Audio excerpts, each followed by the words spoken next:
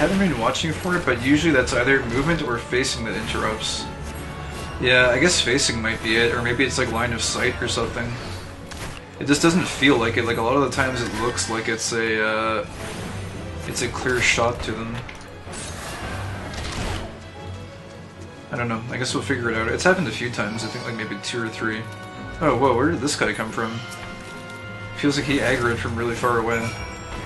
It seems unorthodox. Oh, they're hostile mobs. I didn't realize. I thought they were mostly docile. That is not the case, apparently.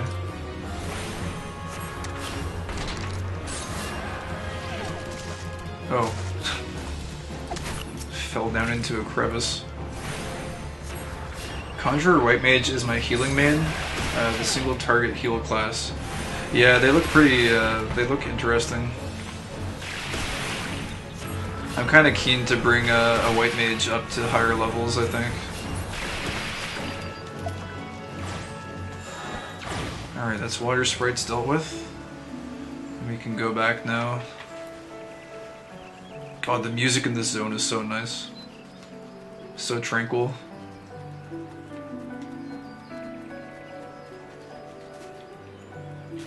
Unfortunately, I think the music breaks when you enter town, but... Oh no, it's still going. Okay. Sometimes it shifts over to a town theme. Oh, whoops. Thank you, Kai. All the initiates are now present and accounted for. It's always the same, you know. A handful of recruits invariably lose focus a short while after being assigned to their new unit.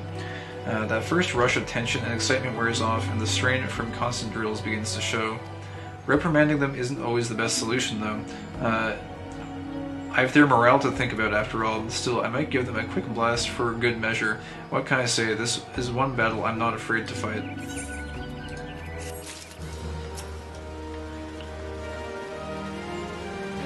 Okay, we'll give this guy his shells. Have you come to train? Bog Yarzan shell, the rock-hard carapace of a Bog Yarzan. Not a new recruit, then what? Ah, the Yarzan shells I ordered Orlean to requisition. I see he's learned to delegate authority, if nothing else. Now that I have these carapaces, I can set my recruits some specialized drills. They are already adept at hitting a target, of course, but they need practical knowledge of exactly where a monster like the Yarzan is most vulnerable. Thanks to your efforts, I have no doubt they will fare rather better against the creatures when called upon. You should be proud of yourself. Both they and the Bannock are safer for your help. Options. Oh, you can get food. Direct hit rate. I guess spell speed would be good for Conjurer. Speaking of which, I should probably renew the buff, the food buff.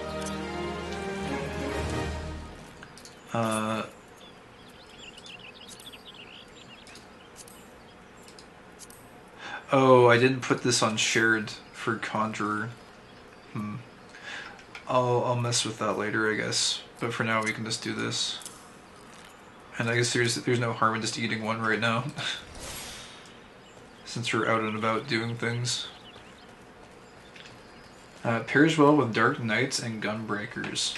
Gunbreaker looked interesting. I'm still on the free trial right now though, so I wouldn't be able to roll that one, but I was reading about some of the classes, and I don't know if it was the most up-to-date guide, but I was reading that like Gunbreakers are kind of complex as a tanking class. And that they like kind of do a lot of different things. Which seemed fun. I kind of like challenging classes that have a lot of kind of depth to them and their mechanics. But yeah, I think that's it for this area. What we might do here before forgetting is I think south of Gilbert Spire was where we're supposed to go harvest. The feathers are said to be abundant in the area south of Gilbert Spire. Yeah, so we'll go do our Botany Quest here really quick. Pop on sneak. Oh, actually, I think this is exactly where we're supposed to be. Around this area. Let's see here. Okay, so we have a lot of field mastery. Let's pop that. Oh, nice. 100% chance for crow feathers. Nice. Well, let's get chopping then.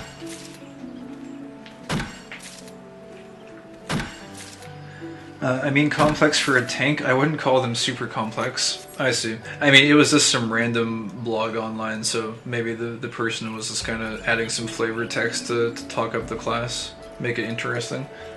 They're a tank that plays like a DPS, aggressive and fun, but sometimes managing a DPS rotation on top of your tank responsibilities and high-end content is a bit much. Interesting. I think it's kind of cool that you can have a tank like that. Oh, only 79% chance now. Oh, I don't think I added my new gathering gear. That would probably help a little bit. Oh, it actually wants me to add the green beret. I guess we can just equip all of this. Copper ring. There we go. This is kind of a weird looking outfit, but it will do.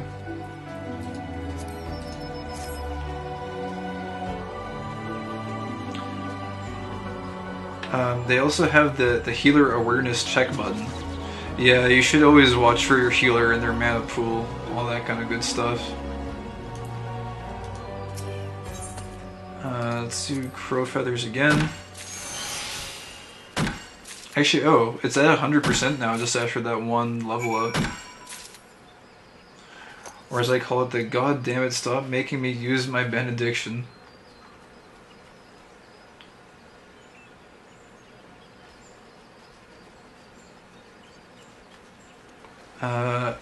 Oh, okay, we have all the crow feathers, but I like chopping trees. We'll chop one more tree just for fun. Also, maybe for like, for harvesting log purposes. Let's grab a few of these here. Oh, actually, I think this denotes whether or not you've already gotten it in the past. I don't know where you would find an ice shard for harvesting. I guess that must be like maybe even in another zone or something. I guess as well, I'm probably gonna have to harvest a little bit here, like chop a few trees, just because I think our level is a little bit behind where we're supposed to be to level up. Maybe we'll just grab some, I don't know, ash branches. Ash logs sounds like it might be useful. Maybe we'll just grab some of these and level up a little bit. Oh man, we're only level 11 though. I guess we're gonna have to level up quite a bit. Dark Knight has the coolest tank aesthetic, and it's very solid in raids. We'll get into a stride here, I'll catch up with chat as we just chop some trees here. It's kind of squishy in dungeons though. Oh, I see.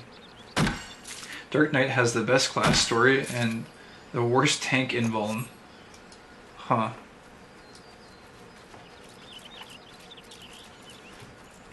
Yeah, class stories seem like they'd be pretty fun to go through. I kind of enjoyed the Marauder one, even though it was kind of basic. I kind of liked the whole bit with the kid and like kind of avenging his family. That was kind of fun. Only squishy if you don't manage your mana correctly. Oh great! Look, the bots are back. Look, get out of here. Go away. There we go. I was not expecting to run into bot problems. I'll be real. Did not expect to have those showing up. They haven't been too bad though. It's like maybe one bot every like hour or 2 hours, so it's manageable for right now. Okay, we're making pretty good progress here. It shouldn't take too long to get to 15, I guess. Can kind of chill out and just enjoy the atmosphere too. Oh hey, look, it's an archer. Archer man.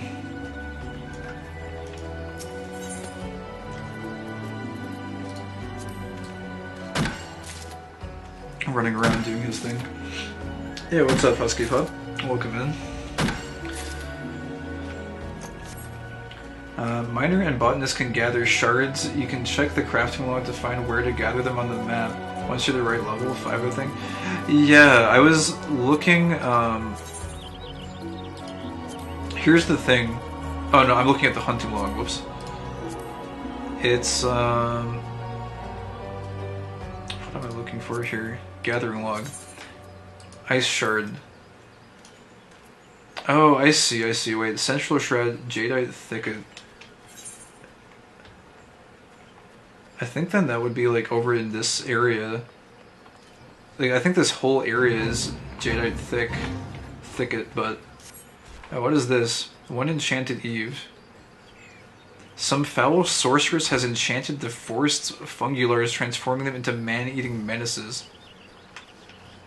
It's kind of low level. I don't know if this guy wants to do it. I might just observe this guy. No, he doesn't look like he's too interested.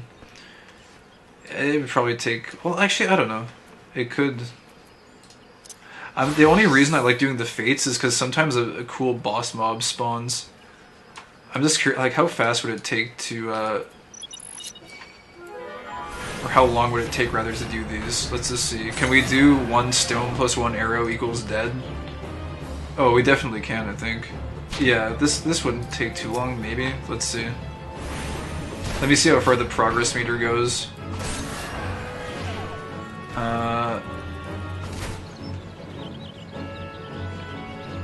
Oh, there's another person, too.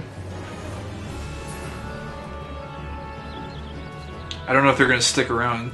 Oh wait, is that... Oh, that's you, Arcus. I didn't even realize that was you. I might... Actually, I don't know. It's going kind of fast. To give an idea of how fun crafting is in FF14, it has rotations. Wait, where are the spawns at? Oh, there's like one over here, I think. They may come off bushes instead of trees. Have you gotten the gathering offhand yet? No, I have not.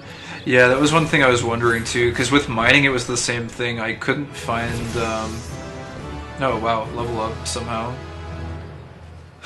Just from these level 4s. This one seems really slow. We're already like halfway done though, so I guess it's okay.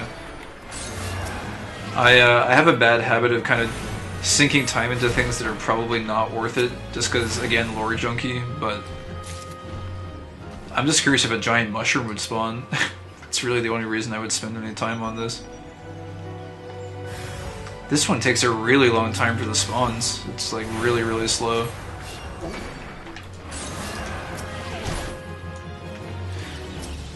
But yeah, maybe they do come off of bushes. It was, in both cases, both for the mining log and for the botanist one, it's the ice shards, I think, or the ice crystals. Could not seem to find them off of anything. Oh, boss fates have a different icon? Even if it's like a follow-up, because there's one in Lunacia where like you take out a pack of jackals or something, and after you take out that jackal, the pack of jackals, there's like a follow-up, and like a giant jackal shows up, basically, called the Chupacabra. So, I was, I kind of liked that one. It was kind of fun. But I don't know if that happens very often. It seems like not a lot of them chain into a big boss or anything like that. I don't know if the follow-up ones like indicate that they're a follow-up one as well. Oh wait, who's this? Didn't even see this guy at first. If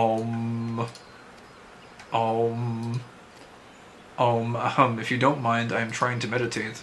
Oh, I see. A random meditating guy by the stream. That's kind of peaceful, I guess. Very nice atmosphere here. Some of the crafting class stories are genuinely pretty heartwarming too. Yeah, they're not bad so far. The one where like they're just, you gather the maple syrup and they're like, yeah, we're gonna make some oh whoops, I wanted to switch back to what's it called. They're gonna make some candy out of the maple syrup for the kids because the kids are sad because the calamity like ruined everything. It's like, yeah, that's kind of nice. Nice to do that for those the virtual kids. Oh, don't worry, I'm a lore junkie too. Let me just start this chopping here. Oh, wait, ice shard, we found one. Interesting. I haven't seen one of these. I've chopped quite a few trees, and I guess it's just area specific. You have to be right in this exact kind of location here. Interesting. It's important to pay attention to that then, I guess. But yeah, don't worry, I'm a Lord Junkie too. Omni-classing everything as I go through the expansions just so I can see all the stories on par with the game's timeline. Yeah, that would be me. If I was up to date on this game, I'd probably be doing the exact same thing. Just like, not even like doing it for the classes per se, but like just doing it for the story. And then getting some sick classes to play around with too as like a side benefit, basically. So what I'm looking for now is a few. Ooh, wait, level 50. Oh, it's level 15 vegetation. I don't have my sidearm yet, as it would be called, I guess. Let me wait, wasn't there an Ethernet shard? There is. I might just go turn this in. I know we can't actually progress our class just yet. But I want to go get the scythe so that we can gather the bushes, because I think that would help us level a little bit faster. Let's just do that really quick here. Or wait, wait, that's right, no, you can't. And we've registered this already. I'm so used to being able to just teleport around the main city. Let's, we'll go turn this in at the Botanist Guild really quick. Or wait, no, I can't do that. We have to go here first, and then we do that. Right. Chain fates are a little different, but they're uncommon. Right, yeah, I've been noticing the chain fates are pretty, they're not too common, that's for sure. It's very rare, it seems like. Huh. And each of the expansions usually has one or two. I don't know why I'm running. We can literally use the. I ran away from the shard that we can use to teleport it. Ethernet. Bonus guild. I'm slowly getting used to the system, somewhat. I still like trip over it a few times, sometimes. Each of the expansions usually has one or two big world boss fates that drop special cosmetics and mounts. Oh, nice. Yeah, that sounds like it'd be fun. Big world bosses. That's not who I wanted to talk to. I can only think of a handful of them across the game. Oh, for real? Maybe I should stop like obsessively doing them then, if that's the case. Especially like the lower level ones, it seems like it's just pretty much a waste of time. I don't mind reading those little lore snippets that come up, but then other than that, you don't actually have to do the fate. If you're trying to level quickly to get into dungeons, leave quests in Horizon, I find the quickest way to go for fighting classes. Yeah, right now I'm just this is more of like a lore-centric leveling, but when I go back to other classes, leave quests are probably going to be on the platter, most likely.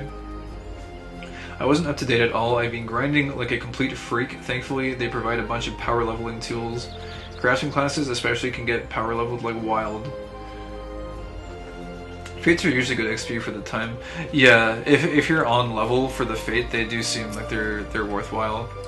You're helping us out again. My thanks, friend. In case you've forgotten, the crow feathers can be found in the area south of Gilbert's Spire.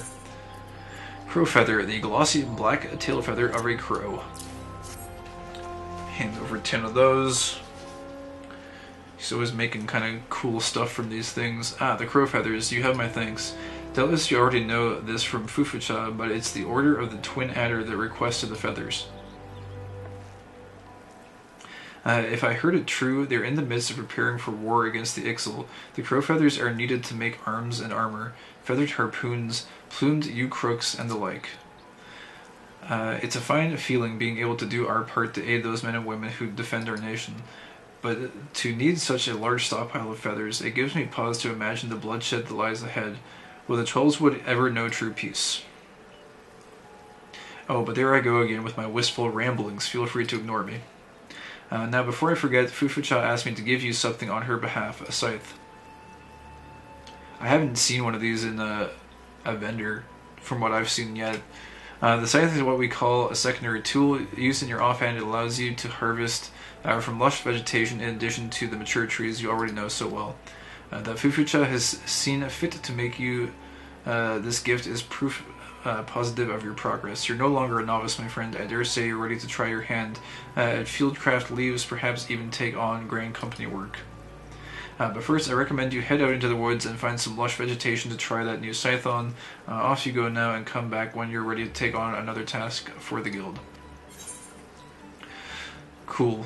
Oh, we have 2 ice blue dyed items. We have the hat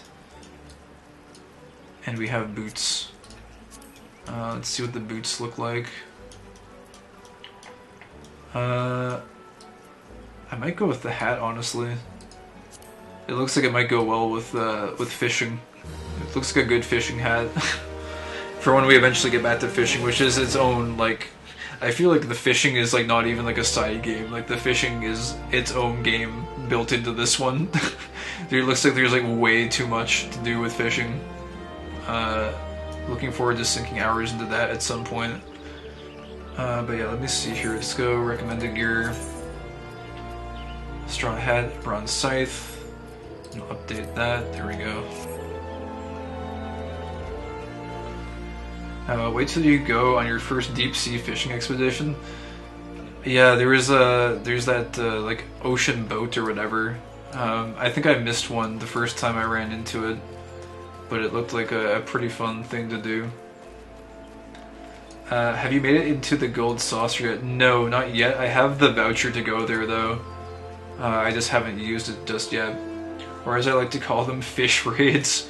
Yeah, I think I saw a streamer doing one of those. I think you just like stand on the side of the ship and there's like a bunch of people all fishing at the same time.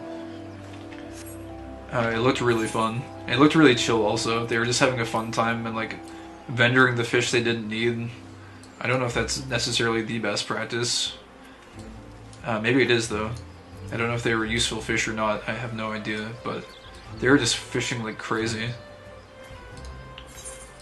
Bent Branch Meadows, we'll go back there now. And I guess we'll do a little bit more harvesting and then finish up the few stray quests and NPC dialogues we have here.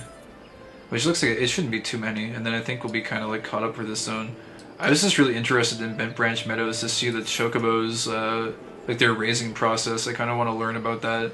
Because they almost have like an entire supply chain set up for chocobos. It's like they breed them here and then, you know, they send them off to North Shroud to train them, and then once they're trained, they send them off to either like the military or like set them up as Choco Keep services, much like this one here. Well met, traveler. Might I interest you in a Chocobo Porter? Oh, I guess I already got this one as well. Lush vegetation patch. Ooh, carnation. Oh, I have auto harvest on. I guess we're getting a lot of carnations. Getting tons of them.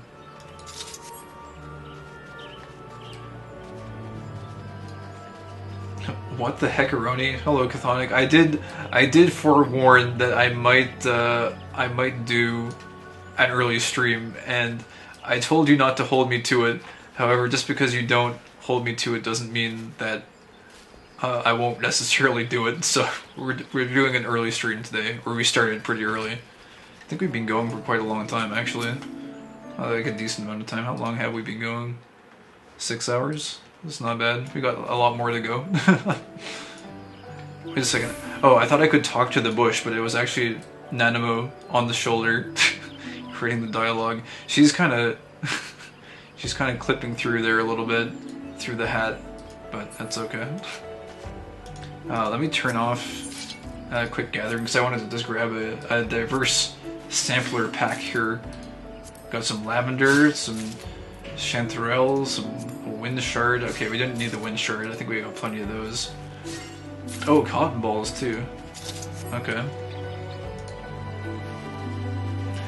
If you do that, make sure you have inventory space.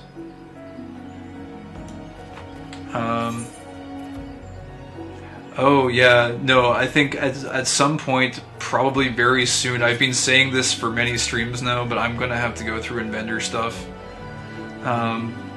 I'm sure a lot of this would probably go for maybe a decent price on the market, but again, free trial is like, no market for you. So yeah, I'll probably end up just vendoring some of it until such time as we go into crafting, which would make a good sink for a lot of the items, I would imagine. But I do want to kind of milk the free trial for as much as it's worth until we go on to the paid plan, because I'm not the biggest fan of being kind of tied into the monthly payment stuff, especially to be able to just like access the character. Wow, this levels up so fast. Holy crap, we chopped like 2 bushes and it's just bang, level up.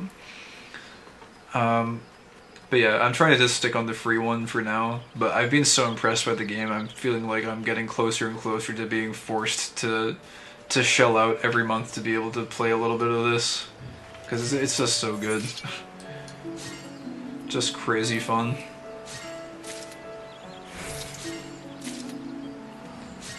Yeah, there's a lot of content in the free trial.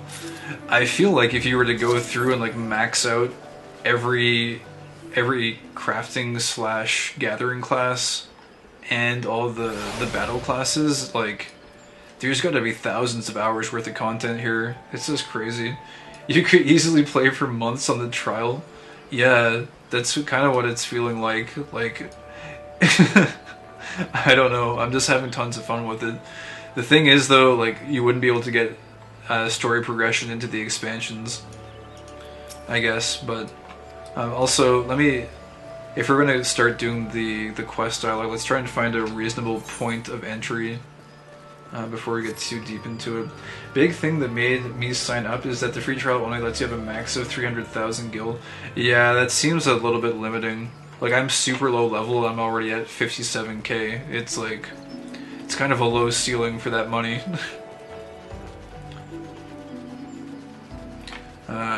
Oh wait, this is mature tree level 15. I guess we can... Oh yeah, there's some new stuff here, like chestnuts. I prefer subscription models. I feel like it keeps the devs more honest and less likely to try and microtransaction you to death. Yeah, from what I've seen, the microtransactions in this game are all like fully optional, and they're good too. It's like, it's just for aesthetic perks basically, which is the right way to do microtransactions. Yeah, from like a, what would you call it, like a game content perspective, yeah, the subscription model does make sense. I do like that you don't have to get risked of like them kind of pivoting into the whole microtransaction bit and like pay to win stuff, because that's just never fun. No one wants to get nickel and dime just to make some progress in the game. It's a lot nicer to just kind of fire and forget. Pay your 15 bucks for the month, and then, you know, you can go from there. The only thing that kind of puts me off a little bit about the way they have it set up is, why is this guy? Oh, I forgot to put sneak on. Whoops. Oh, I guess that's my bad. Put that on now. The only thing that kind of sucks about if you pay in this game is that like on the free trial you can log in indefinitely, but if you pay for the subscription, apparently you can't like log into your character if your subscription runs out. I was almost halfway considering making like a free account to be like perpetually free and having a secondary account for like subscription. But I think the time investment of doing something like that would be kind of super high. So I don't know if I would want to do it. Although, you never know. I mean, once I play through all this content, I could probably speedrun my way through it kind of fast. But then again, I mean, the free trial is so limited also. It's like, it almost feels not worth doing that. Wait, tree toad? I didn't realize there were tree toads here. Get hummus as well. I feel like we're just gonna have like so much crap in our bags. Oh yeah, this is filling up fast. We're gonna have to vendor some of this stuff, like probably very, very soon. This is getting problematic. I know a guy who did everything he could on the trial, and he had like 6k plus hours played. Wow, that's bonkers. Let's gather toads, collect froge. And Yoshida was pretty insistent on microtransaction store being separate from the game. The only reason it exists is because Square mandated it. Yeah, well, they did it in a way that's not too intrusive, to be honest. I'm very much against the whole microtransaction scene, and I don't know, all the gacha games that have been coming out lately. Like, I don't know if I'm in the minority here, but I don't get the appeal of the gacha games. They seem to be extremely popular lately. Like, just games where it's like basically open booster packs to see if you get like characters and equipment that are appealing, but it's like you have to spend hundreds to thousands of dollars to basically gamble to have a chance to get them. And apparently that model is super popular these days. Like, there's what is it? I think Genshin Impact is kind of entirely based off of that, and it's doing quite well for itself, and people don't mind it. And I'm like, I don't. Back in my day, I'm not that old, but like, it was like that was like super frowned upon by everyone in gaming. Like, nobody liked that. Everyone was super opposed to it, and now it's like these days people have somehow just like opened up to the concept. I guess. Oh, we're level 16. I over harvested a little bit, I guess. Whoops. Let's go ahead and go back to Conjure then, and we can let's go explore, I guess, from this angle. We'll start talking to some NPCs here. But yeah, I don't know, it just seems really weird to me. Like, it just seems like the entire gaming sector has like warped in a really strange way. And like, I don't have anything against anyone that plays gacha games. I don't even have anything against the games themselves, but like, I don't know, it's not something that I would go in for. I'll put it that way. And back in the day, like, if you were to introduce something like that 10 years ago, I feel like most gamers would be like very objective. I don't know. They would object highly to that kind of a model, it seems like. But anyways, it's psychological exploitation. Yeah, I mean, once you get that taste of the gamba, like, if you get something you want and then you get a taste of wanting more of it, yeah, then it's pretty predatory. Especially since I think the demographic for those games is quite a bit younger. And it's like, you know, they're just tapping into like their parents' bank accounts and stuff. It's like, I don't know. It doesn't seem the best, honestly, but I don't know. Anyways, not to dwell on that for too long. EVE Online was a subscription only for a while, but after they added free-to-play options, they really started going nuts with microtransactions, eventually to where you can straight up buy skill points.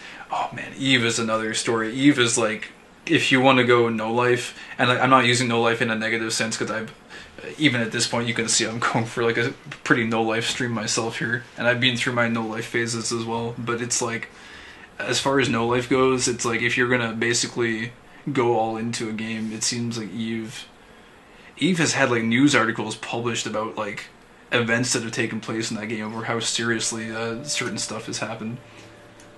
War Thunder got kind of scummy with its payment models too. Yeah, I was into War Thunder for a little while. I quit War Thunder when they took the mouse out of the German tech tree, because I think I was on tier 7 on that grind.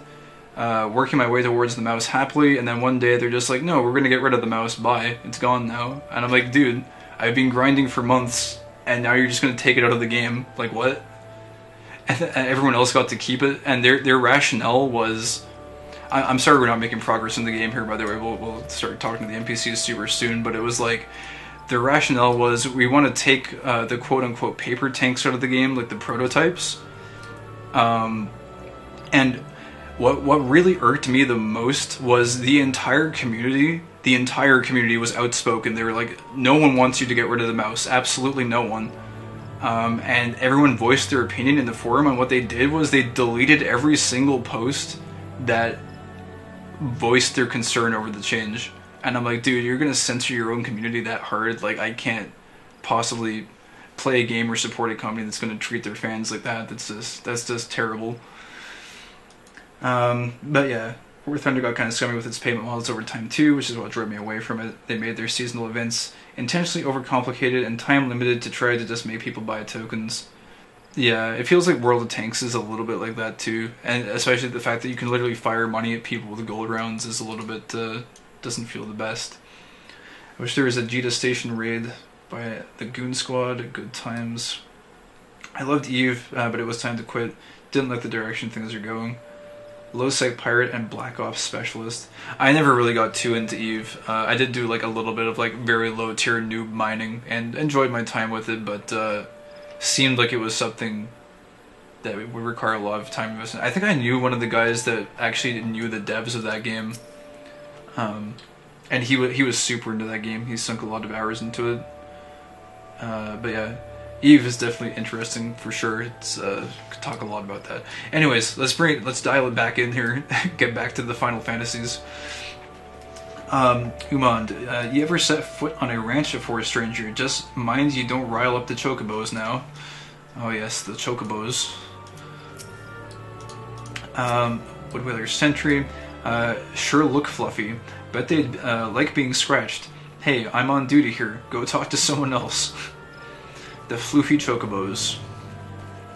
Okay, we got a merchant mender. These guys almost never have anything to say. I guess I'll just check. Yep, nothing that time. Big alliance fights get news stories, but they aren't fun to play. But like 50 vs 50 low sec pirate brawls is most fun. Cloaky hunting gangs too. Yeah, that game seemed like it had a lot. The political dynamics of PvP just seemed very fascinating. Caring for chocobos is far more exhausting than it looks. This guy looks pretty tired. So which way did we enter from here? I guess this is mostly the north entrance. I'm just trying to orient myself here so we can try to get a good NPC chatting route going.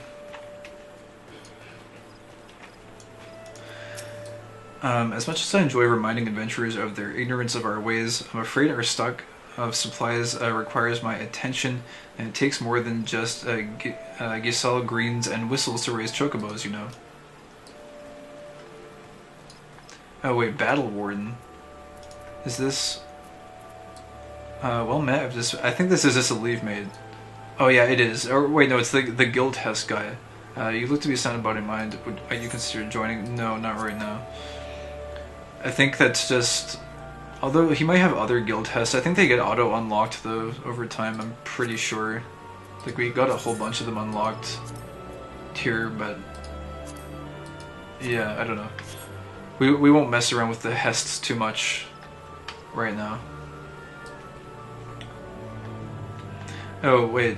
TLDR, a massive alliance of no-lifers had an ingenious plan to blockade the main trading hub of the game at the time.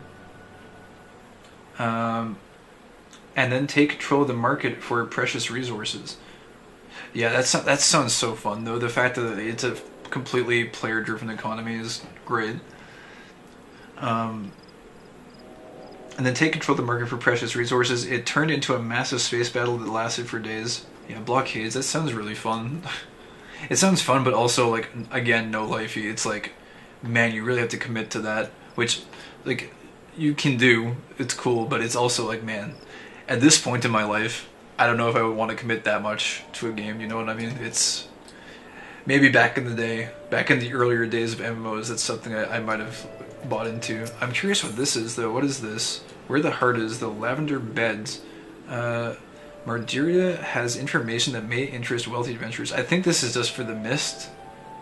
It's either for Mist or maybe there's another housing region that I'm not familiar with. Correct me if I'm wrong, but are you not an adventurer? I've seen you running to and fro, face set in grim determination as adventurers are wont to do. Hence my presumption. If so, I have information which might interest you. Rumor has it that plots within the Lavender Beds are to be auctioned off. Oh, Lavender Beds. Okay, this is a different housing section then, I guess. Interesting. What's more, bidders need not even be in Gridanian, and any old adventurer or wandering minstrel could, with sufficient funds, purchase land and build their own home. Considering how discerning the elementals tend to be about who can and cannot reside within Trollswood, it's rather surprising, if not hard to believe. But there is the truth to these rumors as well. Who hasn't dreamed of owning their own forest cottage, perhaps with a small vegetable garden and a stable large enough for a chocobo or two? You know, should your travels take you to the mirror planks where the ferry to the Lavender Beds is, perhaps you'll find a Twin Adder representative who can tell you more. I would be shocked if they weren't already involved in such monumental change in policy. Bent Branch Meadows is connected by the fur line to Corthes in the northwest and by the lumber line to Thanalan in the south. When seen on a map, the place where the two roads meet resembles a bent branch, hence the name. Oh, interesting. Okay, so we got a quest to go check out the Grenadian residential area. That's cool. I wouldn't mind taking a look at that.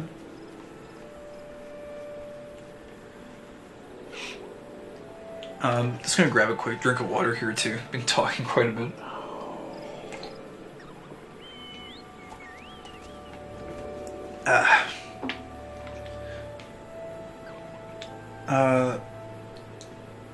Let's see. My brother was a cheeky salvager who was sneaking in during lulls in the fighting to snag stuff before either side could. Oh, nice. Yeah, like going into the space wreckage basically and like just plucking things.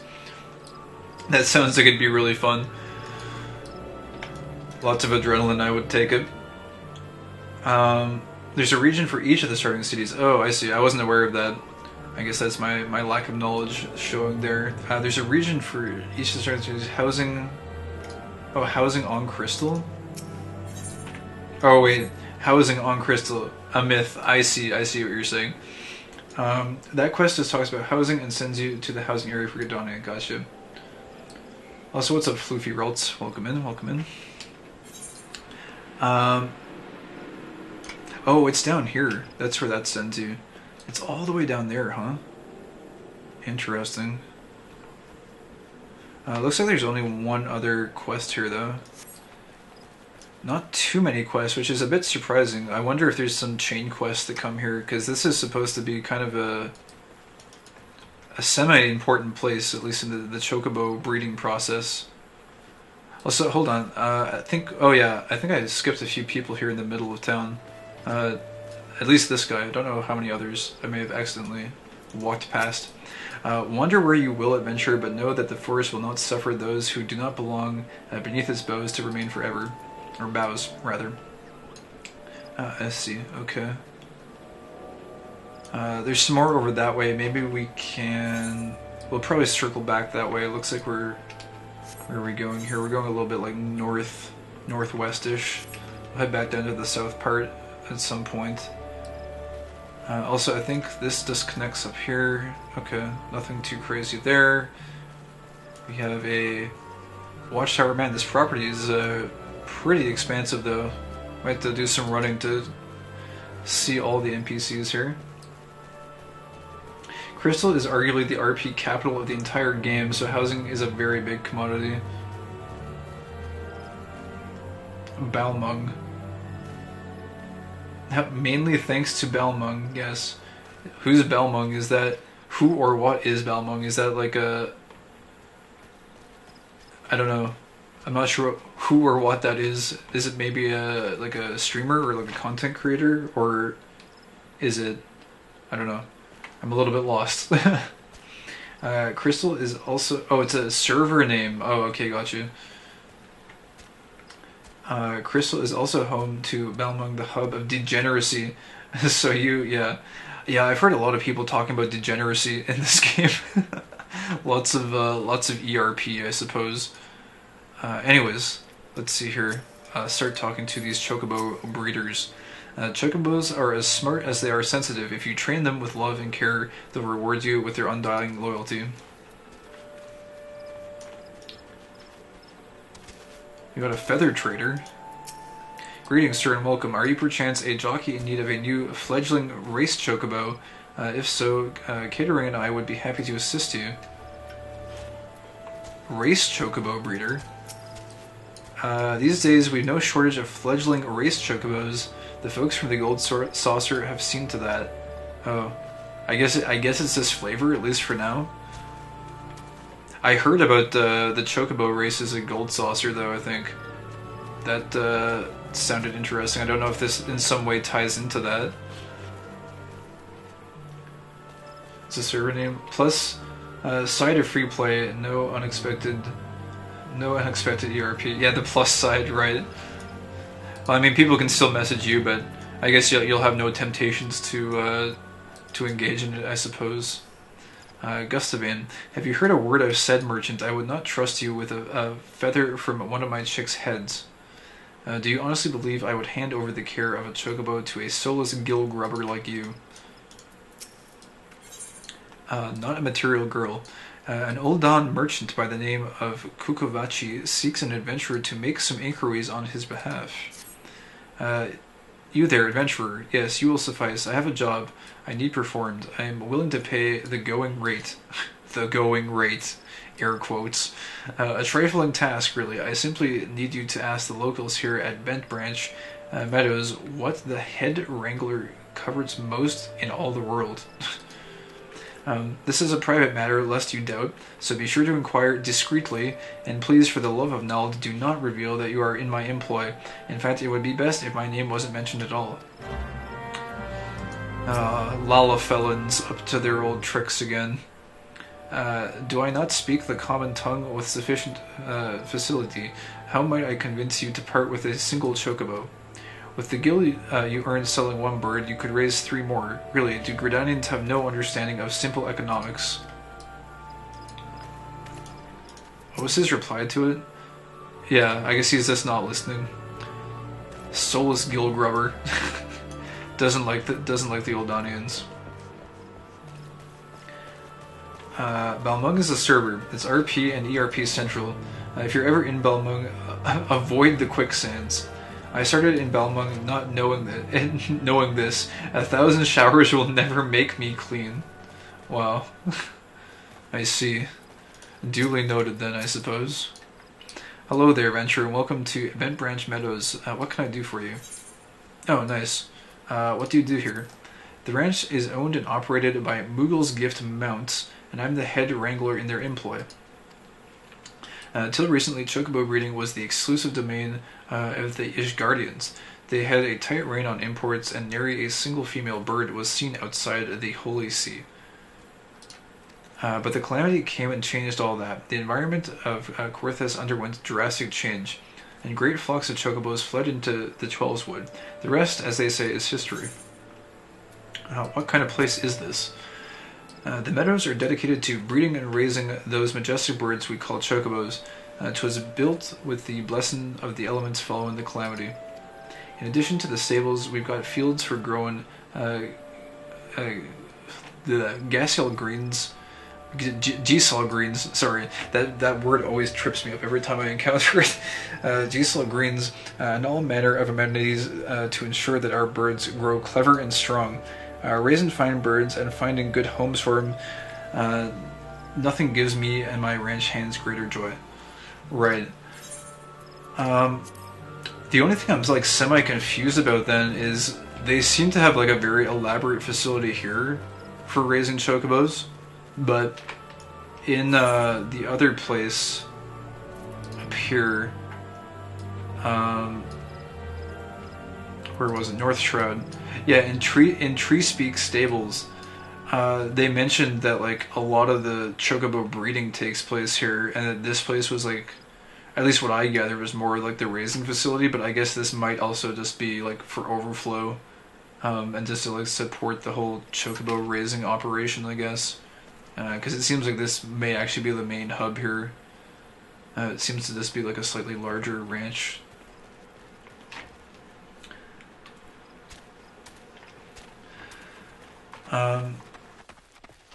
Oddly enough, the city's meta roles in Balmung are kind of reversed. On most servers, Limsa is degen central, whereas Ul'dah is the gathering zone for statics groups and whatnot. Balmung has it the other way around. Oh, I see. Interesting. I guess maybe everyone expects that, I don't know. Actually, I have no idea why that would be. I was going to try and make some sort of a comment towards why that might be the case, but I actually have no idea, now that I think about it for just a second. Anyways. Never seen a chocobo up close before. Then have a care you don't stray too near and catch a friendly kick in the face. Yes, a very friendly kick in the face, of course. This guy seems to be doing a good job of keeping this one steady, though. The trick to chocobo breeding is not, as some assume, to slavishly adhere to an established set of procedures. No, one's main concern should be to maintain a safe and happy environment for the birds. Got some people tending to the bedding. Queh. There. Queh. Quark. You can do it, girl. Now push. Oh. I guess it's laying eggs. Choco eggs. Choco eggies.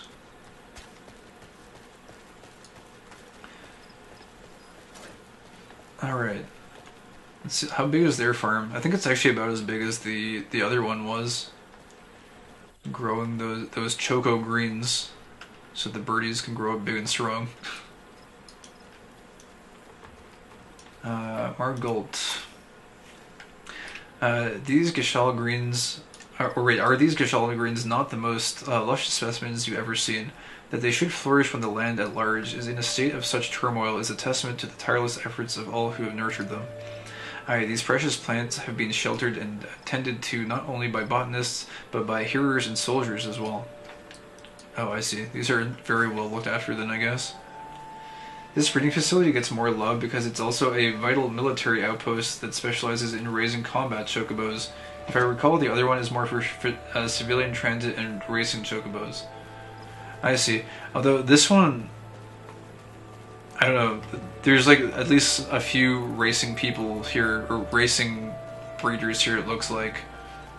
But yeah, they did mention at the other one that they mentioned like the choco porters, so maybe each of the facilities specializes in one or the other.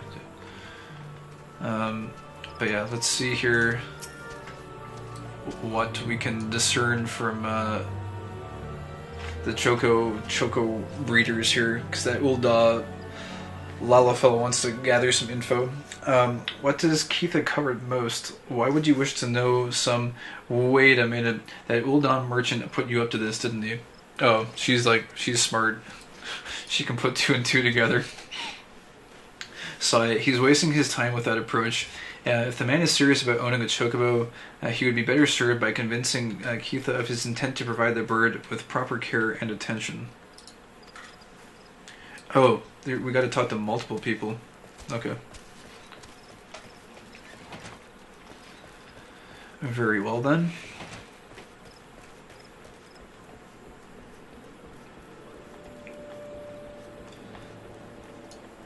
Oh yeah, okay.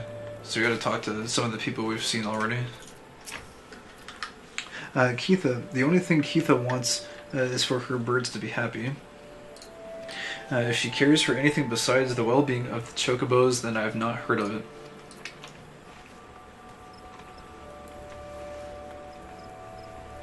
Oh, there's another hunter scholar here. I guess we'll have to read about some crazy mobs that are around in the world. Bernice, I but recently returned to Gridania to find that the Twelveswood markedly recovered from the devastation left in the wake of the calamity. My heart stirs to see new life spreading amidst the ruin. Truly it does, yet I cannot help but remember the land as it once was. Oh wait, that wasn't the quest NPC. What about Miss Keitha? You looking to stir up trouble, son? If you think some shiny trinket will move her heart, then you don't know her like her. That is, Miss Keitha is only interested in her birds. Listen here, adventurer. If your actions cause her any distress, the wood withers will come down on you so hard your boots will leak blood. Got that? Actually, we'll read these guys. I'll catch them as we circle back here to talk with the hunter scholar. We'll go through their dialogue as well. Looks like there's another few sentries to talk to out there as well. But yeah, let's go see how this scene plays out. This could be interesting.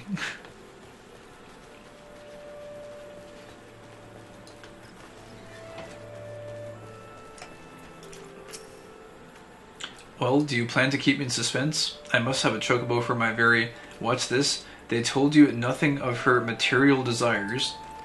Ugh, stubbornness of these, the stubbornness of these Gridanians is infuriating. I should have known better than to hire a buffoon for such delicate work. To think of the amount of gil I have wasted on this fruitless venture. Oh, cease your mewling. I promise you a reward, and a reward you shall have. Now leave me to my misfortune. Leather wristbands. I think these are... We'll just take the gold. I think these two are not... They're not too useful. Pretty low XP, but... a little bit of character / world building in that you can see that Keitha really cares for the Chocobos quite a bit, enough to not be swayed by material wealth, so that's kind of interesting. Nice to know that they care for their birdies. Extending fences. Lukelot at Bent Branch Meadows wishes you to procure fence building materials from Diremites. Greetings, sir. You have the distinct air of an adventurer. Might I trouble you for some assistance?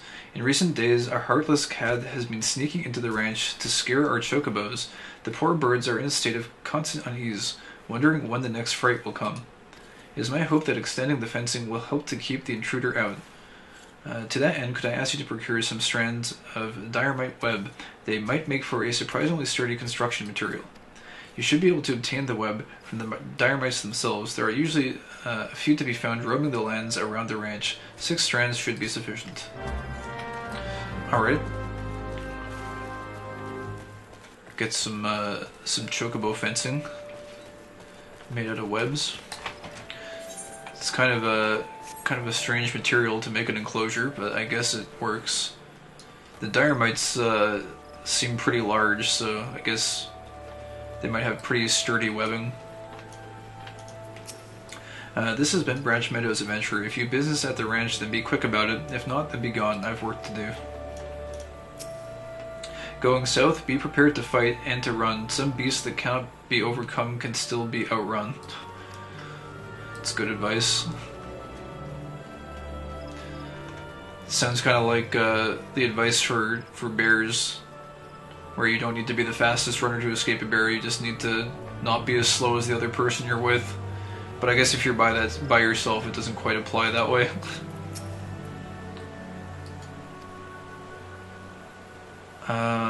Yeah, we already read Bernice's, but then we've got Bernard here. Have you put a hand to our Aetheryte yet? If you're planning on exploring the area, you'd be wise to attune yourself first. Chocobos are the key to supply transport, and Bent Branch Meadows raises a fine flock. Awesome. I guess we can also, we'll listen to the Hunter Scholar here and listen to some usually semi-entertaining descriptions for mobs, the level 50 mobs that sometimes roam around. An adventurer I see. After an elite mark are you? What do you do here? I've noticed also, I'm pretty sure every Hunter Scholar says, like when you ask what do you do here, they all have like a slightly different response, which is kind of interesting. But yeah, I'm just a hunter trying to do her bit for law and order. These elite marks are a menace to the region. If we slay the quarry, will be awarded allied seals by the Eorzing Alliance. There's plenty of marks for everyone. Ask me about the elite marks in this area. I know them practically by heart. You know these elite marks are ranked according to danger, I presume. Most would find a S specimen hard to find, let alone kill. Tell me about the B rank elite mark, White Joker. White Joker is so called because of the many incidents fatally charmed by this squirrel's distinct white coat. It's a squirrel, really? I don't know if it's a giant squirrel or just like a very elite small squirrel, but White Joker, huh?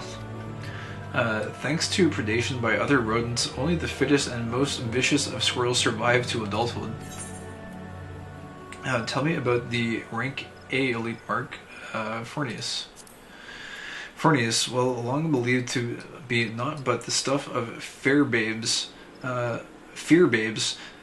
sightings of the creature in these parts have been many, though apocryphal, including those at the notorious Hawk Manor. Well, it turned out that particular sighting was real enough. That dark demon has been making leaves red in the forest for a while. Beware, Fornius Adventurer. Alright, that should have you squared away on group content for a while, Skittles. Oh yeah, have you guys just been clearing some party content on the side? Tell me about the S rank elite mark. Later, how do you say this? Later Ronet. Later Ronet, the Red Serpent of the Glade. One of many monstrosities to manifest themselves following the calamity. Later Ronet's attacks coincide with rainfall, a fact which demonologists deem significant. Oh, that's interesting. I guess these guys all have, well, maybe not all of them, but it seems like maybe some of them have certain spawn conditions that make them come out. Like, I'm pretty sure there is a bat in Lunacia that seemed like it came out at night. So, I guess each of these might have different conditions. Most experts agree that the loathsome serpent is in the residuum of later Ronet, the Wainwright's red-haired daughter, who was orphaned in the calamity and fell into grief, both bitter and formless, given to shrieking that all the world should weep with her. Colorful. All you need to know is that a giant red serpent has been feeding on man flesh in the forests. Best to put it out of its misery, don't you think? Alright. Well, I guess if we see a giant snake, we'll be somewhat terrified, but we'll at least know what the backstory is all about. Okay, so with that, I think that's just about everything in Bent Branch. It would seem. Let me just do a quick run around here. Wait, there is a shop here? Oh wait, that's the race Chocobo Breeder, I think. Huh, I guess maybe this opens up later. Oh, there's Nanimo getting in the way again. Yeah, I guess maybe this is a vendor that opens up later on. Alright, well then. I suppose we are going up north. We're gonna go get some web silk stuff for an enclosure. Let's go do that then.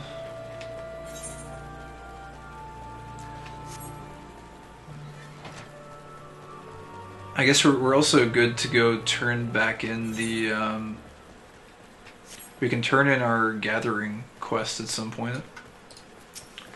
Dire mites. Alright, these shouldn't be too bad.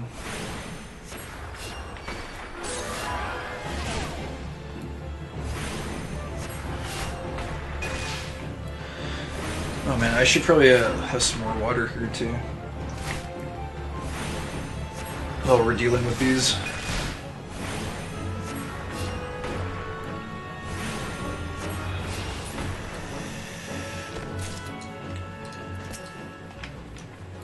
Take a little bit of a break from the constant narrations. It's been a lot of reading today. It's good though. I'm enjoying all this Gridania backstory so far.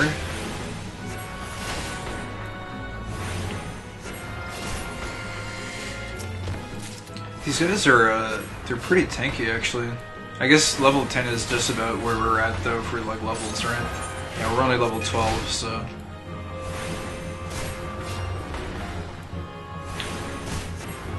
I do wish we had like an extra DOT or something, but I guess you're not really like warlocks from World of Warcraft, so it's not really our main specialty to be casting massive amounts of affliction spells. Although the presence of just the one damage over time is making me wish I could stack a few more. But that's alright. Dealing with these at a steady pace, I guess.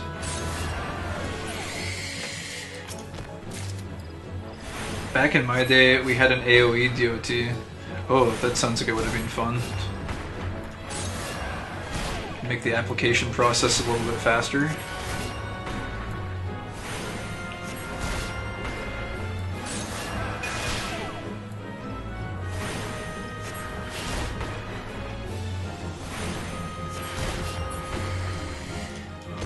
Should just need the one more. It doesn't help that the white mage is pure heals, I mean, if this is the slowest class for killing stuff, it's not too bad at all.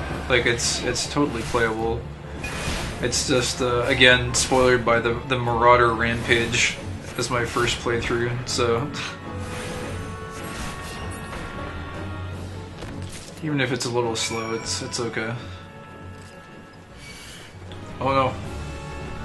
Look out. We don't need to fight that one. It's surprising, like I came here expecting to only do the one quest, and I mean, there's one quest plus a follow-up, but there's quite a bit of lore extraction you can get for just from like talking to the NPCs too, even without the quests. It's been kind of nice.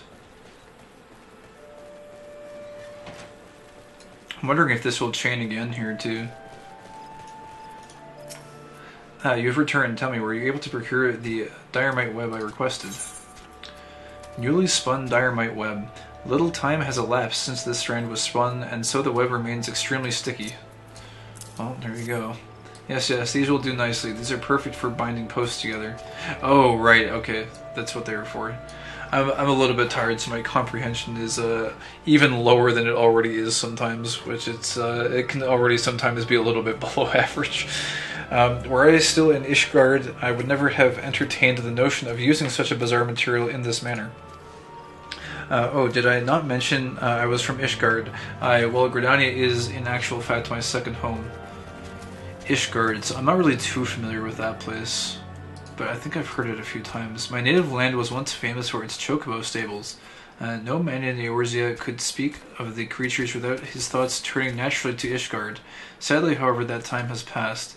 I left my homeland to accept employment here at the ranch, instructing others in the methods of chocobo husbandry. Yet I have found that it is often I who am the recipient of others' instruction, and on a great many matters.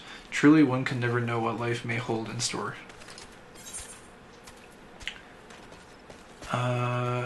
And similarly, I don't think these are going to be too helpful to us, so I guess we'll go ahead and pick up this little bit of extra gold.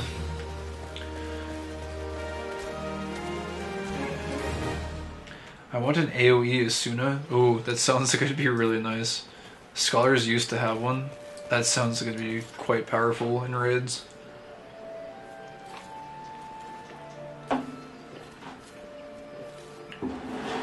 Sorry, just grabbing more water here. Good to stay hydrated. Alright, what are we gonna do now? Oh right, we gotta go all the way down here. Oh wait, that's for the Lavender Beds, right. Actually, I think we're like almost done here. There's like basically there's two quests. I wouldn't mind just finishing these off, and then I think that's about it for this zone, it looks like. At least for the time being, until we go do the level 29 stuff outside of White Wolf Gate, but that's not until much later. Also, it's sometime, daytime.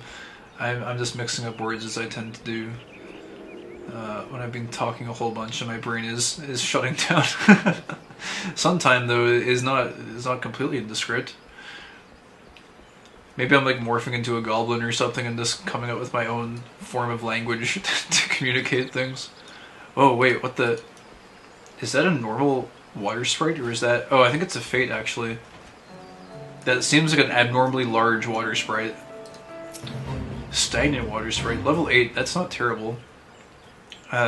Ethereal corruption has rendered one of the forest water sprites extremely violent. Slay the creature before it harms the small folk. Okay. This is not should be decent XP for what we're at. Hopefully we can take it. I don't know. I'm used to being able to solo this stuff, but the last boss we encountered was a little bit of a challenge. We'll see how this one goes.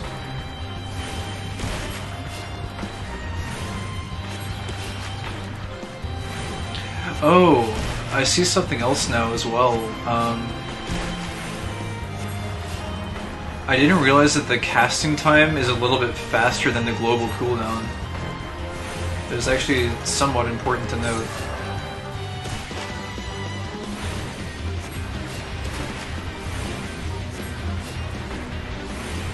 Yvonne Tremblay.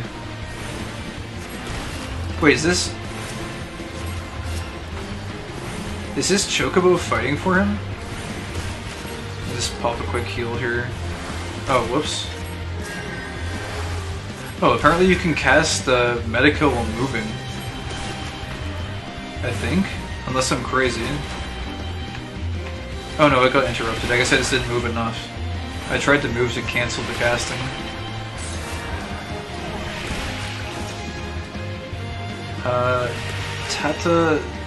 Tata Boot Lamin.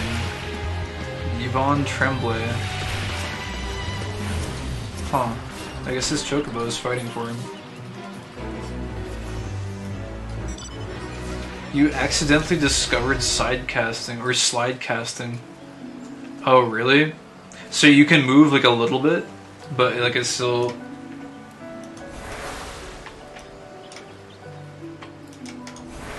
I'm curious though, because it's like...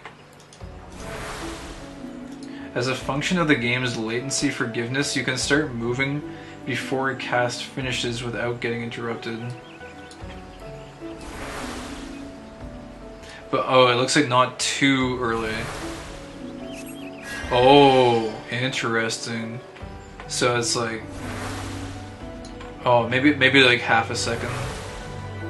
No, a little bit less. It's like 0.4 seconds. About 0.4 seconds. Yeah, you can slide cast. Wow, that's sick. That doing slide casting with Medica could actually be quite powerful in a dungeon to like keep up with people, so that you don't have to just like stand there. Usually in the last half second or so of cast bar you can start moving. It depends on your particular latency to the server. Oh, I see. Interesting. Maybe I should get a worse connection then so I can slide cast for days.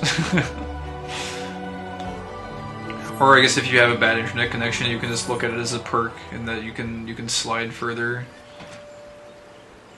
Anyways, that was fun. Took down a giant water elemental thing. Luckily, there was someone else there to help us, because I feel like we're gonna have a hard time soloing those fates on White Mage at the moment, or rather Conjurer at the moment. But yeah, oh, here we go. There's a random quest here. What is this? Got a guard tower, it looks like. Oh, worse connection makes slide casting harder. I see. It's the total grace period minus your actual latency equals size of the window. Oh, I see, I see.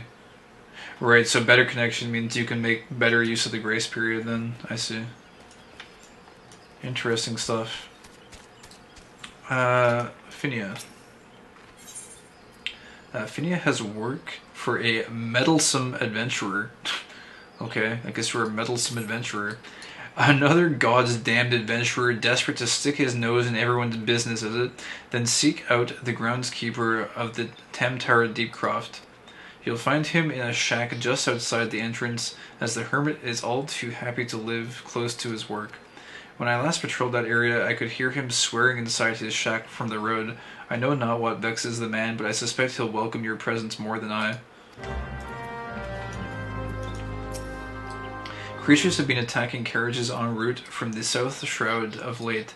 See that you don't attract undue attention as well. To the west of here you'll find Tamtara Deepcroft, to the east the Mirror Planks.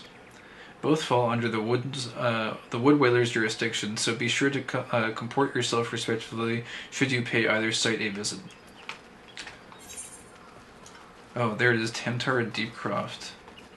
Right, so I think we must have visited here at some point, but I think I've somewhat forgotten what this is all about. Also, I'm curious what's in this like side area here. Probably nothing. Looks like it's just an alternate way to go around. If I recall... Uh-oh, look out for that guy. If I recall, there's a modder option you can get to mark the slide cast threshold on your cast bar. Huh. Oh, this place! Oh, yeah, I remember this now. Yeah, this place is interesting for sure. And then you've got basically the crazy, like, religious sect in there that's trying to I think trying to summon primals or something. Deepcroft is part of the trio of Baby's First Dungeons. Yeah, we've been through these ones. After a bit of work, are you? I have a task what I need to do, and take these Namaya lilies and leave them at the top of each barrow. You've doubtless seen the bones returned to life by foul magics, shambling around and harassing their surviving comrades. It hurts me soul to see it adventure. Can I abide such blasphemy? 'Tis me hope that these lilies soothe their spirits and help them return to the matron's bosom. See me when you've finished. Tread softly if you mean to head west beyond Mishak Lad. The Tam Tower Deepcroft is hallowed ground, and the dead don't take kindly to him. What? Forget that. Alright, lay Namia lilies atop the barrows. I don't know if we have to go inside to do that, or... oh no, it looks like it's up top. Let's just sidestep these dire mites here. Oh, a fate, huh? Sleep tight. Someone or something has awakened souls laid to rest long ago in the Tam Tower Deepcroft. Another restless revenant seek blood. Level 12. There's only 7 minutes. This might... is it magic bones we want to deal with here? Is that the fate? Or no. No, it's not. This is not the right place. Well, we're wasting what little time was left of that fate. 7 minutes might not even be enough, actually, to finish it. I'll have to take a quick look and see if we can make haste. I think we'll probably have like 6 minutes 30 seconds left, something like that now. They're 6:48. Oh, there they are. They're up above. Okay, I'm just used to seeing these guys down below. How hard are these to take down? It's mostly a time issue, if anything here. Not too concerned about the difficulty of taking them down individually, but...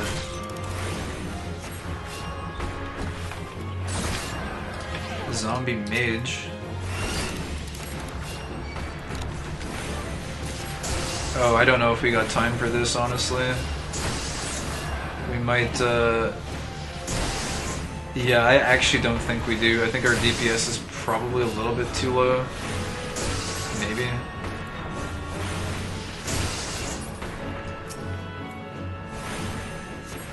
Oh, the respawn rate is okay on them, though. 6 minutes, it feels like it's going to be pretty tight. I might waste time with it, because yeah, I don't think we're gonna really be able to make it.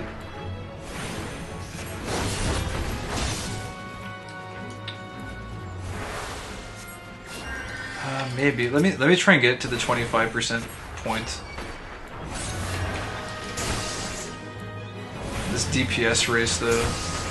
So in about a minute we're at like maybe 10%. Oh wait, there's someone else. Oh, are they gonna help? Because then it's definitely worth it. Oh, nice. Yeah, if they help out, then we're good. We shouldn't have a problem. Now we have 2 sets of conjurers flinging rocks at the dead. This seems like a highly inefficient way to put down undead, but, you know. Is that guy mad at me? He looks... He is. He aggroed to me. I'm not sure why that guy... aggroed to me. That's interesting. Anyways, we should hopefully be able to do this, although even with 2 people it's kind of slow. I don't think we're at risk of running down to 0 though. Looks like we should be good.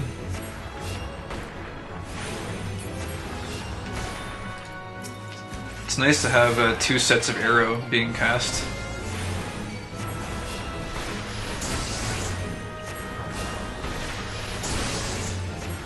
And this should just give us a little bit of extra XP for Conjurer, which I would honestly not mind being a little bit more over-leveled than we currently are, just for this class in particular. Just to get a little bit more damage out.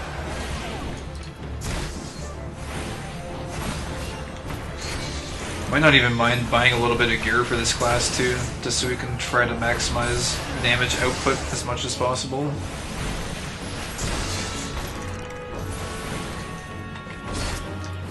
I guess pretty soon though, we should be able to do the that like tutorial quest, or this series of tutorial quests for the class for group play, and I think that should probably give us some pretty nice armor. Unless that's only available for your first class that you do that on.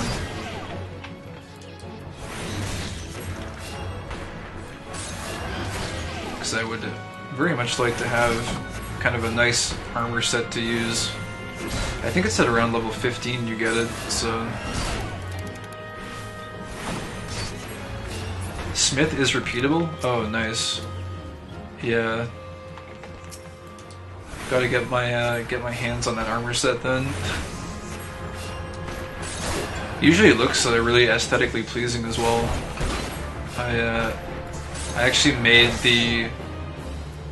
that like base Marauder set that you get into a glamour just because I think it looks like a pretty nice, well put together armor set. Oh, there we go. Nice, and we got a level out of that, so I'd say it's pretty much worth it. Maybe not the fastest XP, but it's a pretty fast 2.3k. Oh, come on, bro. Do you really need to be here guarding this? He doesn't want me touching the grave, apparently.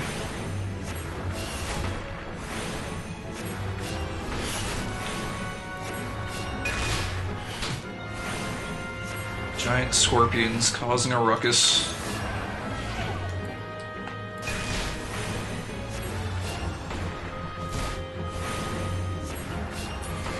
Alright. Namia lilies. Bouquets such as these are often used as offerings to the dead. Well, I guess we'll go ahead and... Oh, whoops. I guess we gotta get closer. I guess we'll go ahead and make the offering then.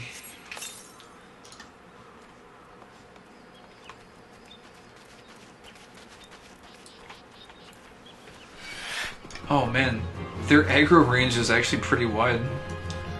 I think they're like about our level, so... Yeah. Wait, an eerie light catches your eye. Oh no. Glowering glowfly. There's two of them. Oh no, not the fireflies.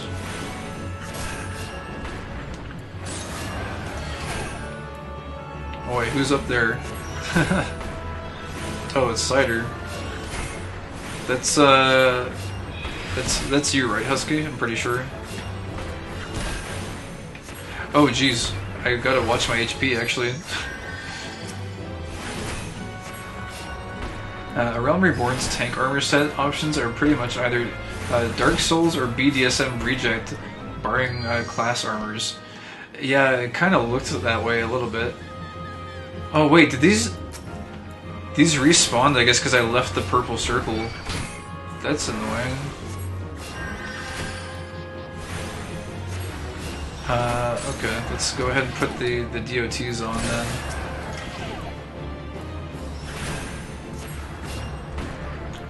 Yeah, I wasn't too impressed though by the armor sets from what I saw. They were they didn't look that great. Like you get a set of basically there's like gear drops that come out of the I guess baby's first dungeons basically. Like you get a plundered set of gear. I don't know, it doesn't look that great though. It looks kind of just like a bunch of tin cans strapped to your character. It's kind of meh.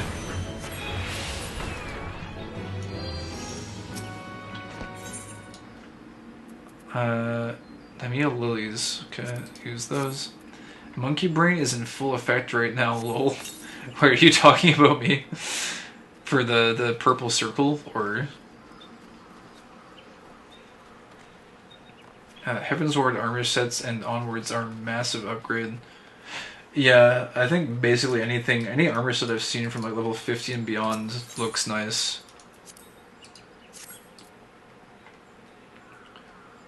Or at least like significantly better than what we've got here. Also, the voice cracks appear to be partially a thing here, as my voice strains to keep itself functioning. happens. I'm surprised it didn't happen earlier though. It's 7.5 hours in, and it's still holding up pretty well. That's actually like the first minor voice crack we've gotten. Anyways, you've done holy work today, lad. I cannot fathom what could drive the dead to rise up and seek do us harm, but I pray that this helps put an end to it. May the matron watch over it and keep you safe. Ooh, leather sandals. Okay. Grab those. Cool. Use our nifty recommended gear. I'm starting to just use this as the go-to for equipping stuff at this point. It's pretty useful. Okay, so we haven't had to go to the Hedge Tree. Oh, but wait a second, there's Slimy Hollows. So I guess it's kind of a follow-up quest. It seems like it only unlocks after you do this one.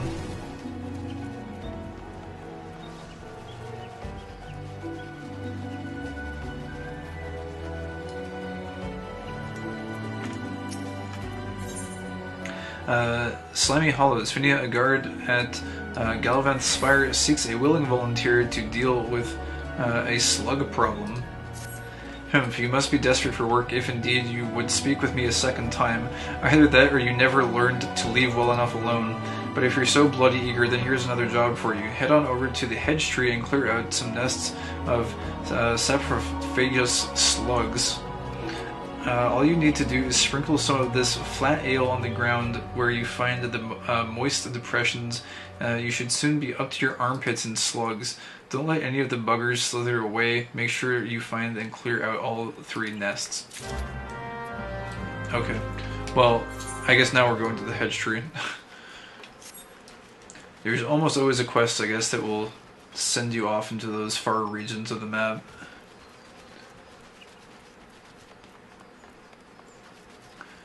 So we'll go take a look at the slugs then.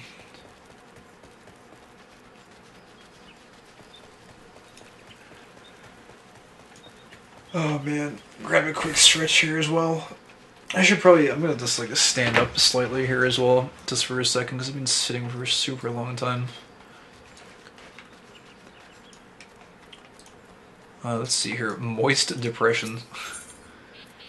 Flat ale. Having been left uncovered for a few days, this cheap ale port brew has lost all of its bubbles.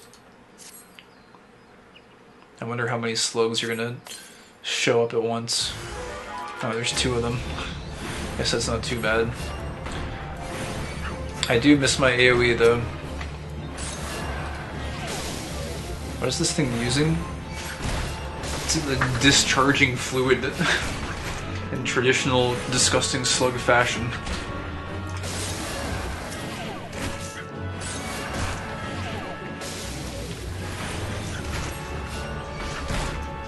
Man, have to go through this caster struggle.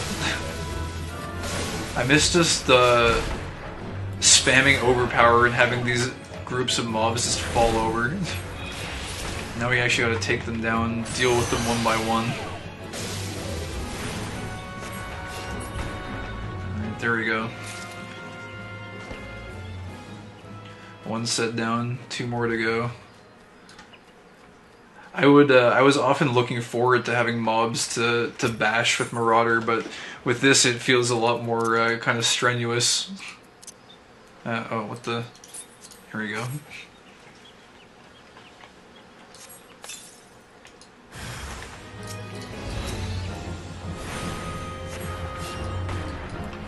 Maybe we can... No, the other one aggroed still.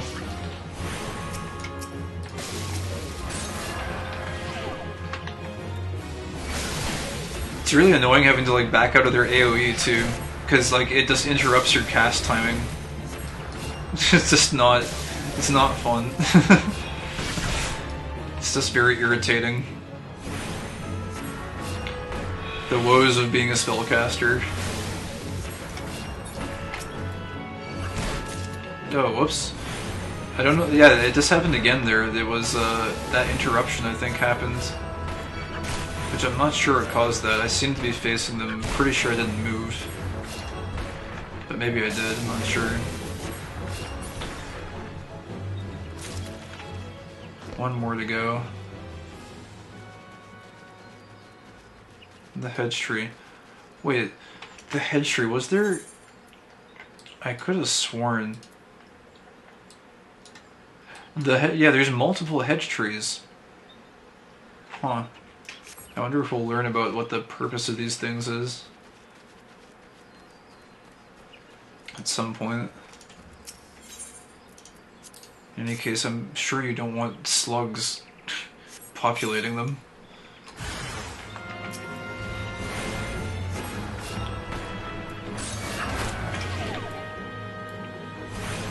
This does seem like kind of a rather random side quest, though. It seems like a lot of them have done a really good job of adding some kind of, like, some kind of world building in some capacity, and they're usually like tied to the zone that they're in, but this one truly well does feel like a little bit of a random side quest. It's just like, there are slugs, and they're close to this tree. Please go deal with them. And oh, look at that! Of course, a fate shows up, and it's a gigantic plant thing. I highly doubt I can solo this. You can't change job classes in the middle of combat, right? Like, that's not a thing. Feels like that would be pretty cheap. Let me just test something real quick. No, unable to execute during combat, yeah. I wonder though if you could like get it to leash and then like as it was leashing, like switch classes so that you could like have a head start, maybe.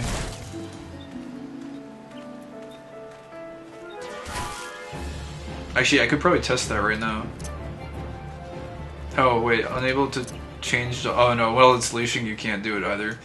It is cheese proof, no cheesing allowed. Alright then, well maybe... Do you have buff food? I thought there was one that had cast speed. I think it's this one? Or spell speed, yeah. Eat one of these, I guess. I don't think it's going to help us very much, but... Alright, let's see if we can do this.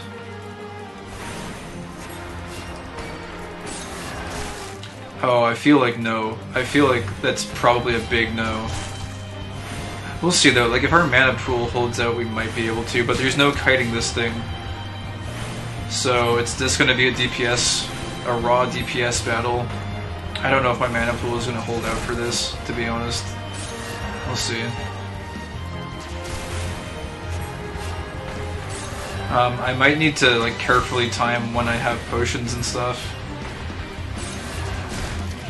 Also I'm using, what is this, arrow way too much.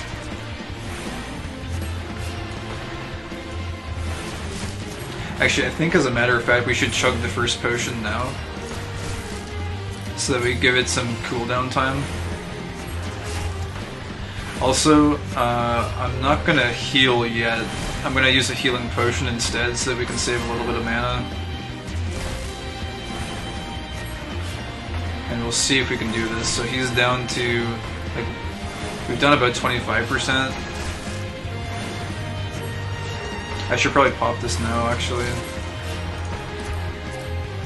Oh, not there. It's on a shared cooldown. I did not realize that they shared a cooldown. I thought they had separate timers. Oh no. Okay, well, it looks like we're healing twice then, which is a bit of a strain on the mana.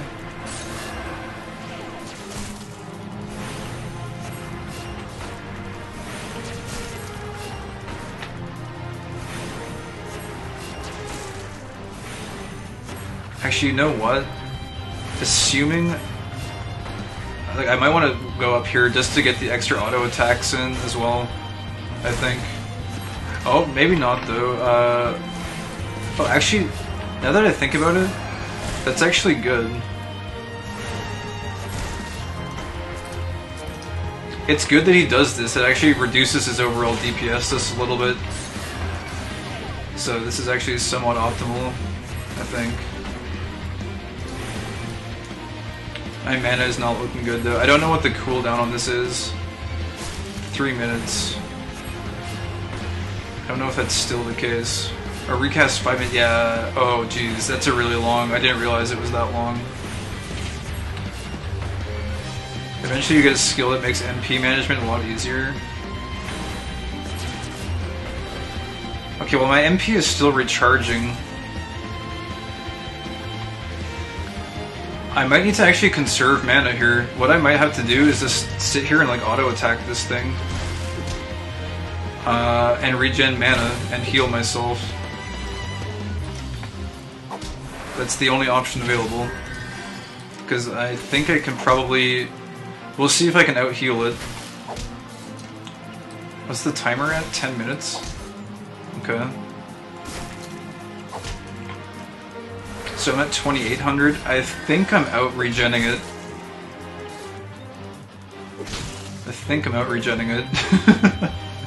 I like this. The struggle is real. Yeah, this is doable, I think. We just have to beat it down with our stick. I think the only reason this is possible is because he keeps charging up to do that AoE attack, so he just stops all his DPS during that time.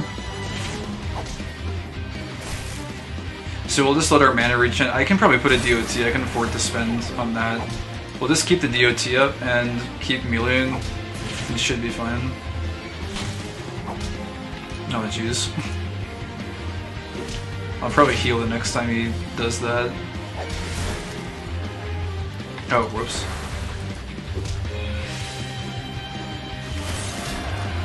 Yeah, okay, let's do a quick couple of heals here. Or even just one is fine for now. 1 minute left on Mana Pot. I think we should be okay here though. I can cast a little bit. I have to be somewhat careful. I don't think we should need to heal too much more this fight though. It seems like he's finally starting to take some damage. Got him down to about 25% now.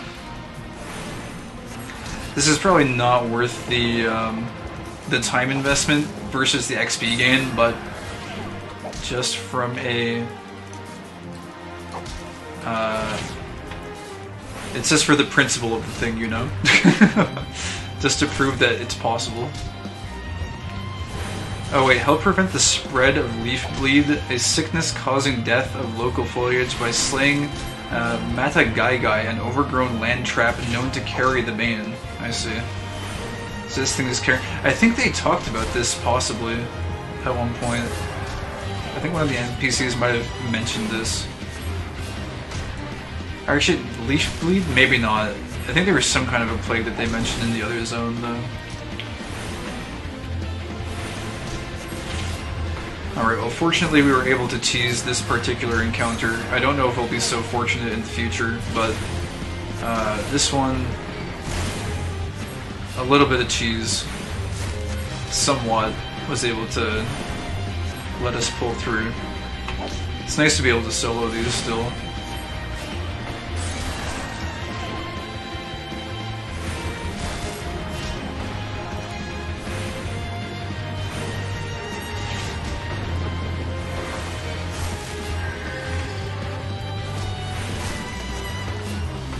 Okay, this was probably not too interesting to behold, but we did it.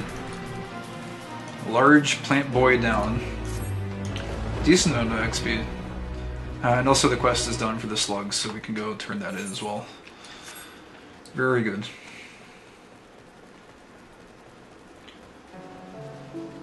I'm not sure how long exactly that took. I think it was probably in the range of like, I think that was maybe... Was that like 10 or more minutes? I'm not sure. I kind of completely lost track of time. Might have been like 8 minutes or something.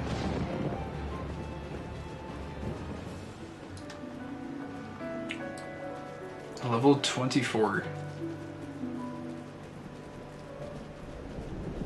I'm not sure what that's in reference to. A little bit lost. Judging by the looks of you, no slug escaped unharmed. I don't suppose you have the faintest notion what Tamtara Deepcroft is, do you? It's the final resting place of those who perished during the calamity. The slugs you so handily dispatched were feeding on the flowers we had laid there in remembrance of the fallen. The monsters multiply and food grows scarce. Perhaps there was naught else for them to feed on, but to see those wreaths disturbed thus was more than I could bear. And now I've said too much. Here, take your reward and leave me be. Ooh, brass spectacles. Potentially very good.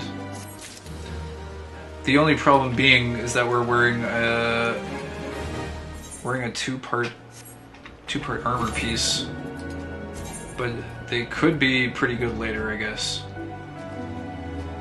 I guess we'll see. Depends on what level we are when we end up ditching the cowl, I guess.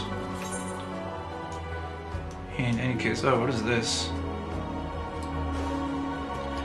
This is kind of interesting. There's like all of this stuff over here, but like you don't really go over this way, it looks like. I might just like run through this area and see like what's going on over there.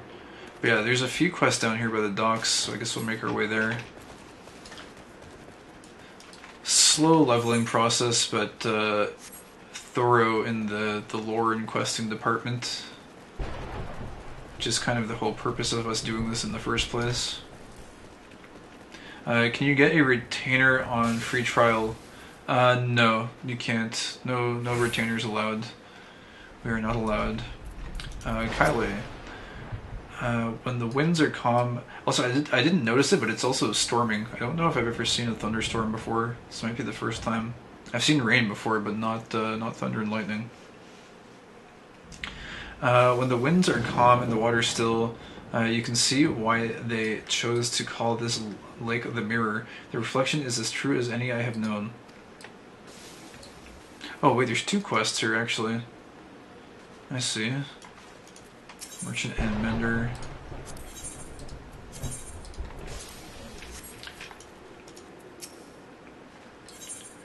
Favor for the Fisher Woman. Berth, a local at the Mirror Planks, is looking for someone to retrieve her fishing rod from Lilystone. You seem a capable sort. Would you mind running over to Lilystone and retrieving my favorite fishing rod for me? I was happily dropping a line into the water, you see, when I suddenly noticed some ghostly sphere of fire bearing down upon me from behind. In a blind panic, I twisted around and flung my rod at the apparition before fleeing back here to the planks. I dimly remember the rod passing straight through the unnatural flames and hitting the side of the tent I set up for afternoon naps. It's probably still there, but I can't bring myself to. You'll go in my stead. Oh, thank you. To truly thrive out here, one must learn to work with nature, not against it. The bounty of the forest is a precious blessing, and we must not take more than can be replenished. Yeah, that's not the first time we've heard that so far. Walthioff, walking the planks. Walthioff, a local at the Mirror Planks, wants you to help deliver goods that have been unloaded at the pier. Perfect. You're just in time to help deliver some goods that have arrived not moments ago. Allow me to double check my manifest. Now listen carefully. Take this suit of plate mail to Darren Mert. He's the guard you see right over there. The Muay beans belong to Kale, and the smoked crayfish balls to my friend Berth here. That's it for this load.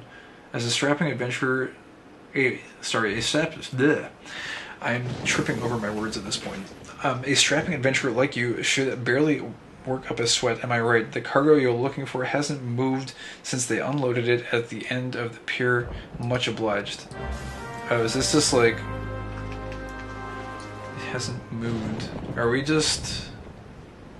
Oh, I see, yeah. We just have to, like, deliver it to people. That's not too bad. Crayfish balls. Fish balls. Pick up the goods. Oh wait, you had to pick up all of them, I guess, and then deliver them. I thought you were supposed to do them one by one. I thought they would be somewhat heavy, but then again, if you think about how much our character is currently carrying, I guess it must not be that heavy in the grand scheme of things. You have something for me. Unworn plate mail, an unblemished suit of steel plate armor delivered to the Mirror Planks. Oof, what is my new plate mail? And what would a wood whaler want with metal armor, you ask? Let's just say that after a number of engagements with Garlean heavy infantry, my mind has been open to the protection such steel encasements can provide. Wait, did he actually put it on? Or am I crazy? I don't think he actually put it on. I think I'm just losing my mind. We hold shipments here until their respective owners can come and collect. Unless you have business to attend to, I cannot allow you to enter. Alright.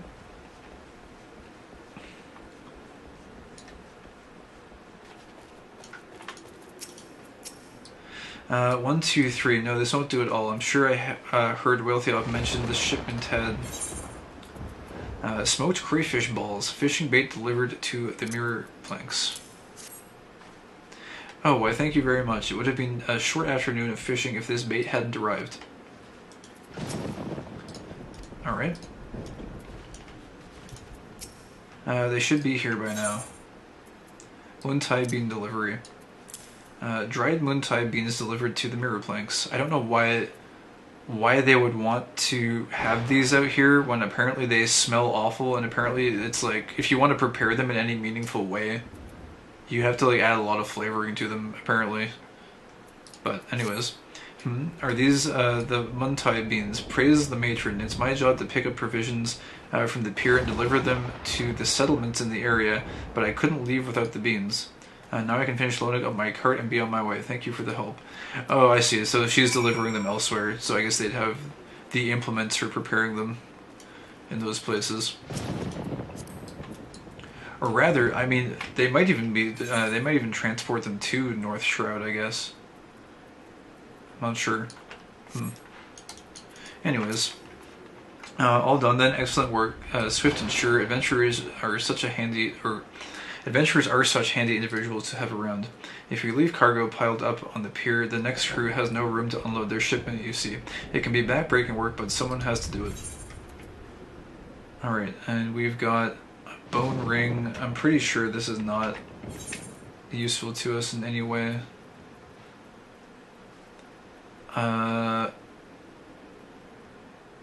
We've got a brand new ring. Let me just check something here. Ring of Freedom, Copper Ring, Leminson Ring. Actually, it might be like vaguely useful at some point. Intelligence and Mind +1. Actually, nah. I mean, Weathered Ring is just better. It's better to just take the gold. Oh, we got a follow-up quest. Sting in a bottle. Walthioff, a resident of the Mirror Planks, is seeking someone to assist him in his work. Can I interest you in another job? This one will ask a little more of your skills, I promise. What I need is for you to swat some of those Hornet Swarms you see buzzing around the place and collect their husks. About 4 bags worth should be enough. What am I going to do with a pile of dead Vilekin? Well, the sooner you give them to me, the sooner you'll find out. Okay. The mirror planks are not just for fishermen. Captains transporting their logs on the lake use the pier as well. Or wait, captains transporting their logs on the lake make use of the pier as well. I see.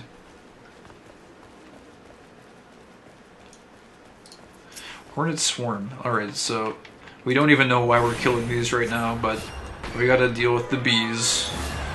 Not the bees!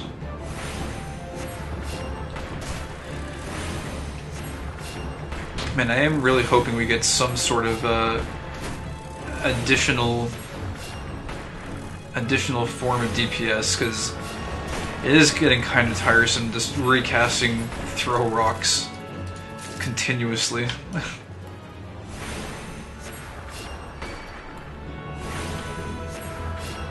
Hey, what's up, Heroic Zephyr? I'm currently regrinding a raid alt through Endwalker. Regrinding it, huh? I appreciate the reading to keep me distracted. Oh, no problem. I'm glad people are finding this interesting, because yeah, I wanted to really do like a deep dive on the lore and stuff, but yeah, I just kind of started doing it randomly to kind of get a little bit more out of the game than just sitting here and like reading it to myself. So I'm kind of glad that other people are finding it interesting to just hear the lore snippets. And hopefully, as we progress here, we'll be able to maybe even get into the lore snippets of kind of more relevant and up-to-date content. I'm imagining that might take quite some amount of time to get to. but we'll get there eventually, and yeah, we'll just see where we go with it for sure. Healers don't get many damage buttons, but that class you have gets more than others. I see. Well, hopefully we get them soon, because throwing rocks at bees is, I don't know. It leaves me wanting a little bit more. I'm a little bit bloodthirsty. Sometimes want to hit that Marauder button, break out the axe, and just go to town. Actually, as a matter of fact, I just realized something. Could you not, and this is only just occurring to me now, but could you not just do the side quest requirements on another class and then switch back? Because that might actually be a thing. Maybe we've been going about it the whole wrong way this whole time. It's my first time doing alternate class, so it's like maybe in some cases we can actually break out the axe and just like power clear them basically. You have attained a high quality item. Oh really? What? HQ items can be identified by their icon as well as the special mark that appears after their name. HQ gear will often have better stats than normal quality items, while HQ materials used in synthesis will yield better results. These features make them more attractive to prospective buyers, resulting in higher selling prices. HQ items cannot be stacked with normal quality items. High quality item. Did we get a high quality reagent? Oh, honey. Bees make the sweet golden honey from the nectar of flowers. Okay, well maybe we don't want to vendor this one. When we're clearing out the inventory later on. Maybe, Pink Bunny Tacos. I guess Tacos is their free company. But Pink Bunny Tacos sounds kind of interesting also. Let's see here, Ram Horn. I guess let's just like move this over here. I just want to kind of put this somewhere where I'm not going to be likely to insta-vendor it. I don't know really why I'm holding on to it, but I don't know, because I can't really put it on the market or anything, so but we'll hold on to it anyways. White Mage DPS doesn't get flavorful DPS until they get Holy, aka Flashbangs. Gotcha. I'm just letting you know, enjoy the journey and don't rush to the destination. You have no idea how much I want to delete this game from my memory and play again. Oh yeah, for sure. You only get to play through it once, so it's kind of nice to be able to have that, I guess. You have the husks. Good, good. Hand them over then. Oh wait. Oh, dead hornets. The carcasses of common hornets. The stingers are still intact. These are perfect. Hope they didn't sting you too terribly. Now all we need to do is take some bottles of liquor and squeeze these beauties inside like so, and there we have it, a fresh batch of my special sting brew. The ranchers of Bant Branch Meadows put in an order for a bottle quite some time ago, but gathering those husks is always such a chore. Speaking of chores, would you mind taking this to them as soon as you're able? The lasser after goes by the name of Margult. Give her the sting brew along with my regards. Oh, and apologize for the delay, would you? Okay, so we just gotta go back to Bent Branch Meadows. That's an interesting connection. It's like, I guess the quest from here tells you to go to Mirror Planks to go check out the residential, but then you get a quest here that sends you back.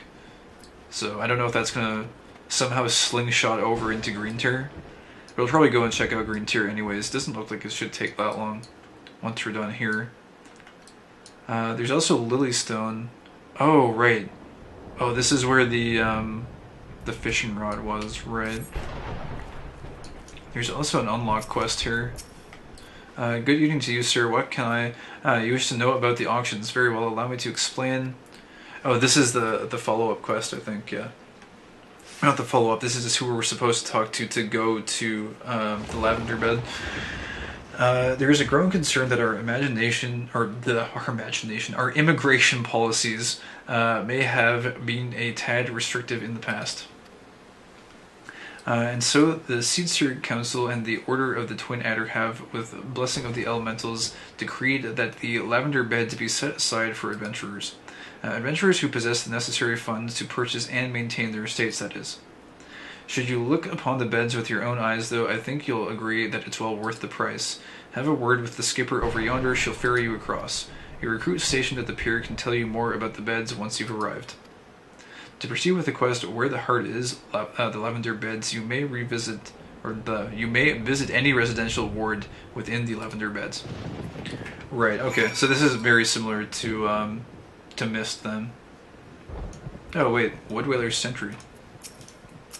I love the view of the mirror from here, the bustle of folk, the tranquility of the water. Dare would I sell my life to protect this. Oh, that's cool. This guy really likes this area. This area is kind of nice. Just a quiet little, sort of like secluded pond area. Although I guess it's not really a pond, is it? I think. Well, this little area feels like a pond, but then it looks like it actually just connects right out to the ocean. I think, like the guy said, there's like logging ships that come through here to drop off their cargo as well.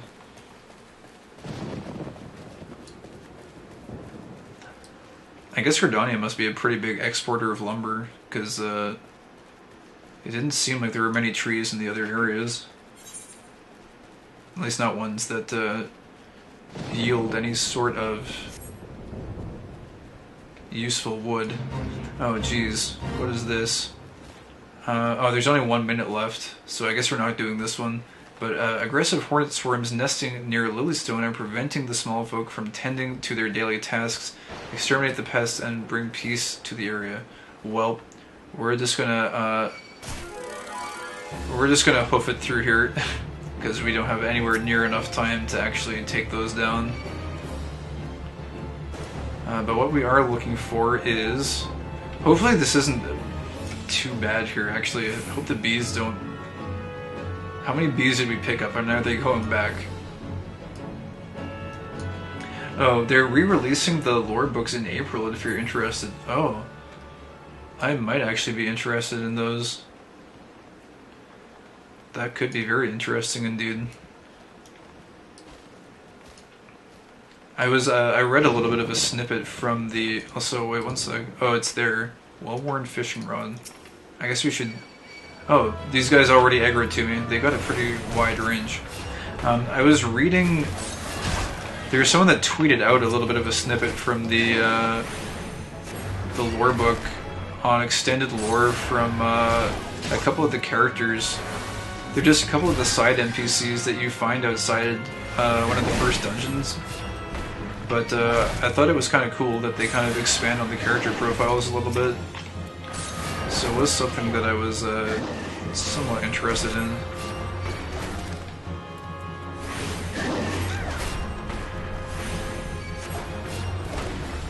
Kind of gives me ideas about maybe making a video or something that like goes through the lore book and kind of just takes a look at it. But I would probably want to hold off on going into it right away. I'd probably want to like work my way at least through the story a bit first to make sure I don't accidentally spoil myself on anything. And also, I kind of lack a good setup for doing any sort of like IRL like recording or like over the shoulder reading. But it would be kind of cool to show off the lore book, assuming that Square Enix is cool with people doing that. I can imagine they might not be. I don't know how. Like some companies don't like you showing off stuff for like their products, I guess. If it's like you're going through the whole thing, because it kind of like it might dissuade people from buying it. I don't know. I'd have to look into it, I guess.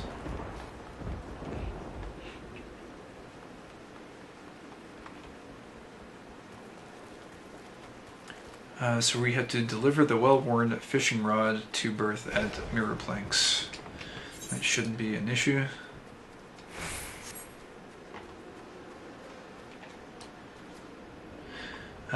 Just be advised that the first lore book covers Realm Reborn, Heaven's Ward, and the second book covers Stormblood, Shadowbringers. I see.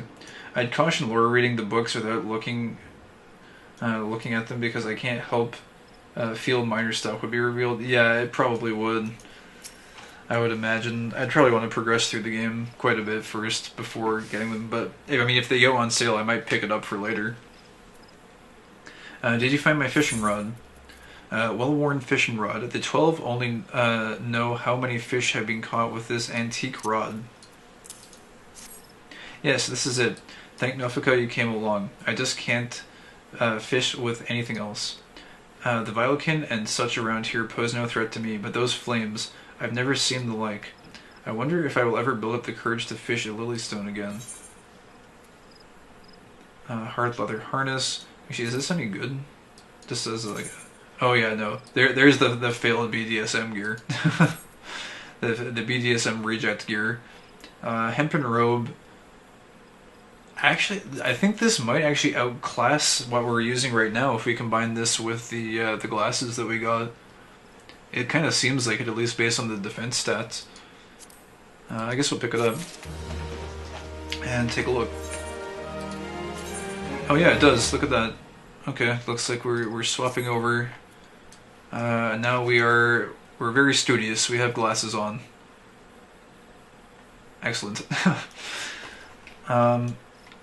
She was mentioning though like an apparition of fire over in this area. I'm wondering if at Lilystone, I forget the descriptions of the hunter marks for this area, but I'm wondering because like we didn't see any apparitions there. There was that red stone though that was in the ground. I'm wondering if there's either like a follow-up quest that sends you back to Lilystone like much later on, or if it's a story quest, or if maybe there's like a hunter's mark thing. You can even see it glowing from here. Like all the way out here, there's that like red stone. I don't know what that is. But it looks like we're not going to get any more information about it right now. I'm just a little bit curious though. Alright, so we're down here in the south. I want to just very, very briefly just scout out this, just like on foot, just to see if there's any like hidden NPCs or anything putzing around out here in the woods. I kind of highly doubt it. It shouldn't take us too long to just take a quick look. A quick look around. Looks like there's nothing but slugs. Tree slugs. Nothing very interesting.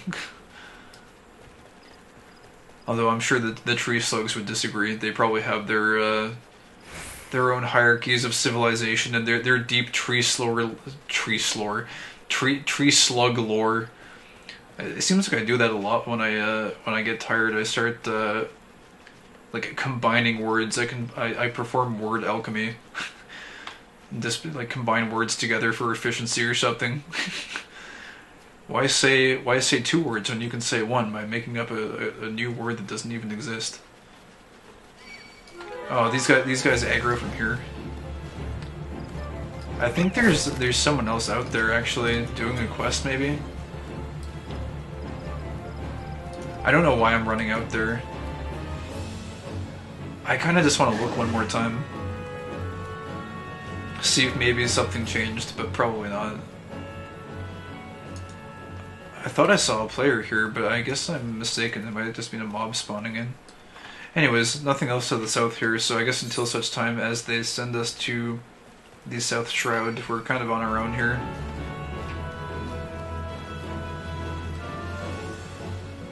It's kind of cute. In Endwalker, there's a subtle joke about the A Realm Reborn gear.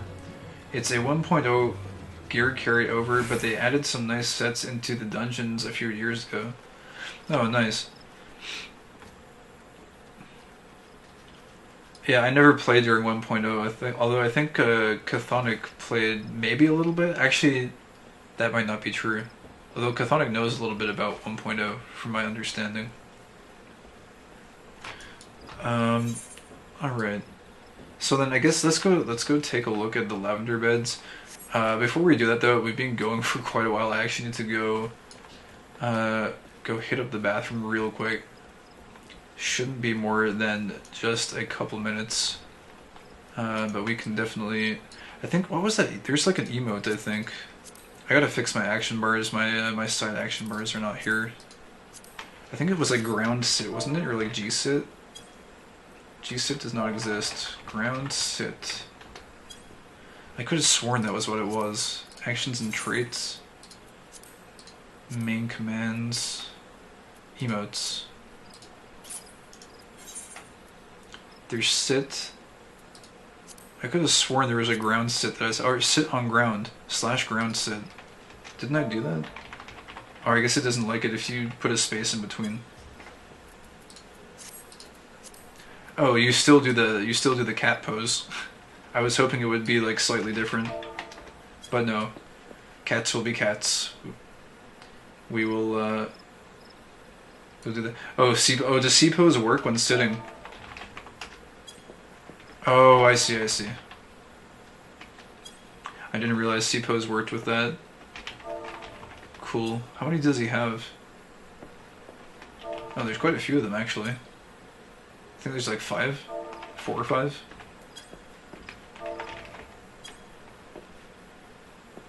Anyways, yeah, I will be back in just a few minutes. Probably not even like 2 minutes. And we'll continue here. We'll go take a look at Lavender Bed and check out the residential area. Yeah, be right back in just a bit.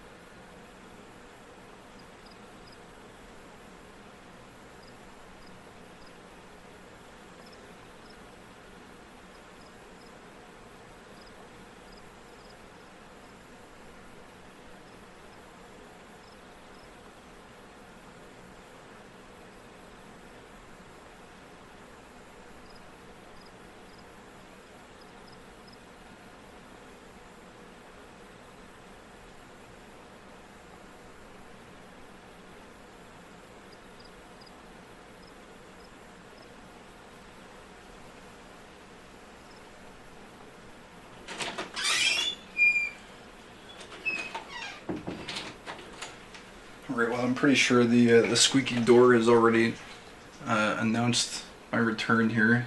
I just wanted to check the temperature real quick outside, see if we should crack a window. It still says it's -4. I feel like it's lying though. The temperature is not always the most accurate here. Go ahead and just crack the window a bit. It doesn't seem that cold out, like, first checking it here.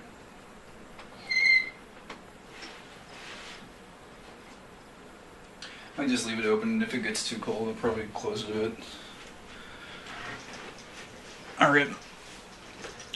Cool. Also, by the way, welcome in Mage and Bougie. Mage and Bougie. You a Mage and Boo fan? Mage and Boo. Yeah. I don't know if you watch him or if you've heard of him, but there's a streamer. He's pretty popular. Mage and Phil is another guy on Twitch. He's a pretty big Boo fan. He actually did a stream not too long ago where he got the voice actor of Majin Buu on his stream and he did a bunch of like unban requests, and the guy who does Majin Buu's voice, like read, was like reading what they typed for to get banned in Majin Buu's voice, and then he would either vote to permaban them by turning them into chocolate, or he would like unban them. It was pretty interesting. It was a fun time. There were some funny moments for sure. Hearing Majin Buu read out like dumb messages that get people banned. I have no interest in DBZ, but that sounds actually incredible. Must have been wild. Here I can link you guys to his social, his Twitter. I think I have the tweet that he sent out originally. It might let you find the stream. Or maybe you could find it in his archives. Or actually, yeah, here I found it. There's one where he this is just like a clip from it. That's just like one of them. But yeah, if you go to his channel, like he's a super popular streamer, but if you go to his channel, you'd be able to probably still find the VOD. Maybe it was a while ago, I think. But yeah, it was a lot of fun. Anyways. Majin Phil's a great streamer, by the way. If you like Pokemon content, he does some really fun playthroughs. He's been doing a lot of like Ironmon challenges. Those are really fun to watch. It's basically where you get like one Pokemon and you like can't use items, and there's all kinds of like challenges and stuff. Super cool guy to watch. Anyways, where were we here? We wanted to go to Lavender Bed and check out residential area. The ferry is bound for the Lavender Beds. Will you be traveling with us? Go to specified word. Oh right, yeah, we gotta pick a word.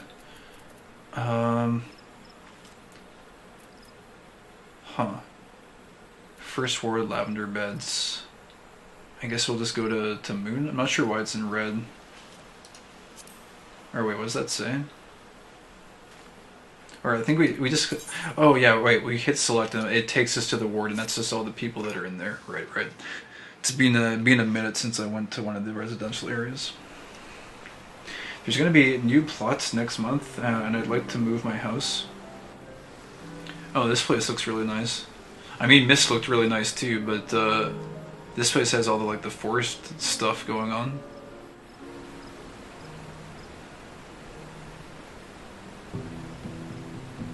You get the nice residential theme of playing. My apologies for the inconvenience, but this ferry is presently out of service. Oh, this one here. Okay. I was gonna say I would hope that the ferry to get back is not out of service, because that would be rather inconvenient. I'm pretty sure these guys are actually they're just like turn-in people. I beg pardon, sir, but perchance do you perchance have any equipment from the diadem? No. Well, should any come into your possession, know that I will gladly purchase them. Right.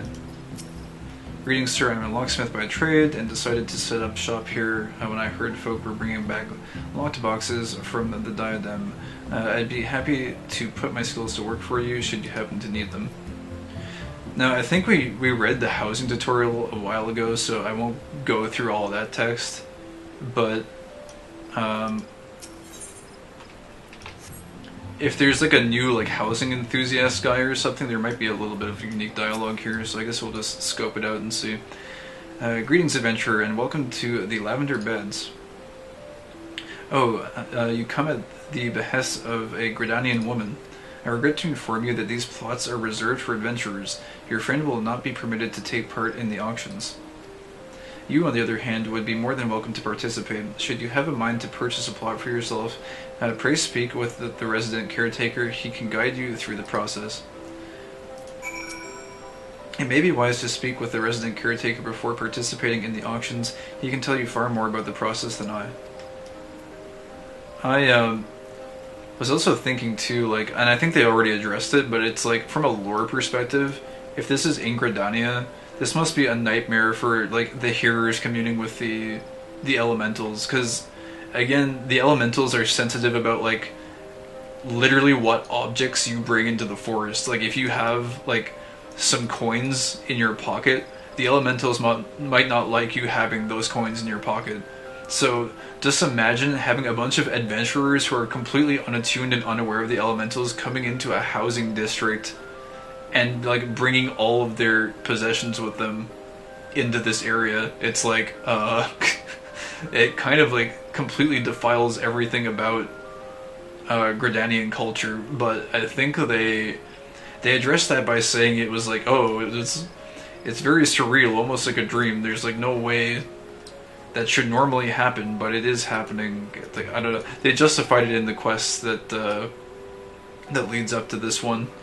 So I don't know. I guess they're trying to kind of do a little bit of damage control there, just from a lore perspective. This place is really nice though, so maybe the elementals are okay with people living here since they've done such a good job of making it look nice. Who knows? Oh hey, look, there is another housing enthusiast. What would you like to know? I wonder if he has unique dialogue though. Oh, I like housing. That is to say, I like it. I roam this fair land fairest, touring all the adventure settlements. You might say I'm a flat spotter or a housekeeper. Actually, he's this guy says the exact same thing that he said before.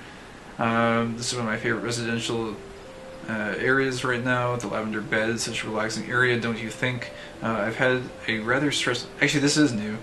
Now this one might be my favorite residential area right now. Wait, now this one might be my favorite residential area. Oh, this one. Okay, he's talking about the whole area.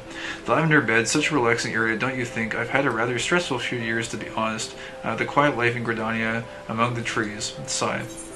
Okay, that part was unique. The first part is more of just a generic housing enthusiast line that they like to say to introduce themselves. Although they don't really have too much to say as it is.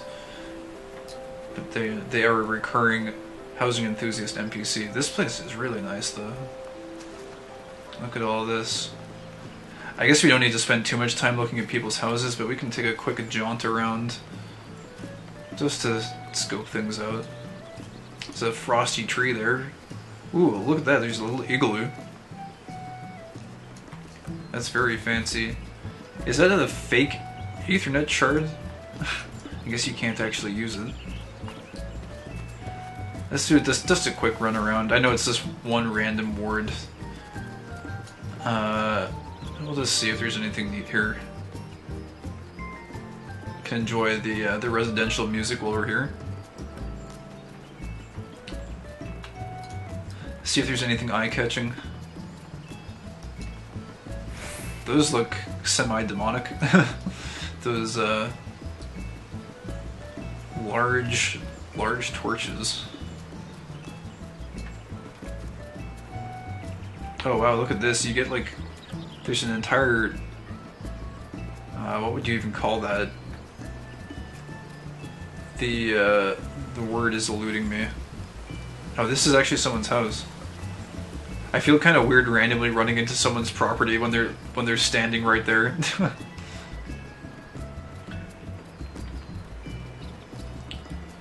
My house started out as a meme Burger King joint, and then I turned it into an expensive theater plus restaurant. Ooh, very nice.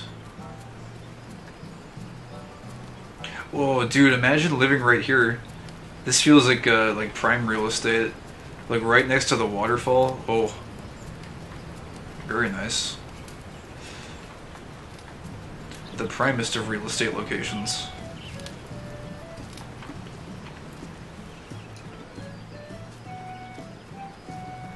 I'm guessing, like, I don't know if this is the case, but I'm guessing the plots that have the most favorable scenery probably go for more for their base location when the auctions are taking place. Oh, this one's really nice too. Nice place. Although I guess like the base model of the house too would probably affect the price, I guess. Because it seems like each of the houses or each of the housing plots kind of has like a base model that it uses for the house. So I guess the ones that look the nicest also probably go for more. They sell faster. It used to be first come first serve, but next month when they add more, it'll be a lottery system. Oh, jeez. I wonder how that'll go down. Are people happy with that? It being a lottery system? I'm just kind of curious. I'm not really partial one way or the other, but it sounds like having whether or not you get a house left up to chance. First come, first serve was mega stressful. That's true. I guess that at least gives everyone a chance to get a house without going through the kind of like that friggin' eBay rush, like last second snipe type deal. Assuming that's how it works. I'm not exactly sure how their particular auction system is run. Ooh, that place looks kind of nice with the red roof. But okay, we don't need to run... Oh, wait. We don't need to run all over the place. Is that a house up there also, though? Up there on the... Whoa, wait. There's no way that's a house, is it? There's a bridge that leads there. That place looks absolutely colossal, dude. That's not a house. That's a fortress. What is that doing over there? I gotta go take a quick look at that.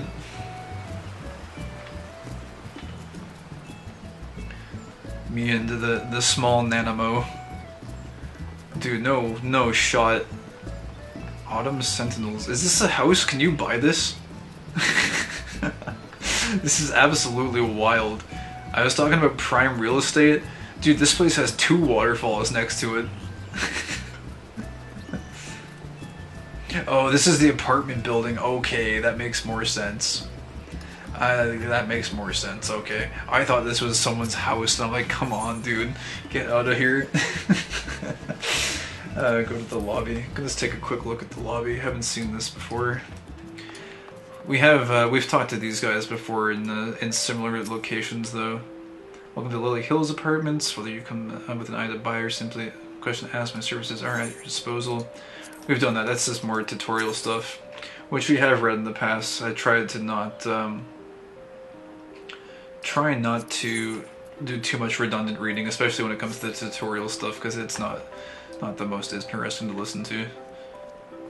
But yeah, okay, so there are apartments. Go ahead and leave here. You can buy an apartment. You also have an FC apartment and a house, or rather a free company apartment and a house at the same time. Gotcha. Yeah, I don't think I need to worry about any of this right now though on the free trial, just because free trial is severely limited, but nevertheless interesting to take a look. Alright, let's go ahead and go back to, what is this, Amethyst Shallows, huh? Okay, I think we've seen everything here. We can go ahead and go back. Leave residential district.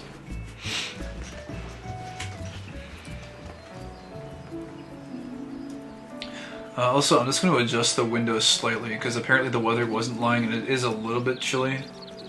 Oh wait, there's a guy here. I guess he doesn't have anything to say. Wait, do they have a /lean command? I wonder. I don't think they do. No. It'd be cool to be able to like lean up against the wall. But yeah, I'm just going to very quickly here close the window just a bit. I'd like to get a little bit of airflow in the windows being closed all day. He's sitting here going full no life on our Gridania adventure since the wee hours of the morning. Like no fresh air in here, so I just want to get a little bit of airflow so that I can have some fresh air to help keep my brain somewhat fueled with fresh air to not collapse. Anyways, cool. We've done all of that. I guess we could teleport back, but it's not too far to walk, and this is a really nice looking zone, so I guess we can just sprint there. Good exercise. Oh, there is /lean. Oh wait, Fate joined. What is this? Scores of Diormites have crawled from their nest holes, their nest holes, and gathered near Gallivant's Spire to search for mates. Join forces with the local Wood Whaler Guard and see that the Vilekin die spouseless. I see. They're trying to reproduce, make more creepy crawlies, I guess. We can do this one. It looks like we get some NPC help as well, so this should go pretty fast. Level 11, probably a little bit of decent XP. May as well pick it up as we go. There is /lean, but it's an emote you earn from content. Oh, I see. You gotta earn your lean. The ability to lean back. Lean back. Man, that song, that is a really old song, too.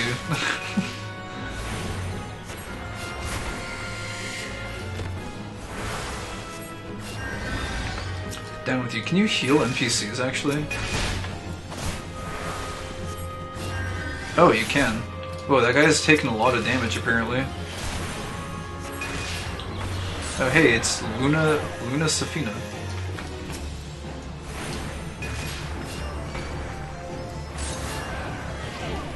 Oh, wait, she's not synced, though, I don't think. I don't think she's level synced, at least. I would be kind of horrified if she wasn't dealing that much damage at this level. What level is she? Wait, she's level 16. Holy crap! What class is she? Oh, she's summoner. Dude, that damage output. That is actual real damage output. Putting this conjurer DPS to shame. She's like two-shotting them. I guess again though I have to remember it's not my main role, so but still though, it's pretty impressive. Oh, she took a bunch of damage. Oh, she's flying away faster than I can heal. Oh well. Oh no, the bees. Go for the bees. The fun stuff about raiding is everyone is a DPS. Yeah, it's nice to be able to at least contribute damage in some way. It is pretty nice indeed. Alright, well, we got some XP there. We'll make our way back to Bent Branch Matters. Oh yeah, I got 2 quests to turn in there, I guess. We gotta report to the housing person that they in fact cannot buy a house there. Sad days. And also... Oh yeah, the bottle of Sting Brew. I wonder if that is gonna chain into another quest or not.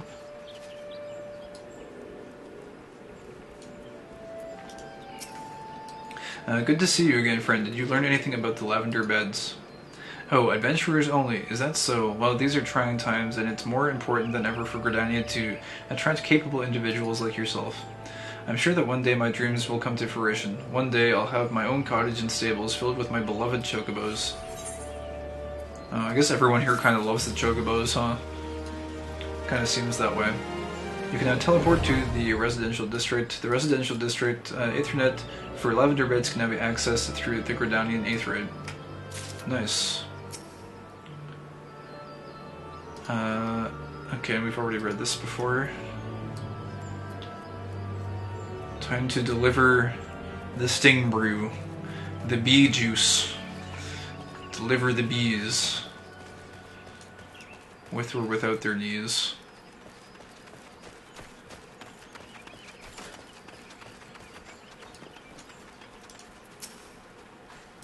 Yes, I'm Margult. How might I... Sting Brew, a potent liquor created through the fermentation of hornet carcasses. Sting Brew at last. I'm aware of what must be done to acquire this, and I'm most grateful to you. Few folk are willing to run towards a swarm of wrathful hornets. Ordinarily, this liquor is drunk for the unique and not altogether unpleasant stinging sensation it causes on one's tongue. It is, however, also an indispensable tool for repelling insects. We sprinkle it over the fields where the Gishel greens are planted. Thanks to you, the crops will be untouched by pests this year. I hope one of our well-fed chocobos can return the favor by serving you as a mount someday. Oh, the lore tie-in. I wonder if we'll be able to get a mount from like this area in particular. Probably not, but it's nice to think that maybe we contributed in some way to the raising of the chocobo we might eventually get. Striped cotton slops. Oh, these have a lot of bonus stats on them. These might actually be good to swap into. Are these Gashal greens not the most luscious? Yeah, we've read this guy. Okay, just checking his dialogue to make sure that we aren't missing anything there. Alright, let's see here. Actually, I don't know why I'm going into there when we can just go to recommended gear. Yeah, it looks like that is a little bit of an upgrade, so we'll attach that. And, oh, we're level 14. We're almost at 15, actually. Not bad. Alright, so there's just some leave mates around and guild test quests. We're not too interested in those at the moment. What is this? Clever girls. Are there like raptors up here or something? I'm actually, I'm curious what that fate is, even though it's level 5. We probably won't end up doing it. I just want to see what it is exactly. The title sounds interesting. You never know. Maybe there are raptors in the forest. A new beast tribe has appeared. Oh, there's someone down there. Yuja. Level 90. Why is your level 90 training there? It's interesting. Clever girls. The Anoles of Naked Rock have ventured forth from their territory hunt. Eliminate the packs before they begin feeding on the small foe. Wait, they're literally basically raptors. Are you kidding?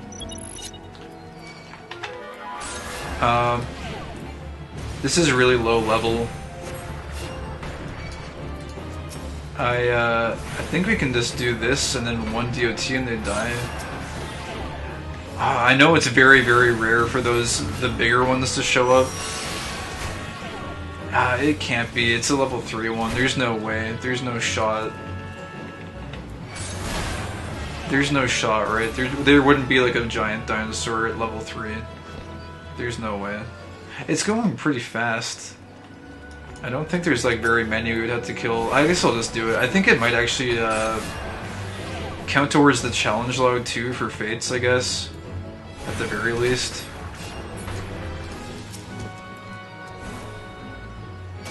A little bit of a waste of time, I guess. That's okay. I kind of appreciate that they put raptors in. It's kind of funny. But yeah, once we're done this, the plan is to just go and kind of take a look around over in, well, I guess where are we at now? We're in, that's north. I think we're in South Shroud, yeah? Or no, I guess we're in West Shroud. So we look around a little bit in Eastern West Shroud. There's a T-Rex mount. Oh, I see. Oh no, we're in Central Shroud actually. I see. I didn't realize there was a Central Shroud. I haven't been paying exact full attention to the geographic names.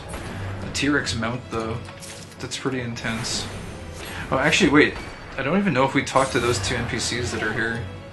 I think we might have actually. I think I remember running past here when there was like an archer dude running around.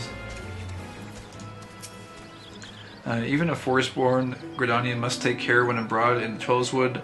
I would not plan any romantic moonlit strolls through the trees if I were you. If you travel to the west of here, you'll find Bent Branch Meadows and the Twin Adder training ground known as Bannock. There are sure to be folks at either place who could do with a helping hand. I think I maybe talked to those guys, I'm not sure. Either way, we've talked to them now. Don't take any moonlit strolls through the trees. That is the advice of these dudes. Almost done dealing with the dinos here.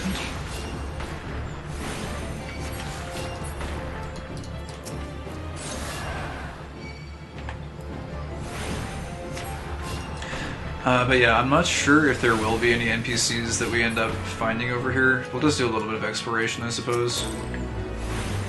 Actually, 700 XP? I guess it is pretty low now that I think about it. It's not very good. It's like probably 1/4 of what you would get doing one at the appropriate level. Oh, we're supposed to go to East Shroud for the trial by wind anyways. I didn't realize that, and I guess that's probably one of the only ways to get there. The Bramble Patch, yeah, we haven't been here ever. Interesting. Oh, there was a way to get there from Old Gridania. I guess we just opted to take the very, very, very scenic route to get there, with like hours worth of side quests. This is apparently green tier. What is this place, actually? There's one NPC here. This is a very nice looking lodge. Oh, there's 2 NPCs here, actually. Then we agreed to disagree. I got my first wood axe at the age of 8, and I've never once looked back. Can't say as I know much about aught else, but the logging trade's done alright by me. Huh. So there's just 2 random loggers out here. I guess maybe it's possible that some of the crafting quests might send you out here at one point. Oh hey, look, there's people in here. Or people, well, NPCs. My dearest Pauline, ZZZ. Guy's having a snooze. 2 entrances. You must beseech the elementals' consent if you would partake of the forest bounty. Yeah, see, you always gotta ask the elementals for everything. And only through the hearers may the will of the elementals be known. Good to see you out here, adventurer. Oh, this guy's glasses are sick. He's a cool woodcutting dude. Anyways, good to see you out here, adventurer. The name's Gabino. I oversee the logging in these parts. In return for the trees we take from the forest, it falls to us lumberjacks to tend to the saplings and keep the soil rich and vital. All of which would be fine if it weren't for those damned monsters. My blood fair boils to think of the 12's wood being defiled by foul beasts and parasites. Do not judge the 12's wood by what you see on the surface. With the presence of the elementals grown faint, the smallest patch of rot could spread and to threaten the entire forest. To prevent such a fate, we hearers strain to catch even the slightest whisper of a troubled spirit. Oh, that's interesting. Yeah, I guess they can hear the spirits. So if the elementals sense that something's off, then I guess they can communicate that. That's pretty interesting. Again, still not 100% sure that elementals and spirits are synonymous with one another, but seems like they might be. What even is this? Spirit hold. A Syrphid Swarm. Actually, I think I need those. Are those the last thing I need for the hunting log? Let me just take a quick look here. Oh, well, they're one of them. We also need a northern vulture, but it's actually kind of good that we came down here, I guess, because I don't know if these were anywhere else. It says that they're only in this region, so actually maybe it was kind of good that we came through here to finish up the hunting log. Anyways, let's get to it then, I guess. There's someone here, but apparently they're not... Oh, you can't chat with that one. There's one guy up here you can talk to, though. Ailston. Let's go see what he's up to.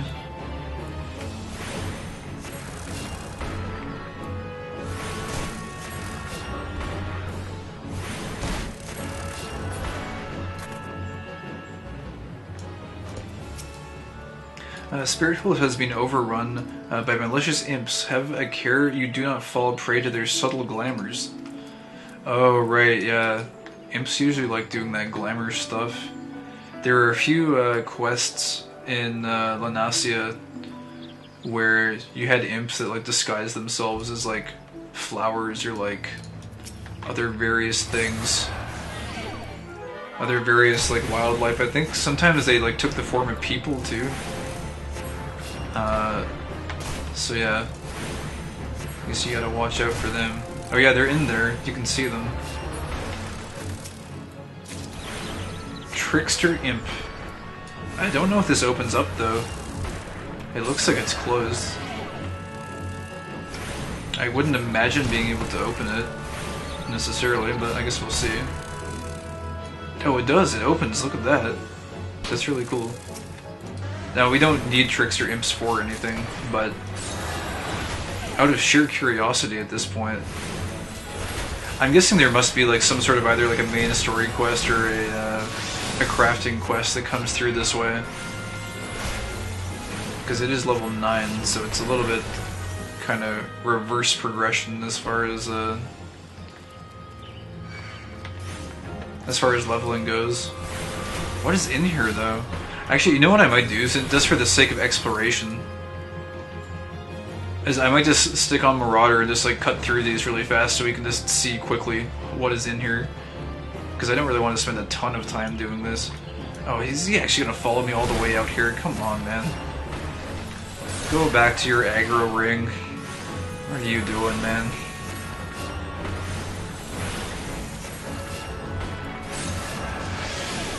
Alright, we'll take this one out and then let's quick swap over to...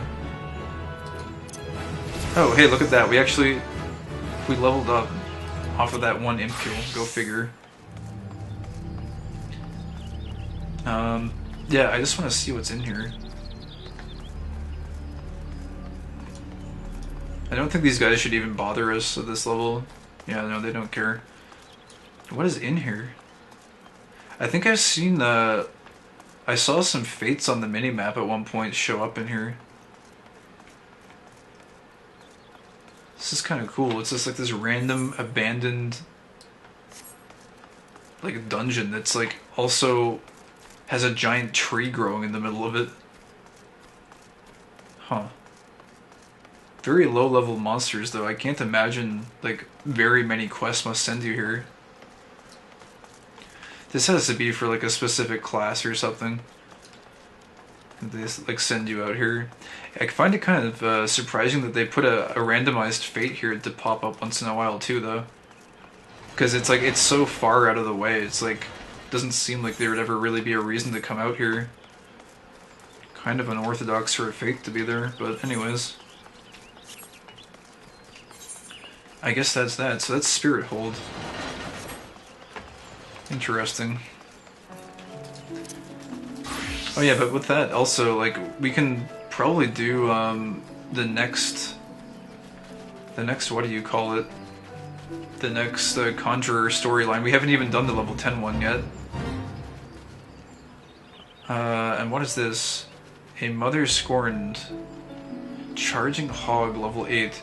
After losing several of their hoglets to the Trappers League, massive wild sows have become overtaken with rage, gouging anything and everything that moves. To ensure the area's safety, the beast must be put down. Alright. Well, I don't think that's going to be us that does that, because it just doesn't really seem worth it. I think, in particular, Conjurers, it seems like, to me at least, doing these kind of random fates, unless there's another player in the area, is probably not worth it from a time perspective. Just because your damage is so low, it's like, you end up spending so much more time on the fate than is really worthwhile. It's probably just worth it to just stick to the quests overall, it would seem. Whereas, I mean, like, if you're on a Marauder or something, seems like it's a little bit more reasonable to do the fates, or like any DPS class, really. Just anything but the healing class. At least right now. Once our damage maybe scales up a little bit, it might be worthwhile. Oh no. I don't want to fight these either. Hopefully we can drop them here. I might also just swap into... Yeah, okay, good, they left. I'm gonna just swap into Marauder once they go back. There we go, because I just want to check this place out without too much hassle. Just to scope it out. It looks like, again, this is just another sort of random environment area.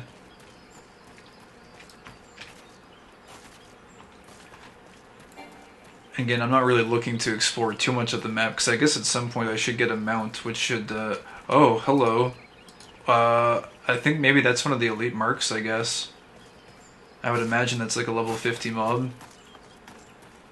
He looks pretty menacing, I think.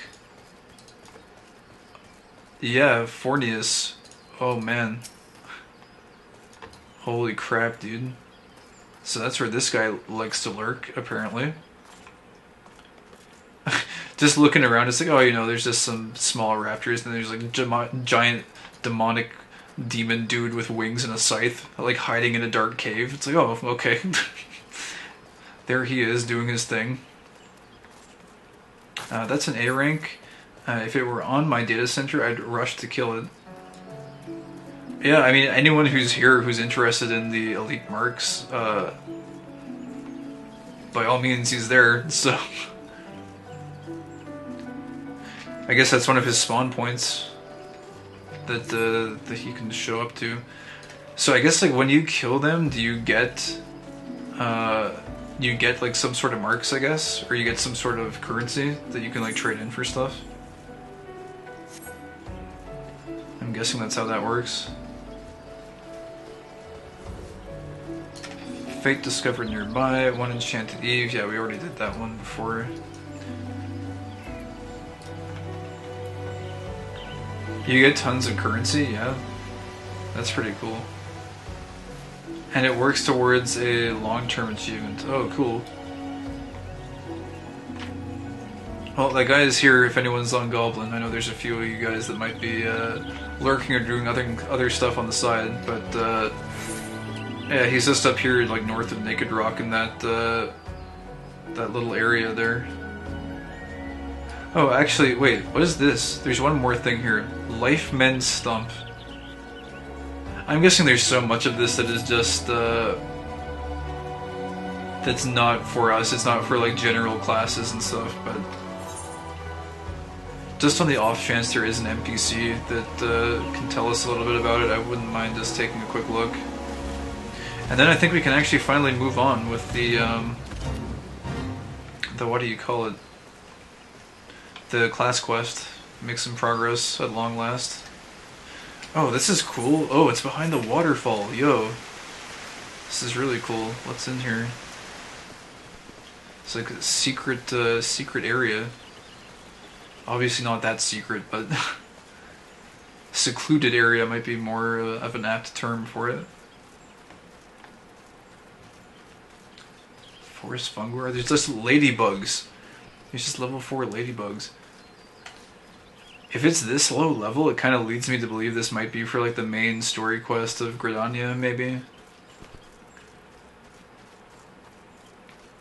Oh yeah, look, there's someone here watching a cutscene. Life Mend Stump.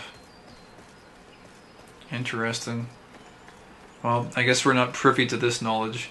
One day I might do a quick playthrough of just the main story quest of Gridania and or Ul'dah, but probably not for quite a while. Also, I don't even think the free trial lets you have multiple characters, so unless I was gonna go make an entirely new account, which, I mean, you could do, I guess, if you really wanted to, but it would be quite a time investment for something that you probably wouldn't go back to. That is pretty neat, though. Alright, so I feel pretty great about what we've been able to explore so far, at the very least.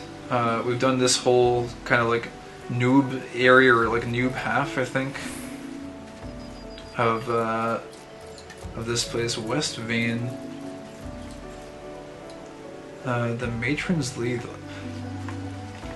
What we might do, because I kind of want to see what that is as well. I know this is all like level 30 content over here, it looks like. I'm just curious like where the transition point is here. But what we can do, since we're close to Eastshroud, is we'll just go get the Aetheryte teleporter, and then we'll maybe just teleport back and take a quick look. The completionist in me just wants to see if there's any NPCs that might be lingering, or like some sort of a guard that tells you to turn back because it's too powerful across the bridge or something like that.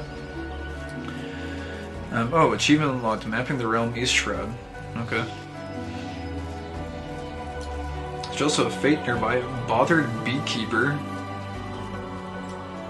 Oh, there's a There's a maid bunny fighting tree slugs. She's got a really cool staff, actually. Oh wait, she's... Hold on, can I... Oh my gosh, she actually died. No! Wait, I have raise. No! I was gonna resurrect them, and they left. And I was gonna heal them too, but I was too slow. I thought they had that. Why did they leave? And I wanted to check out what their staff was, because it looked really cool. Now I feel bad. If I had been like a little bit faster, that probably could have been prevented.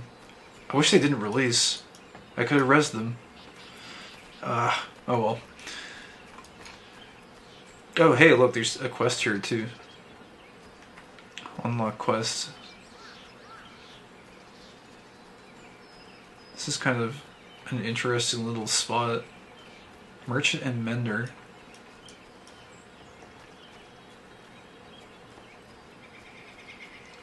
Oh, wait a second. This is like only a few more turns of the sun now. It's like a beekeeping area. Is this a combat one, or I wonder if it's not combat? An adventurer. Oh, I never thought I'd be so happy to see one of your lot. It's those damnable imps. Not only are they pinching the honey from all of our hives, they're killing the precious bees in the process. Please, you must lend us your blade. No, I think oh wait, it literally disappeared. Okay, well I guess that option's gone. I was gonna say, like, I kind of feel bad for the beekeepers. I'd almost do it just for, I don't know, just to like have it not get attacked, but it seems like they just disappeared, so clearly it wasn't too much of a threat after all. Anyways, oh, this is who we were supposed to talk to, right? How do you say her name again? Wolfway? Well, Wolfyu, I think. Wolfyu, you must be Kai. Brother Isumiyan sent word to expect you. It shall be my pleasure to instruct you on the patterns of gusts and gales.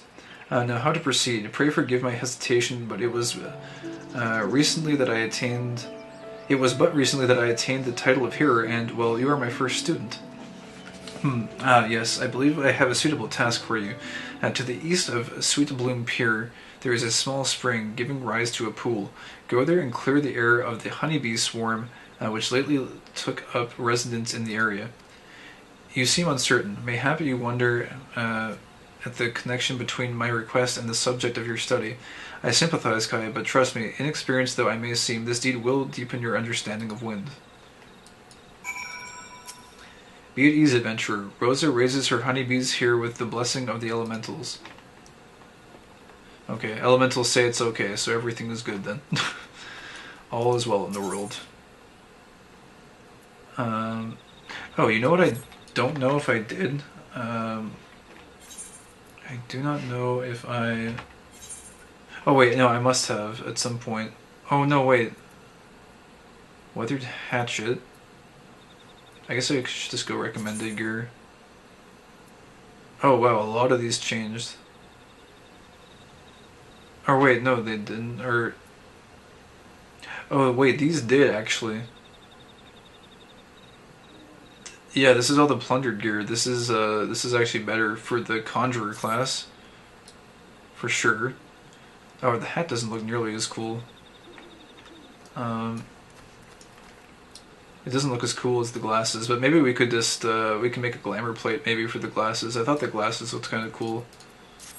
Anyways, we'll do that later. This will do for now. What was I looking for? We want to do... We'll refresh this first of all. And... Oh, okay, I did equip the scythe. Okay, I'm not crazy. I was looking at this and it's like, oh, no offhand, but... yeah, you're not supposed to have one right now. Anyways, let's see what these beekeepers are up to anyways. Have you tried Rose's mead? It's simply to die for. Well, perhaps not die as such, but I would certainly suffer a few stings for a mug. She and those honeybees of hers have a hit on their hands. It was shortly after the Spire sentries developed a taste for the stuff that word began to spread. Then before we knew it, customers were turning up from as far afield as Limsa Lominsa. Still, men have traveled further for less. Huh, I wonder if Aleport imports any of this stuff. Rosa Hawthorn. Welcome to Full Flower Comb. As you may have deduced, we are in the business of raising honeybees. And what industrious little creatures they are. We would be without their honey. Where would we be without their honey to sweeten our meals and their wax to make the candles that brighten our nights? I don't know. We'd probably be. May the matron bless those busy bees. We'd probably be in a fairly dark world if there was no candles to light up the place at night. Although I guess we have oil for lamps. Still though, no candles would be kind of sad. Oh, so we're supposed to go up here, trial by wind. Okay. I was gonna go just grab the Aethernet shard here really quick. I actually don't even know if... I'm being super indecisive here, but let me go... We'll go up here, do trial by wind, come back, deliver it, and then if they don't send us here, we'll just go there anyways. But I have a suspicion they might just send us there on a quest anyways, so maybe we can avoid some redundant travel. Also, Sweet Bloom Pure. Oh, Northern Vultures, we actually need these.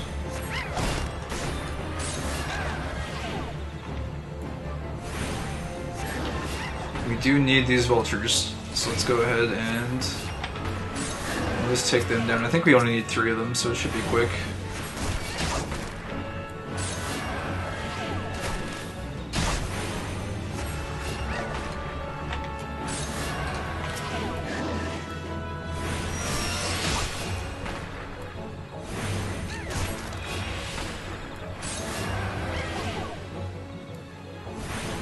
Uh-oh. Go for that wind cutter.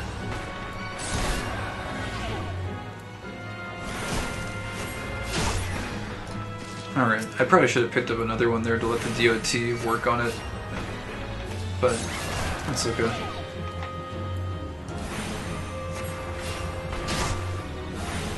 I'm guessing we should get a pretty good chunk of XP for taking this one down. Because I think that's all of the tier 1 hunting log done.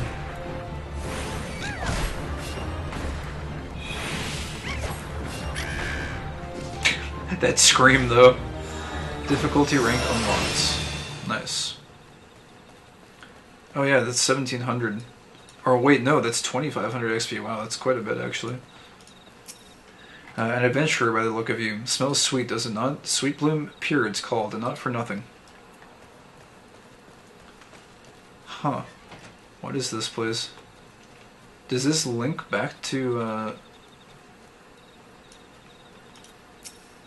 I was just about to return to Old Gridania.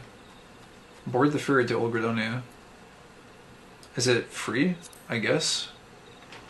Kinda curious where this is. I'm not sure if I remember coming across a pier. Oh yeah, wait, yeah, it's by the Lancers Guild. Right, okay. Interesting.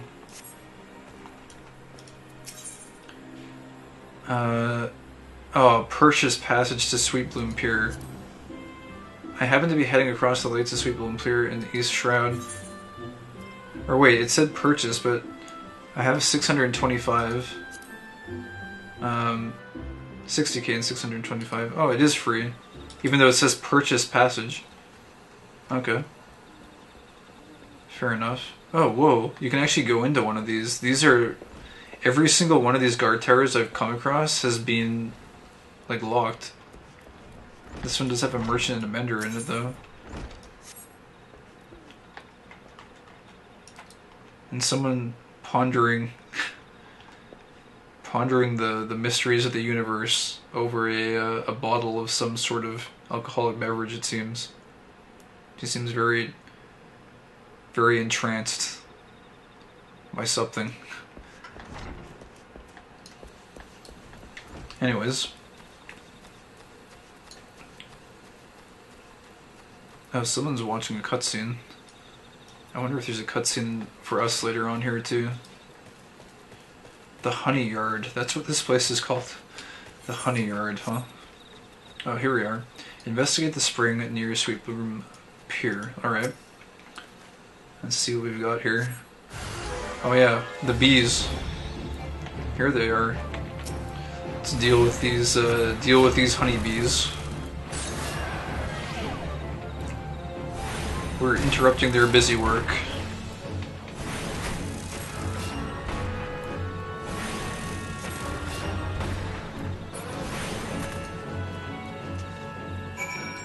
Speak with Wolfew at Full Flower Comb. That's it? Really? This is our trial of wind, huh? Were we supposed to feel the wind generated from the swarm of angry bees? Somehow seems less than convincing, but I guess we'll get our explanation now, perhaps.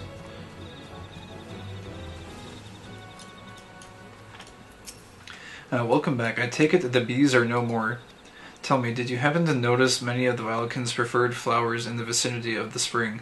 I ask because there were none. Strange then, is it not, that the bees should choose to congregate there? And what has caused this aberrant behavior? Still your mind and reach out with your senses. Can you feel it? The path of the wind veers from its natural course, sweeping hapless creatures along its wake. Something is playing havoc with the air currents. Such a disturbance bespeaks corruption. Return to the spring near Sweet Bloom Pier and search for pockets of corrupted air. Should you find one, use your powers of conjuring to disperse it. That's actually kind of neat. That's, I do appreciate that, that, like, justification that, like, you know, something is slightly off.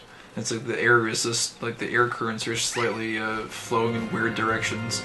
That's kind of neat. I hadn't really thought about that being a potential reason for the bees being out here. Corrupted air.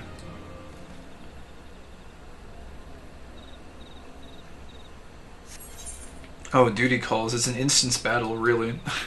Alright. Well, maybe this is that slightly more... Or actually, no, I guess this isn't really that much more prestigious. I was going to say maybe this is a little bit more than the Earth one, but it looks like it's about equal. I thought there might be something that's a little bit more foreboding, but it looks like we just have Tainted Wind Sprite. Oh yeah, this one is attacking me too. I guess there's 3 of them.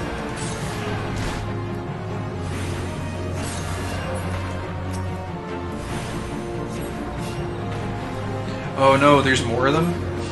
I see. I guess the main purpose then is to mostly just take out the ads. We'll just... Oh, I just one-shot that one. They're not too difficult, it seems. Oh, Sister Wolfie, or Wolfew. The sprite's presence is palatable. You should not face it alone. Leave the healing to me. Channel your energies into offense. Okay. That's cool. We actually got someone to help us out. I guess this is a little bit of a step up from the Earth one. The Earth one was like, just go kill the Earth sprite, and it's like, okay, it's over now. This is a proper tough wind sprite, it seems. Oh no, wait, raw sludge. I thought she said leave the healing to me. Well, oh, okay. She is healing me now. Jeez, this thing, though. Let me get a DOT on that. Oh, there we go. The sludge disappeared at the end. Cool.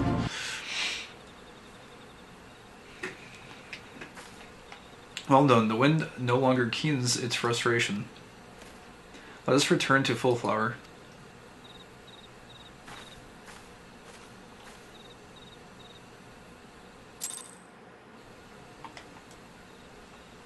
Oh, I guess she's not gonna teleport me back. We gotta actually leg it. We do indeed gotta leg it.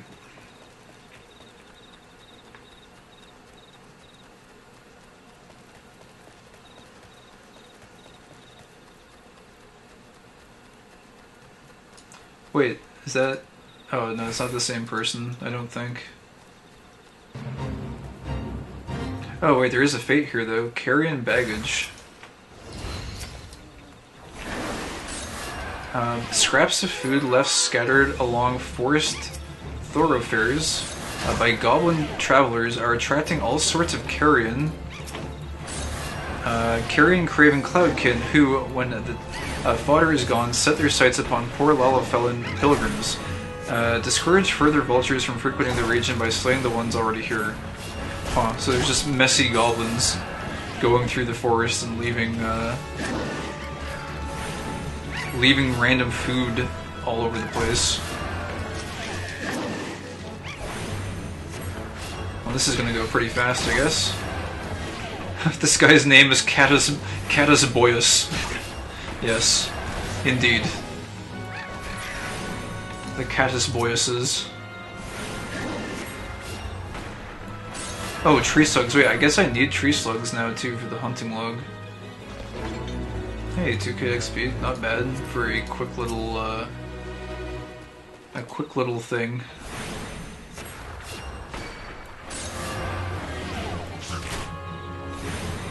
I'm guessing we might as well just pick up the tree slugs over here. As uninteresting as they may be.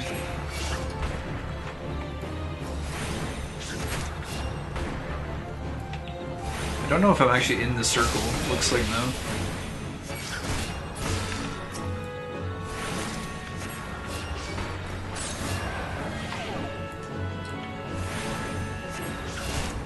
I wonder if next class quest we end up getting a new spell. I think for the Marauder at level 15 you ended up like getting an extra ability or something at level 15 through the class quests, so that might also be the case with Conjurer. I guess we will see.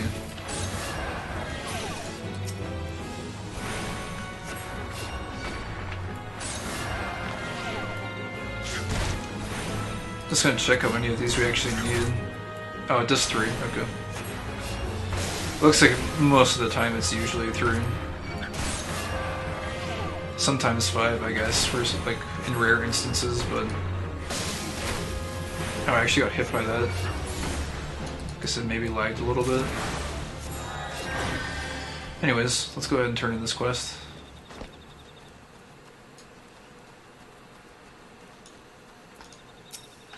I must apologize for exposing you to such danger. The corruption was greater than I anticipated, but it is through such trials that we flourish as conjurers. Now then, Kai, what did you learn as you struggled with the air's grasp? You will doubtless have noticed that the wind does not strike with the instant crushing force of earth. Instead, it torments one's form, dancing across every surface and leaving 1,000 tiny wounds in its wake. There are agonies of erosion. These are the agonies of erosion. Having experienced such pain, you are now intimately acquainted with the wind's capacity for patient destruction. No land is a stranger to its power. When you stand under distant skies and feel the wind's familiar caress upon your skin, remember the lessons you have learned here this day. I suppose I should be grateful that this latest elemental disturbance manifested itself at such an opportune time. Only the gods know what I would have taught you had it not. Yet the growing frequency of such phenomena begins to concern me. While it is true that the calamity wrought much harm upon the Trollswood, I suspect some other forces at work here. I bid you remain wary, Kai. But enough of these ominous rumblings. I regret to say that your time with me is at an end. Return to Stillgate Fane and inform Brother Isumi of your newfound mastery. Oh, and be sure to thank him for sending me such a willing first student. Oh, we were her first student, I see. That's cool. So they just have their hero of wind chilling here with the beekeepers. That's pretty neat. As I suspected, though, or somewhat suspected, we didn't actually get a quest to go over this way, so we're just gonna go over here for convenience to grab the Aethernet crystal, so that when we do want to come back here, it won't be too much of a burden to do so. Also, I still haven't forgotten about that kind of like the central part of the Central Shroud. I do just want to check that out really quick before we head back to the Conjurer's Guild. We'll leave the dialogue in this area for later, just because it seems like this is kind of a higher level zone, so we might actually end up having some sort of a natural connection to this area eventually. Can talk to the Chocobo Keep too, I guess. Well met, traveler. Might I interest you in Chocobo Porter? Do not tell me this is your first visit to the stop. I shall update my register with your name so that you may access this location in the future. And it's raining again. It's always raining in Gridania. Go ahead and tune here. Cool, cool. And alright, with that done, wanted to teleport quickly here. Back to Bent Branch. I'll just take a quick look around there to see if we missed anything kind of in that area just before the level 30 cutoff area. I'm curious if they have something in place to kind of tell low-level players, like, don't go over here, you're gonna get smoked if you go that way. Guessing there should be something. Very nice and relaxing, rainy nighttime Gridania. Although perhaps not the most interesting to look at visually. It does definitely have a kind of a cozy rainy day feeling to it, though. Oh, hey, look at that. There are a couple of NPCs up here. Wonder what they're up to. The Matron's Leave. The creatures in these parts can be monstrous, but they are mewling babes compared to the nightmares found in Sorrel Haven. I would caution you against arranging too deeply into the forest. Okay, they do give you a warning here. I hope you understand the risks involved with climbing the Matron's Leave. Even should you survive a fall, the beasts below will be quick to take notice. An adventurer like you should have no illusions about what would happen next. Oh, wait, you can go... Wait, what? You can actually go up here. The Matron's Leave. Oh, so this is how they did it. So if you want to go up to the higher level area, you have to, like, go up this whole place. Interesting. That's kind of cool. So I guess everything down below here then, like, this is all like low level stuff still then, I guess. That's a really cool zone transition. Just like a giant tree branch. I'll just take a quick look here. Tree slug. Wait, what is in here? Sanguine perch.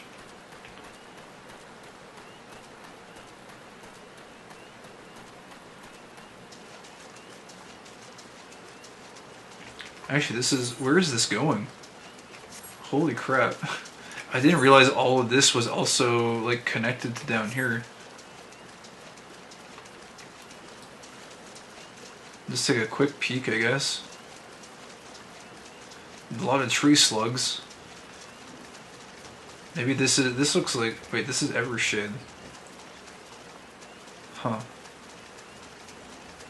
Maybe this is where the tree slug monarch resides. This is where their civilization is founded. These seem to be the highest level tree slugs you've encountered so far. Cool, I didn't know that this entire area down here was like divided like that. That's interesting. Interesting to me anyways, I don't know. I kind of like mapping out and scouting out zones for the first time, so... Although ideally, we would have a mount to make it go a little bit faster.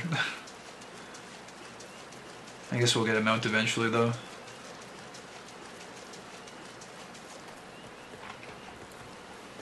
At least we do have sprint to help it go just a little bit faster. Oh, actually, I'm kind of attracting a lot of unwanted attention here. That's kind of cool though. So there's like a... Oh, it's these things, the keykerns.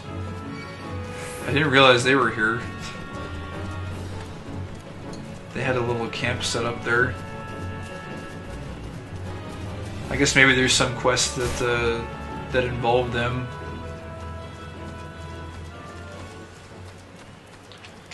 But yeah, I guess we could actually technically go back to New Gridania this way. I'll go ahead and just switch to Marauders so we can avoid any unwanted attention if there's higher level mobs here.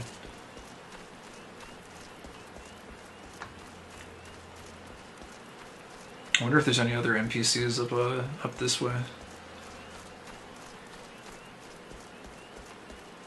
This kind of reminds me of that one place in Lanasia too, where they just kind of had like scaffolding set up to traverse various difficult terrain. Oh yeah, there is one guy here, Theodore. The forest to the east is home to Death Gazes and Ziz, so don't go and cause a commotion unless you've no objections to being some beasts in dinner. You are always welcome at Dunstan Spire, humble as it is. Stay a while and rest your weary feet. Oh right, and then this is just this area. Yeah, we have a quest here to do, basically repair the scaffolding. But yeah, I guess that's it then. And then this just leads up to White Wolf Gate. So I guess we'll go ahead and make use of White Wolf Gate actually while we're here. Just get back into Gridania and we can actually progress finally.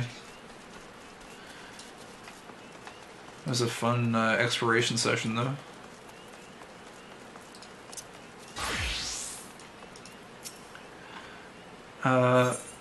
Actually, I'm pretty sure I talked to this person before. Walk softly, there are fellow creatures in these parts. Remember that Central Shroud has two faces depending on whether you remain above or take the matron's leave to the Jadeite thick below. Yeah, I guess we just learned that now. I think when I talked to this guy last time I had no idea what he was talking about because I came here for the first time. But I totally got what he's saying now, how it's like kind of divided. This is White Wolf Gate. Do you wish to enter Gridania? Yes.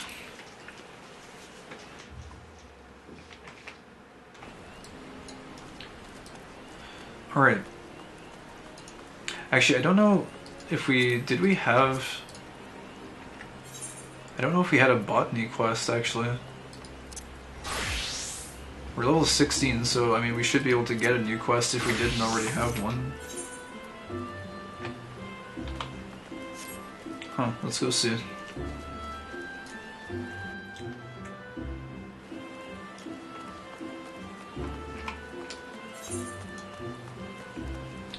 Haste makes waste. Oh, we do. Okay, let's go pick that up really quick then. Oh wait, that's Conjurer. Botany.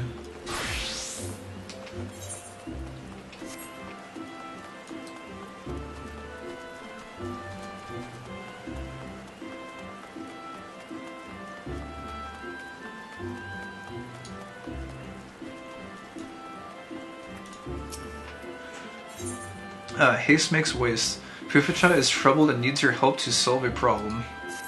My dear Kai, you are looking ever more a botanist. I do believe you are ready to take on further responsibilities for the guild. Guilds such as ours exist only by virtue of the cooperation of their members. Each individual must set an example for the rest if the collective is to thrive. The time has come for you to set just such an example. A matter has arisen, the handling of which I would entrust wholly to you. You may deal with it as you see fit, providing you see the problem solved.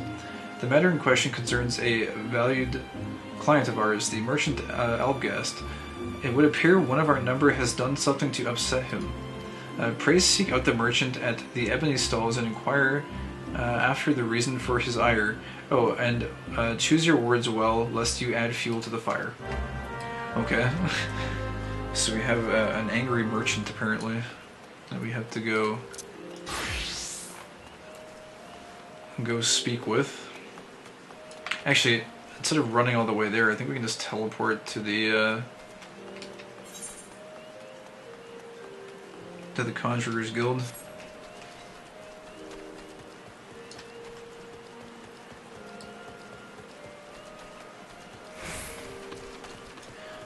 Oh hey, wait. Jadeline Rose, I think I've seen her around before actually. I think she was in Ul'dah at one point. Level 25, yeah. I think I saw her there while doing the main story quest either yesterday or the day before. Conjurer's Guild.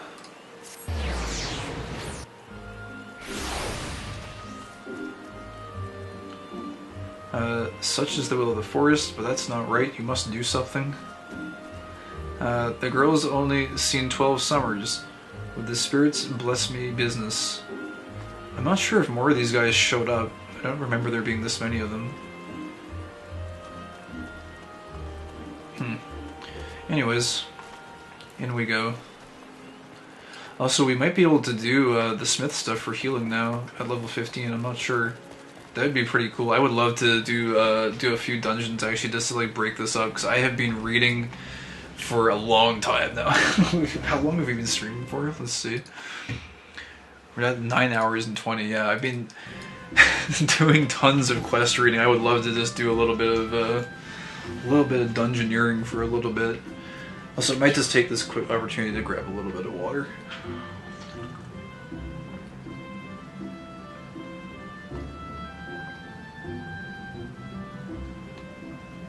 There we go.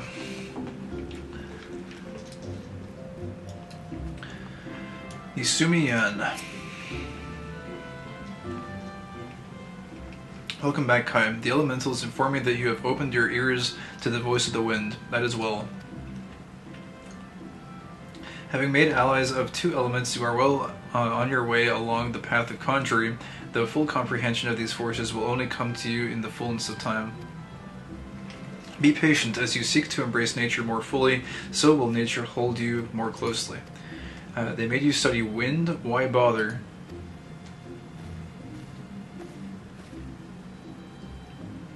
You don't need wind to heal things, whatever those dreary lessons tell you.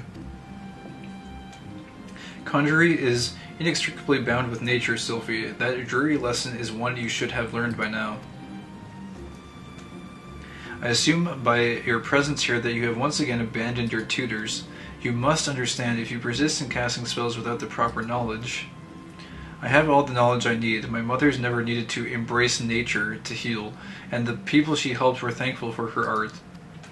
I'll learn conjuring the same way she did and become just as great a conjurer, you'll see.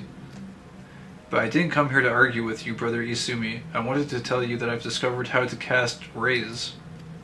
How? What were you thinking, girl? You know not what you do, what you risk. You are meddling with the forces beyond your comprehension. Should you even attempt to use that spell, I will have no recourse but to strip you of your name of conjurer and banish you from our halls. Do I make myself clear? Why must you be so angry with me? It's not as if I were trying to hurt anyone.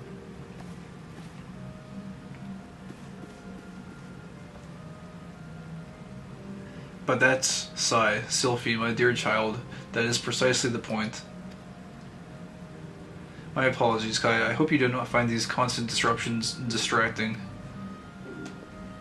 As you have just heard, Sylphie's mother was also a conjurer who was unable to use any spells outside of the sphere of healing. Needless to say, Sylphie seeks to emulate her in every way. It is a rare and wondrous talent to heal without relying on the energies of nature, but such power is not born of true conjuring. By all that we know of the art, it should not be possible for Sylphie to cast rays. I shudder to think what would happen if she tried.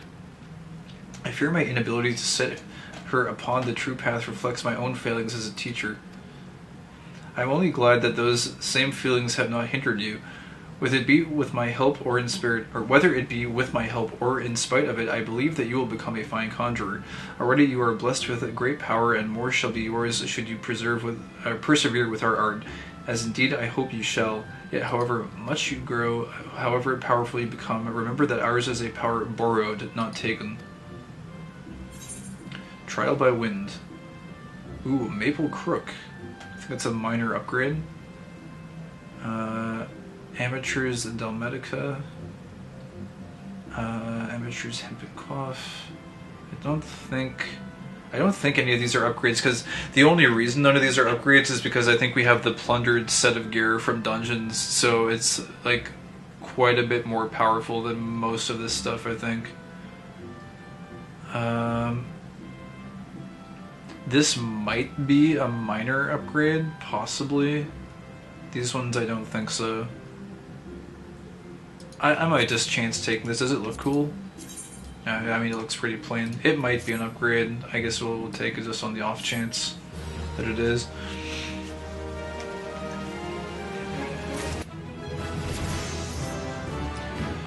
Chapter. Level up 16. Okay. Trial by water. Brother Izumi Yan wants you to learn about the element of water. It is good to see you again, Kai. By the aura you exude, it is plain you have grown further as a conjurer. The time has come that you acquaint yourself with the third element of our art, water. For the first part of your lesson, you are to take this flask of pristine water and pour it at the foot of the hedge tree found near the Hawthorn Hut. The water's purity will draw forth the corrupting entity that is siphoning the tree's life force. Dispatch this being and then speak with Brother Josin at the Hawthorn Hut. As you might expect, he is a conjurer with a fine ear for the murmurings of brook and stream. Listen well to his advice if you would learn to master the element of water. Alright.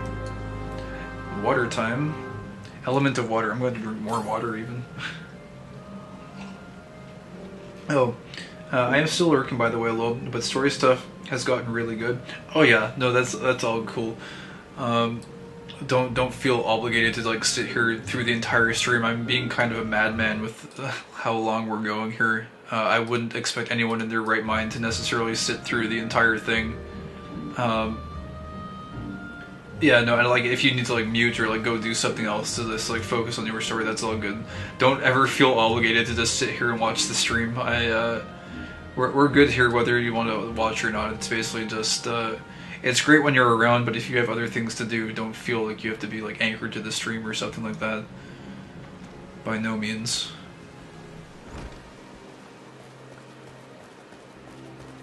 But yeah, so we need to... Where exactly were we supposed to pour this? I actually kind of missed that. Map. Oh, Hawthorn Hut. Yeah, that's in East Shroud. That's very close to that place where we grabbed the Aetheryte Shard. Or not Shard, the Aetheryte Crystal, rather. So we can make our way back there, I suppose. And do that. Actually, we might as well just teleport there right now, I guess. There's not really much else to do.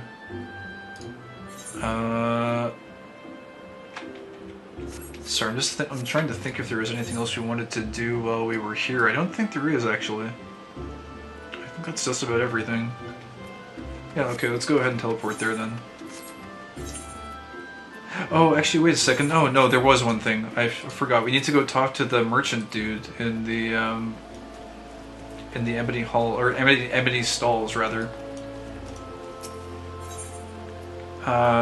We want to go to... Lancier's Guild, I guess, is the closest one. Because this might give us a botanist quest we can do along the way as well, which would be nice.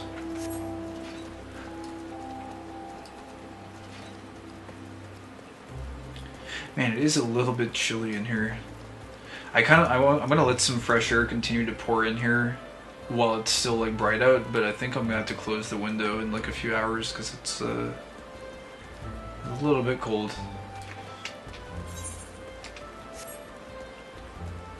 Also, I've been like super inactive today too, so I'm kind of mindful that I don't want to let my body temperature get too low because my body is probably not really in the best shape today. Where is this person I'm supposed to talk to? I can see it on the big map here, but oh, that's what it's telling me. It's telling me to go to East Shroud. That's for... I'm looking at the wrong thing. Where is the... I thought in Ebony Stalls... Oh, that's why. It's got the red icon because I'm not in Botanist. I am being very intelligent right now. Don't mind me. My brilliance is far too bright for anyone to comprehend at this moment. You might blind yourself if you try to understand the extremely intelligent machinations flowing through my mind at this moment in time. I also even just passed the guy after I identified where he was. Here he is. Albgast. Fufucha sent you, did she? Good, I'm not a man to mince words, so forgive me if I seem blunt. You know what marjoram is, but of course you do. You're a bleeding botanist. It's a very common ingredient in alchemy, isn't it? Very common. Now correct me if I'm wrong, but aren't you botanists supposed to be the experts in harvesting such stuff? Yes, you are. Strange then that the expert who brought me my last batch of fresh marjoram didn't so much harvest the poor plants as dismember them. While the leaves were so torn up, I couldn't recognize what they were at first. Needless to say, they're next to useless. So thanks to your herb hacking colleague, I have no marjoram to make my concoctions, which is why I inquired at your guild, only to be told you were out of supplies, and here we are. Now, if it ain't too much trouble, I would be obliged if you could bring me 10 sprigs of fresh marjoram. I'd be pleased, I'd please like them whole, as opposed to that fine bleeding puree your bush butchering colleague delivered. Truth be told, I don't care much about your hatchet-happy friend. What I do care about is not keeping my customers waiting for their medicine. In short, hurry. Oh, and for the love of the gods, be gentle with the plants, will you? I shouldn't have to say it, but after the last bloke, I'm not taking any chances. I see. Alright. Oh, I've actually already got 4 sprigs of it. Oh, hey.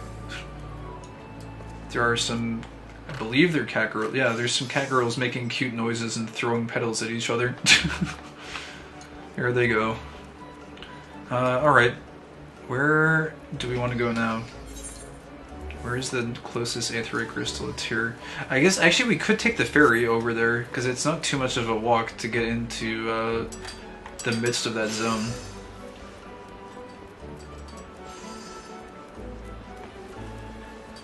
So let's go ahead and do that then.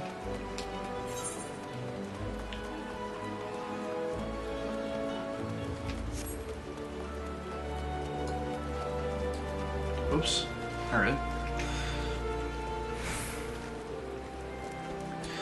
Ferry escaper, and even though it says purchase passage, it's actually free. Go figure. Purchasing for free. So I guess then the only thing we would need to do now, aside from gathering sprigs, is getting up to level 20, I guess. Oh wait, a grade 20, I think it said. It seems very far away. Oh, I forgot to turn on stealth also, or sneak rather. So we cannot be bothered by the local wildlife.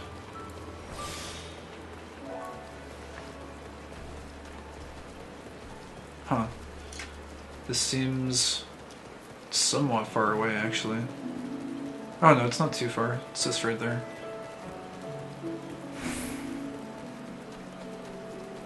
Mature tree.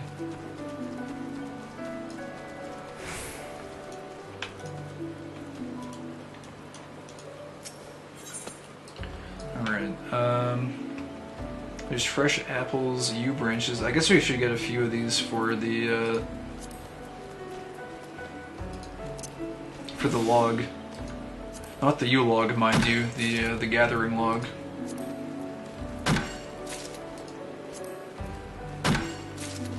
Fairy apple. Oh, whoa, wait. This gives you plus 3% XP and it's just an apple, you don't even have to cook it. Duration can be extended to 60 minutes by consuming multiple servings. Oh, that's super convenient, actually. I legitimately kind of just want some of these just to like have them as a convenient buff food. So are we a botanist main now? I wouldn't say main, but I do enjoy, I do like gathering stuff. I've always, in every MMO I've ever played, I do like gathering professions, even though traditionally they're not really like the most profitable, at least like in WoW and stuff, they're not. I don't know, it's just satisfying to be able to generate resources out of the land, it feels like. I've always kind of liked that. But not so much a botanist main as it seems really convenient to be able to level this up alongside Conjurer. It just seems like the zone progression, it seems to flow very nicely with botanist if you do these two quests hand in hand. So I've just been kind of taking advantage of that and just having a nice slow burn. It seems like we might actually need to be investing at least a little bit of time now into into chopping the trees themselves, because before we were just getting level ups like candy, and now we actually have to like chop down at least a few trees, it seems. Gathering can be insanely profitable in Final Fantasy XIV, even. I'm gonna take a break from story stuff. I've done enough for one day. Nice. Nah, I get you. It's chill in this game too, since you're not doing it between fights. You just go into gather mode and meter. Yeah, no, it's really chill. Like, you just put on stealth. You don't have to worry about like, oh hey, there's like 3 mobs close to the node. If I tap it with my pickaxe or like with my axe, then I'm gonna aggro everything. Oh no, right? It's like you don't have to really worry about that. Also, I think we might be slightly under-leveled for botany in this zone, it seems, because I'm not able to like gather herbs or anything. We might need to actually be level 20, but I guess we'll get good XP from these level 20 mature trees, it looks like. I don't know how many of these apples I have. I really like these apples, though. I want to put these on my bar. I'm guessing, like, I'm thrilled by them right now, but like they're no different than the other buff food I've had for like ever. Somehow though, it feels kind of like satisfying to be able to just like renew the supply of them. I know it's completely illogical, but like it's just that feeling. How do I get this off of here? There we go. So I guess we might as well just apply the buff now too. Like, we might as well eat a couple of them. I like that you can double stack this one to an hour. That's really nice. Wait, there's apples here? Yeah. You can harvest apples from these trees. And they give you 3% XP, which I know that's like the standard food buff. But like the fact that you don't have to like cook them or anything, you don't have to prepare them as a culinarian. And you don't have to buy them from a vendor, you can just get them. Wait, you need those? Well, unfortunately, I don't think I can give them to you because I don't think the free trial can trade. Otherwise, I would happily give you a plentiful bounty of apples. Level up. Hidden items. Oh wait, in the course of gathering, disciples of the land will occasionally come across hidden items. Oh, I think I might have just passed that by accident. A hidden item may also be classified as rare, meaning you can obtain only one before it disappears from the gathering window. Abilities that increase the number of items obtained during a single gathering attempt have no effect on rare items. Crap, I think I might have just accidentally missed that because I wasn't aware of the mechanic. Oh well, I'm sure they will come up again. Oh wow, this bunny lady is on a very elaborate looking, I don't know what you would even call this. Is it a horse? Is it a... I don't know. Antelope, perhaps? Also with a... This is a person? The heat of battle. Helping hand. Is this... I think that's a player. It's a gorilla.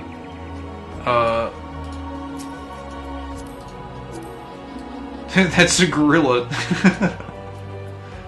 Interesting. Well then. I got my Reaper to level 75. There's apples, I need those. Yeah, I'm lazy. I just get a stack of boiled eggs. They're the cheapest vendor food, and you can get a stack for like 297 gil. Yeah, I feel you. Seems like it'd be most efficient. I don't know what it is though. I love it. I love being able to like renew your stack of buff items just like out in the wild. Where like as you're going, where it's like you don't have to worry about running out of them. And again, I know it's super irrational because you could just load up on like, I don't know, 200 eggs or something, or like 1,000 eggs, however many eggs you could ever possibly need, and you'd be set for like 3 days. But there's just this satisfaction that comes from like, oh, my apples might be running low sometime. Well, I could just, you know, go hack a tree down and get some apples out of it. Even though I really found that more satisfying as a kid, I found. But like as I've gotten older and started to like value time a little bit higher, it's like it's totally time inefficient, but somehow it's still satisfying in a strange way. I don't know. Maybe it's just because it's new. I'm sure after I've been hacking trees for for a long time, it'll be a little bit less of a, I don't know what you would call it. Oh, hey, wait. Oh, my ear. Oh, there's ear holes for the hat. I never noticed that. The cat boys have their ears sticking out of the hat. That's actually really cute. I don't really, most of the time I dislike the headgear for the cat dudes, but, that's actually awesome. Also, Nanamo is up on the shoulder, clipping through the hat as usual. That's what she likes to do. But yeah, no, I'll come there and get some later. Oh, okay. It's too bad I can't just like drop them on the ground or something.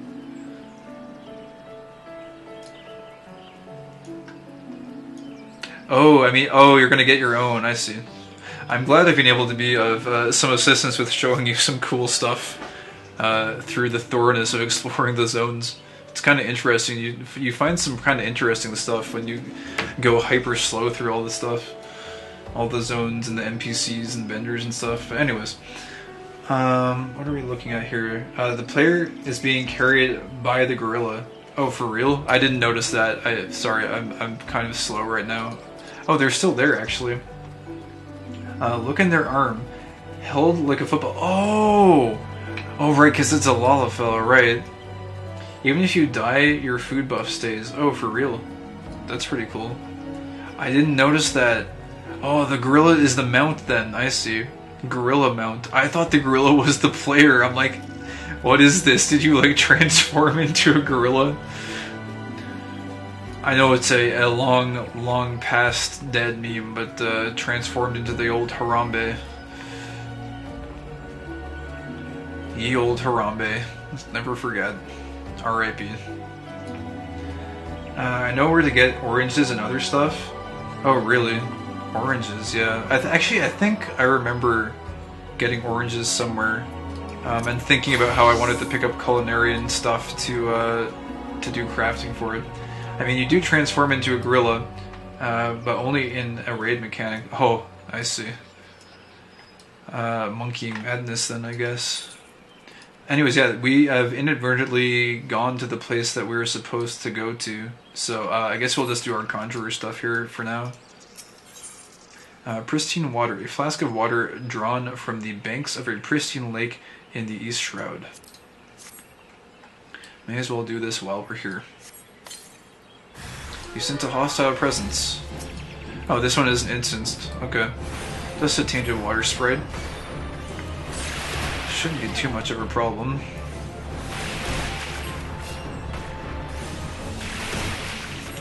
Botanists and culinarians go hand in hand. Yeah. I'd like the fishing too. It seems like picking up culinarian at some point and dumping some of my abundant inventory into it would probably be a wise decision. I'd like to be able to make use of my resources more rather than just vendoring most of them.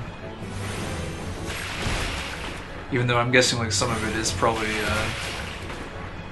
unavoidably going to have to be vendored at some point.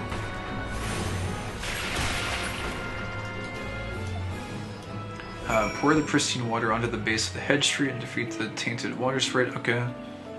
And then speak with Josin at Hawthorne Hut. I guess we could chain this into doing quests actually in this area, it looks like. So let's go ahead then and we'll just do... I wouldn't mind finishing off the botany, and I need to find those sprigs. I think they're in a previous zone actually.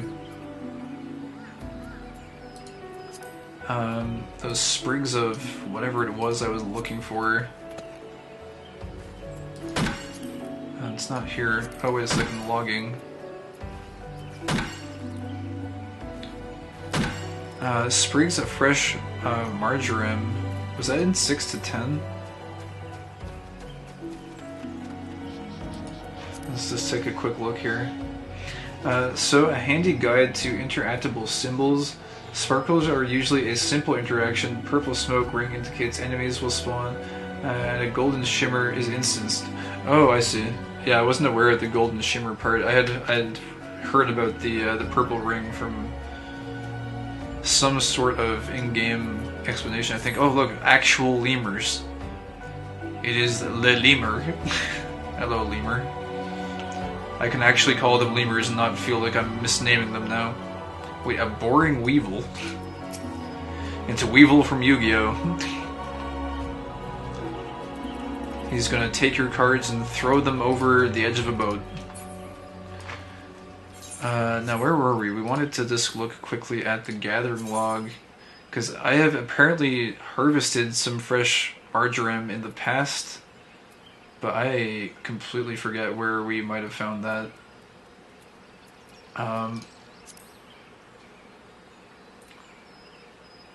Hidden Lanacine orange seeds. Oh man, orange seeds, that sounds like it would have been a good item to harvest. I guess we missed those earlier. Elm log, yew branch, no. 6 to 10, 11 to 15. Where exactly was this? Oh, here it is. Marjoram. It was at Bent Branch. I see. Well, how far away are we? We're kind of far. I guess we would need to teleport there.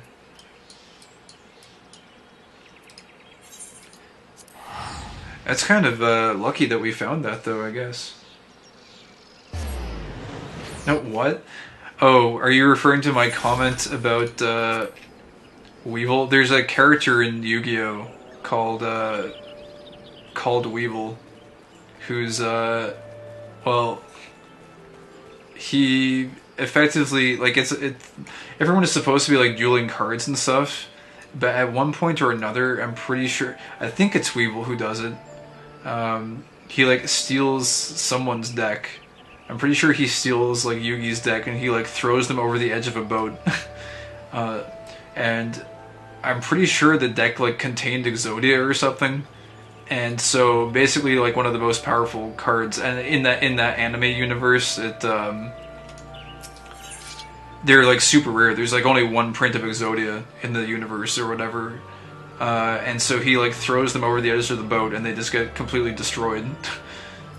So, yeah, that's what Weevil does. So, when I'm referring to Weevil throwing cards over the edge of the boat, I don't know, just a random Yu-Gi-Oh! Reference.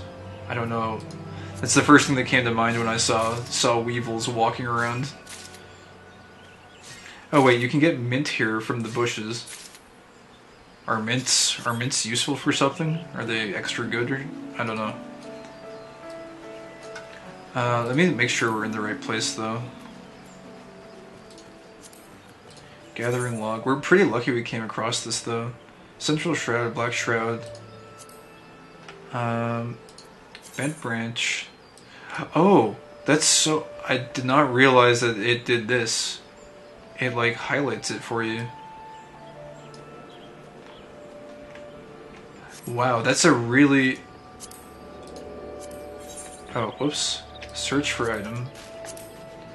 Wait, link. Wait, how did I even get there? Oh, like that, I see. I didn't realize you could click the location and it shows you a little, like, radius of where it shows up. That's really, really helpful. Because Bent Branch is quite a wide area. I don't know if I would have found that otherwise.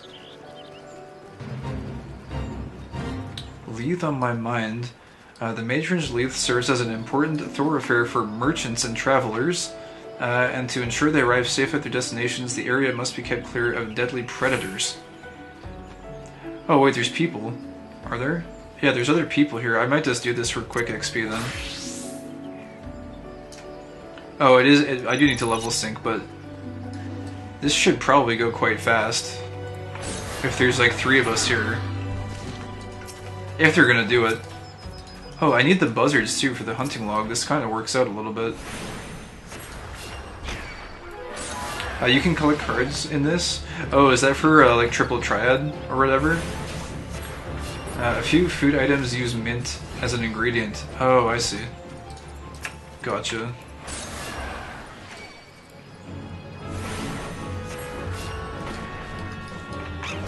I assume the cards are for triple triad. So can you build triple triad decks in this? And also, are there like rare cards? Do you have to like somehow collect cards, and are there like drop rates for them? Are there like really valuable cards versus common ones? I feel like that would be highly addictive. Basically, cardboard crack in virtual form. Oh, the third person left. Well, I guess with 2 people it should still go pretty fast. And level 10 is not the worst, I guess. I kind of like that we did get a lore snippet from the Fate, though. Although, to be perfectly honest with you, I can't imagine like a merchant and their cart going up this gigantic route. That seems like... That seems weird to me. Even if it was like, if they had like a chocobo like pulling it or something, it feels like the risk of having the cart like tip over the side would be kind of high. And like, how are you gonna get a wagon up those steps too? That seems kind of weird. If you're traveling on foot, I guess it would make sense, but I don't know. There's a very similar location in Lunacia where they set up like scaffolding, but I think it makes a little bit more sense in that case because I think they have like pulleys and like platforms. So like you would wheel your cart or your wagon onto the platform and then use the elevator to lift it up. But in this case, this, I don't know, I cannot imagine bringing a cart up this. It doesn't seem like it would work very well.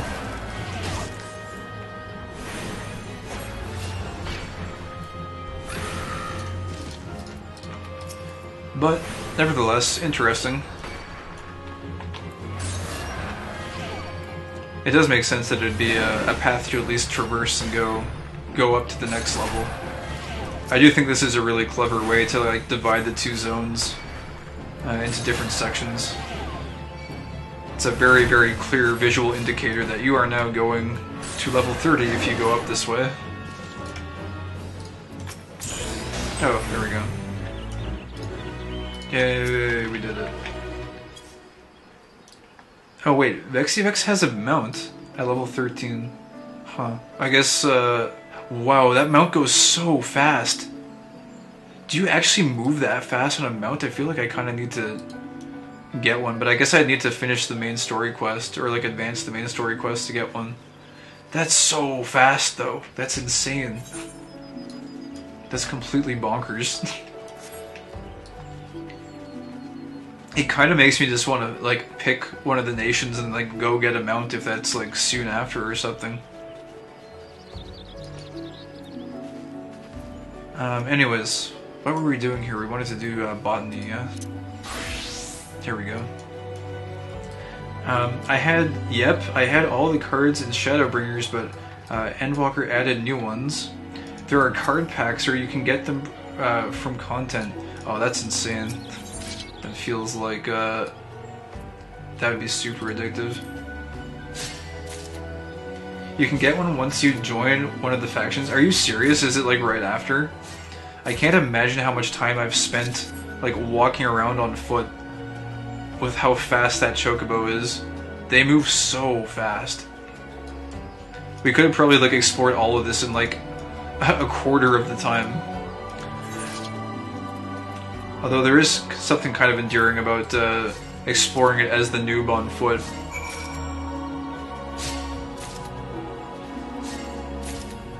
Man, I might just go and like throw my chips in with Limbs of Laminsa. I might just do that. Just so we can get the mount. Like, that would save us so much time.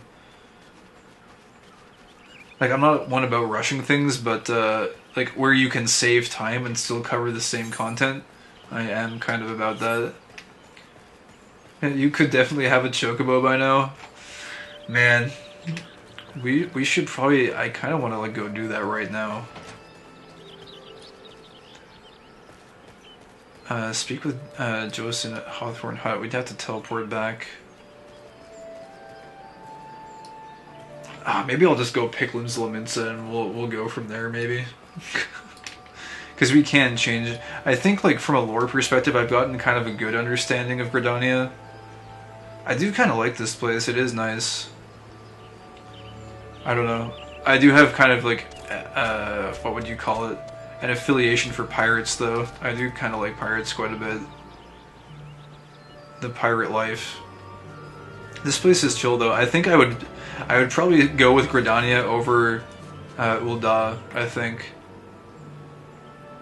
after like taking a look at this place, I kind of do like that they just vibe with the elements all day, and like they're just very in tune with nature, and they're chilling out, and they're doing their best to kind of work out their differences with all the adventurers that are coming through and causing a ruckus, basically.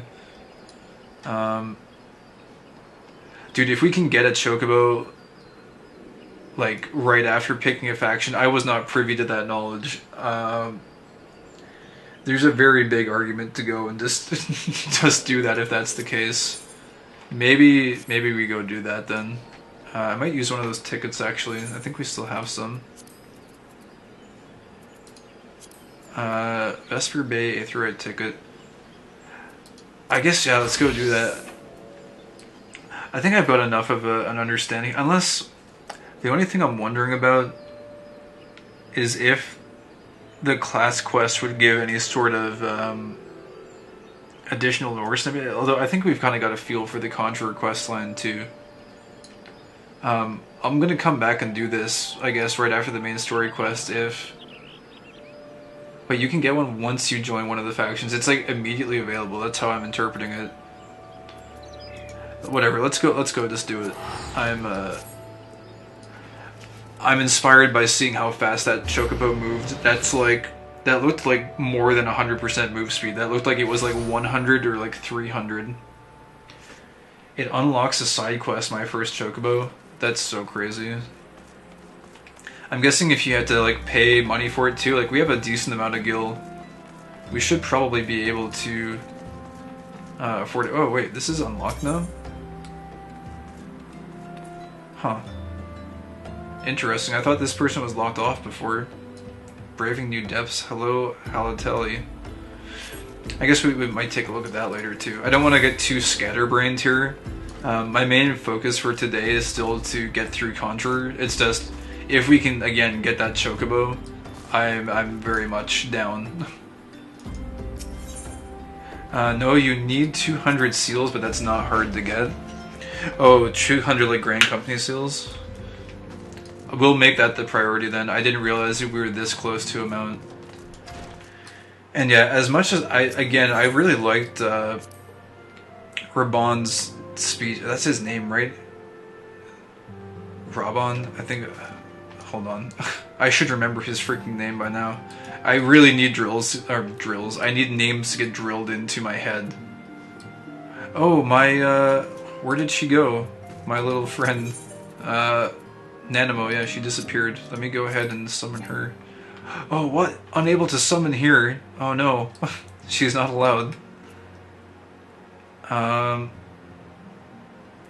It should say his name here, actually. Raban. Yeah, right, gotcha.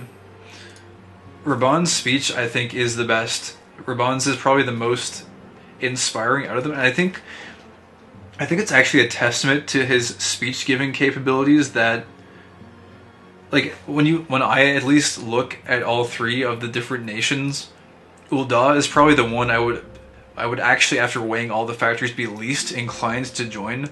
But after Raban's speech, it was basically like propelled up to the one I wanted to join the most, just because of the way he delivered the speech. It's just like really good. But then after weighing all the different factors, man, Gridani is pretty cool too, though. But oh man, I gotta go with Limsa. I'm so indecisive. I hate how indecisive I am. I guess I don't hate it. It's like I take decisions way too seriously, and I know you can switch. We're gonna go Limsa because I need that Chocobo. We gotta ride. We got the need for speed. All right. Welcome back, Kai. Were the Grand Company leader's words as illuminating as you had hoped? Each nation is beset with problems. I trust you see now why your services are in such demand. Would that there are more of you, Kai. But you must be tired from your journey. Why don't you rest a while and take a moment to reflect on your decision? Oh, great, yeah, thanks. Just reinforce my indecisiveness by telling me to go and reflect even more.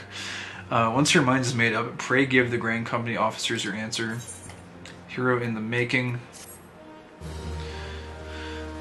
It's complete.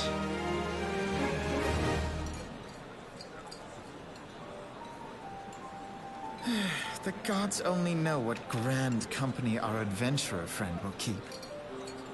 Oh, I guess these guys are not impressed by any of them. I'm going to turn on the auto advance just so that I don't accidentally blunder and skip over some of the voice narration here.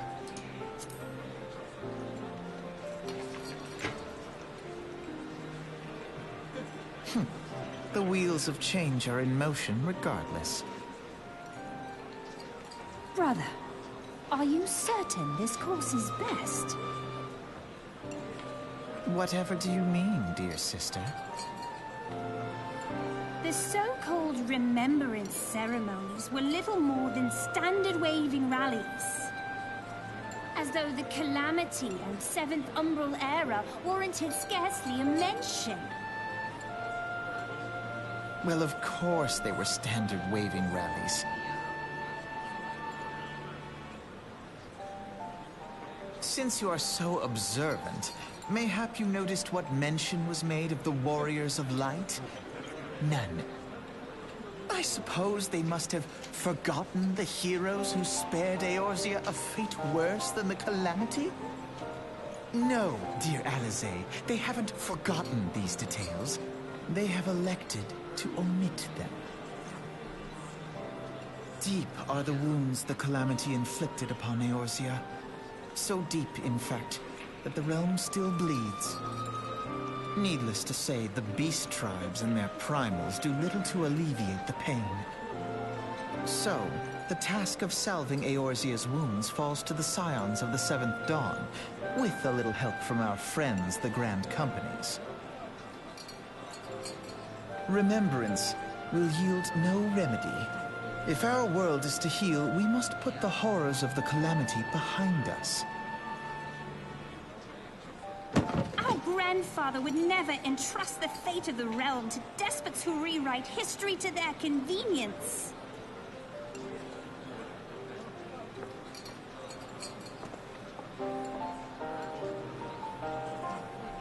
There must be another way to cure what ails this world, and I need to find it. You are most welcome to try. Our paths may differ, but our destination is the same. In time, I dare say we will see eye to eye. I should hope so. My lady! We are to escort you! Hope does not come into it. We share the burden of this fate, dear sister, and will prevail together or not at all. The salve will serve not only to close up our present wounds, but prevent old ones from opening anew.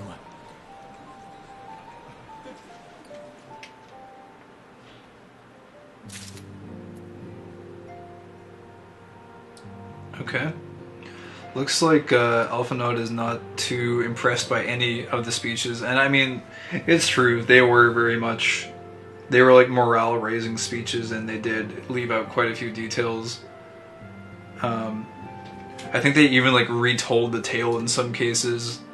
I think in the case of Ul'dah, they were like, yeah, we laid the Imperial Legion low.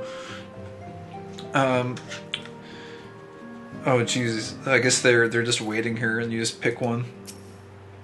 With the power you possess, there will be those who wish you ill, and you must needs be on the lookout for them. Yet, however vigilant you are but one man.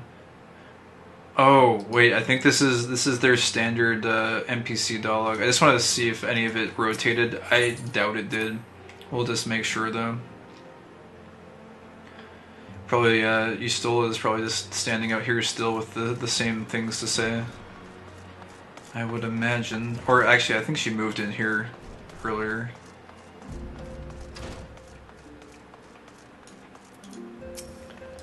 I've heard words of your... Yeah, it's the same. We've seen all this. I believe it was yesterday. We went through most of that.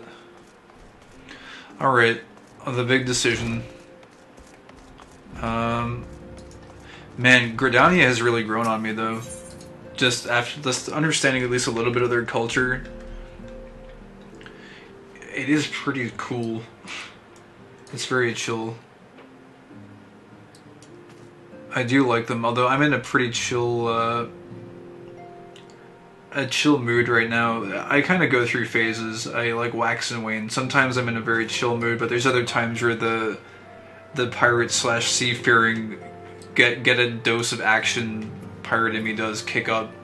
So even though right now I feel like in this very moment I'm kind of in a very big Gridania vibe, there are definitely moments where I get into like a full pirate mode and it really speaks to me. So I gotta go with Limsa. I have to go. I just have to do it. I feel bad to not pick the other ones, I guess, but we have to make this plunge. We have to make the decision. It has to be made. We've been Limsa since day one, and Limsa we shall continue. How was the Admiral's speech? It was okay. It was okay. But you need not explain that you stand before me now is answer enough. You have resolved to join the Maelstrom, have you not? Oh wait, they have little bits of dialogue. Well, I dare say you have your reasons, but mark me, in stormy seas, the strong arm and stout heart must pull together, or the vessel will founder. Founder? I'm almost positive that should say flounder. Maybe it should say founder, I don't know. I've never heard the word founder used in that context. I've heard flounder, though. Anyways, and when the ship goes down, the passengers always share the fate of the crew. Remember that. I like their use of like imagery too for their purpose of like just keeping the ship together type deal. It's like everyone is sailing together, the crew needs to be united. I do like that whole thing. That is cool. I just want to get these little bits of dialogue too. I guess these seem like they're kind of rich with some descriptions. Welcome back, adventurer. I take it General Raban's words kindled a fire within you. They did. This guy's speech is like actually legit. It's so good. I actually kind of want to go back and watch it again. It's so good. Join the Immortal Flames? No. What? You cannot seriously be considering joining another grand company. Why? They are not nearly as grand as ours. It's nothing against you, bro. It's just Ulda just has issues, man. Oh, NPC dialogue rotates a lot more starting in post A Realm Reborn. I see. Well, I've learned to become super vigilant to it ever since the first dungeon, because if you miss the dialogue outside the dungeon, you kind of have to go hunting and crawling through the wiki to go find what all the NPCs say. So I've become a little bit OCD about it.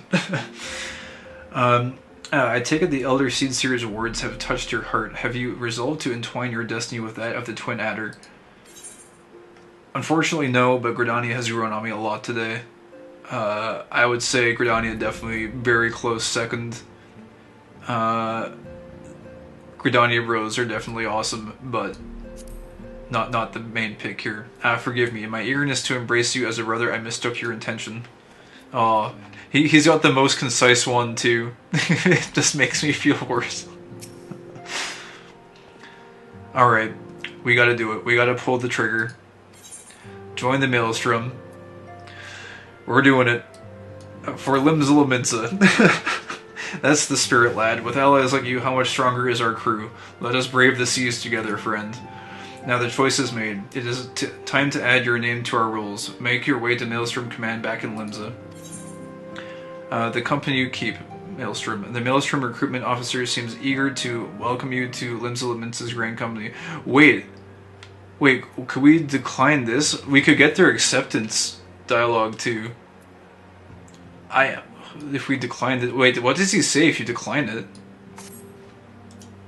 Does he say anything? Oh no, okay, so you accept the quest and that's it, I guess. Oh, so you can actually like see... You can see what they would have said if you would have joined them. Speaking of which, the post content for each expansion is actually... in and of themselves an entire expansion's worth of content, just minus new zones and released in 5 parts. Oh, you mean like they go back and update all the zones each expansion? Yeah, I would imagine there would be a ton of backtracking to do to like see how the world changes each expansion. That would be really cool to see too. Okay, so we've read that, but then join the Immortal Flames. Excellent. I feared the incident with the traitor may have soured your opinion of us. It gladdens me to see that that isn't the case. But before we can count you as one of our own, you must formally be inducted into our ranks. The company you keep, Immortal Flames. The Immortal Flames recruitment officer seems eager to welcome you to Uldal's grand company. Okay, and then just take a look here. Join the Order of the Twin Adder. You have chosen wisely, my friend. The Elder Seeds here will be overjoyed. Without further ado, let us speak of practical matters. In order to complete the enrollment procedure, you must report to our headquarters in Gridania, the Adder's Nest. The Twin Adder recruitment officer seems eager to welcome you to Gridania's grand company. Oh, they give you dye based on the colors too. Interesting. All right, I just wanted to see their responses there, but we got to throw our chips in now. That's the Spirit Lad. Alright, we're doing it. 'Tis on the upper decks, in case you have forgotten. I will send word to our personnel office to expect you. The duties of a Maelstrom soldier can be both arduous and challenging, but I promise you, you will not regret this choice. May your passage be swift and your bearings sure. Alright, that's it. The die has been cast. Our fate is sealed. And I know it's just nothing but fluff, because we can change anytime, and I might very well switch to Gridania. Just because I actually really legit like Gridania quite a bit. But as far as kind of like the canonical character's choice, we've gone with Limsa Lominsa here, so. Which I think is fitting for the character. I mean, this guy has spent so much time in Limsa. He spent his entire adventuring days there and learned everything he knows, so kind of makes sense. Also, I guess then if we need to go to Limsa Lominsa, we can go ahead and just teleport there, because lo and behold, Limsa is our home, so. Parts 1 to 3 of post content are normally tying up loose ends and witnessing firsthand the geopolitical effects of your actions for good or ill.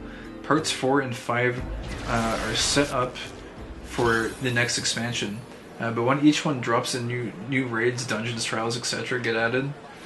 That's cool. Really cool. Oh, we got... That's a really cool outfit. She's basically got like a full pixie outfit going on there. How do you get those wings? Those are really neat. Won't get too sidetracked here. I'm just curious what those are even. Classical signifiers fair joy. Are the wings...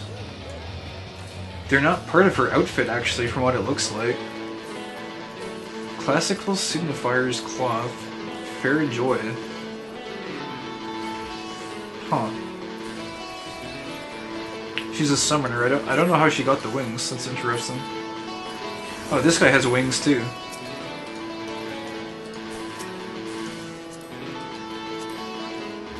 But his wings are actually on his character model here in the preview. Anyways, we can move on here. This is always a very busy place, and I always do get very tied up, especially when there's bards playing music, because I do kind of like. Wait, that riff. What was that? It was a really deep riff.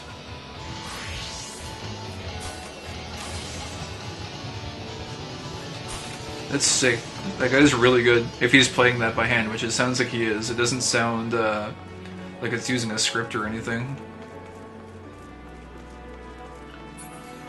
I'm kind of curious, in this game, based on like decisions that you do make, does it like change like vast? I'm sorry, I am getting a little bit tired. I've been streaming for a while here. My brain is slightly frazzled. Does it change a vast amount of like, I don't know, like how certain NPCs act and talk and stuff based on what you do? I know that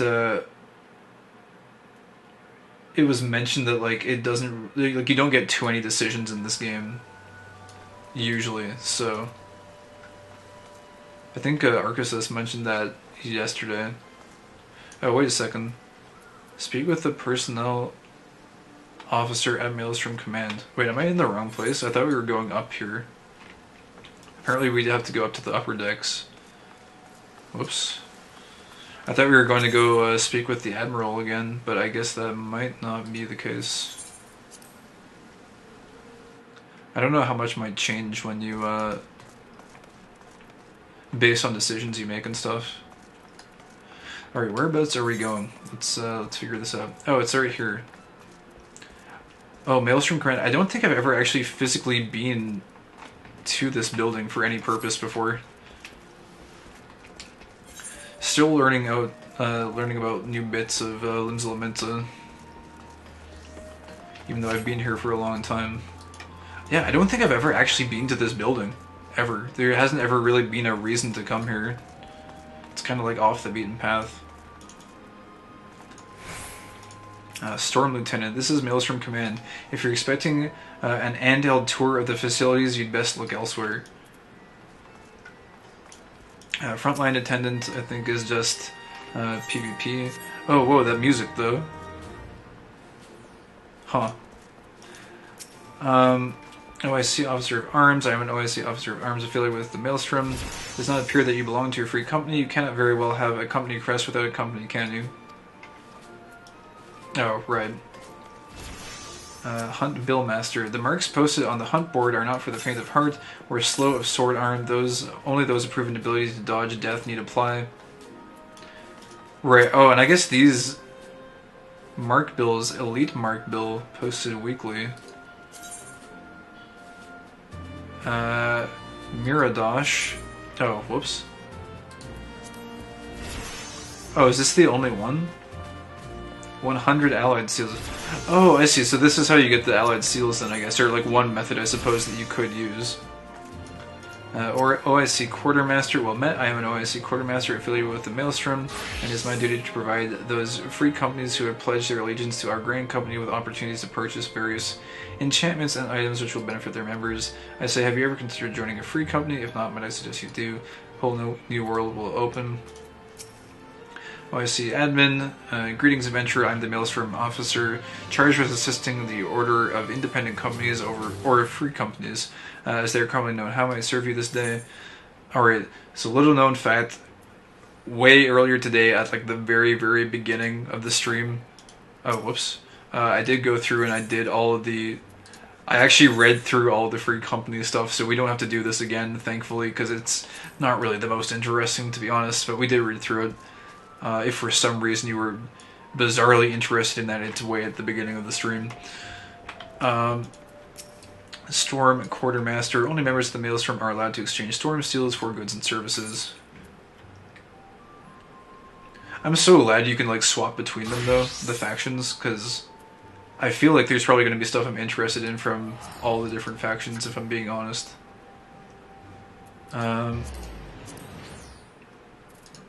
Oh, and I guess you have to like rank up basically. Storm Commander. We of Maelstrom do not jest when we say till sea swallows all. The soldiers of our company fight until the very last breath, the very last drop of blood. Are we chained by these words? Nay, it is a freedom in which all who join our ranks learn to exalt. That's cool. I do like their emphasis on freedom.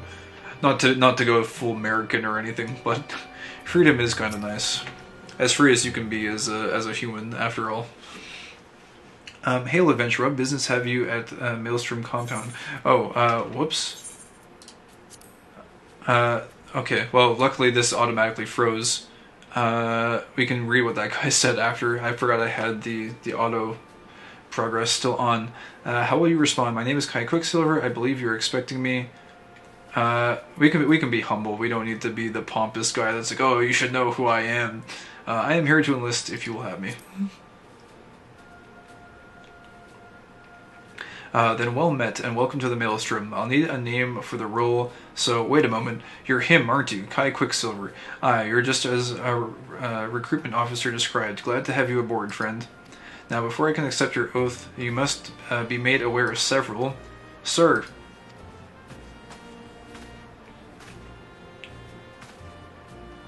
What is it, Private? And this had better be important. Sir, we received a report from a lookout in Lower Lanasia, sir. Imperial forces have fired upon a high-wind Skyways airship. Oh, shit. The vessel is in a bad way, sir, and appears to be banking for an emergency landing in Cedarwood. Cedarwood, damn it, we have no troops available in that area. The bulk of our infantry is bogged down on the coast, skirmishing with the fishbacks. Quicksilver, this is highly irregular, but I fear your first duty in service to the Maelstrom must need to be unofficial. If our man in Lower Lanasia is correct, the airship will come down in territory crawling with Imperial scouts. If there are any survivors, we must reach them before the Garleans do. Make haste to Cedarwood, locate the airship, and if any of its occupants are alive, make sure they come to no further harm. We'll see about swearing you in upon your return. Alright, well then. A little bit of unexpected problems taking place. Make haste to Cedarwood, locate the airship, and if any of its occupants are alive, make sure they come to no further harm. We'll see about swearing you in upon your return. Alright then. I guess that's what we're gonna go do then. I was gonna ask if anyone knew where the mount was per se, or like what it is you need to buy to get the mount, but we'll work that out, I'm sure, here. If it's the last thing we do today, we've still got quite a bit of time left in the stream. We will get that mount if it's as close as it seems to be. Anyways, so we gotta go to Lower Lanasia. Cedarwood, that is right next to the Red Rooster Stead. Fastest way to get there is probably through I'm just debating whether or not, I think getting the Chocobo is like slightly faster, so I guess we'll do that. We'll go through the Zephyr Gate. For you, it be by Aft Castle. Do you think that the thing is, if you leave via Aft Castle, there's no oh, whoops, what did I say? Oh, I activated arm's length. There's no Chocobo porter, or rather Chocobo rental there. So if you go at Zephyr Gate, you get the Chocobo, which is a little bit faster, I think. I know my way around this place decently well. I'm just not sure about the timing of it. I guess we'll see, because you just go through the mines, and then you pop out at the top of the zone. I think this is slightly faster than legging it from the Aft Castle exit, but I don't know. Oh, the Lost Lambs. Dude, I forgot. It was only like a week or so ago we were out here bullying the sheep. Taking that delicious mutton.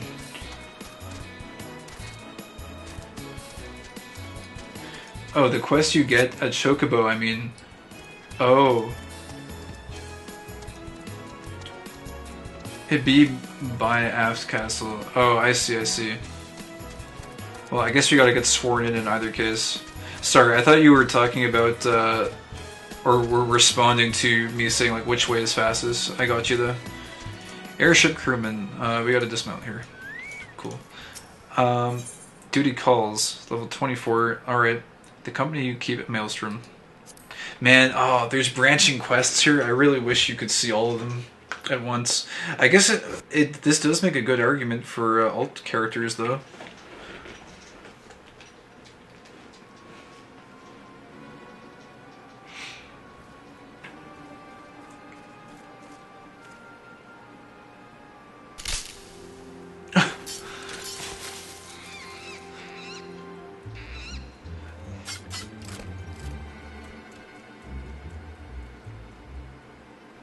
An adventurer, what are you doing here? No, wait, let's find some cover first.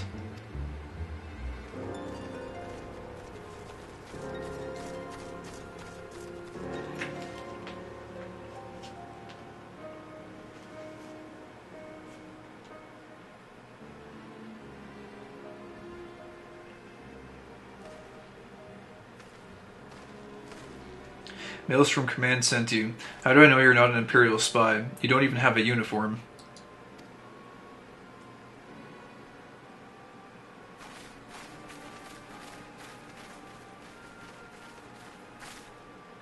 Be at ease, sir. We are of the Maelstrom. You're a Garland Ironworks engineer, yes? One of our lookouts reported the attack on your craft. We're here to rescue you. You must be Quicksilver. Good work on reaching our friend here before the Imperials.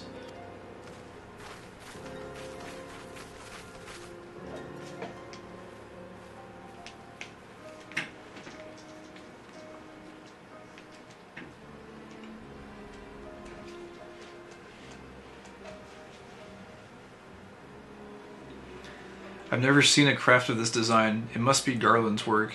Is there no end to the man's treachery? Or Garland's. I think, yeah, Garland's work. The secrets of Magitech belong in Imperial hands. They are not to be squandered by Eorzean savages. We are taking this craft back to the fortress. Dismantle it if you must. And bring the engineer. Someone must pay for Garland's crimes.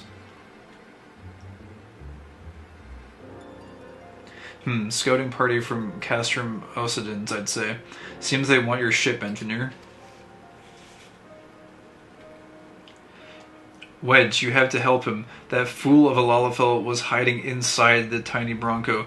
Wedge, you gotta be kidding me. Where's Biggs? Is Biggs with them?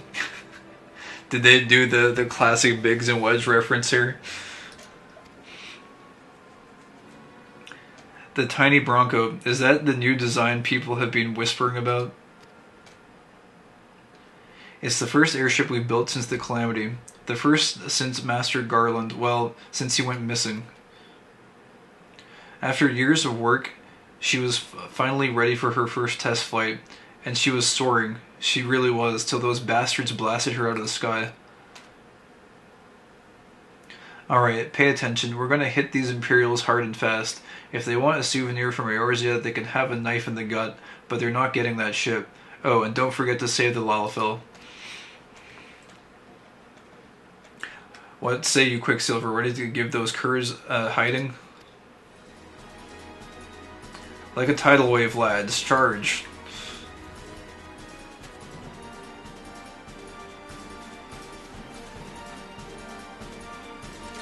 An ambush. To arms.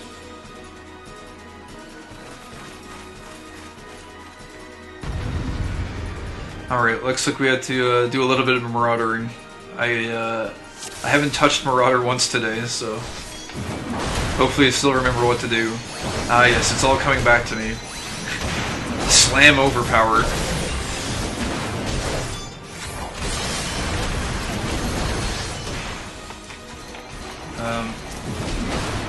Targeting was a little bit weird there. I can't really seem to pull aggro off of that guy. Does taunt work? Oh, there we go. I just didn't want him to get slammed too much, but he seems to be, he's pretty tanky. I don't think I needed to worry. He seems pretty capable. Savages, you cannot stand against the might of the Empire. This has gone on long enough.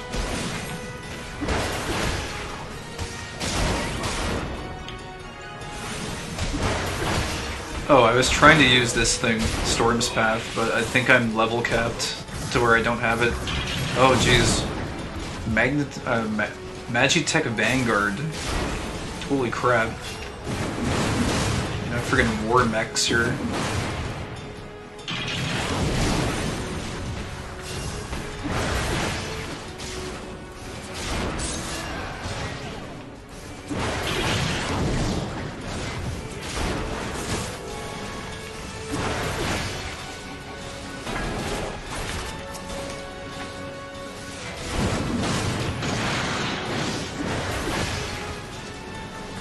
Wait, it's running away. What?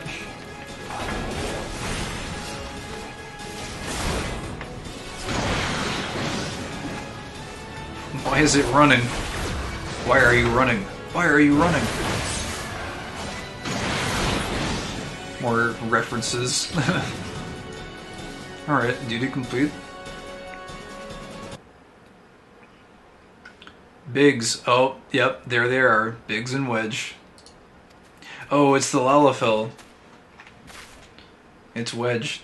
Wedge, you shouldn't have stayed with the ship. That was a close one. Too damn close. So how's she look anyway? I'm really curious if I don't know if the other factions in their kind of branched off versions of this quest, I don't know if they would have Biggs and Wedge, but I'm super happy that this version has Biggs and Wedge. That's so cool. Too damn close. How's she look anyway? Oh yeah, you got synced for this duty. It's positioning its AoE. Yeah, I don't know. It just seemed like it was bolting across the field.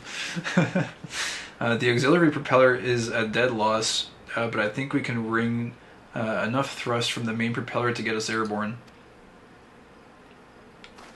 A few minor modifications and we should be able to fly the tiny Bronco home. Oh, actually, you know what?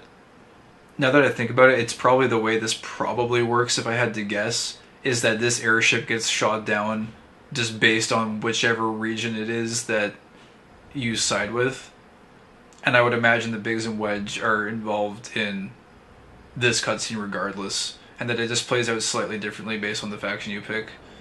For some reason, originally I was like kind of imagining that maybe it was like a completely unique thing, but now that I think about it, that would be kind of crazy if they opted to do it that way. Anyways, a few minor modifications and we should be able to fly the tiny Bronco home. We'll stand watch until the ship is ready to take off. The Imperials will come looking for their scouts eventually, but I doubt they'll get here for a good while yet. Quicksilver, you're free to return to Maelstrom Command and complete your induction. Ordinarily, I'd ask you to stay, but I think we'd all feel better knowing an adventurer of your ability was safely sworn in and ready for the next mission. Rest assured, I'll inform Command of the part you played today. I just wanted to say sorry, you know, for calling you an Imperial spy and all that. Got that one wrong, didn't I? Haha. Seriously though, if it hadn't been for you and the Maelstrom lads there, we'd be chained up in a dungeon by now. I'm in your debt, friend. We both are. Wedge. Thank you. We're very grateful.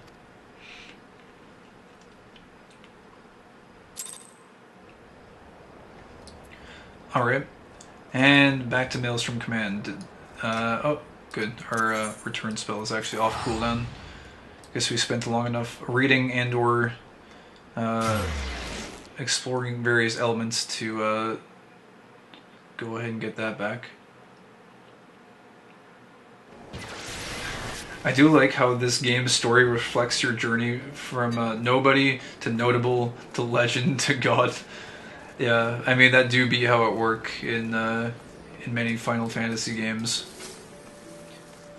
Generally speaking, it's like most of the main cast in any of the Final Fantasy games start off as just about like nobodies, but like by the end of the game, it's like they're taking on godlike deities in most cases. I think if we teleport actually to the Aft Castle, it's probably the fastest way to get where we want to go, now that I know where the place is. But yeah, I mean, if you look at something like Final Fantasy VI, it's like you have like a bunch of like completely random individuals. I'm not 100% acquainted with Final Fantasy VI's character lineup. I've seen a bit of it. It's one that I need to go and take a bit of a closer look at, but you basically have people like random gamblers and like soldiers of fortune and like, I don't know, I think you have some people who are like devout to various religions and churches and stuff, and anyways they band together and it's just a bunch of random people. But then you get and like hell, even the villains, like if you look at Kefka, it's like he's kind of a nobody. He's just like a random, he's a jester basically, and he like kind of goes through this phase of like being a somewhat oppressive general into like being like, he basically attains godhood, and then it's like your party of random schmucks versus this kind of like unserious clown guy, both of which like your party and the villain basically transcend into the heavens and then like have the ultimate showdown, right? It's like that's kind of the formula that Final Fantasy follows in a lot of cases. Yeah, but a lot of MMOs will have you doing the same thing, but somehow you're either a chosen one from the start or still office bitch at the end. Yeah. Yeah, no, this one does a really good job of the progression of your character and your notoriety. It feels, I know I'm still like pretty early on into it, but basically like everyone, when you first come off the boat at Limsa Lominsa, It's like no one knows who you are. You're just a complete nobody. And the guy even says, like, if you become someone that's like that's recognizable, that would be payment enough for the boat ride. Basically, I think is kind of what he says. Anyways, let's go ahead and continue moving along here. But yeah, picked Limsa, huh? Yeah, it wasn't an easy decision. It was quite a journey actually getting to this point. But it's like, at the end of the day, I gotta go with it. The pirate blood in me is too strong. Welcome back, Quicksilver. I just heard the report. You need to be concerned about the engineers. They completed their return trip without further Imperial interference. I must admit... Oh, wait. Sorry. This bird caught my attention. That's like a green rooster. I might need to take a look at that after, if the player is still around. Anyways, I must admit I had my doubts at first, but it seems the stories about you are true. I look forward to seeing what else you're capable of after you're properly inducted into the Maelstrom, of course. Now, speaking of your induction... Oh, a Dalamud red dye. Nice red dye. Oh, we got a level up to boot. I'll take it. Till sea swallows all. The personal officer stands ready to complete your induction into the ranks. Oh, Storm Seal. You get 300 Storm Seals, apparently, just for doing this. I think there is some mention of, like, needing 200 for something, I think. Let us start afresh, shall we?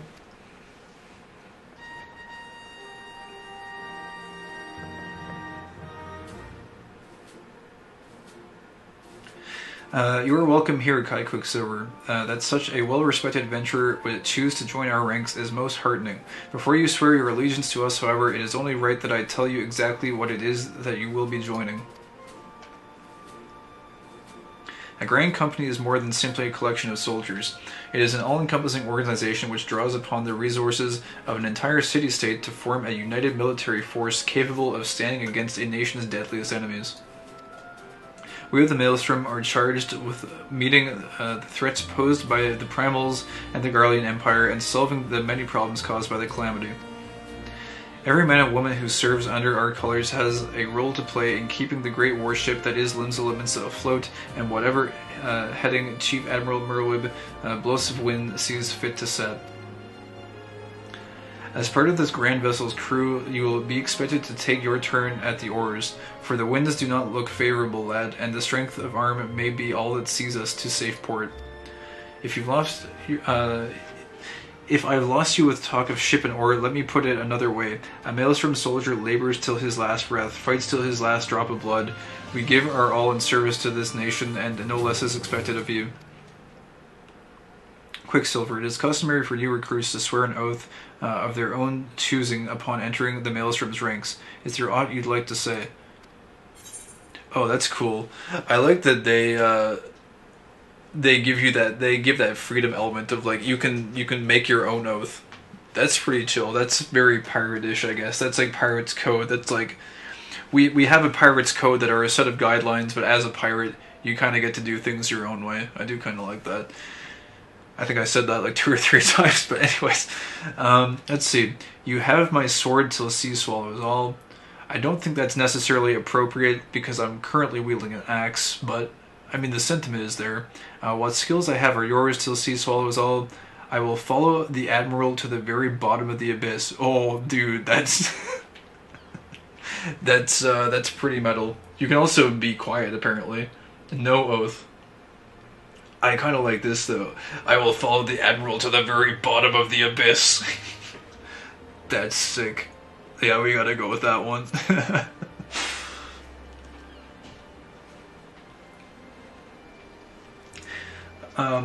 Like, I love these little dialogue choices. You know none of them are actually going to change things, but some of them are really, really agonizing. Yeah, I mean, I know that doesn't change anything, of course, but it's still fun to pick one out there. As would we all, a capable crew is one thing, but unswerving loyalty is a trait that cannot be trained or bought. Well said, lad. Kai Quicksilver, I hereby assign you the rank of Storm Private 3rd Class. You are now officially a soldier of the Maelstrom. Welcome aboard, Private. May you serve Limsa Lamenta well till sea swallows all.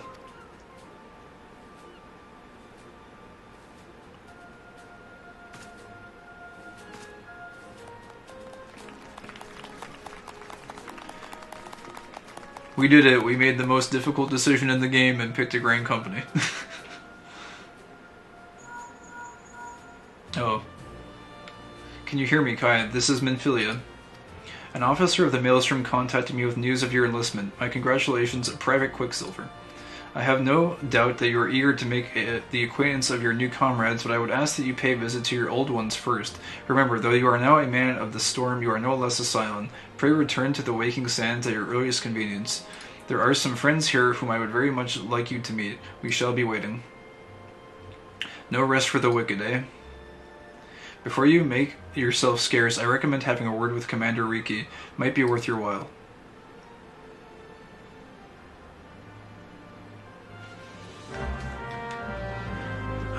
Once you hit Lieutenant, you also get to command a combat squad made of random NPCs that you can run dungeons with.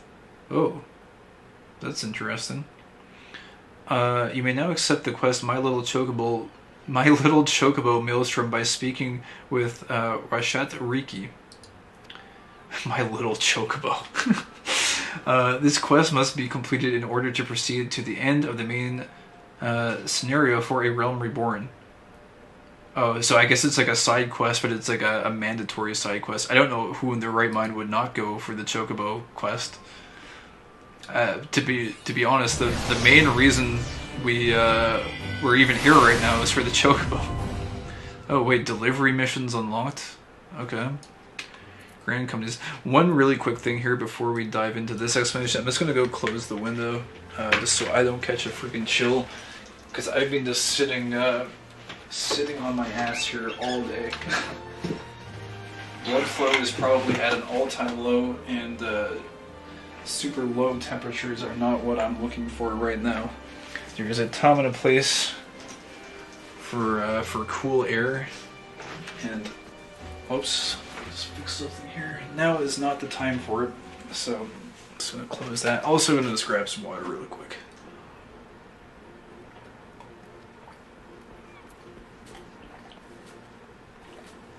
All right, should be good to go here.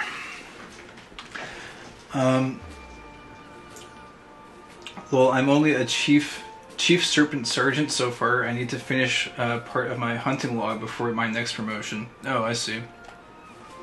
Delivery missions are sweet XP for your crafters and gatherers. You can show up and they'll have a list of items they want, and if you provide them, you get absolutely massive XP. Ooh. That sounds nice. Sounds especially nice if we're going to take the time to level up our gathering stuff, which I still fully intend to do, by the way. We're just making a little detour here for our Chocobo friend. But yeah, Grand Companies. You are now a member of a Grand Company and have been assigned the rank of Private 3rd Class. Your Grand Company and rank can be confirmed at any time under the Profile tab in the character interface. Let me just go take a quick look at this.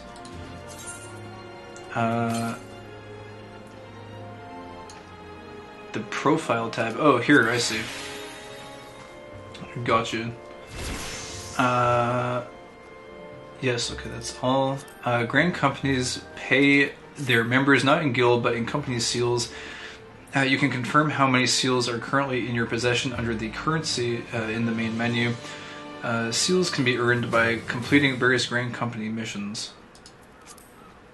A Grand Company Quartermaster is stationed at each Grand Company headquarters and will exchange items for company seals. Company seals are only redeemable with the Grand Company that issued them. Okay. Supply and provisioning missions. The Grand Companies of Eorzea are in constant need of supplies and provisions to maintain their daily operations. Adventurers can earn experience points and company seals by crafting or gathering the items required and delivering them. Okay, let me comprehend this one more time. Sometimes my brain, when I've been reading for a long time, especially in this game, I find it like my comprehension, like it turns off, and I just go into like empty-headed zombie narration mode, and it's like I'm reading the words, but I'm not I'm not comprehending them. I'm just like they're just flowing. Let's see here. So, adventurers can earn experience points and company seals by crafting or gathering the items required and delivering them. Okay, this is basically the delivery quests. I see. Gotcha. Speak to a Grand Company personnel officer or one of the many officers stationed throughout the realm to complete the delivery. Okay. Items sought change every day Earth time. They can be confirmed by selecting timers located under duty in the main menu. Man, there's just so much in this game. It's absolutely bonkers. I think it's like virtually impossible to do everything, which is kind of a good thing. It kind of makes it really feel like whatever it is you're choosing to focus on in the game is kind of like almost unique to you as a player. So it's like there's not so much of like a min-max mentality as there is like a this is how I want to play the game type deal. Because there's just so much freaking content. I think it would be just about virtually impossible to do all of it. Because I was just thinking as well about the challenge log as well, and how like you've got like all of this, like challenge log stuff going on at any given point in time, and then you've got this whole like countdown going on for your grand company missions. It's like really, really busy. But yeah, anyways, we'll close that. Yeah, alright, so that seems to all make sense. Storm Personnel Officer. Oh wait, you can just take these right away, huh? Undertake supply and provisioning missions. No more deliveries are being accepted today. Provisioning zinc ore, paprika. I guess if you like stockpile some of this stuff too, you could kind of turn it in. If you happen to have it like already just on hand. Oh wait, expert delivery. Expert delivery missions are available upon attaining the rank of Storm Sergeant 2nd class. Okay. So none of this for us just yet. Apply for a promotion. What does he say? You are currently Storm Private 3rd class. To qualify for Storm Private 2nd class, you must fulfill the following requirements. Oh, okay. He just gives you kind of a list of what you need to do here. Okay. Ask about missions and company seals. Completing a task in the name of the Maelstrom will earn you a payment in Storm Seals. These seals are a special type of currency that can be used to purchase company-issue items. They can also be exchanged for promotions within our ranks. There are various ways to accumulate company seals, foremost among these being Grand Company-related quests. Other methods include assisting in the resolution of a fate, completing Grand Company hunting objectives, or undertaking supply and provisioning missions. Company seals are also awarded for completing company leaves, which are issued by one of the company leave officers found across Eorzea. Oh, those might be worth doing when it comes to leave quests. Possibly. Owing to a reciprocal agreement, these leaves are managed jointly by 3 grand companies and thus can be accepted at any location regardless of one's affiliation. Oh, I see. Nice. Locations are as follows. The Morby Dry Docks in Lower Lenasia, the Hawthorne Hut in East Shroud, we've already seen those two, and Camp Drybone in Eastern Thanalan. Oh, go figure, we've seen all of those. The Morby Dry Docks are situated a short distance from Lindsay. To learn more about company leaves, speak with the Storm Officer there. Right, okay. I think we actually did a quest to unlock those at one point, like a long time ago. It's interesting that they let you do that so early on. Straight from the eyes to the mouth without passing through the brain. Yeah, exactly. That's like exactly how it works. Let's see. Look at those XP values. I did not get a chance to glean those. Let's take another quick look. Oh, wow. Yeah, what the hell? Holy crap.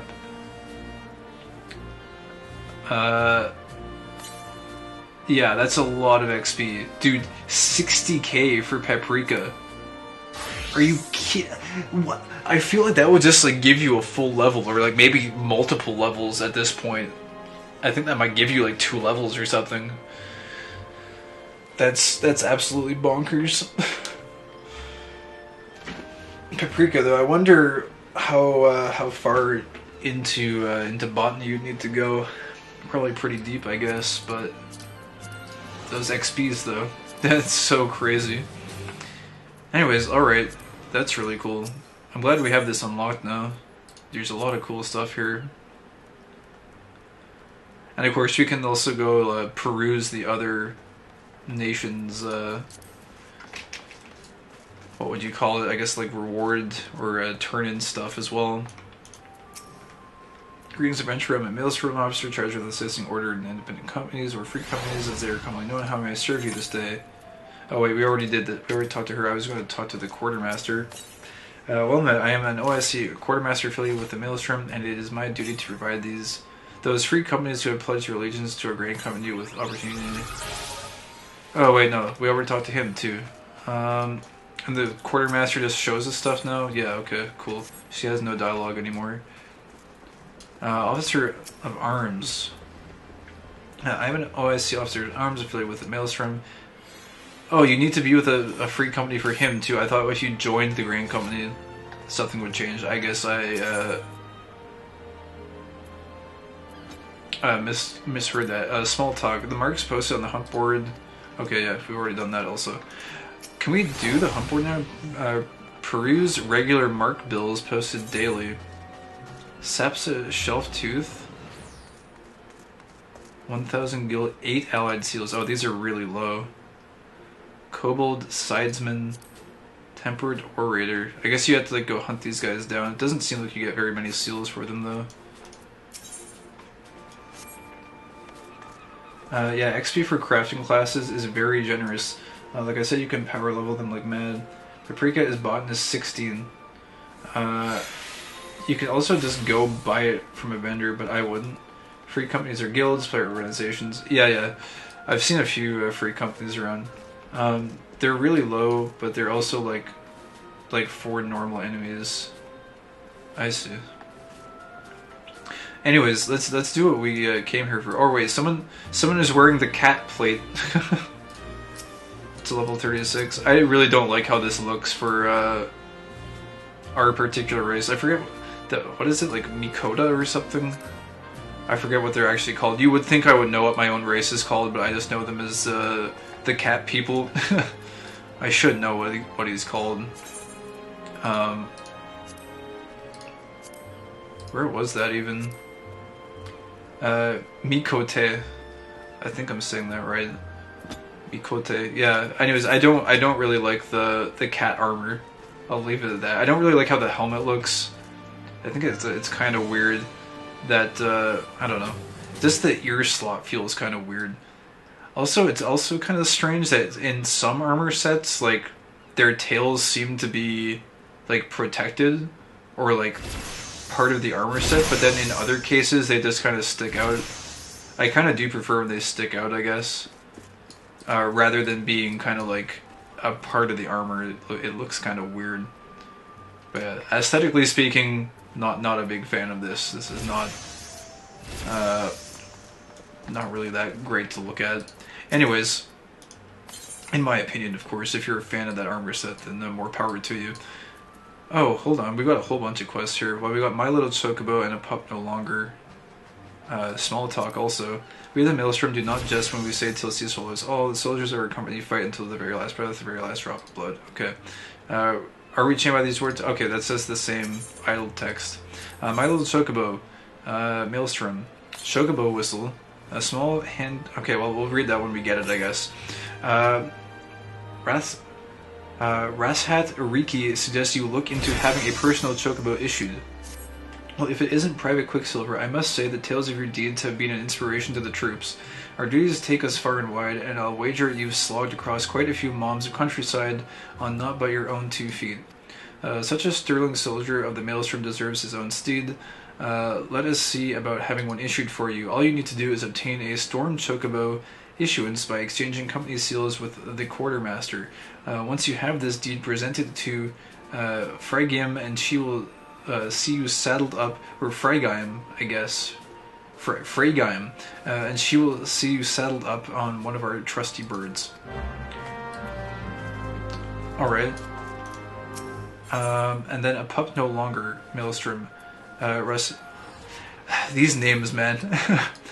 Rashat Riki would have you begin your training in earnest. Private Quicksilver, just the man I was hoping to see. Your exploits of late have been the talk of Limsa. Don't let this puff up your sails too much, but I've heard some of the higher-ups saying that the Maelstrom would be lost at sea without you. But I suspect you're not the type to rest on your laurels. Nay, the tempest raging in your eyes tells me You're looking for new waters to navigate. Fortunately, we have just the place for people like you. Have you perchance heard of the Wolves' Den? It's a proving ground of sorts established by the Orosian Alliance, a place where the most promising Grand Company recruits are sent to hone their skills. The Wolves' Den is to be found just off the shores of Lanasia. The ferry and Morbid dry docks in Lower Lanasia will grant you passage there. Upon your arrival, seek out Storm Captain Berkoya Lotalsin, and I've let him know that you'll be coming, so you can count on a warm welcome. Actually, we went there a while ago. Actually spent like a lot of time talking to all the NPCs there. Go figure. The sad thing is, if that's a PvP quest, you can't do any PvP on the free trial anymore. Apparently you used to be able to, but then they had problems with like bots and people exploiting the system and stuff. So that got ruined for everyone, which is too bad because I was kind of looking forward to trying out a little bit of PvP. It looked like it might have been fun. Oh, Pup no longer is PvP, yeah? Oh, I see. Okay. Oh wait, no. Pup no longer is PvP. Yeah, gotcha. I mean, we can go there and just turn in the quest, but we've already actually talked to all the NPCs there, and heard about like the feast and all that kind of stuff. I think then with that is that. Oh wait. Yeah, our main... I forgot. This isn't even the main story quest. I was sitting here like, but what about the main story quest? But I forgot that we're supposed to go back to the Waking Sands if we want to continue with that. We do have this here. Oh, let the hunt begin. Maelstrom. This quest is not yet available. Level 50. Okay. A certain whiff of brine and vinegar, a perfect cure for the realm's plague of villainy. Anyways, let's focus in here. Let's get our Chocobo, and then maybe we can go there, because we'll cover ground a lot faster. I mean, you can complete the quest without actually engaging in PvP. Yeah, it's a quest that's to take you to the PvP hub. Yeah, that should be good. We'll just go there and turn it in, I guess, just for completion. Even though we already kind of scouted out. Where am I going, though? I don't... Hold on. We need to just present a Storm Chocobo issuance to Phrygium. So, let's see here. To obtain your personal Chocobo, you must present Phrygium with a Storm Chocobo issuance. This document can be obtained by exchanging company seals with the Storm Quartermaster, which is right here. Here's hoping you have been setting aside your seals. So I think we should be able to just afford it from what we got from the quest reward. Hopefully. Or wait, Venture.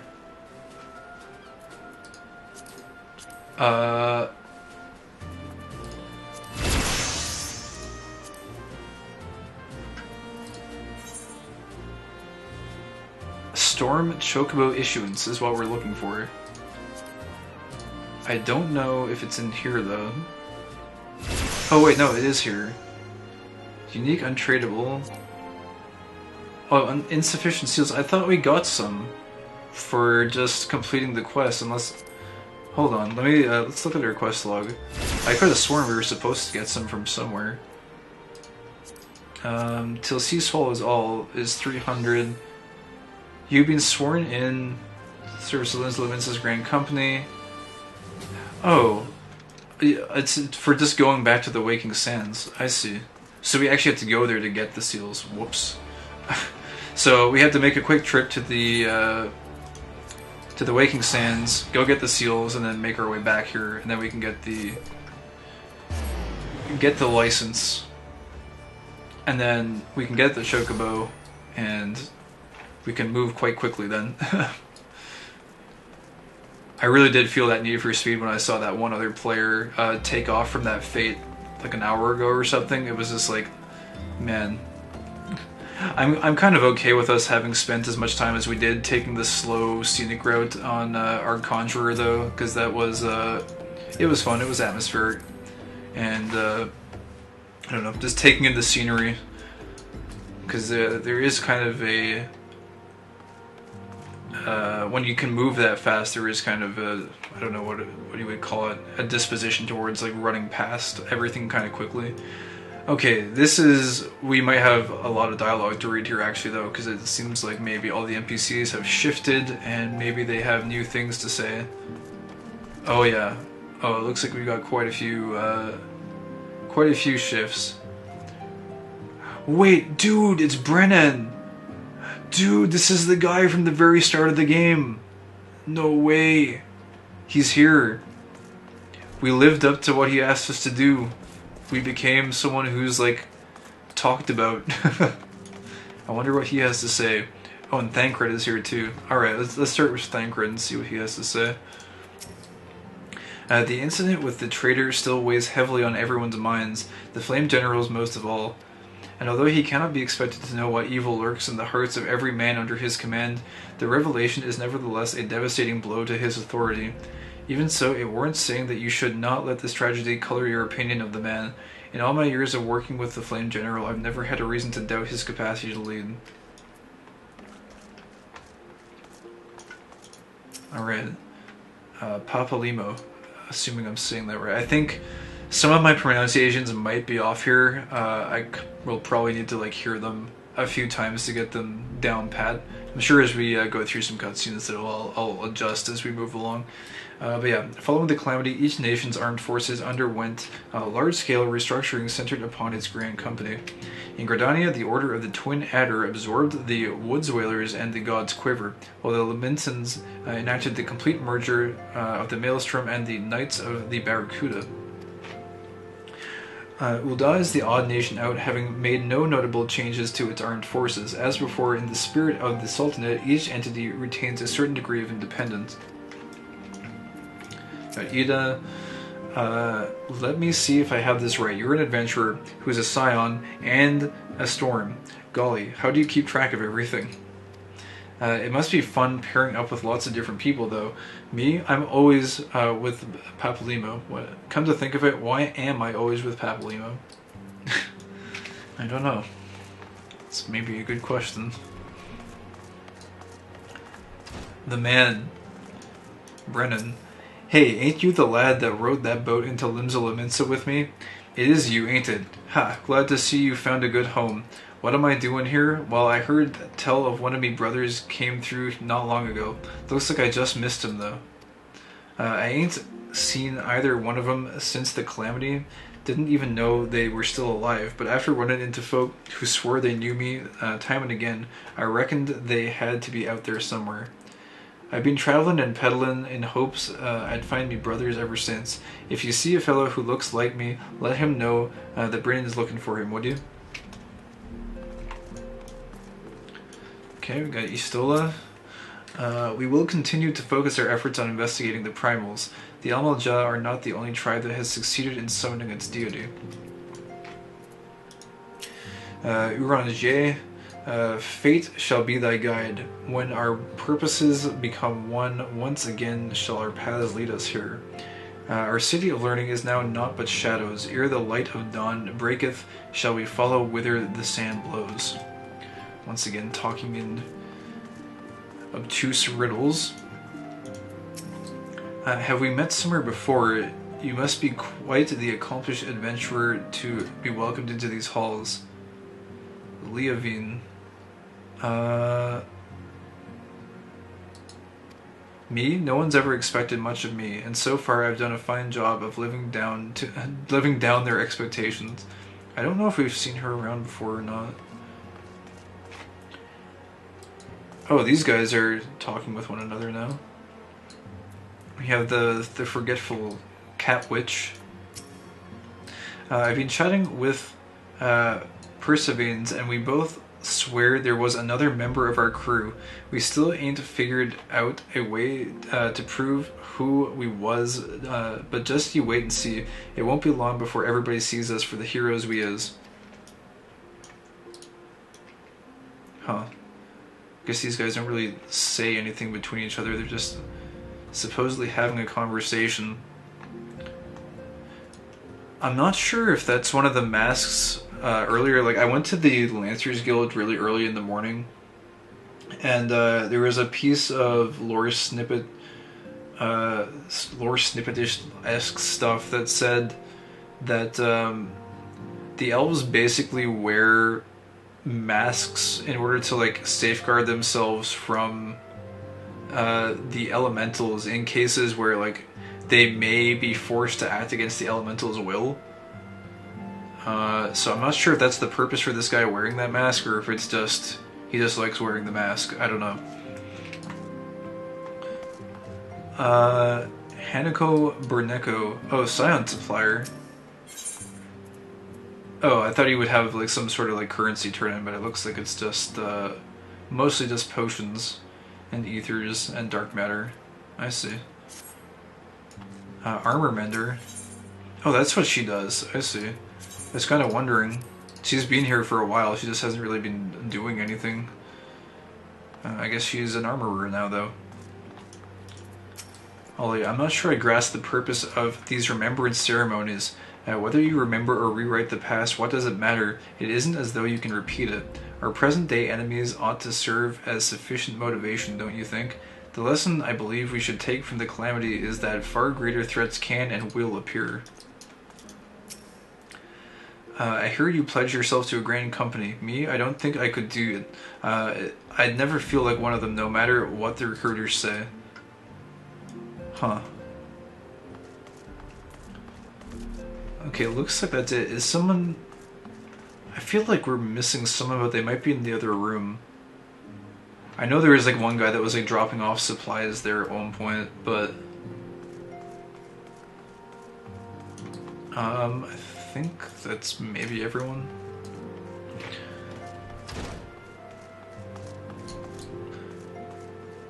Sound of the Seventh Dawn.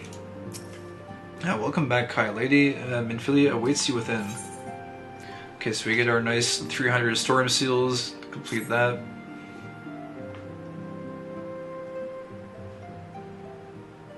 Welcome back. It seems you wasted no time in putting your skills to work. How do I know? Why, the recruitment officer called to regale me with the tale of your heroics. The pride in his voice was palpable. We Scions are truly fortunate to work with... We Scions are truly fortunate to have you work with us, Kai. Now, when we last spoke, I said that I wanted you to meet some friends, did I not? Well, I neglected to mention that you've already met them. Tataru, please show them in. This way, sirs. Oh, it's them. Biggs and Wedge. Thanks again for getting us out of that mess. We owe you our lives. But I don't think we've properly introduced ourselves. I'm Biggs. And I am God's man. Spit it out, will you? But Wedge, at your service. I'm pleased to say that Biggs and Wedge would be staying with us for a while. Magitech-driven contraptions such as airships grow ever more vital to the city-states of Eorzea. As a neutral party, it was judged that we Scions should serve as the keepers of this technology.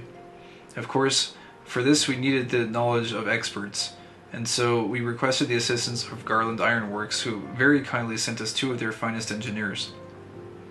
Our happy family continues to grow. On behalf of the Scions, I bid you welcome to the Waking Sands.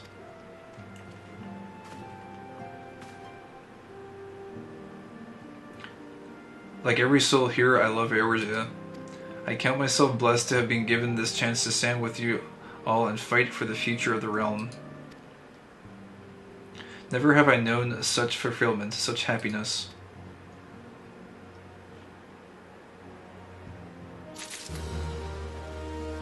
Remember Arenvald? He'll be relevant later, and everybody always complains he comes out of nowhere because they don't notice he's here already. Yeah, okay, well, I'll spill the beans a little bit. I know a little bit about Arenvald, not a whole lot. I do know a bit about him just because I saw snippets from a streamer back when I wasn't even really interested in Final Fantasy XIV. I was kind of just watching a streamer that I usually watch play through a little bit of it, and I did see a little bit about Arenvald. So I know that he's around for a little bit, so it is kind of cool to see that he's here, and to kind of be able to get his origin story, because I don't really know anything about his origins other than all we know so far from the lore snippets that he provides to us are that, at least from my understanding, he's He is a Garlean. He was born with a Garlean mother, but apparently he's a half-blood, and I'm pretty sure the Garleans don't like half-bloods, so I'm pretty sure he, like, at some point he either got cast out or he left of his own volition. I actually kind of forget which. I might have to go back and check that if I wanted to confirm it. But yeah, he kind of feels like he's never really belonged anywhere because of that. And he has like vague aspirations of being a hero right now at this point, but he doesn't really have a lot of confidence in himself to be able to do that. And I think that's kind of all you know, at least at this point. But yeah, I mean, there's a lot of side characters that you can talk to through the main story quest that seem like they're probably going to be relevant into the future. So, so I bought myself a new katana. Oh, nice. I thought you got one earlier this morning. You said like you got a red one or something? You mean Orange? Oh, no, it's the side dude, or, you know, what you would perceive to be a side dude is, Arenvald is one of the guys that's just sitting around here in the side room. It's just trippy to see him hanging out here knowing he won't be noteworthy for 2 expansions yet. Yeah, that's the thing. It's kind of why I like meeting all these NPCs, because, like, you never really know which ones of them might be relevant later on. Even like Brennan, like you meet Brennan at the very, very start of the game, if you pick Limbs Laminsa, and it's like he shows up here randomly too, so it's kind of cool to be able to at least know the NPCs and like what they were doing at given points in time. Yeah, but that's a level 60 something one. Oh, I see. Anyways, what we'll do here, we'll grab this quest, but I don't think we're going to be continuing the main story tonight. But definitely, like, throughout the week, we'll probably have a chance to get back to the main storyline, possibly. It might even be up to next week, I'm not sure. I do kind of have the intention of going through Ul'dah the same way we've gone through Gridania, and just getting a lay of the land, effectively. So it might be a little while before we get back to the main story quest, but we will definitely get back here at some point. But yeah, Minfilia needs you to investigate these sylphs. Oh, and I actually kind of, because we've done all of the Gridania stuff, I kind of actually know what the sylphs are now, I believe. At least a little bit. Now, having set aside the formalities...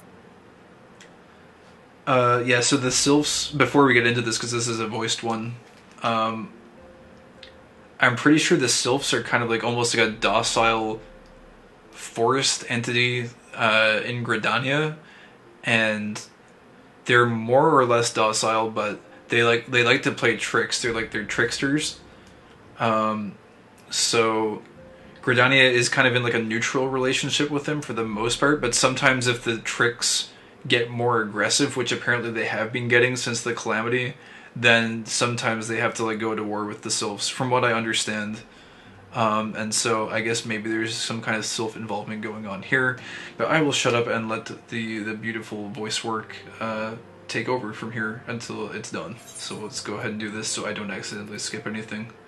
Like we've been prone, I accidentally skipped a few one time yesterday, I think, so ever since then auto advance is probably best for We have a favor to ask of you. for these cutscenes. Urianger, have the documents arrived from the students of Baldessian? Aye, my lady. They arrived but recently. We have conducted a study at the behest of the Order of the Twin Adder. Papalimo, Ida, a synopsis if you would. Our task was to survey the behavior of the sylphs, a beast tribe indigenous to the Twelveswood. Oh, how to describe them. They look like Gisselcreens, floating ones, that worship the primal Ramu. Ahem. Though technically a beast tribe, sylphs are blessed with a comparatively personable demeanor, conducive to peaceful communication. offering us an invaluable opportunity to learn what the beast tribes know of the primals.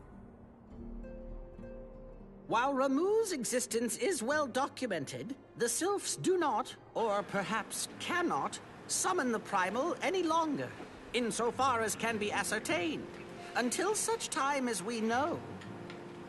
It would be unwise to assume that the threat posed by the primal has passed. Which leaves Gridania with the added worry of not knowing what they should be worrying about. In that regard, they are hardly alone. What we can say with absolute certainty is that Gridania has its hands full fending off Garuda, who, I need hardly remind you, is among the most savage and terrible of all known primals. In short, it is essential that we approach the Sylphs in as diplomatic a manner as possible. Words and actions can be misconstrued. The only sure way to communicate our intentions is the echo. Winning the Sylph's favor may well bring us a step closer to mitigating the threat of the primals. Will you help us? I am grateful. Lovely. Well, as much as I'd like to help, I'm afraid I would be of little use to anyone in Gridania. A veritable babe in the woods. Ida and Papalimo, however, should be able to see the forest for the trees. Is that not so, Minfulia? Indeed. You are willing? Leave it to me. Us, Ida, us!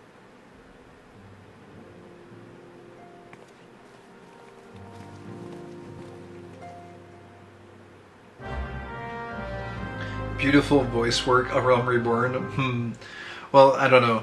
I don't know how much better it gets. I'm from the generation of MMO players where nothing was voiced ever, and the fact that we get any voice acting whatsoever is, I don't know. I think it's great. much better. I see. What am I trying to think of here? I think there is something with voice work.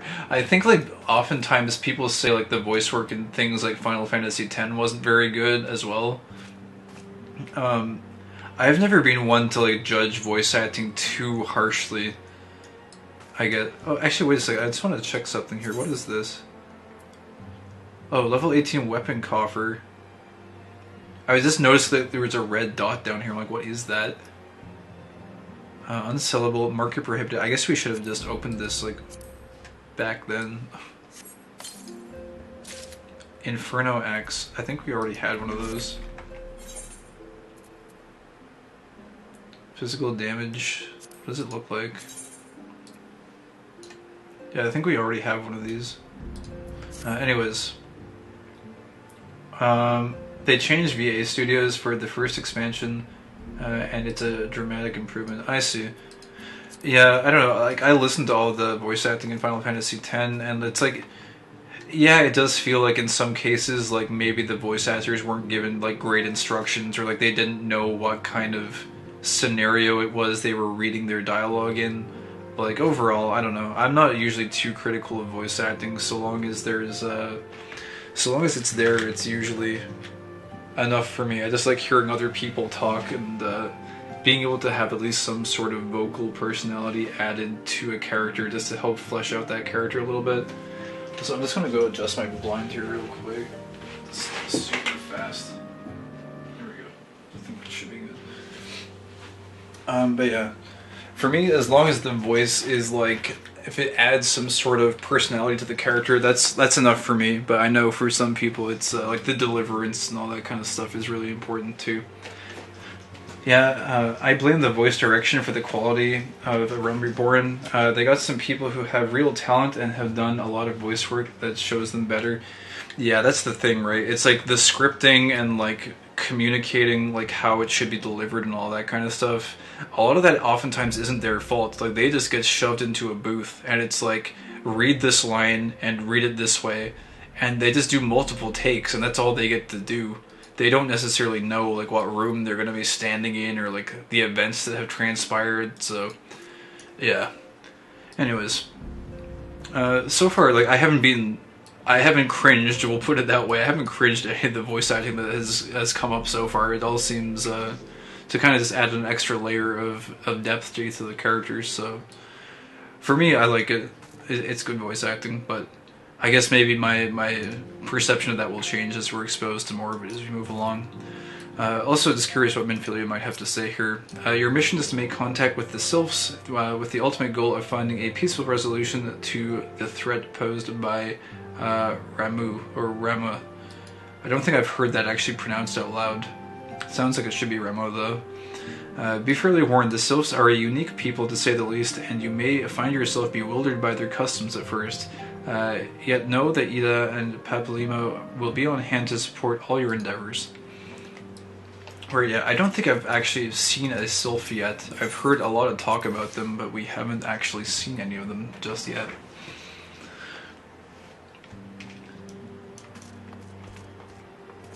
No, thank credits here. So I'm assuming they will, oh no, wait, their dialogue shifted again. Well, I'm glad we talked to everyone then, because if we had just rushed in here, I think that's it. I think we just hit a instance dialogue checkpoint, basically.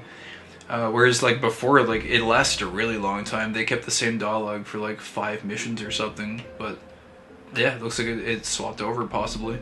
Traipsing around in the woods is hardly my forte. 'Tis only fitting that those two be the ones to assist you this time. Lest you harbor concerns about me and my idle hands, know that I will be busy conducting my own independent investigation while you entreat the Sylphs. Okay, let's go double check if anyone else has something else to say. Oh, sick. We got Biggs and Wedge. I like that they added these guys. I'm not sure the entirety of what other games they show up in. I know 6 is like the most prominent one because you see them right at the beginning of the game. I think there's a few other instances where they show up. Obviously just by name, it's just a reference, a recurring reference. But yeah, we haven't forgotten how you saved us, Kai. Don't worry, Wedge and I mean to repay the favor in kind.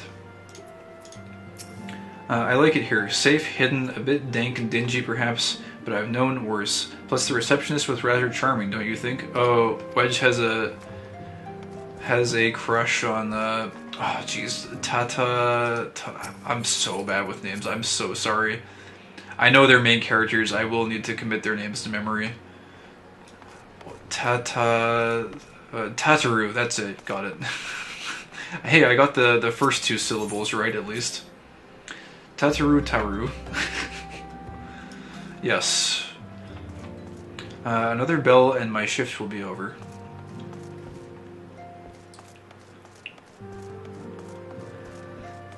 Oh man, looks like we might have another big round of NPCs here. NPC dialogue. These guys are...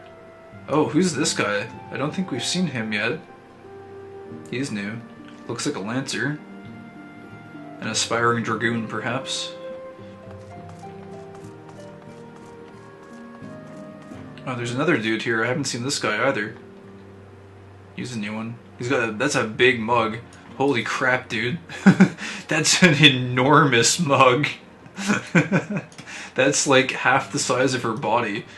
Okay, well maybe not that big, but still very, very large. Guess what, Kai? We found our third man. 'Twas a bleedin' Satsflow. Bugger me, how could I ever forget about Satsflow? Or, sorry, it was 'twas bleedin' Satsflow. How could we ever forget about Satsflow? Aye, the 3 of us was always together, I think. I like how there's this, this uncertainty almost, where it's like, the Calamity like wiped her memory, and they think that they were together, but they're not entirely sure. It's weird though, because it's like, what if they weren't? And they're just now finding camaraderie perhaps in the fact that they all have amnesia. That could be another thing, who knows. Oh, Leovian is doing something over here. Once upon a time, I aspired to make my name as an adventurer. It all came crashing down that fateful day when I lost the man who led my party, the man who had won my heart. If I could not protect my love, how could I hope to protect my realm? I sunk to the depths of despair. Pathetic, is it not? Others may have come to join some great cause, while I am here only because I have nowhere else to go. I don't know. I don't think that's like as...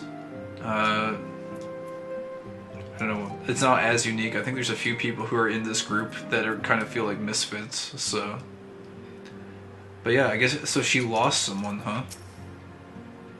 Lost the man who led my party. Wonder who that is. Wait a minute, no! Leavine, is that... Oh, yeah, she was in the party outside the dungeons, right? That one guy, what was his name? Starts with an A, I think. Basically the one that Ida has his head in her bag. Yeah, I didn't realize this was her. Right, this was the archer, I think. I wonder what became of the Lalafell. Avir, yeah, that's it.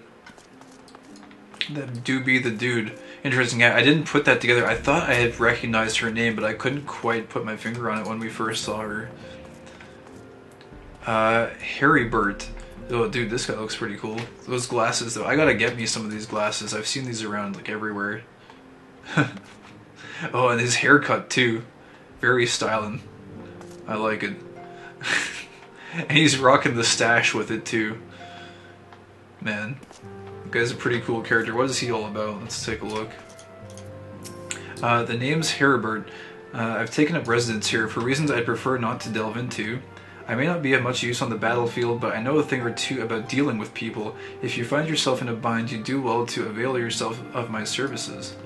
Interesting. I wonder what he actually does. I wonder if he's like a negotiator or like a merchant or... I don't know. He's got sunglasses though. You know he's got to be some kind of a cool character that has at least a semi-important role. I'm pretty sure the Lala's in Ul'dah. Oh, really? Might have to go scout her out at some point. Okay, nothing new there. Huh, wait, who's this? She's been very standoffish. I think she was here before as well, but there's no dialogue options for her. It's just kind of like a standoffish cat girl. Seems to be a caster. What is it you're still up to? With the addition of the 2 engineers you rescued, the Waking Sands has become lively indeed. Were you aware that the entry to the sands requires the full fulfillment of certain conditions? One must either gain recognition from the Scions or earn the approval of Tataru. Our Lalafell clerk has quite a discerning eye for character. Really, they leave admissions entirely up to Tataru? Interesting. Arenvald. Abba neglects to mention that our allied forces suffered heavy casualties. The operation succeeded, but at a great cost. With an outcome like that, should we truly consider it a victory? Abba says we should, but I'm not so sure. Oh, this guy came back. I was half expecting this guy to die, because he seemed like he was gone for a while. Abatia, they tell me you were instrumental in Ifrit's defeat. Bravo, Kai, bravo. Perhaps you heard of my exploits. The Flames and I struck a decisive blow against the lizard men by destroying and pillaging their stores of crystals. Oh, that's cool. Aye, they won't be summoned in their primal again anytime soon. So I guess his operation was a success. That's neat. You'll notice he has best in slot headgear, by the way. He does have the eye patch, so you know that he's probably pretty powerful. Man, Tataru runs this show. The only bits of character we've gotten from Tataru so far were that she does sometimes have a gossiping streak, although I think she probably learned from that one time when we came back from slaying Ifrit and like everyone knew about it when she was supposed to keep it on the down low.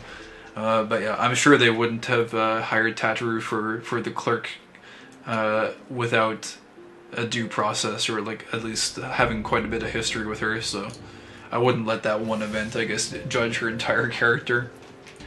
I do kind of like that Arenvald here is, he has a very, what would you call it? He's contemplative about things, and I don't know, he's also got a little bit of indecisiveness in him that I can kind of relate with, where like he questions everything. It's like Abatia is here is like bragging about his exploits of going and destroying the crystals and slaying the lizard man, and then Arnvald is like, yeah, but we lost a lot of people, you know. It's like, is it really a victory? I don't know. He's very kind of like unsure about his place in the world, but it seems like he likes to lend an open ear where it's applicable. Arnvald is a novice just like you. Yeah. Well, I don't know. It seems like it, yeah. Oh wow, you're still going? Yo, what's up, Falcon? Welcome back. Yeah, I opted to go for a really, really long stream today. It's, don't think this is commonplace. I'm not a full-time streamer. I'm definitely part-time. I just have been having so much fun with the game. I really wanted to give it like a good full session today. So yeah, we're on really late today. Basically carved out the entire day for just Final Fantasy. Don't know if I'll do this every single weekend, but if I'm extra hungry for some kind of progression or lore, might add a few of these into the mix once in a while. Usually I only stream for something in the range of like, well, it started out with 2 hours a night, but it's been creeping up more into like the 3 or 4 hour range. But yeah, it's usually every night. I try to stream it around somewhere in the range of 6 p.m. to 8 p.m. Eastern time. Usually around then. Didn't even remember he was down here this early on. Yeah. Arcus was just saying, like, a lot of people, and again, I'm slightly spoiled. I kind of know that Arnveld has a role later on a little bit. He at least lasts for quite a bit. But yeah, we were just saying that it's not a lot of people like realize that this one random side character is going to end up like having some kind of a role later on, or like even surviving basically. So that's interesting to take note of. It's cool to see his character kind of develop a little bit here too. I'm glad Brennan is still here too. I wonder what he's up to. The merchants told me it was Brent that delivered their goods. Maybe if I wait a while, he'll come back with another shipment. Oh, Brent is this guy's brother. Oh, no way. Okay. I was actually suspicious of Brent at first because it looked like he was very standoffish, but I guess if Tataru is at the front door, no one here is gonna be too shifty. Although, I don't know. We saw how the Immortal Flames, was it? Had a traitor in their midst. Like, kind of like a sleeper agent, effectively, so I don't know. I think it's important to be kind of careful about just about everyone, because it is possible that they could get through. Anyways, just wait till you get into Heaven's Ward and the story really gets its hooks into you. Oh yeah, I can't wait, dude. I know, like, this is nothing, basically. This is all this build-up. And I'm having so much fun with it, even just with the side characters, but once we get into the actual real story, yeah, I'm guessing I'll get very attached to this game. Decided to go with Laminsa and Marauder as your main then. Yeah, we made the choice for Laminsa. It was a very long and hard decision.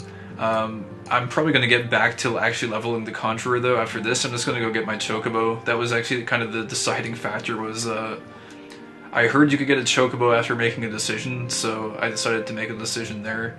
And I did feel like we had already kind of seen most of what Gridania had to offer and their kind of culture. So I felt good about making the decision at that point. And Ul'dah just, I don't know.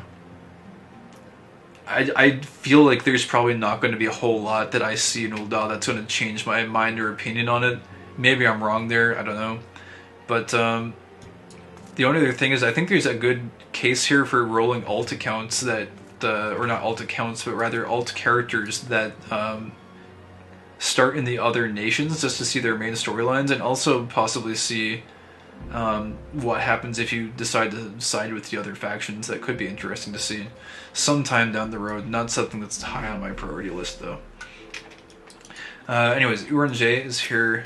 Remu, Remu, beloved, again, I'm not sure on the pronunciation of this one, but I believe it's Remu, beloved primal of the sylphs, rooted is he in the laws of Eld, the stern arbiter of the forest. Legend hath it that this thunderous entity appeareth in the guise of an elderly sage. Thus doth history often speak of the old man of the woods. Oh, I see. Interesting. Yeah, the three brothers, Brennan, Vermont, Brent. You get a different one depending on which city you start in. Oh, really? Okay, okay. That makes more sense then. I'm guessing as well that they each have colors that are kind of aligned with each city's, what would you call it? Each grand company's colors, it seems, because Brennan's got the bright red. I'm not sure if his brother has the blue. I think he had. Maybe, I actually honestly forget. But yeah. Worst case, you can just level it later. You can do every job on one character, which is nice. I repeat, Ul'dah is a shithole. Yeah, I mean, I'll take your word for it.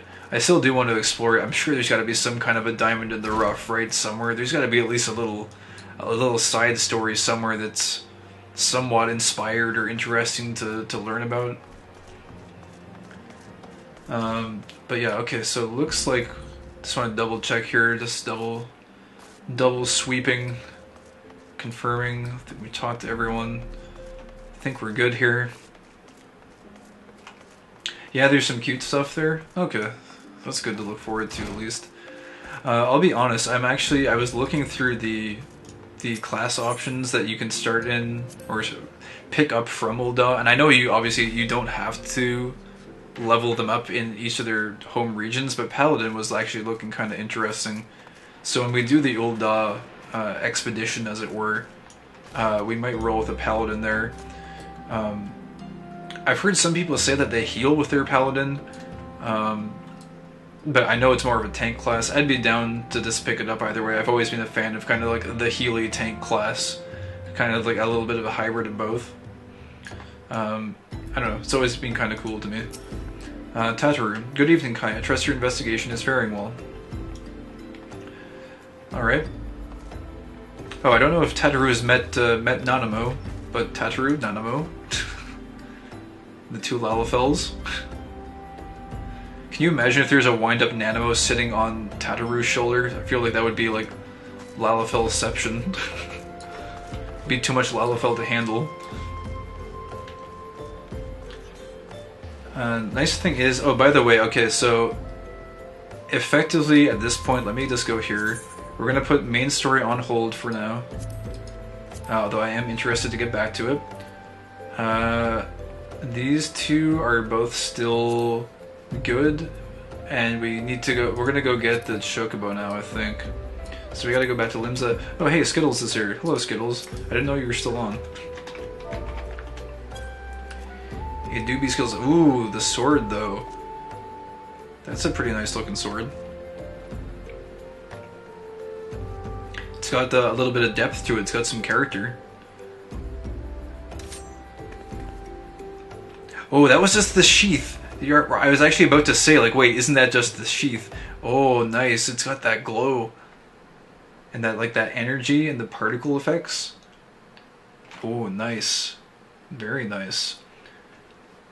Let me take, what is that? Let's take a look. Augmented Shire Katana. Seeing Horde Katana. Dude, that looks sick. That is a really cool sword. Very nice. What did you have to do for that one? Was that hard to get? You know how long I've been waiting on the roof?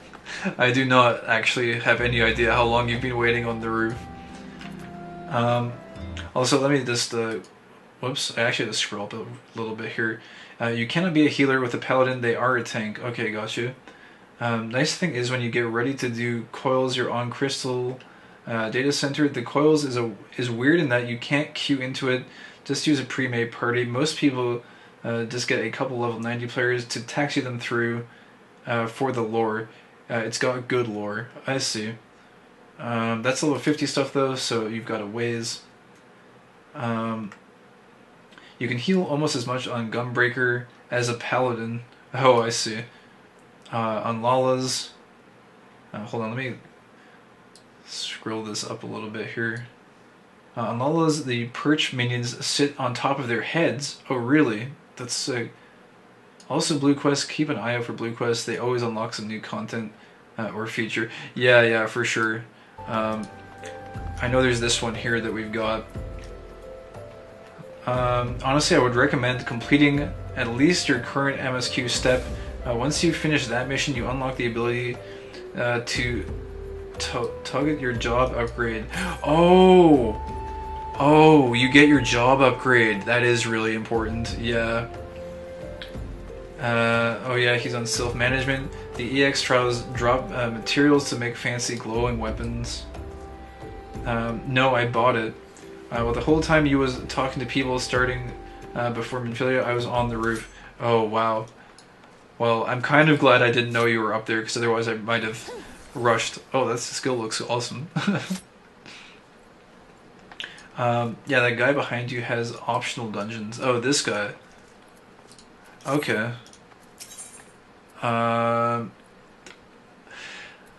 Man, I want to get back to Conjurer, but these last few things, like getting Warrior unlock and then these optional dungeons would be nice. I guess we'll do these. Fine. Hello, Halatali. Nedrick of the Scions of the Seventh Dawn has some useful information he wishes to share. Hail there, adventurer. I'm Nedrick Ironheart, an explorer. Oh, wait! Dude, I know where this guy's sister is, actually. This guy's sister is in Gridania.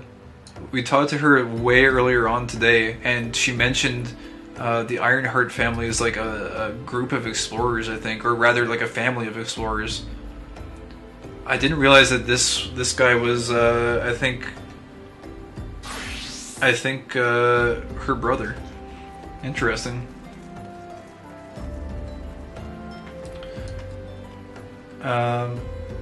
A Realm Reborn has a ton of optional dungeons. You can unlock like 14 of them when you hit level 50 and finish the first story arc.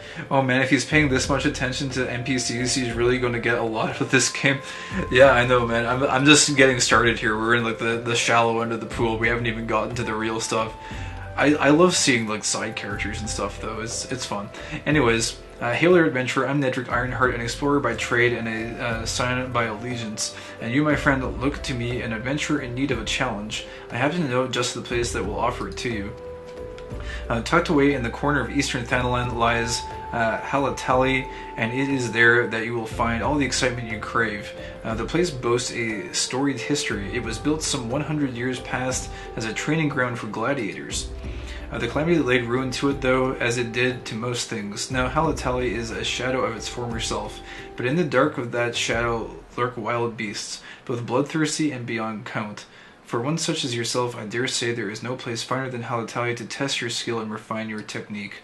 Indeed, I've taken the liberty of passing your name along to the flames who oversee the place. Should you visit, speak with one FFXIV near the entryway.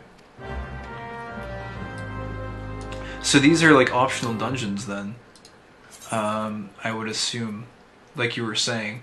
I'm assuming the quest is to go in there and do it. Speak with FFXIV at Halatali. Halatali is a fun dungeon. If you guys want to run these, I'd actually be down. I'm not sure what level it is. I might... Well, I mean, I could do it on the Marauder, but if I power up the Conjurer a little bit too, we could do it on the Conjurer. Not sure, because it looks... Oh, well, this one is level 35, Braving New Depths. Nedrick has a tantalizing bit of information to share with an adventurer. Hail, adventurer, you wear the expression of one who seeks new battlegrounds to hone your burgeoning skills. Do not ask how Nedrick knows, he simply knows. The nose knows. Now tell me, are you perchance familiar with the sunken temple of Korn? I will not hold it against you if you are not. The ruins only surfaced when the calamities split the ground asunder, after all. Any road, it's a popular destination these days for adventurers looking for new frontiers to explore. If you're keen to join them, why not make the journey to southern Thanalan and visit the temple for yourself? What with many dangers that lurk within, the immortal flames are keeping close watch over the place, but a little fellow by the name of Bibimu should be able to offer you passage. Western Thanalan, Braving New Depths. Explore the sunken temple of Karn. So I'm guessing these are probably also in the duty finder. Just to like look here. We've got Ifrit there, we got the guild tests, dungeons. Or no, I guess you have to go there to unlock them. Oh, yo, I didn't realize that you get storm seals for doing these. Oh, that's really nice. Adventure in Need tank gives you 1,400 storm seals? Holy crap, dude. That's a lot of storm seals. That's a lot of them. That's pretty big. I might have to do the daily roulette at some point then. If you want to hit your roulette and some optional dungeons, let's do it. Oh man, but I gotta get the Chocobo. Oh man, but we gotta turn... This whole can of worms has just been unlocked. Already online. Yeah, so for duty roulette, what's the... Can you queue duty roulette with 3 people? I'm assuming you can't do duty roulette with 4 because that would kind of like negate the purpose of the roulette, right? Or can you do it with 4? We could take a dungeon break, I guess. Oh no, you can? Up to 4. Do you guys want to... What I should do then, I guess, is I feel like I should probably unlock these 2 dungeons so we have a chance of getting them in the roulette. Because the higher the better, I guess, overall. Let me see where I'm supposed to go here really quick. It's in southern Thanalan, I think. Let's take a quick look. Assuming you're also down, Skittles, I'm not sure if you're still playing now or if you're getting ready to like wind down. I think you said you were done with your story quest at least. What are we looking at here? Oh, here. Oh, this one is in eastern Thanalan. Okay, let me just... I'm gonna just teleport here quick. Wait. No. What I need to do... I need to actually focus. We need to go get the Chocobo. Because the Chocobo is gonna reduce our travel time everywhere. So, definitely want to get the Chocobo first. Let's try and go through... I don't think it should be long for us to get the Chocobo. The level 35, you'll want to upgrade your job first. Yeah, definitely. Yeah, what am I? I think am I 34 or 35? Oh, I'm 34. The level 35, you'll want to upgrade your job first, right? Yeah, I should level up pretty soon. There's like lots of main story XP, and then if we're gonna do these dungeons, that's an easy level 35. No problems. I don't know why I'm running away from the thing I need to teleport. This is not the best. Yeah, you'll hit level 35 with a roulette and Halatali for sure. Yeah. Dude, I'm excited. There's too much to do in this game. Help! There's too much content!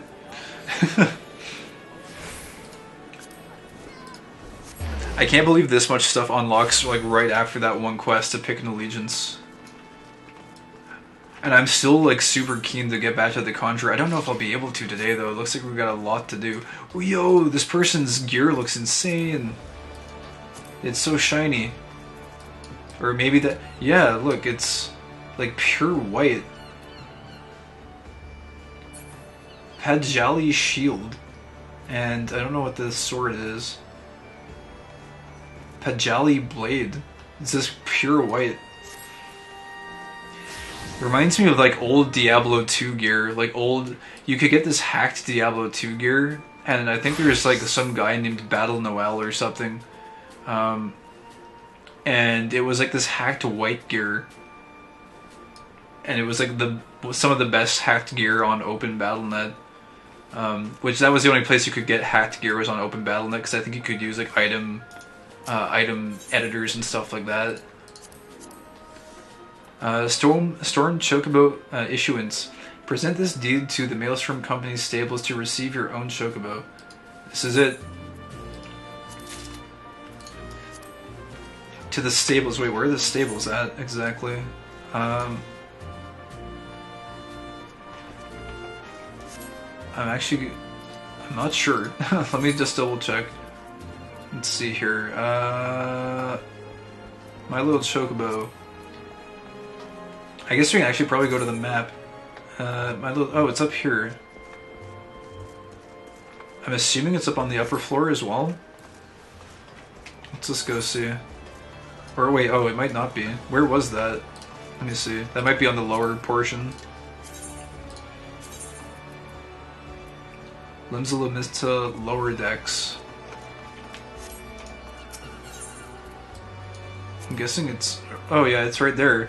Oh, it's by that Chocobo Keep. I see. I didn't realize that. If you end up wanting to do harder content eventually, I'm down to do X trials with you. X's aren't that bad. Most anyone can... So I'm just looking for which way to go. Most anyone can learn them. Savage fights are the tougher ones. I mean, I'm down to get good at fights. You know what I'll say about MMOs? I think the hardest part about raid content is not so much the player skill. I think it's about like forming a group of players that have enough patience to like work with one another as they learn the content, right? Because I found in the past that what separates a lot of people when they're doing raid content and like hard content in general is they get frustrated with each other really easily. I think so long as you go into it with like a positive mindset and you're just like willing to learn as a group of friends, like it doesn't matter how long it takes, you'll get the mechanics eventually, right? It's just so long as you don't snap at each other, then like people get good at content over time. It's usually not an issue.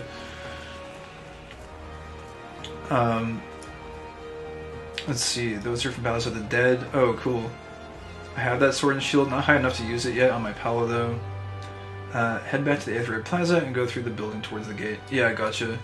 You're already level 32, so once you get your bird, there's even more optional quests to teach it how to kill. Oh, really? And you can summon your Chocobo to walk around with you and fight enemies. Oh, yeah, I think I saw someone doing that earlier. I mean, it has its own skill tree and levels, too. Really? Wow. That's insane.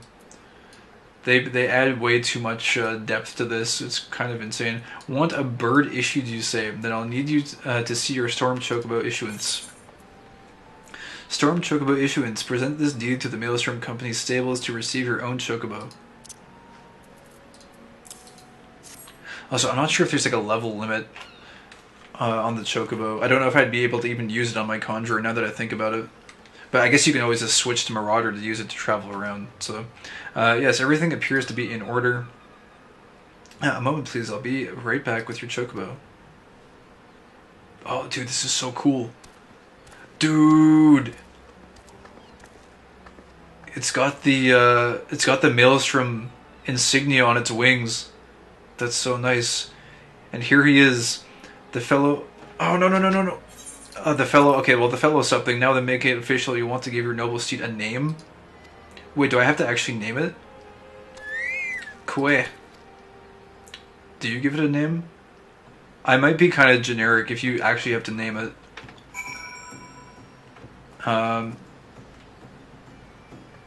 Actually, I have a couple names in mind I might give it. Let's see. And now for the hardest quest in the game. Oh, you actually do. You have to name your bird. Oh, can you rename it later? That is kind of important. I assume you can.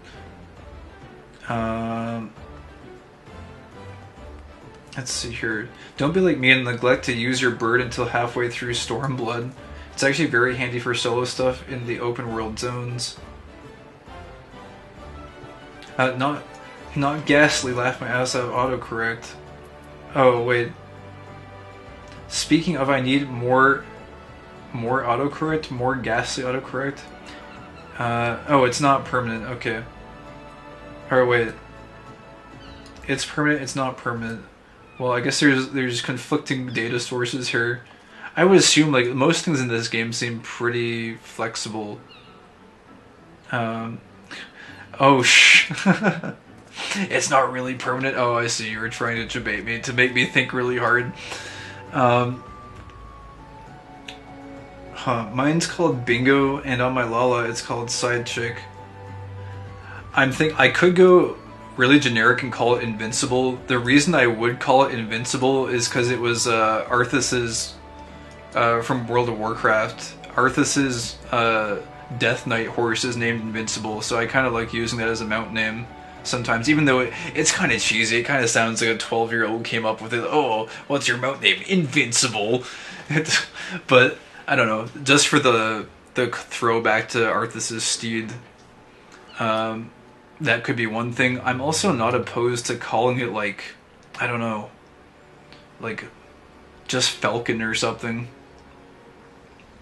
It is a bit teen edgelordy, yeah. It's a little bit out there. I don't know what else I would call a bird.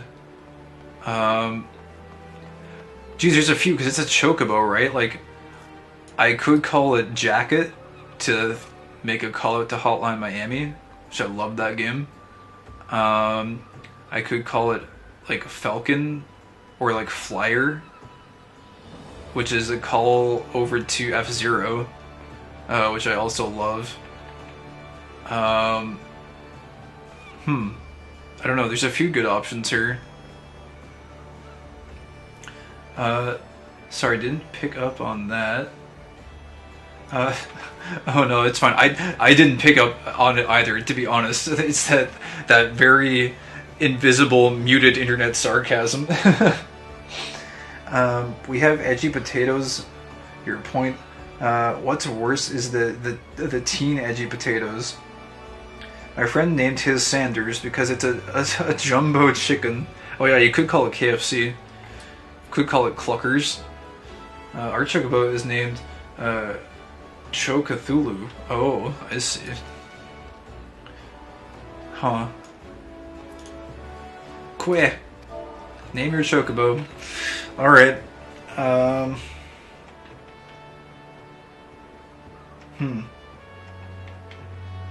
What does Falcon look like? That's also such a like basic name though. It's supposed to be a reference to Captain Falcon and or Falcon. Well, I'm not going to get into F-Zero lore. It's pretty hyper nerdy. You have to be like a big nerd in that franchise. It's just so far off the beaten path. Barry Scott. I might. How do you even spell invincible? Invincible. It's like that, right? I want to make sure this is actually. Let me just spell check this. I don't have confidence in myself in my spelling. I often make typos and weird spellings. Oh no, we got it right the first time. I might just go with this to start just because Arthas Mount. Phil Swift. We'll probably go with Invincible as a placeholder. I'll probably think of a better name, but I'm not surprised there's F-Zero lore. The Kirby franchise is secretly a post-apocalyptic cosmic horror series. Oh yeah, no, I've seen some of the Kirby lore. I don't know much about Kirby lore, but there is it's very dark. We'll put it that way. Kirby is not a happy franchise. Kirby is like actually some crazy end of the world bullshit. Kirby is not as innocent as all seems. Anyways, we'll go with Invincible for now because we're burning time here. Quick. We have named the Chocobo. I dare say he likes his name. He likes being an edgelord. Here's your very own Chocobo whistle. Simply blow into it and your feathered friend will come bounding to your side. But do forgive him if he doesn't respond when summoned in crowded city areas or monster-infested lairs. Chocobos are stout-hearted creatures, but they have their limits. And lastly, I present you with your Chocobo Rider's license, as is required by law. And that concludes all the formalities. I wish you and your Chocobo long years of fulfilling companionship. I think it's also great that for a majority of today, we spent a large part of today like getting all that Chocobo lore and spending time at the Chocobo breeding stables. I feel like this is a very fitting acquisition to make today. So Chocobo whistle, a small hand-carved whistle that emits a unique high-pitched tone discernible only by a Chocobo trained from birth to recognize and respond to the sound. Used to summon your personal Chocobo. Oh my god, you have your driver's license, congrats! I know, it's that age, ripe age of whatever it is that you get your quote-unquote driver's license in Final Fantasy. I guess that's like around 30 to 35. The quest to teach your bird to murder is in South Shroud, I think. Oh, I see. We'll probably make our way there then eventually. Don't be fooled by the tooltip, you just use the whistle once in the Chocobo to your mount guide. I see. Personal chocobos, you can use a chocobo whistle to acquire the action to summon your personal chocobo. Unlike rental chocobos, there is no time limit regulating how long you may remain on chocoback. Remember, however, there are areas such as highly populated cities and narrow dungeons that your chocobo will refuse to enter. The action to summon your chocobo can be set to your hotbar and is located within your mount guide, found under the character in the main menu. Chocobo armor or barding can be equipped via the companion interface in the character section of the main menu. Alright, I don't think we'll need to worry about that for a little while. So yeah, let's go ahead and get that on the bar, because that should be very helpful.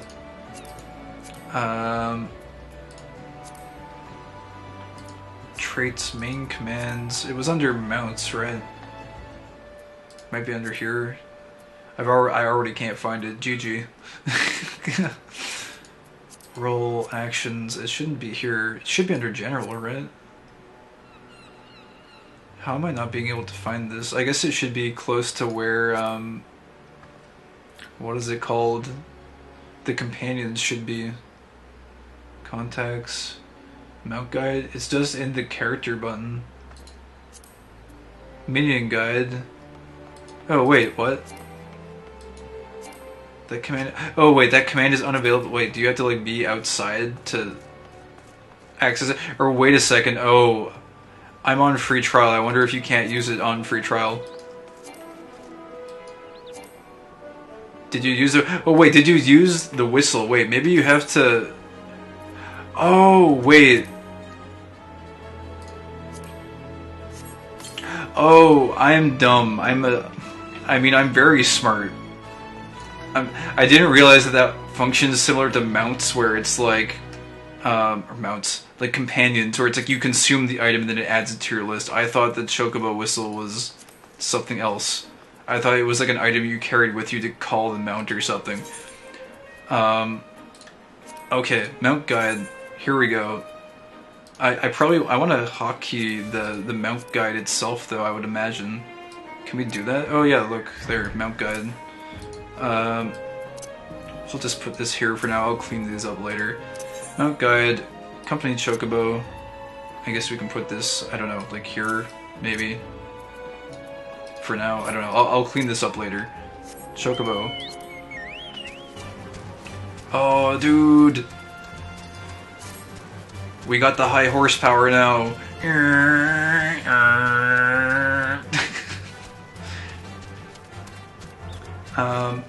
I was afraid that they were going to say, you're on the free trial, you're not allowed to use mounts. That would be a huge incentive. I mean, I could probably live with it, but I would be really, really sad if you couldn't. Anyways, time to go to the races. Yeah, use the whistle. If you ever hover over the picture of the mount, there's a little bit of flavor text that pops up. Oh, it does that for mounts as well. Oh wait, dismounting personal chocobos. While on chocobo, a chocobo icon will appear in your status effects bar. You can dismount your chocobo at any time by right-clicking on the icon or re-clicking the action you use to mount your steed. Use the chocobo whistle to summon your steed again. Right. Actually, I don't see... Oh, it's up here. Wait, what the heck? HUD layout. Oh, status info. Other. Oh, it's got its own, like, set of status info. I see. Yeah, I will need to... We'll mess around with this later, I suppose, but we'll just put it there for now.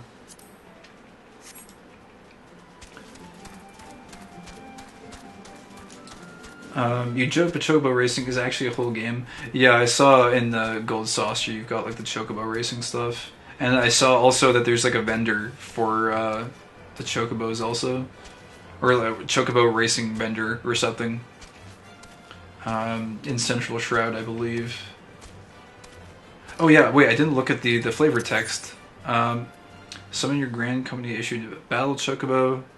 Chocobos are start-hearted creatures, but they have their limits. Mimigun. I see, nothing too exotic for this one. Oh man, just a week ago we were walking out of this city as a level 1 adventurer, slaying wharf rats, and look at us now, we got a chocobo. Yeah. Uh-oh. Okay, I don't want to do a fate right now, but I was kind of curious. I guess maybe we should put this like here if we want to test this. I wanted to just switch over to Conjurer. So like, can you just summon it on the Conjurer also? Oh, you can. Nice. Okay, that's super helpful.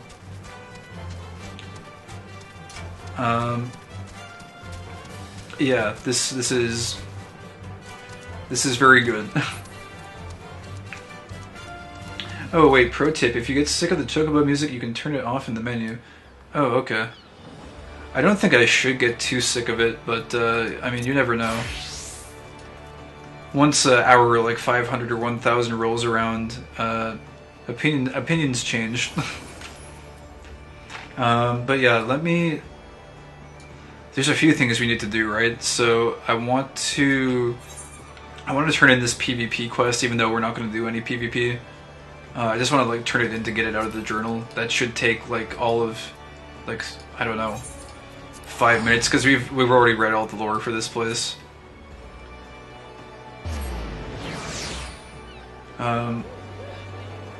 You've got separate sections for battle buffs and debuffs too. I see. Whoa, wait, what? Oh, this is not where I wanted to go. I think I just threw gold into the abyss. Limsa Laminsa lower decks. What? Why is it a pup no longer?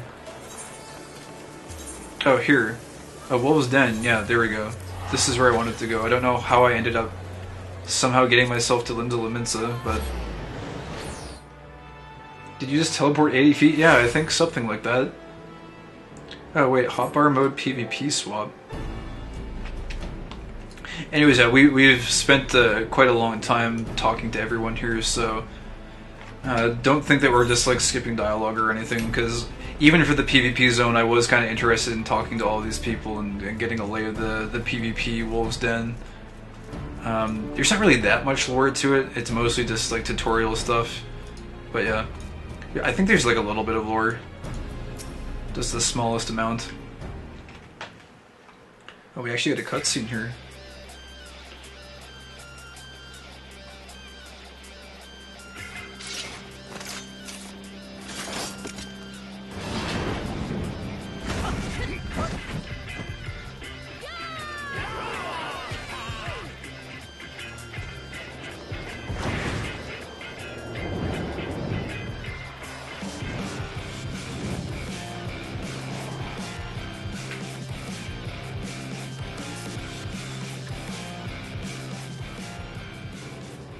This is cool. They found a way to just mix in that little cutscene. I don't recall seeing your ugly mug around here before. You say that Ricky sent you. She said she was sent an adventurer, not some simpering sea louse. Bah. If I'd known it was your story hide I'd be dealing with, I'd have spit on your recommendation papers and tossed them in the briny deep. But much to my chagrin, you made it here in one piece. So listen up. They call this place the Wolf's Den, but you're no wolf. No, you're the runt of the litter, a whimpering, drooling pup who'd be lucky to suckle one drop of your mum's teat before your bigger siblings grabbed you by the neck and toss you aside to starve like the wretch you are. Stand up straight, maggot. This ain't no place for the faint of heart, and I give you your sorry arse till sundown before you run home with your tail between your legs crying for your mum. You're beyond help, but because I'm feeling so god's damn generous, I'll give it to you anyway. If you've made mind to learn something, come back and I'll beat it into you good and proper, and next time you show your ugly mug, I want to see fangs. Dismissed. Oh, hey, look, lots of storm seals. That's worth. I'll take those. Wolf's Den. You have been granted entry to the Wolf's Den. The floating arena is used by the grand companies of Eorzea as a training facility for the recruits. Inside the pit, you'll match your wits against other adventurers just like you. If you are interested in joining the fight, speak with the attendant on the Braveheart. Oh, I guess this is the Braveheart. Oh, yeah, it is. Okay, gotcha. I actually didn't catch the name the first time I came here. Hold on, though. So, entrance. Like... Yeah, no, you can't. Following requirements not met. Any job of the Disciple of War or magic excluding limited jobs. But this is all locked right now because free trial can't do PvP. I'm pretty sure that's the actual reason why it's locked. Otherwise I think we would be able to go in here if we really wanted to. Which I am interested in, but yeah. They're supposed to revamp PvP soon, so here's hoping. Gotcha. Yeah, I haven't really heard a lot about the PvP in this game. It's not really, it doesn't seem like one of the main selling points, to be honest. Like, there's a lot to love about this game, but you never really hear PvP as being one of those things. PvP isn't in a great state. Interesting. It's because you haven't unlocked your advanced job, maybe? Maybe that also. That could be it. I'm pretty sure, though, I read online that free trial is not allowed, but that... I could be wrong. It was just a random post. It could be that they changed it around. Excluding limited jobs, right? So, yeah, I don't know. Maybe that's... Maybe we can come back here and check once we get Warrior unlocked. But yeah, so wait, we want to go then now to... We want to go unlock our Warrior class, right? So...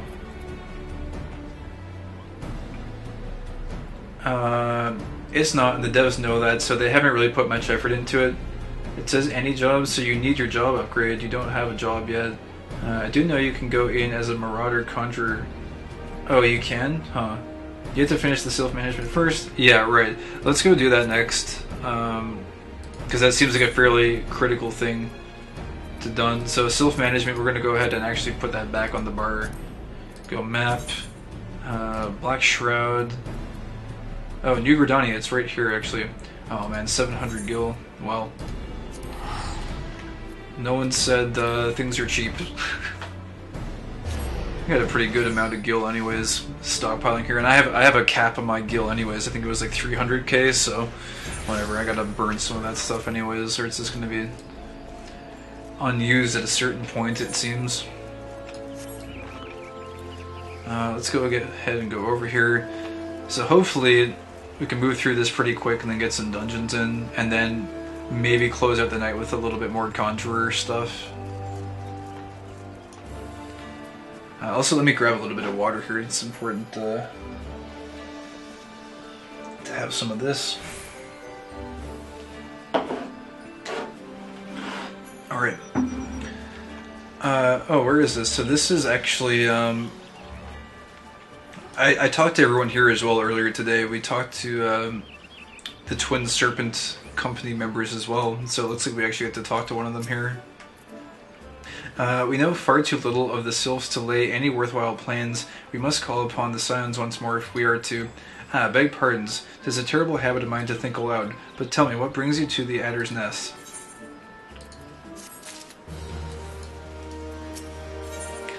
We come in peace. Commander Borsay Hulo has been... I think I'm butchering his name. Huloy? I know the X is probably supposed to be silent. Huloy. I think it says Huloy. Yeah, that sounds better. Borsay Huloy has been awaiting the aid of the Scions. It's French, everyone butchers it. Hail, adventurer, I bid you welcome to the Adder's Nest. Do you seek to entwine your destiny with the Twin Adder?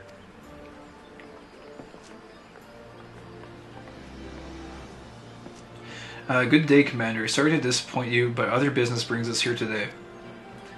Yida and Papalimo, always a pleasure to see the two of you. My men tell me you question the name of the Scions of late. Quite so, Commander. A little bird told us that the Twin Adder was in need of our adventuring prowess. Your little bird sings true. No doubt you've heard that we're investigating the Sylphs, that curious beast tribe that calls the depths of Twelve's Wood home. The Sylphs are, for the most part, a peaceable bunch, much to the delight of the Elder Seedseer, who has no desire to see her people embroiled in yet another fruitless war. The Twin Adder is of the same mind, and 'tis precisely the reason that the Sylph's relation to the primal Ramu has raised a flag of warning amongst our ranks. Friendly as they may appear, beastmen will be beastmen. Should there be even a sliver of a chance that the summoning of the primal might disturb the balance between Gridania and the Sylphic tribes, it is a possibility we cannot ignore. Better to be safe than sorry indeed. Do we strike at Rama? or leave the sylphs to their own ways? That is the question, yet I find myself lacking ample knowledge to arrive at an answer. Opinions abound within Gridania, but to listen only to one's own is among the greatest mistakes a commander can make. I would hear from the other side, the sylphs themselves, and seek an impartial party to serve as my liaison. This is where you scions come in. The sylphs of Little Solace remain untempered and have held many a productive dialogue with our people. I would hear their candid thoughts on their tempered brethren. That said, I urge you to exercise due caution. Sylphic tradition and etiquette bear little resemblance to our own. It would not do to have any cross-cultural faux pas get in the way of a productive parley. En route to Little Solace, you will come upon Hawthorne Hut. Our officer stationed there can enlighten you as to how to win the Sylph's favor. May your expedition be a worthwhile one. A friendly palaver with the Sylphs. This should be a pleasant enough diversion. The Hawthorne Hut, was it? I believe the ferry departing from West Shore Pier should take us straight there. A friendly palaver indeed. I hope this will be as straightforward as you say, Papalimo. Yeah, right. Wouldn't be a quest if it was going to be straightforward, right? I think his surname is actually pronounced something like Ulwa, because the French don't understand letters. Oh, wait. I think you're right.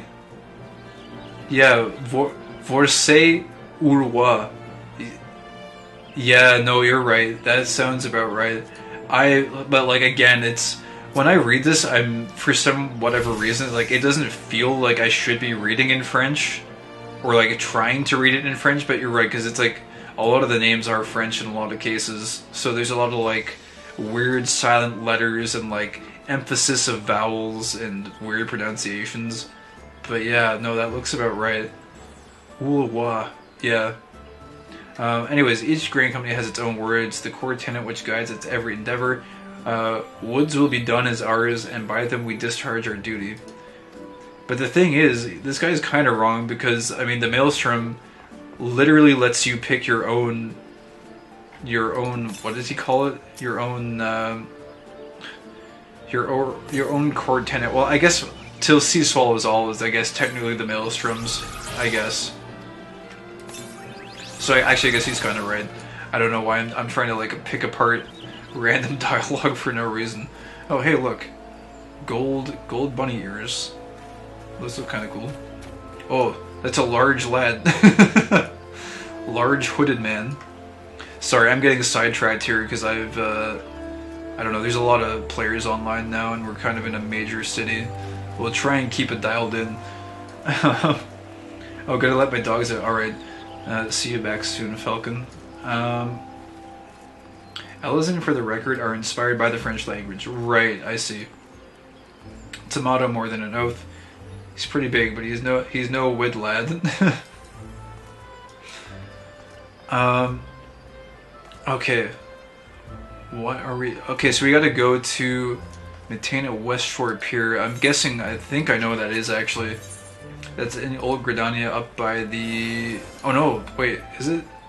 Oh no, it is there. Okay, I'm not crazy. We've been there a few times today. I'm actually really glad that we kind of know our way around Gridania a little bit. It looks like that kind of paid off in some sense. Because we actually know where we need to go, which is always a nice benefit of navigating various things.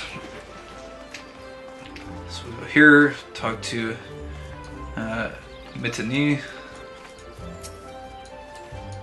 The ferry docked at the base of this hill will carry you across the lake to the East Shroud. Once you're ashore, head due east and you should find the Hawthorne Hut without much trouble. And I mean, I'm pretty sure we've talked to her at some point. Down this path, across the lake lies the East Shroud. You'll need to take the ferry if you have any business in the Honey Yard or the Nine Ivies. Actually, she might be new. I'm not sure if we talked to her. Huh. Sometimes I feel like this game sometimes like just generates some extra NPCs at certain points. I'm not sure if that's the case. Ooh, that's a really nice sun. Is there? I'm just checking if there's a nice screenshot to be had somewhere here, just with that lighting effect. Just because it happens to be that sun peeking through. Is there a nice screenshot here, maybe? Oh, this might be okay. Those god rays, though. Let's just, I'm not going to spend too much time on this because I have a tendency, if I'm by myself and not doing storyline stuff, I can literally spend like 30 minutes trying to like take a good screenshot, and the sun will literally set in the game before I get the screenshot I'm looking for. Ooh, this is not. Ooh, oh man, this guy's like right here. Is this a player? Oh no, it's just it's an NPC. All right, well I guess this is our forced composition. Oh come on, man, just like this. This looks alright. Oh no, the sun is getting away. That's not bad. I might take one more here really quick while we've got this. Gonna wait for the leaves animation cycle. Maybe get some leaves in the shot. Alright, that should be good. I think the sun is going down now anyways. Oh, you can hide NPCs if you use G-pose. I'm gonna have to learn the G-pose system at some point then. Yeah. It's a little bit overwhelming. Right now it's like complete information overload when I open that interface. But yeah, everyone says G-pose is good for screenshots. Oh, wait a second, did I? Actually, yeah, we went on that here earlier. This random guy fishing. I actually tried fishing in this area, but it said, like the bait I was using was no good, so we'll have to investigate that at a later time. I do love me some fishing in this game. Something about being a cat and fishing just feels right. Yeah, you should be able to just like use your paws and just swipe at the water and fish come out. The G-pose camera is nuts. Yeah, it looks like something I'll have to put a lot of time into, but it seems like something I am also genuinely interested in. Oh, one thing I'd like to do also is we might as well eat some of these apples. Tasty apples. Oh, that's this. That the meal benefits used to be up here too. I see. Anyways, oh dude, it feels so good to have a mount. We come in peace. Oh, that leads us down here. I could have just... They instructed us to take the boat, but we could have just teleported. Whatever. I'm gonna ride the Chocobo. We're gonna ride the Chocobo, even though it's gonna be a little bit time inefficient. That's fine. Riding Chocobo feels good. Literally riding it through the sunset. And that sky color though, I think it's, I don't know if it's just me, but I haven't seen a whole lot of sunsets / sunrises in this game. That is a really, really vivid orange. That looks absolutely fantastic. That looks so nice.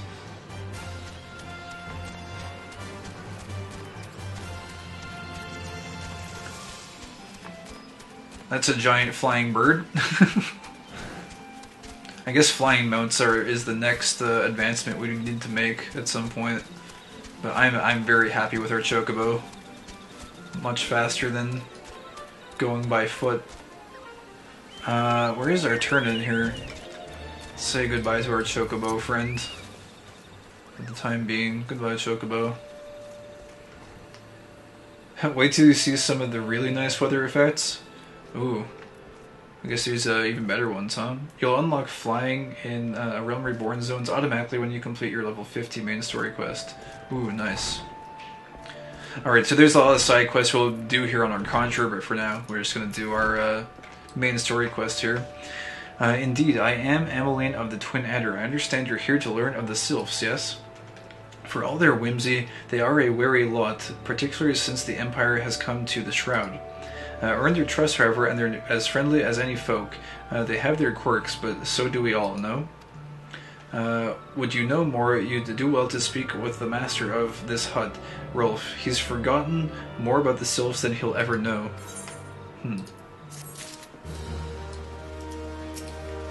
We intend to establish a base of operations here, but the environs remain most inhospitable.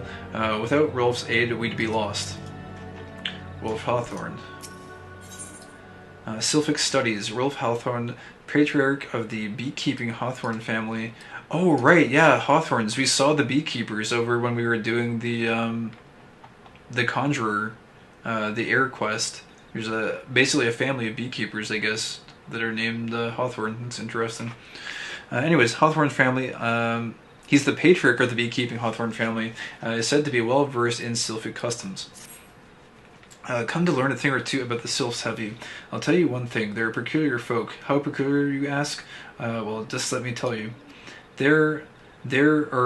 Sigh, beg pardon, friend. My memory is just not what it used to be. Dude, that's a vibe right there. He's on the wavelength. I've seen much more in my adventuring days, and it's all clutter in my noggin now. Though I've shared my stories with those around the hut before, you might have more luck with them. Oh, I see. We're gonna have to piece together this Sylphic knowledge then. Well met and welcome, friend. What brings you to my humble abode? Oh, wait.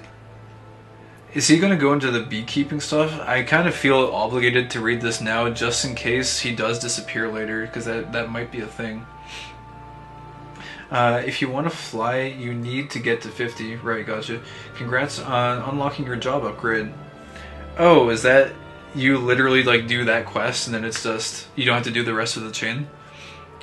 What do you do here? I used to be an adventurer like you. Oh, I'm not going to follow this up. If you know what that could be followed up with, you're probably not happy with having it run through your head. But if you don't, happy day. You don't have to end that sentence in the way it could be ended. Anyways, I used to be an adventurer like you, but I gave up that life some years ago in favor of the homesteaders.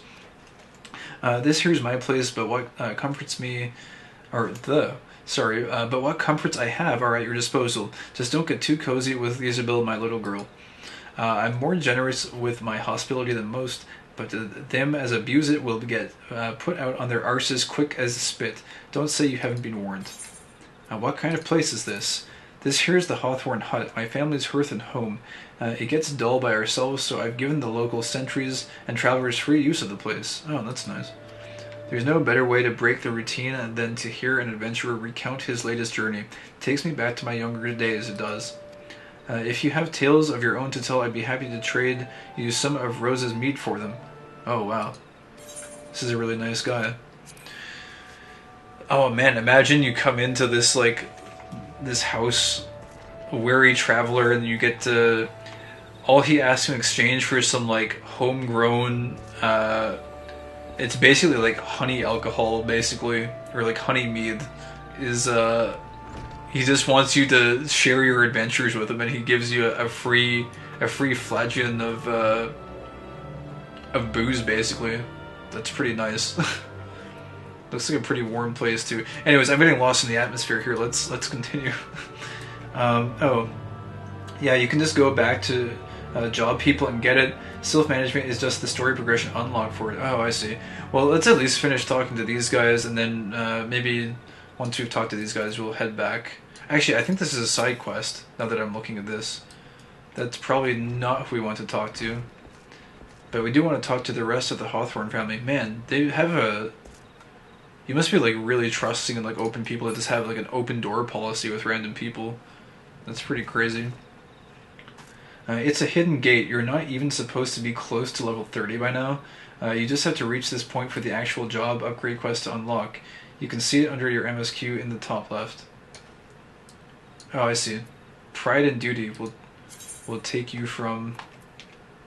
I see. Pride and duty will take you from the mountain. Right, gotcha. Isabel Hawthorne.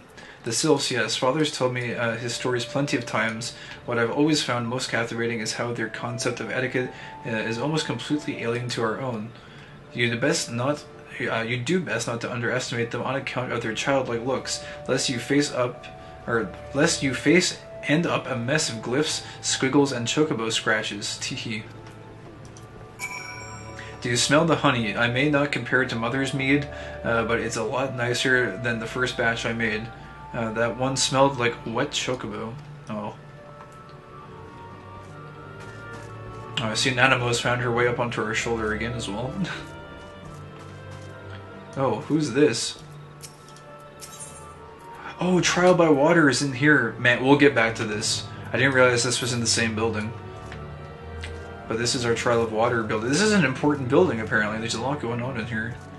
Although one might not know at first glance how much is actually connected to that place. I guess we just have to talk to a few of the NPCs around here. The quickest way to a quiver woman's heart might be through her stomach, but don't even think of trying to foist your foodstuffs on a sylph. They sustain themselves simply by bathing in the sun, or so Rolf once told me. We'll leave the rest of the NPC dialogue, I guess, for when we come back here as a conjurer, and we'll get a little bit of, we'll collect all that NPC dialogue then at that time, I guess. That should be fine. Mon says, the sylphs, inveterate tricksters and troublemakers, that's what they are. One day they're drawing marble faces on our masks, the next they're sending our young sentries falling to the bottom of a ravine. Tell them to stop and they just laugh at you. Wolf claims they harbor no ill will, but I dare say such pranks are no laughing matter. Right. Yeah, that's the thing with sylphs, it seems. It seems like they can be pretty devastating in some cases, but they don't really seem to actually intentionally be a threat. Oh, whoops. Oh, of course. Hearing your stories, well, my stories, has brought the memories flooding back to me. I feel like dancing. Yes, nothing brings people together quite like a toe-tapping sylph. Like a toe-tapping. A sylph told me long ago that dancing is a time-honored greeting among their kind. You do well to remember this. It just may help win the favor of our forest friends. Okay. First impressions. Rolf Hawthorne would share further knowledge to assist you in befriending the sylphs. Oh, still here, eh? Great. There's one more thing you should know about the sylphs. They don't take kindly to guests who show up empty-handed. To earn their trust, you do well to bring along what was it again? And my wife Rosa and I were just speaking of it a matter of days ago. Forgive me, friend. Speak to Rosa at the comb. Her memory should prove more reliable than mine own. Okay, I kind of want to just find out what it is we need to find, and then that should be a good stopping point for the main story quest. Let's just ride over there real quick and find out what it is we would need to procure before we make our first introduction. If it's easy to get, maybe we'll even just get it, and then we'll save our meeting of the sylphs for another time. Just because that does seem like it's getting a little bit in-depth there.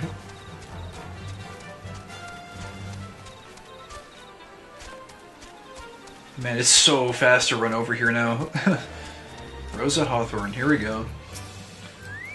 A peace offering for the sylphs. For anyone else, I'd recommend a jar of honey, but I fear that wouldn't get you past their front doorstep, dear. No, their tastes run more to the unusual. Are you perchance familiar with milk root? That's what we call the root of the most fiendish seedkin, the achu. When chewed, it exudes a cloudy liquid that's said to induce curious visions in the imbiter. You did not catch me dead trying this stuff, but the sylphs seem to enjoy it to no end.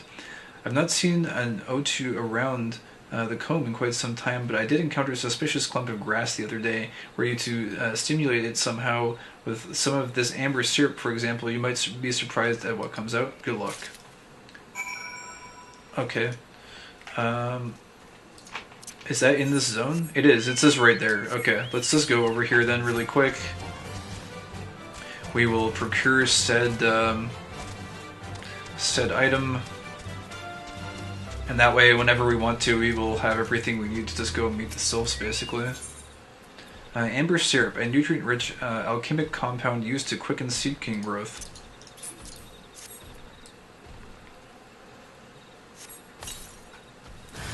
With branches of thrashing, the vegetation springs to life. It's a level 20. Huh. I guess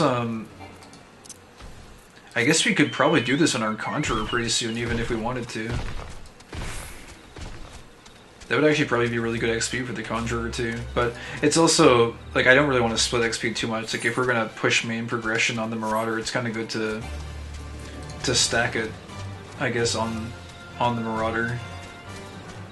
Probably better? I don't know. With that said, I mean, I could level up the Conjurer super fast with the XP bonus.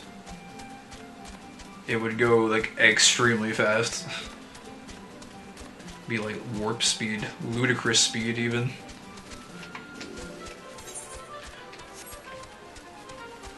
Present the milk root to Rolf Hawthorne. Okay, we'll go in here and just do that. I guess we'll be polite and dismount the Chocobo here, since it's a little bit unorthodox to ride one indoors. Ah, you're back. Was my wife able to direct you to a suitable offering? Milkroot. The thick white sap extracted from this Ochi root has the power to grant its user wondrously terrible visions. Milkroot, but of course, those sylphs quaff that cloudy stuff as quick as I do a flagon of mead. I was just talking about that. The effects just about the same as well. Any road, a gift of Milkroot will have the sylphs calling you friend and brother the moment they lay eyes on it. Now let me wrap that up for you. I'm starting to feel a bit woozy. Alright, and then we'll get this. Okay, first contact. First contact. Rolf Hawthorne has gift wrapped your offering in preparation for your journey into the Sylphs Demesne. I'll be honest, I've like never used, or I'm not even sure if I've heard this word before. Demesne, I think.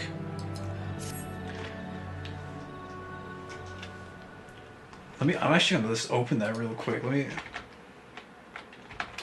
just see this. Oh, it's Demesne. A demesne or domain was all the land retained and managed by a lord of the manor under the feudal system for his own use, occupation, or support. This distinguished it from a land sub infofed by him to others as subtenants. Okay. Basically a very fancy way of saying domain. Oops, I minimized the window. I've taken the liberty of wrapping your milkroot well and good. This should keep it nice and fresh, not to mention spare you from that god's awful stench. The sylphs love this stuff, but me, I'd rather bury my nose in chocobo dung. I dare say the reek even rivals the breath of the morble that put an end to my adventuring days.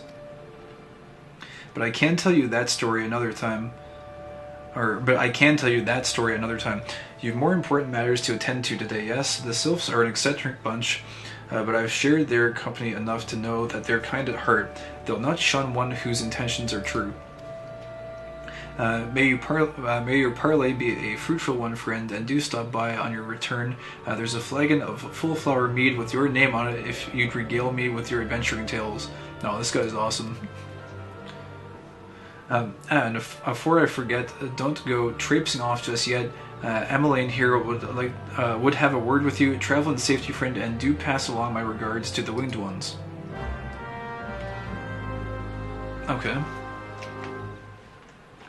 And then we need to talk to Emmeline. It's good to see your knowledge of sylphic culture has matured. I see no reason to delay your mission any further.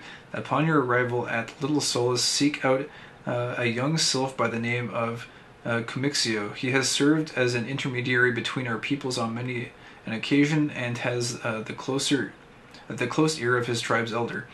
I see Hawthorne has furnished you with some of that malodorous root that sylphs so adore. I have something of far greater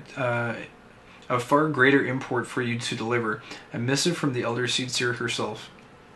To summarize the letter's contents in brief, it vouches for the integrity of our envoy, that would be you, and it restates Gridania's desire to maintain a harmonious relationship with our long-standing friends of the forest.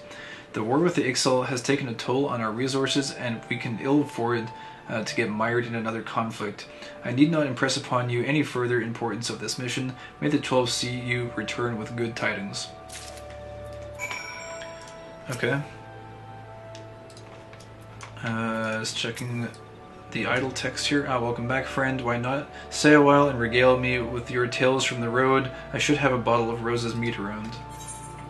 Okay, and we've already heard his dialogue there. Cool. Alright, so we got first contact. It's all lined up. Main story quest is ready to go whenever we want to return to it. So we'll go ahead and put this on hold for now.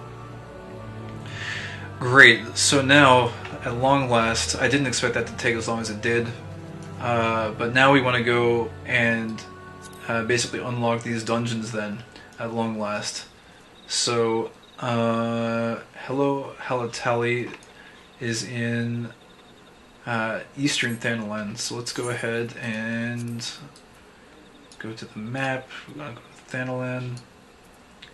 This one is Braving New Depths. You actually have to travel to get to this one. And then here it looks like Camp Drybone is the closest option we've got. So let's go ahead. Oh, you should... Right. Job quest. You're absolutely correct. Thank you for reminding me. Yeah, we basically had like a million things thrown at us all at once, so that totally slipped my mind as well. Job quest. That shouldn't take too long, right? That should be straightforward, he says. That should be straightforward, right? Sends us on like a trip across the realm to go procure various things. Maybe, probably not. I guess we'll see. Good to be back at the Marauders Guild though, if that's where we're going. Is this where we're going? Let's see. Too many options. Yeah, there's this. I just got hit with everything. Chocobos, class upgrade, new dungeons, main story quest, and still in the queue is getting back to the Conjurer stuff. Absolutely nutty. Oh man, this feels like coming back home. Marauders Guild. Spent a lot of time in here. Alright. Pride and duty will take you from the mountain. Axemaster Winzo needs an adventurer he can trust. Oh, my bro, my brother. Kai, just the man I was hoping to see. Aye, it's plain as day to see you've no equal in our guild, and I have a task that I entrusted no ordinary marauder. To wit, I just received a message from an old comrade in arms of mine, who now serves as a guardsman in Costa del Sol. It would seem the fighting's grown fierce in those parts, and he finds himself in dire need of reinforcements. Mind you, this man is no white-livered whelp. He can wield an axe with the best of them, as evidenced by Master Gija Rujo. Wow. Gija Ruju's paying good coin for the services of he and his men. No, any enemy who could fluster that bunch is not one to be trifled with. I've sent Sulquib on ahead to tend to the wounded. Seek her out upon your arrival, and she'll apprise you of the situation at hand. Alright. Does he have anything new to say? Probably not, but... Kai, come to spar with your guildmates, have you? Okay. I think everything is good. We've had his post-final Marauder Quest dialogue before. Alright, so where was it we were going? Costa del Sol. Not entirely familiar with it. Oh, it's up here. I haven't actually been there before. I've heard of it, but I have not actually been to it. Well then. Where shall we go? Perhaps Summerford Farms would be okay? Or we could just travel to Limsa Laminsa, Lower Docks. I think this is about as good a place as any. Because we have our own Chocobo now. Actually, we want to go to the Aft Castle now that I think about it, because that would actually... This is probably the fastest way to get there by foot. It's just to leave through this gate. Yeah, just go at the gate and ride if it was me. Yeah, that seems like it would be the good course of action. Let's see here. Oh yeah, it's up this way.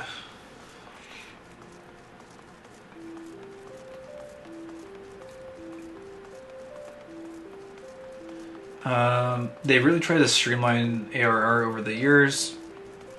I think they removed like 1/3 of its quests to cut some of the bloat. They removed 30 quests, that's it. Which was something like a 12th. Huh. Since Her Lumber Reborn was like 280 quests or something stupid. I just go out of the gate. Oh yeah. You and your own Chocobo Porter now. Yeah, true that.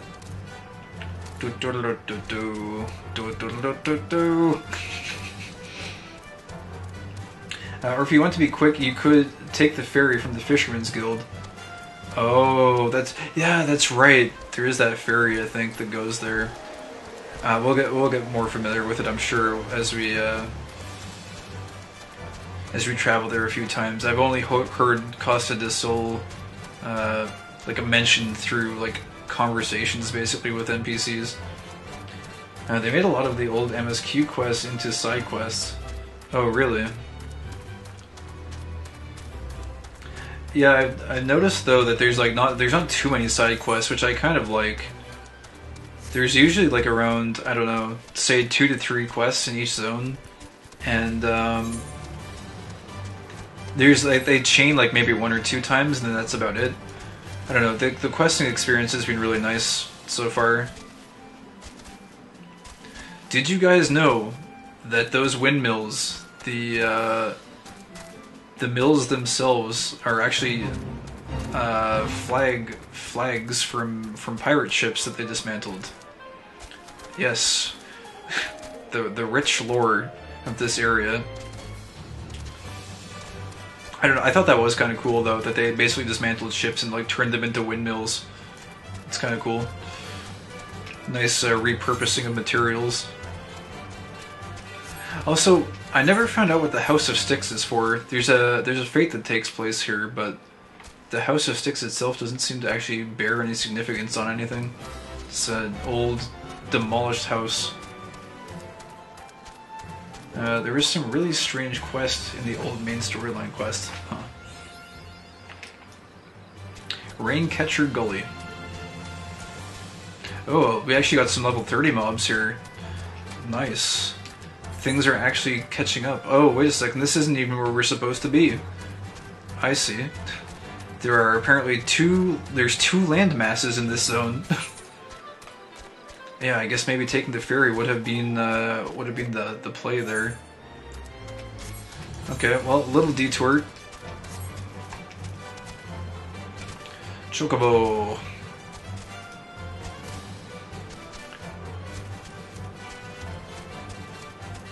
They're usually good about lore like that.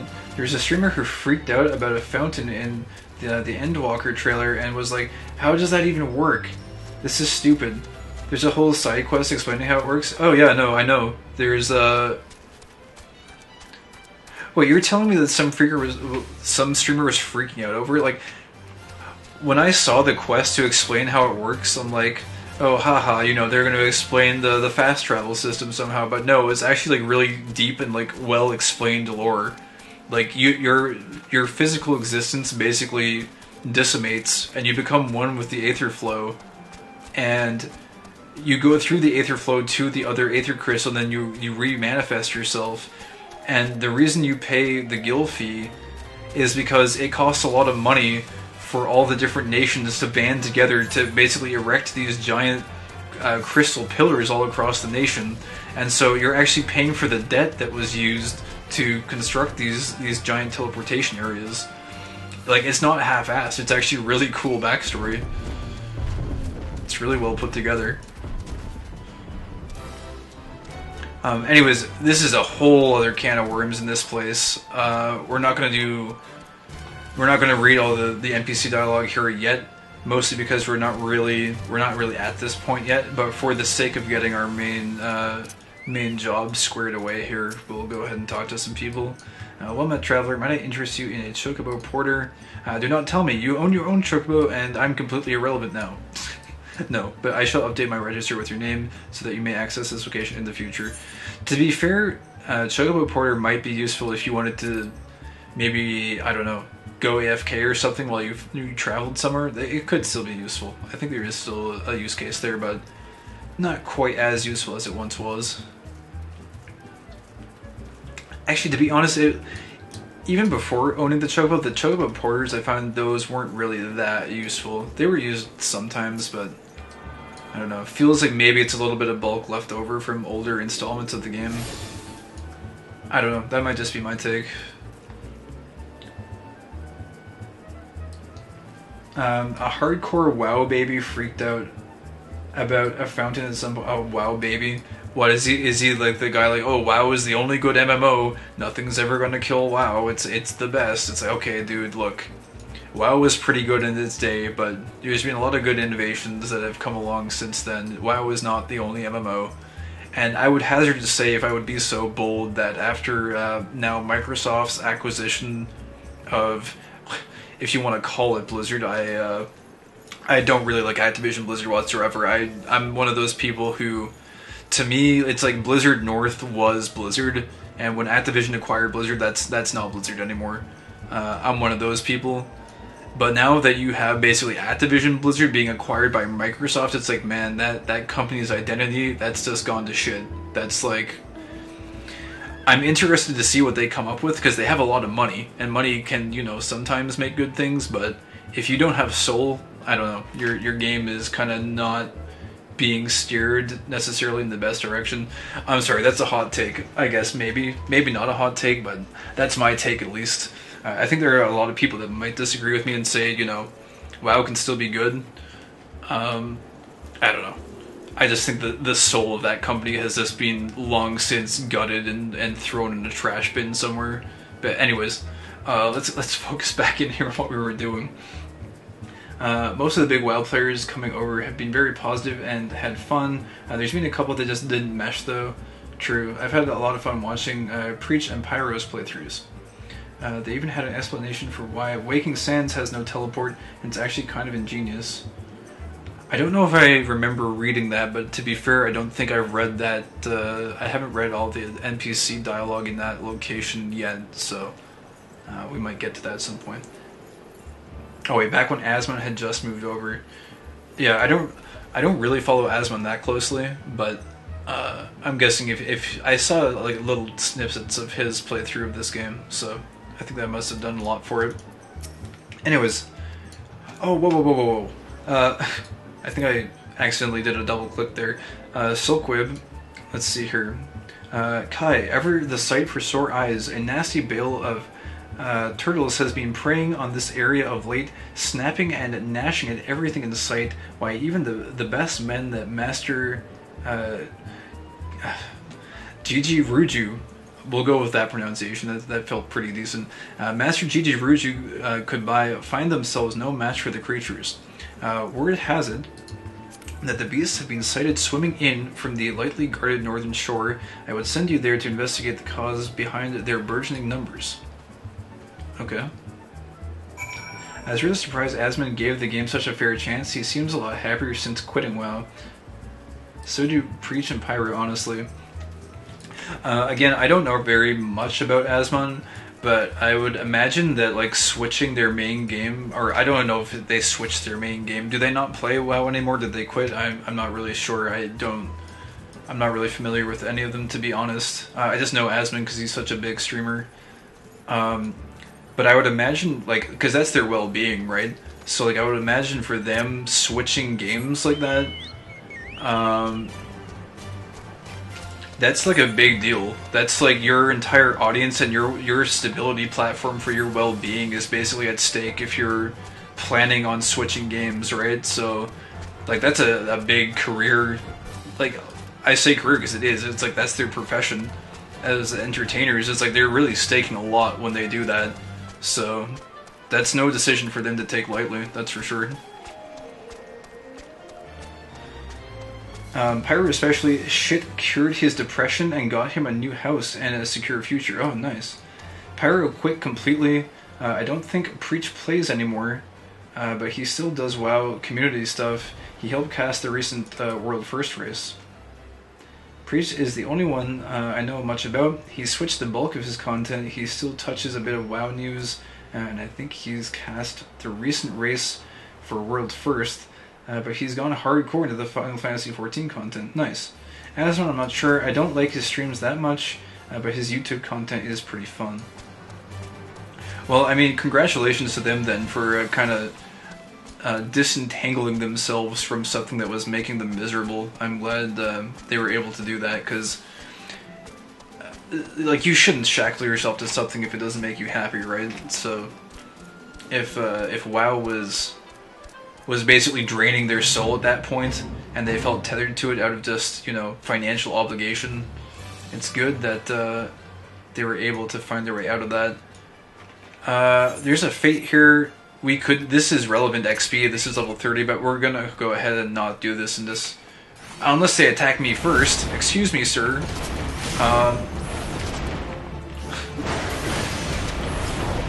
I guess I gotta clear out the NPC we're supposed to talk to here.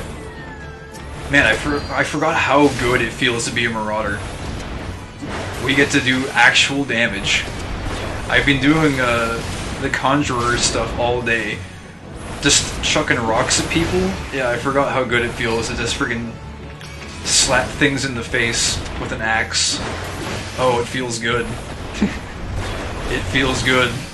Damage. Tasty.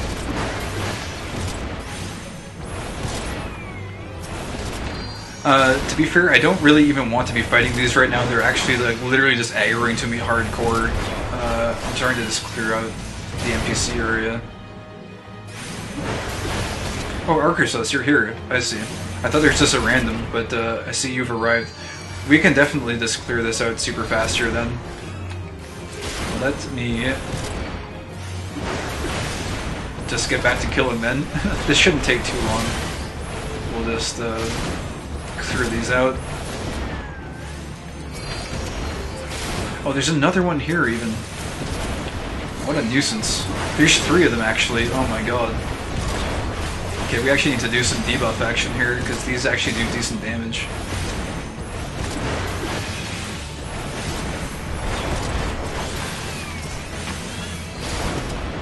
These are not complete pushovers, in fact.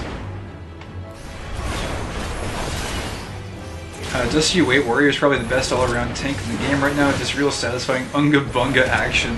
That's what I like to hear, dude. Unga Bunga is my middle name. Kai Unga Bunga Quicksilver.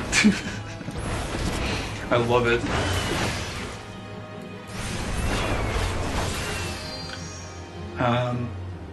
Asmon is finding his chat makes his streams unbearable. Oh, yeah, it's kind of the case for a lot of big streamers. It seems like it's really interesting though how like chat communities form. I think I don't know who it was who first said it. I think it's actually somewhat commonly discussed, but it's like basically the chat is a reflection of the streamer is how it's usually phrased. But it just seems weird for some of the bigger streamers because it's almost just like, I don't know, there's like a subculture that kind of like gets created out of whatever the streamer's baseline is, I guess. Yeah, Warrior's probably one of the most satisfying and straightforward classes. Kick someone so hard they explode. Oh, also thank you, by the way, Arcursus, for the help there. Give a salute. That was very helpful. That probably would have taken quite a bit longer without your help. If they were in FGO, they'd be a 5 Buster Card Servant. Warrior is some real Captain Caveman action. Streamers get the community they build. Yeah, I've heard that one. Their DPS for tank is also super respectable, beaten out only by gunbreakers who know their rotations.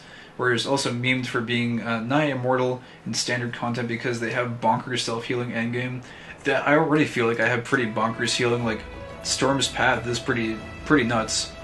You basically get to heal yourself for 250 every 3 skills. Like that's insane with how much mitigation you have. It's kind of insane. Warrior's big gimmick as it levels is does obscene amounts of self-sustain, just wade into enemies and never die. Yeah, I think I got lucky with picking it as the first class here, just to have a nice streamlined experience. But anyways, class quest here. Let's see what this is all about.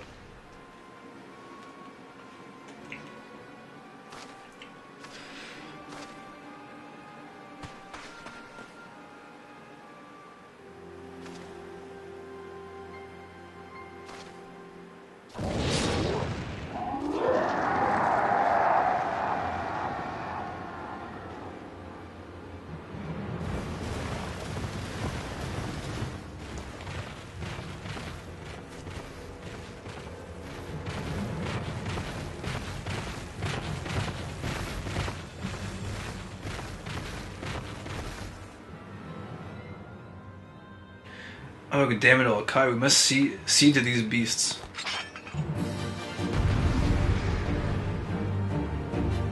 The guy summoned forth gigantic turtles out of the ocean. Fend off the crazed Archelons. Oh jeez! Look out! Oh, whoops. I hope Silkwood is okay. Oh, okay. These look intimidating as all hell, but they're actually pushovers. They actually die in like 2 hits. They just get dropped. Oh my god. I was worried here for a second. They get absolutely dropped. Alright. They look a lot more intimidating than they actually are. All shell and no bite. Oh, hold on. There's other guys here too, it looks like. Bloodshore Bell. This guy is summoning a veritable myriad of random sea creatures to besiege the beach.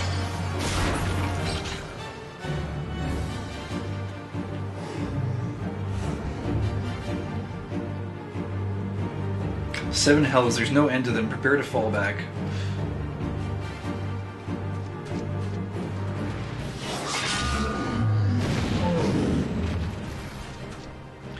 I'll see to the shellbacks. You whelps just try not to end up as turtle grub. That axe. I've not seen its like in...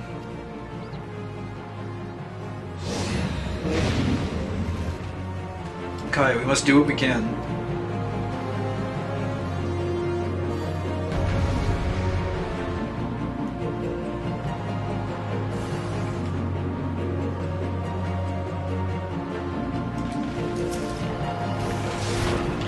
Oh, this one. Oh no. It's not get caught by that. Right, okay, so I think he's gonna take on the main one, and we'll just take on the ads. Because this guy's a badass. One day we will be the badass, but today we are not the badass. Today we are the NPC. Today we take the ads. Oh jeez. Oh no. Stompy turtles, look out. They do be stomping though.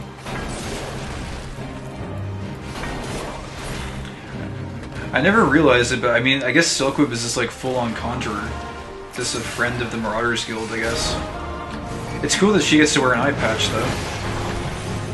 She's like a battle conjurer. In some sense. Geez, she's taking a ton of damage though. She's getting absolutely slapped.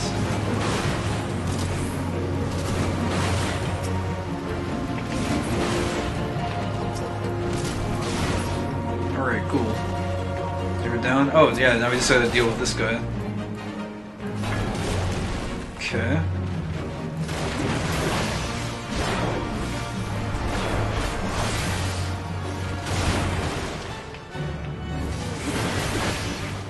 Man, Storm's Path is just so powerful. I haven't been able to use it that much just because of I usually get downskilled for a lot of content, but man, when you get to use it, it is good. That should send them scuttling back to their nests. You can call me Curious Gorge. Oh, I've heard of this guy, I think. Curious Gorge. One remark about the name and I'll rip your ugly heads from your shoulders and suck the marrow out of your twitching spines. You two are guards from Costa del Sol, I reckon. Not as much. We are of the Marauders Guild, sent here by Axemaster Windsdown to assist in the defense. I am Silkwib, and this is my comrade Kai.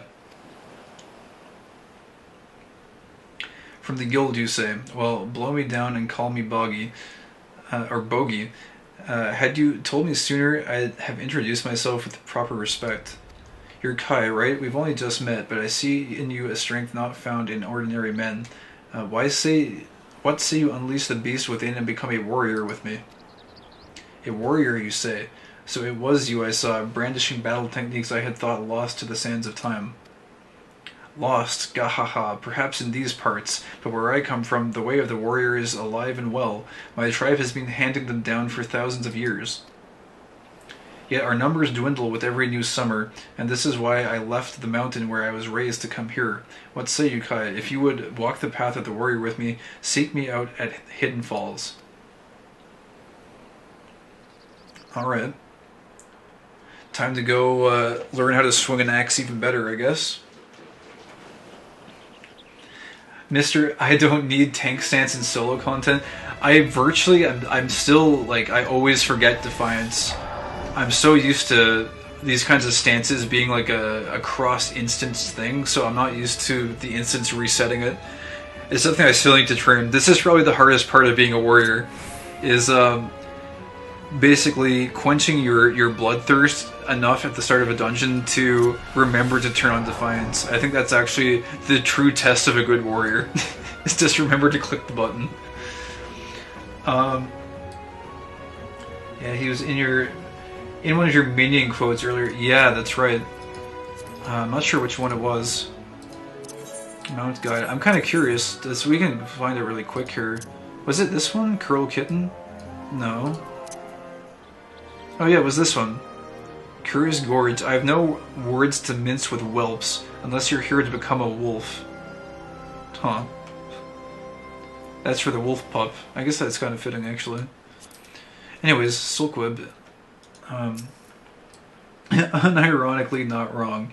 There's level 90 Savage Raiders who forget to push the button. Really? Really? The warriors are old. We have all heard the tales, but never once did I dream that I would meet one in the flesh. My memory is cloudy, but many years ago it was said there was a young marauder in the Company of Heroes. Company of Heroes. It's a game I played a lot of Company of Heroes back in the day. It's a RTS. Who would unleash crushing blows theretofore unseen by his comrades. But I'm not suggesting, by the way, that was a reference, but it just reminded me of that game. Anyways, when the company disbanded, he vanished, never to be seen again. Might that be this Curious Gorge?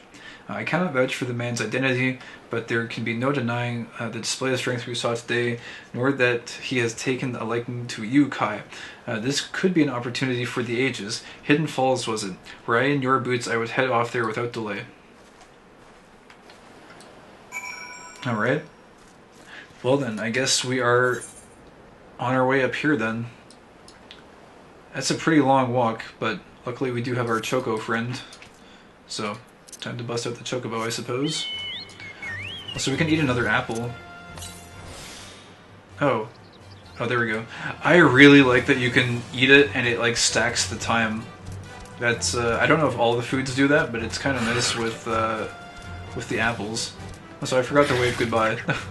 I feel like I'm abandoning Arcosus here. We'll give a wave.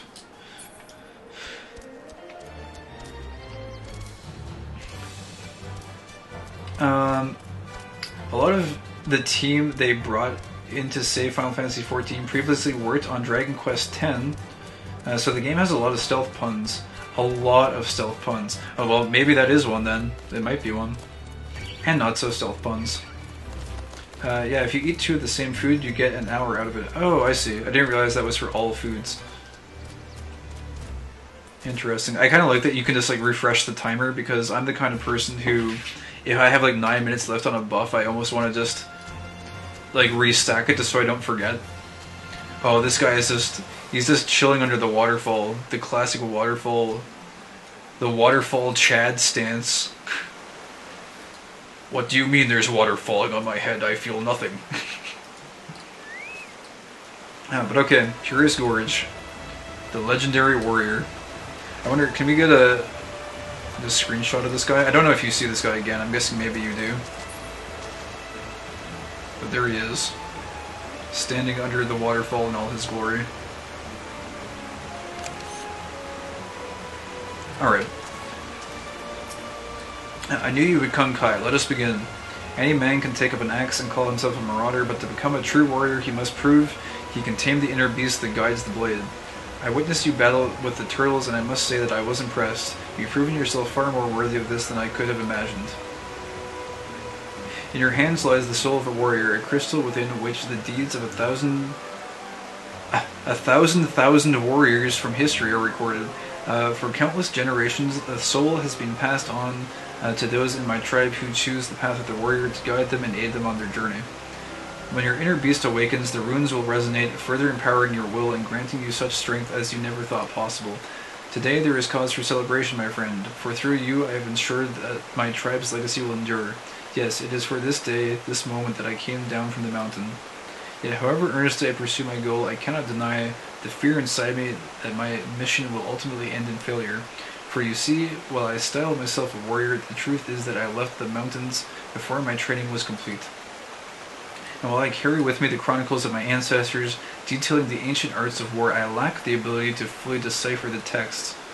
Yet there may still be hope, for there is another who fled my village, one who shared my dream of passing on the techniques of the tribe, and can read the tome, my brother. Without him, I fear there is little more I can teach you at this time, but that will not discourage me from continuing my studies of the chronicles, nor shake my belief that further secrets will soon reveal themselves to me. Until then, I ask that you use the knowledge I passed on to you and may continue your training. You must strive to harden your will so that it may endure the strain of future burdens. Good luck, my friend. The next warrior quest will be available from Curious Gorge upon reaching level 35. I can't... Oh, wait. I bet you this dings me. It should. Soul of the Warrior. I'm willing to bet. It actually didn't? Wait, Warrior unlocked... Jobs. Wait a second. Oh, okay, we got Warrior. Never mind. But the next quest is available at 35. What do we... Embracing the Beast. Oh, well, I have to get this.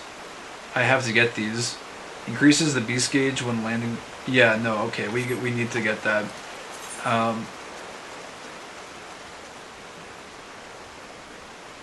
You need to pop your soulstone in your equipment. Right. That should just be here. I'm guessing you could even probably... I'm assuming it would say, like, it's recommended. No, it doesn't actually. Okay. So we just have to, like, manually put it on. Soul of the Warrior. Upon the surface of this multi-aspected crystal are carved the myriad deeds of warriors from eras past. Ooh. Okay. Oh no! Wait. It completely reset all of my action bars. I'm guessing because we're technically a different job now. Yeah, warrior. Okay, nice. Remember to equip the soulstone. Lol, yep. Have fun with that. Now go look at your actions and skills. Okay. Actions. They look pretty much the same. But roll. Okay, those look about the same. Tank mastery. You may notice some new additions. I don't think there's any actually for warrior, but with that said,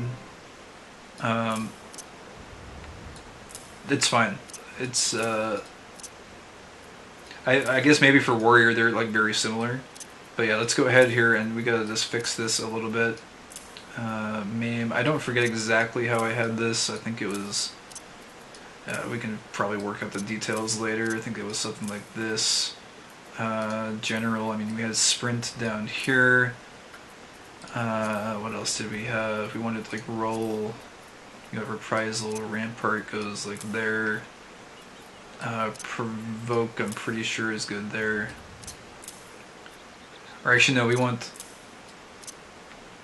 What do we want? R is supposed to be stun, low blow. Like that, yeah, this looks good. And then overpower was supposed to go... I think that goes like here. And then we want defiance on the bar as well. And I think I had limit break somewhere.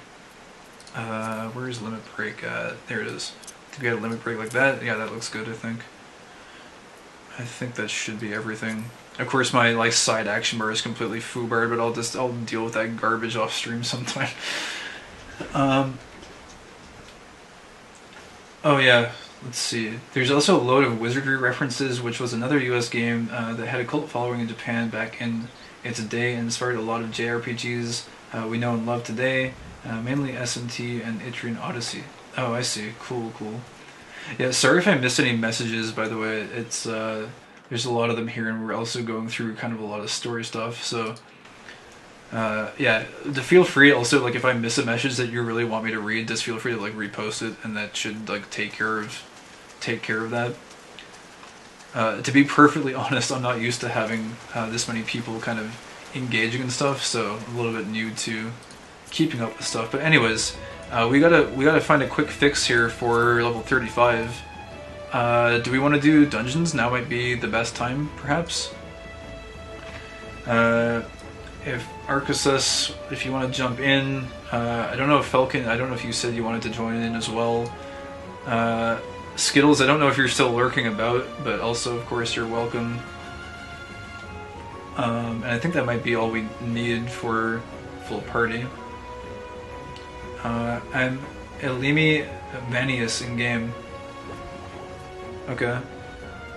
I would actually, you guys need to add me to your friends list, because just the way the free trial works, I can't. Oh no, wait, I got rid of the thingo, the jobs. Crap. I wanted to kind of take a look at that.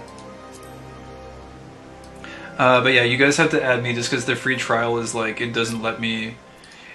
It basically makes me antisocial. It forces you to be antisocial and not send friend requests for some odd reason.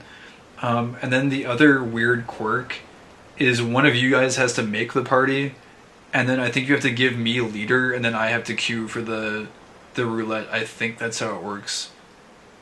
It's really weird system. I'm sure they're trying to use it to boost sales, but it's an anti-bot measures, right? I'm sure there's a good reason for how that prevents bots and whatnot. But yeah, I don't know if there's anyone else that wants to join. You're welcome to. We've got one empty slot. Oh, Skittles is offline. Huh. I'm not sure if Skittles is done for the night. Skittles is usually on pretty late. But I guess we can queue with 3. That's fine. I don't know if you guys want to do a quick guild test, or if guild tests are lame. I don't know what the general consensus is. Oh, wait a minute. Wait, the feast training match. Huh. Can queue for that. Oh, maybe you can do PvP now. I don't know. Or, I don't know, maybe this interface, though, maybe it says you can do it, but then maybe you try to queue for it and it says you're on free trial, you can't. Or maybe you can. I don't know. We'll check it out at a later date, I guess. Guild tests are lame. That's not PvP. Need invite to the party. Oh, wait a second. Oh, right. What am I doing here? Sorry, I'm a little bit slow right now. We gotta go friends list. Invite to party. Function is not available. Oh, I see. Okay, so Arcasus, you're gonna have to like friend Elimi Vanius. So I gotta give you party lead. Yeah, we gotta do it like that. The trials and tribulations of being a free trial player. Cool. Alright, yeah, so guild tests are lame, we don't have to do that, that's cool. We'll just do a dungeon then. So we'll do the leveling one. Amateurs, oh wait, you're back, Skills. Did you want to join us? Did you want to hop in? Do the leveling roulette? Oh, but, jeez, well, here's the thing. I wanted to go unlock the other dungeons before we did this, but the trouble is, I'd have to travel all the way back here as well. So, I think we're going to be missing a couple out of the pool, unfortunately. Well, we're basically just going to have this basic stuff, which is not that interesting. Sestasha, Tamtar, Deepcroft, Copperbell, but we can plow through this super fast, I would imagine. I've been here the whole time, lol, but now it's 1 AM. Oh, okay. No, that's cool. Except teleport to Camp Drybone. Do I want to... I guess making the run back here wouldn't be that bad. Do you guys want to... I'll give you a lift? Okay. If you guys, yeah, if you want to add this in, we can, you can piggyback for free. Nice. Yeah, I didn't really want to make the run back to that waterfall, but it's fine. I'm just being whiny. Don't mind me. That run should not be bad at all. Oh, how about my mount? Oh, wait, you have a mount? Oh. Okay. Oh no, I lost my food buff. Gotta eat some more apples. Accidentally dispelled it. Is this a multi-person? Ride pillion. There we go. Oh, nice. This is a, like... It's like a flying surfboard. Dude, what is this mount? I've never seen this. I've seen the car before. I knew that was a multi-person one, but I did not know that this existed. Forward and back, forward and back. I've heard that song somewhere, I think. Fafa Joni, if it is halls of Halatali you seek, you need seek no further. Permit me to tell you something of this place. The name comes from an ancient tongue, Halatali, meaning the land of many shadows. It was here that our distant ancestors first settled, and bah, you have not come all this way for a lesson in history. Oh, we're getting lore denied. Shh, listen, do you not hear the howls and growls? Do you not feel how they shake the very earth beneath you? Those sounds are the work of no wind, my friend, nor that rumbling the doing of any shadows. Those are the calls of Halatali, for now the beasts once kept for the Colosseum Mercury. And these are no gentle beasts broken by the hand of man. No, there are those within that even the might of their mortal flames cannot tame. From the look of you, you must be Kai. I received word from Nedrick that you might be along. By his recommendation, I grant you leave to enter freely. I only pray you are able to find your way out. Okay, we'll go ahead and grab... Do we want iron gauntlets? I'm not sure why these are not showing up as an upgrade. I guess we'll just grab iron gauntlets, this should be fun. Duty Finder has been updated with a new regular duty. Let me just talk to this guy really quick.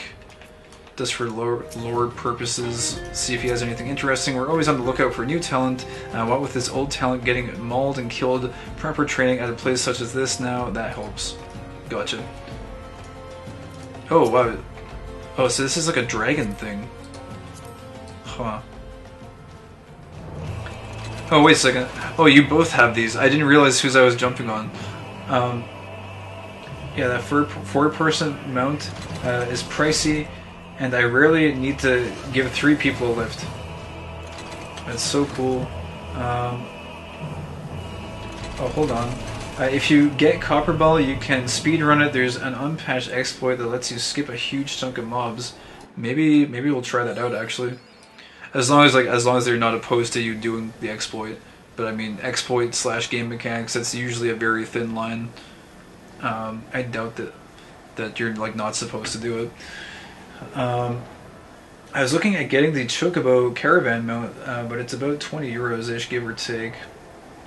It's a 4-person mount, pricey. Really need to give more than 3 people a lift, but it's cool. They're probably not an upgrade. That's cool, but we might just use them for aesthetics at some point. So to be honest, I might get it for the sake of having my own caravan. A Chocobo caravan does sound pretty cool. I'd only do it if we had a full party. And doing that with randos is a good way to get in trouble. Oh, yeah? Okay. Yeah, we can forego it for now. It's okay. We can probably clear it pretty fast anyways, I would imagine. Shouldn't take too long. Alright, so we got Bibi Moo. Welcome to the Sunken Temple of Korn, or what remains of it at least. Used by the ancient Beladians as a place to worship the sun goddess Azima, much about the temple's history remains shrouded in mystery. While we have sent a research team into the depths, I regret to say that the investigation proceeds at a snail's pace, that is, when it proceeds at all. It would seem that the Beladians have rigged the temple with all manner of devious traps and snares to deter temple robbers, no doubt. We have recruited adventurers to assist in disarming the traps, but be forewarned, many who have entered have yet to return. Should you wish to brave the depths, we would welcome your aid. Braving new depths. Duty Finder has been updated. Welcome to the Sunken Temple of Korn, or what remains of it at least. used by ancient Beldans as a place to worship the sun goddess Azima. Much about the temple's history remains shrouded in mystery. And I think... Oh, geez. Hello, you're not friendly. And he's gone. He got deleted. Cool, alright. So we should be good then to queue up, and we'll have these in rotation. Let me just double check that. Oh wait, this is level... Yeah, okay, we're not level 35, unfortunately. We must be like a hairpin off. I have my AXP bar disabled just for not having it distract me, but yeah. So duty we can do. Real quick though, I do want to hit up the bathroom. I've been drinking a lot of water today, and I haven't gone in a little while, so really quick bathroom break. I'll be back in probably like less than 2 minutes, and we can just start up. Only reason I wouldn't start the queue now is because I think we're probably going to insta queue. So yeah, I'll just be a few seconds here, and then we can get right back into this.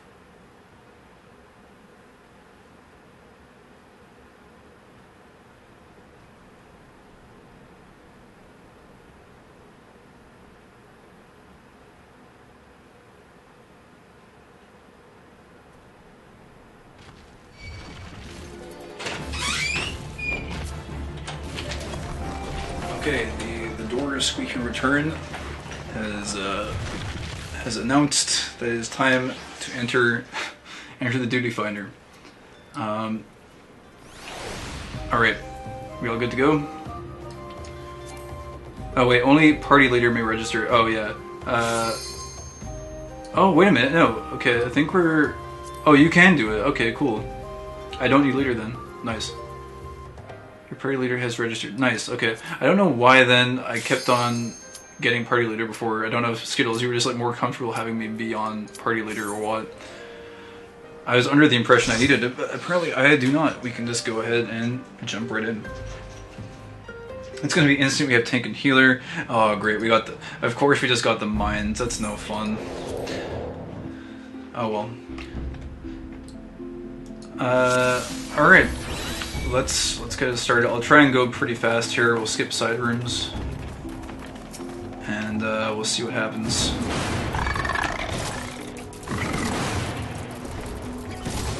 I was hoping we would get the new one. That would have been nice to see. Ooh, this damage is splendid. Holy crap. You guys are putting out some pretty big numbers, it seems.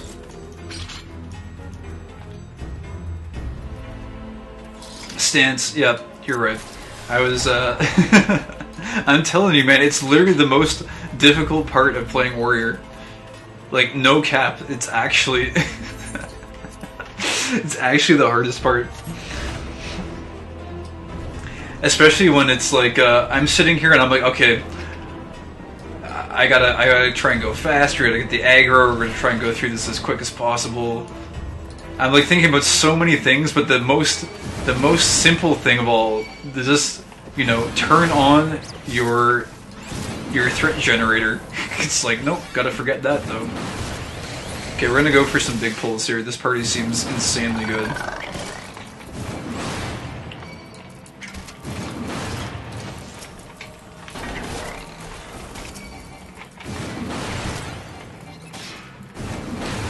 Let me know if being mobile like this like hurts your DPS too much. I'm not sure. Like whenever I do this kind of like mobile tanking style, I know in like some MMOs it can really screw some classes up because like they need to stand still to channel their spells and stuff.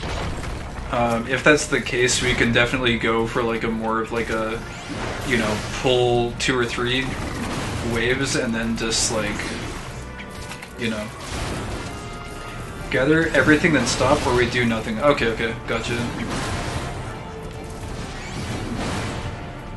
Once you get a feel for tanking, let me just go grab some mobs really quick. And then I will take a look at what you said.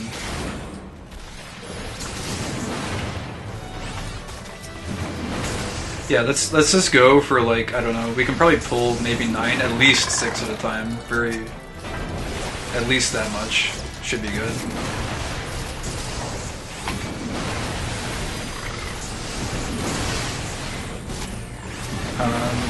Once you get a feel for tanking and can get a feel for the healer in the group, you'll be pulling boss to boss.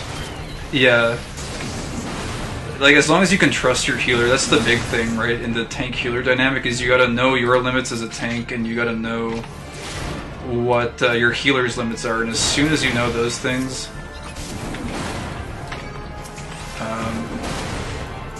it's like you're golden. I literally have not cast a healing spell yet. Oh, for real? Okay, well maybe we can just go like run all the way through then. I don't know.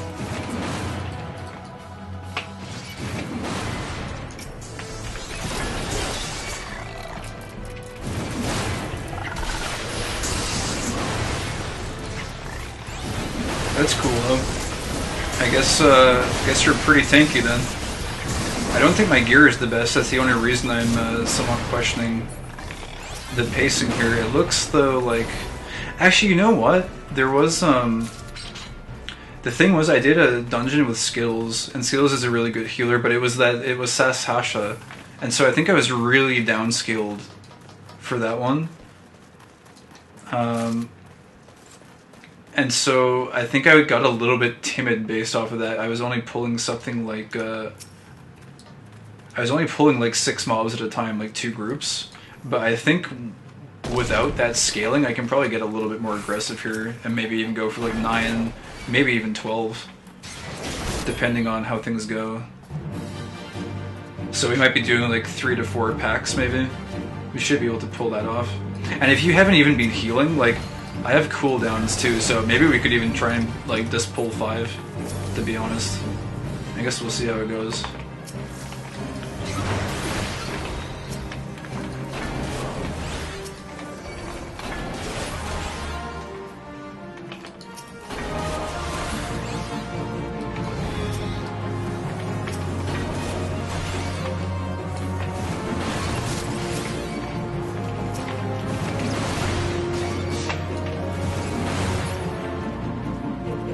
Man, this room takes so long though. It like forces you to just kind of chill out. It's just cool. It's a little bit boring though when you played this a few times. It's not my favorite room. Not really a confident sage at lower level stuff. Well, that's the thing. I don't think it's your fault. It's like, it's just like your spells deal, or like they're less effective. Your entire kit is less effective. Your stats are lower. It's like you just can't be quite as bold, right? You gotta be a little bit more timid at the lower level. At least that's what it feels like to me. I'll be honest, I have no respect for this dungeon as a threat. YOLO with your heart's content. Yeah, I don't think there's anything really like challenging about this place for the most part. It's just, you know, Sage has a lot of passive healing. That's the green buff on you. Oh, I see. Heals you every time they attack an enemy. Cool. Yeah, I mean, we can maybe just like run right through. Actually, that might be the best way to do it, is just like run through and whatever aggroes to me, you know? That might just be the way to do it. I have sold this dungeon on a ninja. Damn. That is saying something. I don't even know if the treasure coffer is worth getting, but probably not, because I already have all the gear. Pass. Nope.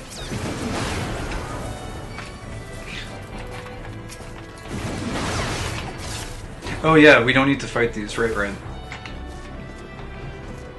I gotta run these a few more times to get the speedrunning route down, basically. Oh, plus. You can turn in unwanted loot to grant company for seals. Oh, for real? Once you rank up with them, I see. That should be pretty good. Alright, let's go. Oh, these ones we do have to like clear all these, but what we could do is just we can like round them up, right? So we'll like pull this room back here, and then we'll just pull these into the other room over here. Oh, whoa! What the? Did I just get pulled?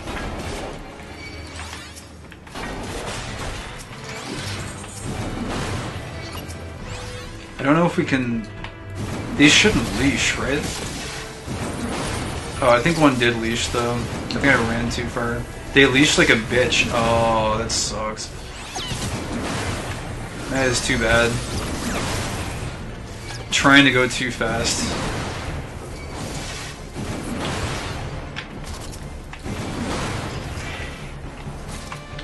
Oh, no, please! No, I went too far.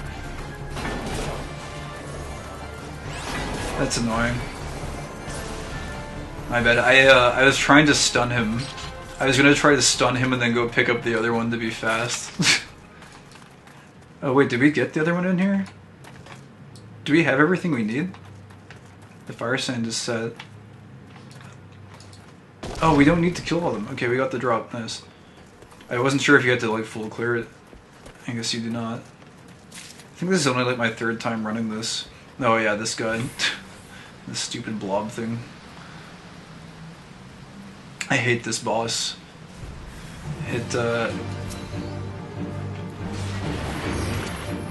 Oh, I gotta pick up the aggro. My bad. I don't even like consider this a boss, to be honest. It's just like a time waste. The first time you play it, it's like, yeah, okay, there's a little bit of ingenuity required to like figure it out.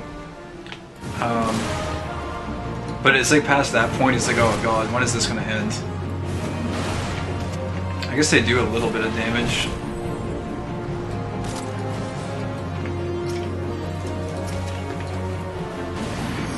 Let's pick this thing up.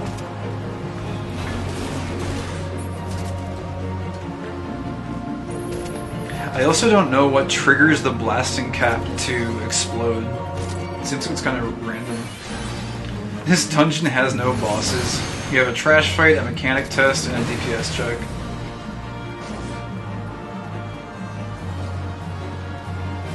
Or time, yeah.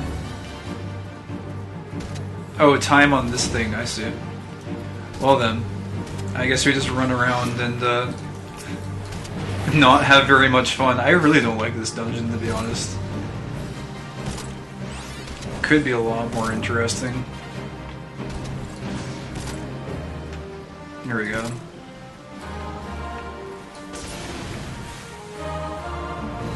Oh yeah, now we actually killed him. Right. There's the level 35.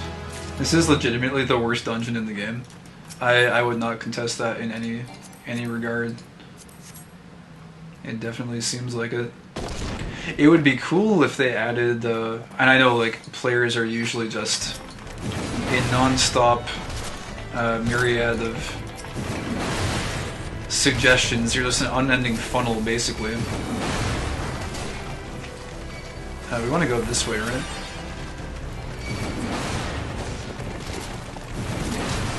It would be cool if you could like blacklist certain maps or dungeons that you don't want to play.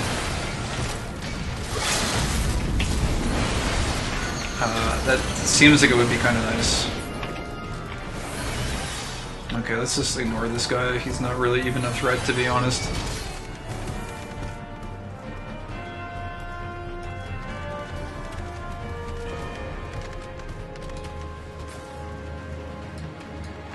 Wait, would these guys follow us in here? I guess they might.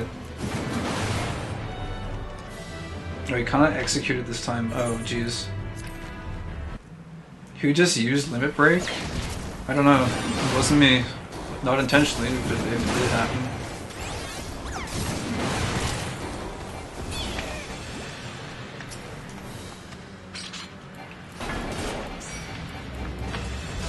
Oh, I did block the mobs.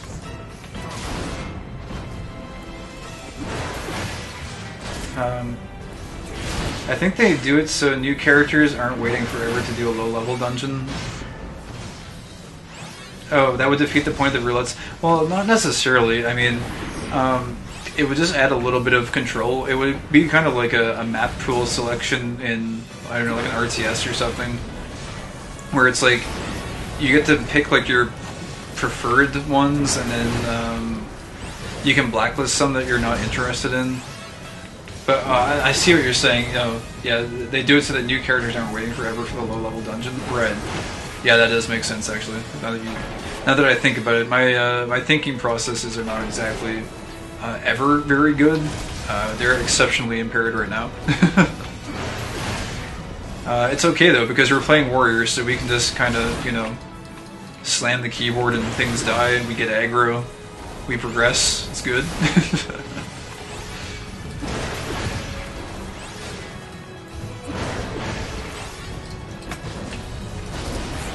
There we go. Wow, 15k XP, pretty good.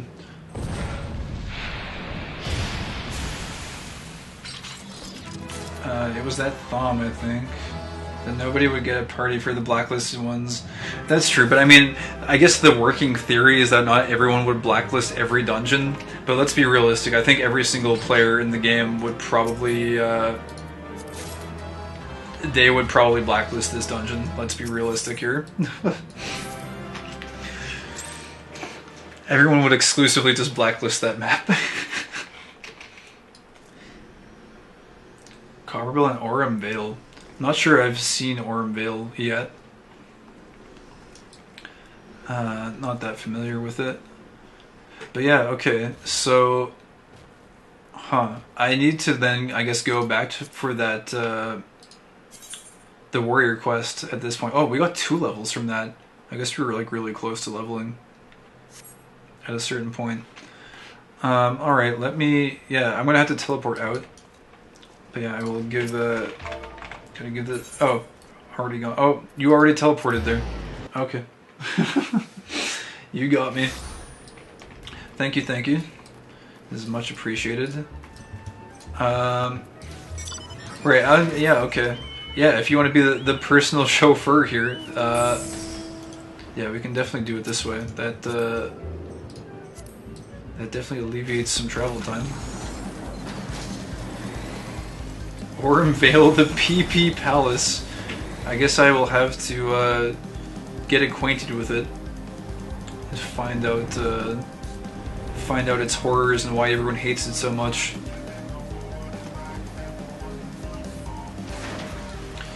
Cool, Curious Gorge. Embracing the Beast. Curious Gorge is struggling to decipher the ancient texts. Welcome back, my friend. I can see that you've not neglected your training. For my part, I fear that deciphering the ancient chronicles of my people is proving to be a much more demanding task than I had imagined. Mind you, it hasn't helped that I've been somewhat preoccupied of late. A comrade of mine from my days in the company of heroes asked me to do a favor, and it's taken me back and forth across the realm like some bloody fury. I'm on a hunt for some mysterious feral beast that's been terrorizing small folk. People don't know where this monstrosity came from, but witnesses say its thirst for blood is unlike anything they've ever seen. Unfortunately, the time I have spent in pursuit of the beast is time I have not spent studying the chronicles, and I am sorry to say that I have made little progress. However, while on the road, I was able to decipher one passage that may be of interest to us both. From what I can gather, the chronicles tell of an ancient set of armor forged by my ancestors in the flames of the 7 hells, and inscribed with the same arcane incantations that adorn the soul of the warrior. It would seem that this mighty armor was passed down from hero to apprentice for centuries until one man, driven by rage and vainglory, cast all 5 pieces from Abelathia's highest peak. Since that day, the armor has remained lost, and with it the power that it harbors. As far as I can make out, the next passage in the Chronicles concerns the whereabouts of the missing artifacts, though I have only been able to make sense of the odd word thus far. Still, I must confess to some excitement. Imagine what a warrior clad in such garb could achieve. If only my brother were here, we could decipher the text together and spread the teachings of our people to the entire realm. Alas, he is not. His whereabouts are as hidden to me as those of the ancient armor. I would have liked you to meet him, if only so that you could have looked upon a true warrior. Well, perhaps you still shall. Eorzea is not as large as most people perceive. Paths cross, fates intertwine. Such is the will of the spinner. It may be that my brother has chosen a similar path to mine, but I have rambled long enough. You are here to take the next step in your training, and so shall I. Oblige. In the southern reaches of Thanalan is the Sagoli Desert, a god-forsaken wasteland of naught but sand that stretches as far as the eye can see. It is here that the Leviathan of the dunes lurks, a sandworm of gargantuan proportions. When facing this mammoth creature, you will soon realize that the feeble hacks and slashes of your puny axe are ill-suited to the task of felling such a foe. But do not let this dissuade you. Wake the slumbering beast within and summon forth a strength that transcends the limits of your physical form. Mind you, first you'll have to find the beast, and that might prove a tall order in itself. The Ute tribe that inhabits Forgotten Springs is wise to the movements of the denizens of the desert. Should you want for guidance, I'd wager they could set you in the right direction. Wow, okay. That was definitely a mouthful. What is it? I've got no words to mince with whelps, unless that is you're here to become a wolf. Oh, that's what he says. That's the line. Okay, we can do that after, I suppose. Man, let's see here. AV is the only real bad if you have someone who doesn't know what they're doing and refuses to be told. Right, okay. It's great the first time, every time thereafter is a pain. Kochi Fox and his English localization team have fun. 1000 mods exist entirely to teach healers how to cast Yasuna. They gotta build a design vocab for the players that the future great dungeons are built on. Okay. Archrisus, I think, is just leading us to where we need to go. Knows better than I do. I'm sitting here trying to read chat, and we're in Camp Dragon. Southern Thanalan, I think is this where we're going? Embracing the Beast. Right, okay.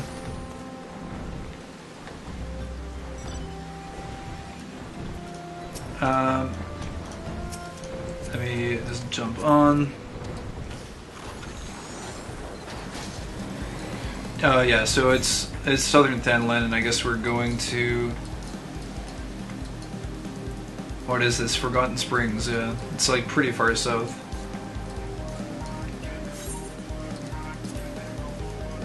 And then go forward and back, and then go forward and back, and then go forward and back. I've done this a few times now. I see. 1000 Moz would be fine, if not for that green slowdown goop god.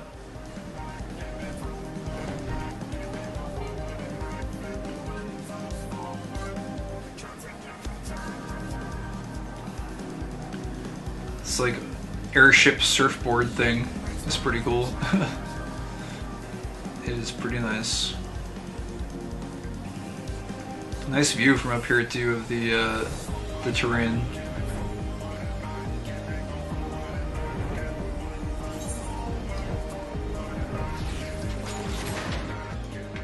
Oh yeah, we want to grab this, I suppose. Just attune quickly. Rub the magic rock. I'll get the Choco Keep too. Call me old-fashioned, but we'll just have him for completionist purposes. Even though we'll probably realistically never use it. Oh man, is that the flying whale? Dude, that is a flying whale.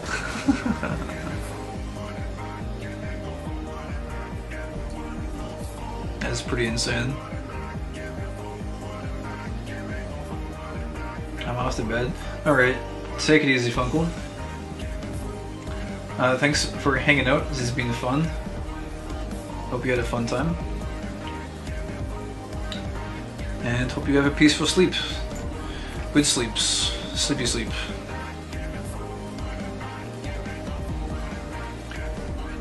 I know I'm probably gonna have a good sleep tonight. How long have we been streaming for? Let me just take a quick look. Oh man, yeah, we're at hour 13. That's not bad. Not bad. That's a decent stream session. Alright, oh geez, we're gonna have to, well, let's go rub the magic rock, as it were. As it's been so aptly put. Talk to the Chocobo Keep, and then I guess we're gonna have to talk to a few NPCs. Not too many, mind you. Not the whole lot of them, just a few of them. Chocobo Keep. There we go. Ugoro Muli. The Leviathan of the Dunes saw the fearsome bugger not a week ago preying on a group of merchants south of Biragot's Strike. The smart ones dropped their wares, turned tail and ran. The dumb ones, well, at least they can say they died rich. Huh. Okay, we're not going to look at the follow-up text either, just for these guys, because I'm sure we will we'll come back this way another time to get the full context. It looks like this guy is probably in the building. Yep. Utawali. I've seen the beast. Stands 3 moms high, he does, and stirs up sandstorms with each writhe and wriggle. Showed up in my hunting fields some years ago, and has been swallowing up my would-be prey in that gaping maw of his ever since. Sounds like a nuisance. One more. Utika Tia. That is not who we want to talk to, actually. I'm sure we'll talk to him one day. Ukuba Tia. Oh, I'm guessing they're like brothers.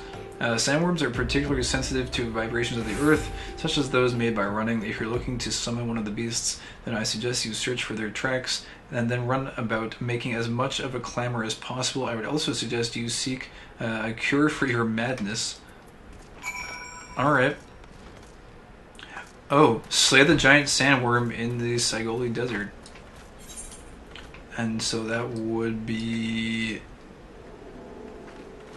Whereabouts is this? Let me just take a quick look here. Map. It's here. Oh, there he is. I see. He's right around there. So that's actually part of the lore for how Sunseeker Mikote organized their society. Oh, with like brothers or whatever? Tia, a surname for is a surname for non-breeding Miko males. Oh, I see. Gotcha. Yeah, I read a little bit about the lore of the Mikote, and I didn't get too much out of it. All I know is that like the females like to spend time with the kids, and they like to keep the menfolk like at distance mostly because they cause trouble basically. That was what I got from most of the lore reading that I did prior to creating a class.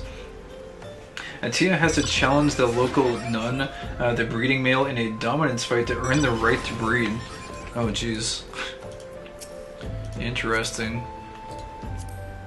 Anyways, off we go then. It looks like we're going just to the like bottom right of the map, where the southeast basically. Very southeast.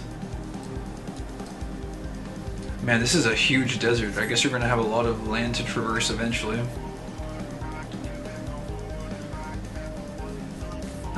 Well, yeah, so every time I see Kai, I slap him around the head. Yeah, I mean, I guess it makes sense. Alright, so I think we just go here and like run around. Maybe? That might be the thing that we do. There's a lot of dead people. Oh, there he is. Giant sandworm.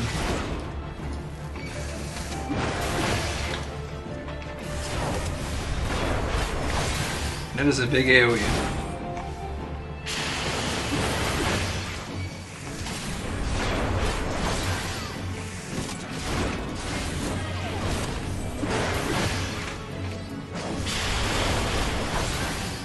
large wormy boy.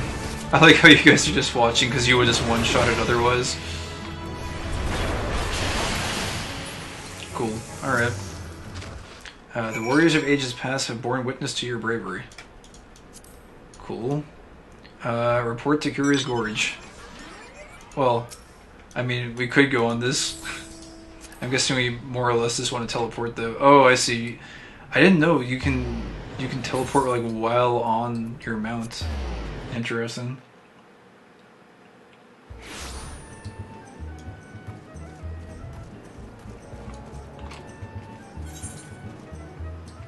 Oh, whoops. Yeah, okay. Go here. Cool. Forward and back, and then forward and back, and then forward and back.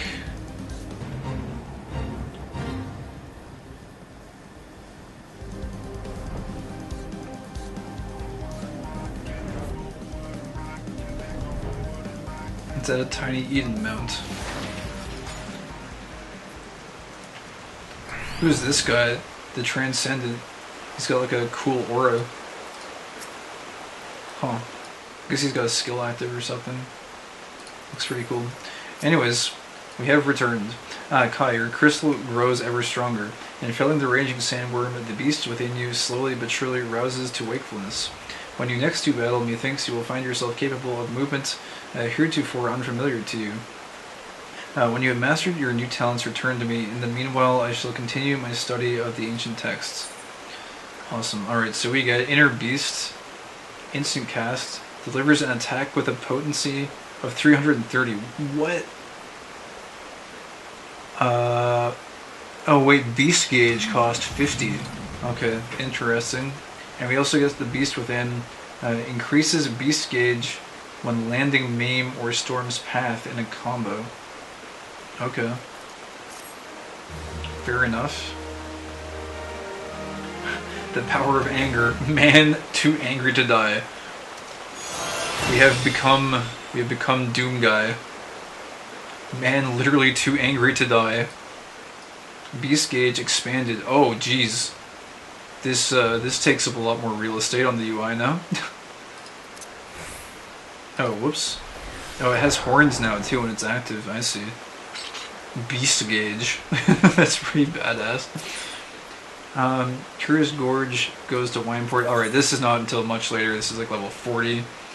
I say much later, though. We could probably get to 40 in not too long.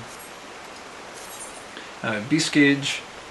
Job Gauge details the Beast Gauge. Displays the current strength of a warrior's wrath.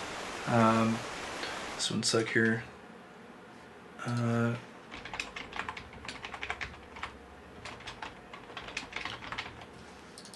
Alright, sorry about that. The Beast Gauge displays the current strength of your warrior's wrath. This animalistic rage is required to execute several select actions such as Inner Beast and Steel Cyclone at level 45. That sounds really cool. Will grow weaker upon using them. Using certain actions will increase the Beast Gauge. This symbol indicates the defensive stance. Defiance is in effect, which increases enmity. You can view the job gauge description at any time from the actions and traits menu. Alright. Cool. Well then, with that being the case, I think we're good to go with the warrior. Small talk. I wouldn't mind talking to him. What is this about? Oh wait, no, he actually... Oh, so he says his line and then he actually has other dialogue. So tell me about yourself. You can call me Curious Gorge. Well, you can call me whatever you damn well please if you don't value your neck.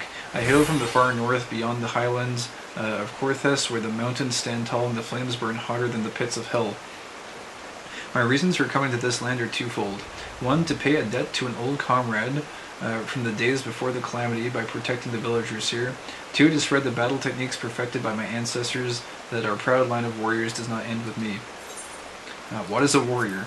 The warrior summons forth the dormant power of the beast within, channeling his untamed strength to perform martial techniques beyond the grasp of your run-of-the-mill disciple of war. Where I hail from, up in the mountains of Flame to the north, there's barely enough food to go around. Smoldering rock doesn't make for good farmland, you see. In the old days, the warriors of our clan traveled far and wide, earning good coin for their esteemed services. In recent years, however, we found ourselves shunned by those self-same peoples we once protected. This, in turn, has led to more and more of our young ones choosing to forsake the warrior's path, a sad fate for our once proud tribe it is. And so I have traveled here with no possessions save the armor on my back and the ancient text passed down from my ancestors, a text that tells of the history and techniques of my people, and sadly a text I can scarcely read. I see. Jeez, this guy's, he's quite the lone wolf then, I guess. Kind of traversing the land and trying to keep his people alive. You can switch it to compact mode if you want. Oh, is that like a HUD option? I guess? System config, or maybe like character configuration? UI settings?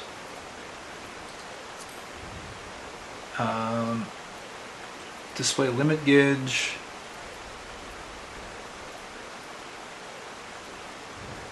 Display inventory grid parameters, pop-up. HUD layout, select the element. Oh, right. Okay. HUD layout. Oh, this is like, it's hidden behind everything else. I would have to like go digging behind my hotbars, I guess, to get it. But I'm sure eventually. Actually, wait a second. Can you? Oh, that's cool. You can actually just do this. You can like pick it so you don't have to go digging behind bars, basically. Beast gauge. There we go. UI element settings. Switch gauge to simple mode. Oh, cool. It looks kind of cool with this state though, but I guess for efficiency it would be kind of better to just keep it this way. Yeah, I guess we'll leave it like this for now. I'll have to do some HUD stuff later on, where I can unleash my my full OCD to get pixel perfect aligned UI and the like. Drop down menu, you can pick it from drop down. Gotcha. Cool. Alright, well, I don't know if you guys want to run more dungeons. I kind of want to do a little bit more conjurer stuff before I jump off. Man, these rewards kind of suck for the guild tests. I don't know if you guys need guild tests. I'm guessing probably not.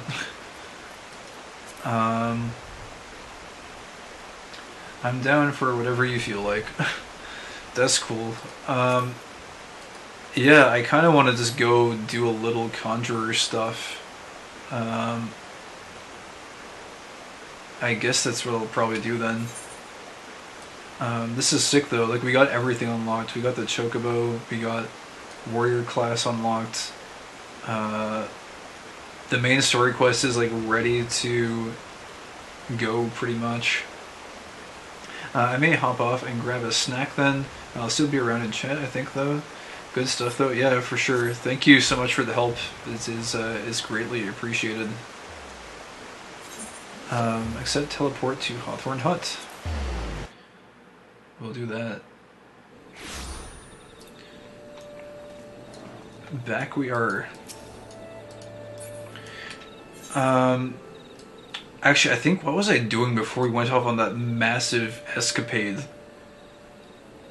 Oh yeah, haste makes waste, and then speak with Joseph in Hawthorne Hut. Right, trial by water, that was what we were doing. What a trip, though. We just did so much. That all started with having to go and make that one decision at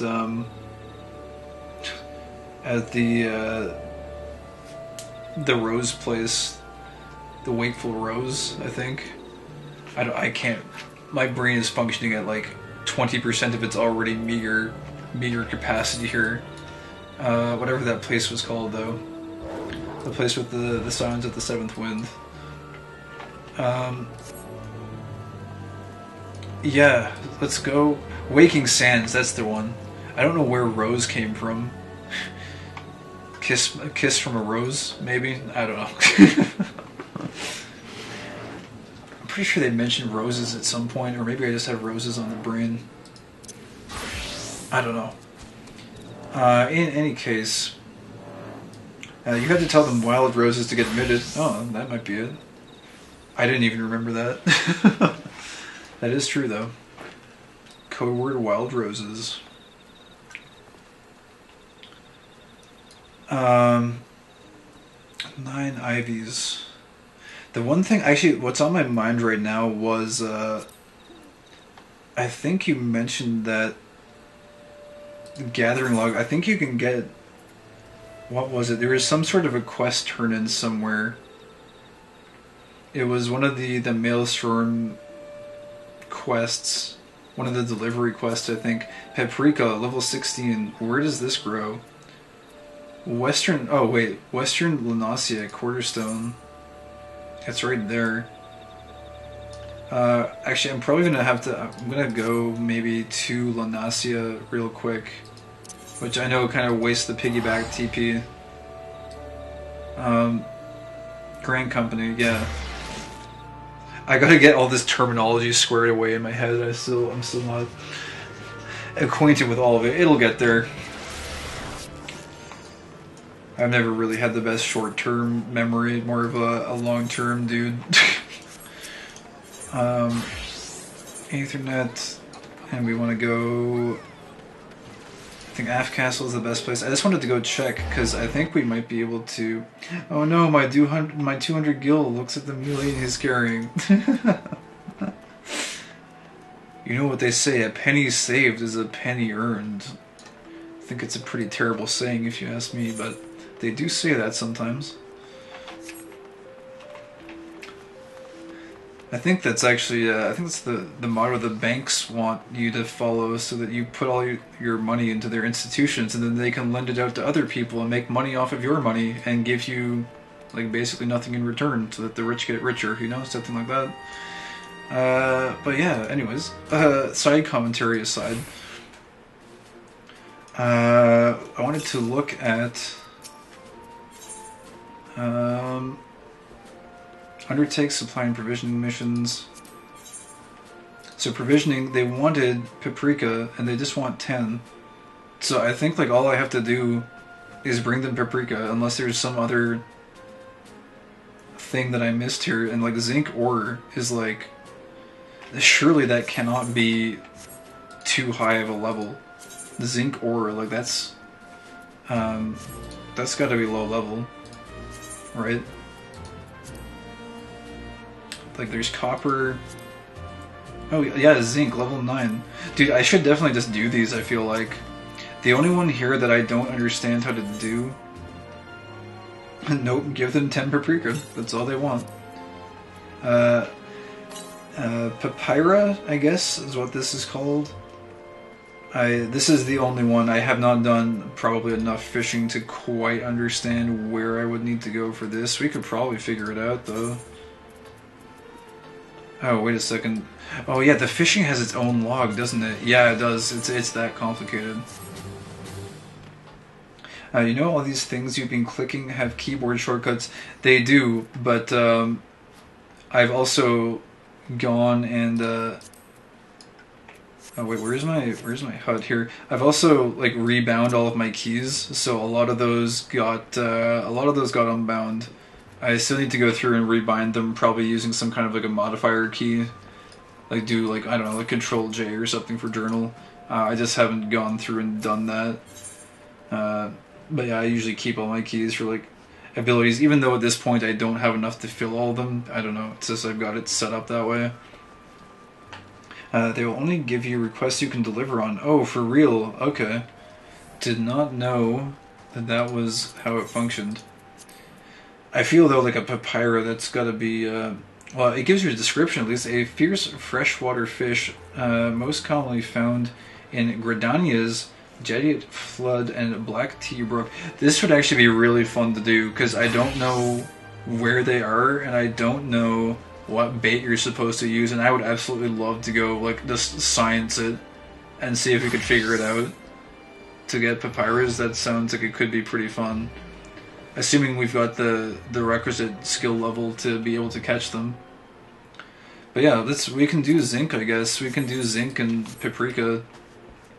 That would be pretty fun. It would be pretty fun because it's like a crap ton of XP. So let's do that then. Sounds like this is going to be another sort of daily thing that we partake in. Let's go ahead and go to... I think we're going west? Or no, east. I think we're going east. Let me double check the log. I'm a little bit scatterbrained here. That's Fairy Apple. Oh, that's for logging. Paprika. So Quarterstone. Oh, actually this is here. Never mind. We're literally teleporting. Yeah. I'm like 90% sure both of those locations are literally in the city of Gridania. Huh. Okay. Well, maybe that's where we go. Swift Perch. Dude, it feels like the game was a different experience when I was last in this area. We were just like level like 10 or 15 or something. Crap ton of XP, he says, cries and needing over 3 mil XP to level up. The joys of being a noob. I don't know such large numbers required for leveling up. I can happily go through here and just harvest a few paprika and like get like 6 level ups or something for my side classes. Achievement unlocked. I found that botanist. Huh. Actually, it's kind of nice to see that there are like things to do in the other regions. For some reason, it felt a little bit landlocked for the earlier levels, but I guess now you can kind of go out and do things. Also, what is this? Wait, Pioneer's Gift increases the chance of triggering Gatherer's Boon by 10%. Does not apply to items at 0%. Okay. So we got that. A Lalafelian Lentil. I might just grab one of these for the log. Oh, whoops, I had auto harvest on. My bad. Not the end of the world, but not ideal either. Lots of lentils. Sneak. Oh yeah, hardest part of the game. Remember to activate stances. Always. Sneak is right up there with tank stance. Yeah, my thoughts exactly. Geez, we ran out of GP really fast. That's only 5%. This might not go well, but this is the only one we need, so we'll just go all out on it. We should win a coin flip, right? Yep. Okay, we're good. Got the level up. I think we need more paprika though. Yeah, we've only got 4. We're gonna need 6 more of them. 6 more of them.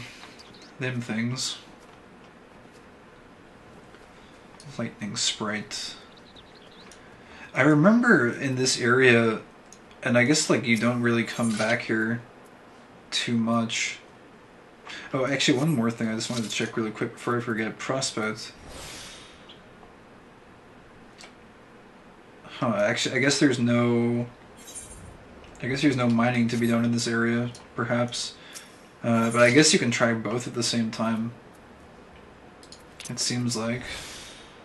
Yeah, paprika. 83% chance is not terrible. Literally, I'm just gonna start following him around and be like stance or sneak. I set up a yell macro for them. Sneak! Sneak! I remember many streams ago, I mean it was not too many ago, but in this area I always thought like you might get like sent back to this area. But you never really do. It's just a bunch of like broken houses. It's not really anything to write home about, I guess. Don't know why I'm trying to jump up the invisible wall. That doesn't seem too productive. I mean, it's something you can spend your time on in this game, out of the endless options available to you, but it doesn't seem like it would be that interesting. One of my alts has a Danger Bongo macro for it. Oh, the other thing I need to pay attention to in these interfaces is those hidden ones. I'm not sure if I'm skipping those once in a while. Some story quests will come back here. Class story, I mean. Oh, I see.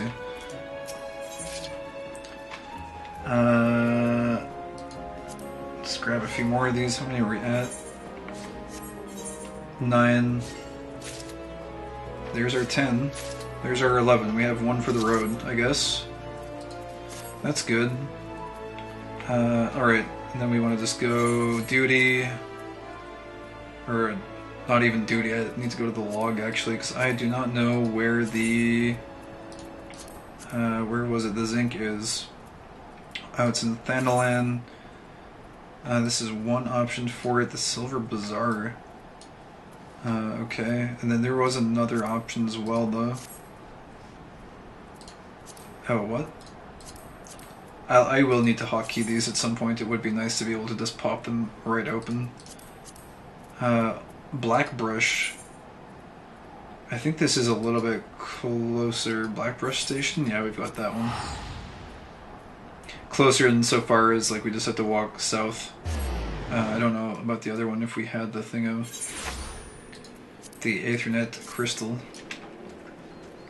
Okay, sneak is still on. Chocobo it up. And away we go. Like I know the Rogue class quest has an event in those busted houses. Oh, I see. Okay.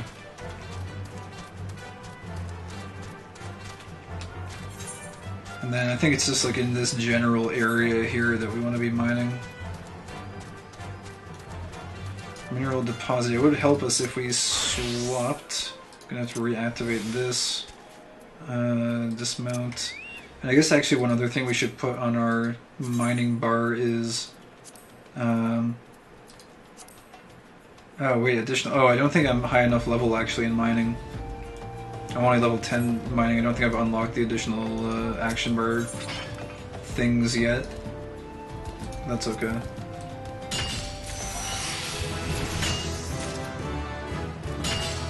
Imagine not having auto run. I mean, you can live without it. It's not too important. I kind of just like hold down the mouse. I mean, unless I'm doing something else. Like if I'm not streaming and I'm just doing my own thing, yeah. I mean, auto run might be kind of useful, but the travel times are not too bad in this game. They're really quite reasonable. I don't know if I need these for the log. I don't think so. Whenever I just grabbed a couple of them just in case. I'm pretty sure the icon indicates whether you've got them or not, so... also, how much zinc do we even have? Oh, we're at 9 already. Okay, so this like one more round should be good here.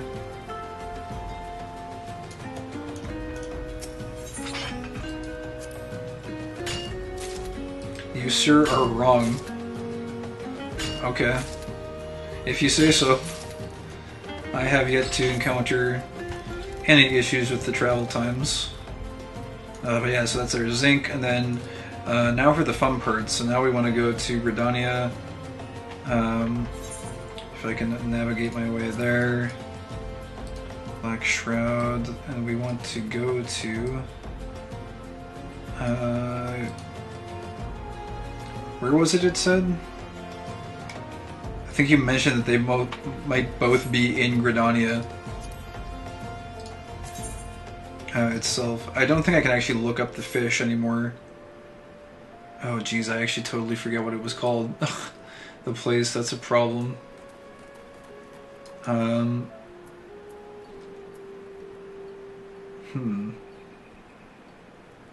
don't even remember the fish's name. It was like, you know what we could do? We can go turn these in.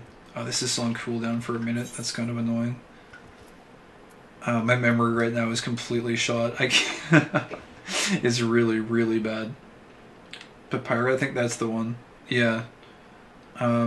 What we can do though, like, just because I'm being an ancient old man with like no head in my skull, is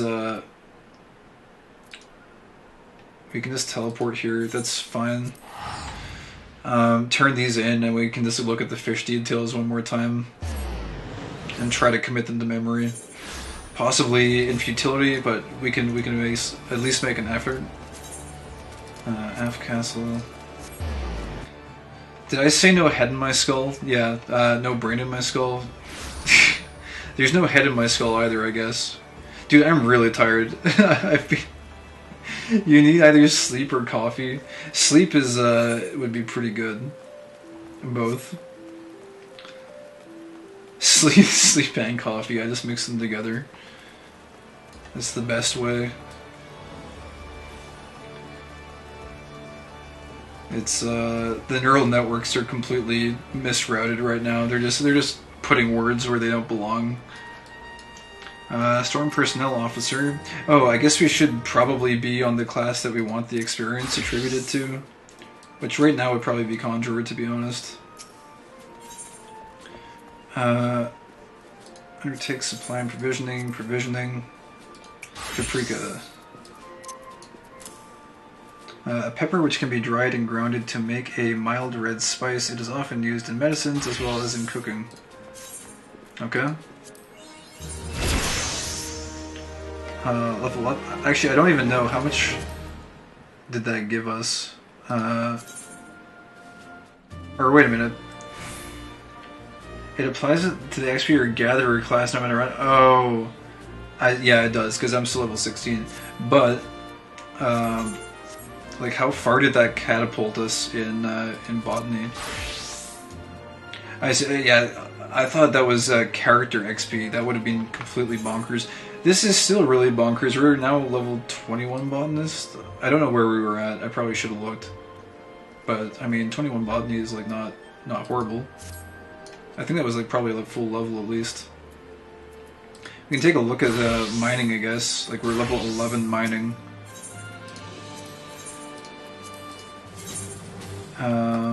I don't have my XP bar on, just because I kind of prefer not to think about XP when I'm playing, but... Oh, you can see in your chat bar, event, battle, or is it like up a little bit? Oh yeah, you attain botanist level 19, you attain botanist level 20, you attain botanist level 21. It was like literally 3 levels. My god. That's bonkers. And yeah, we just got 2 mining levels too, just for that. That is really insane. Alright, so Pipira, a fierce freshwater fish. Freshwater? I said freshwater. I like literally can't read anymore. This is great, I love it. Let me just grab a little bit of water here so I don't completely lose all motor functions.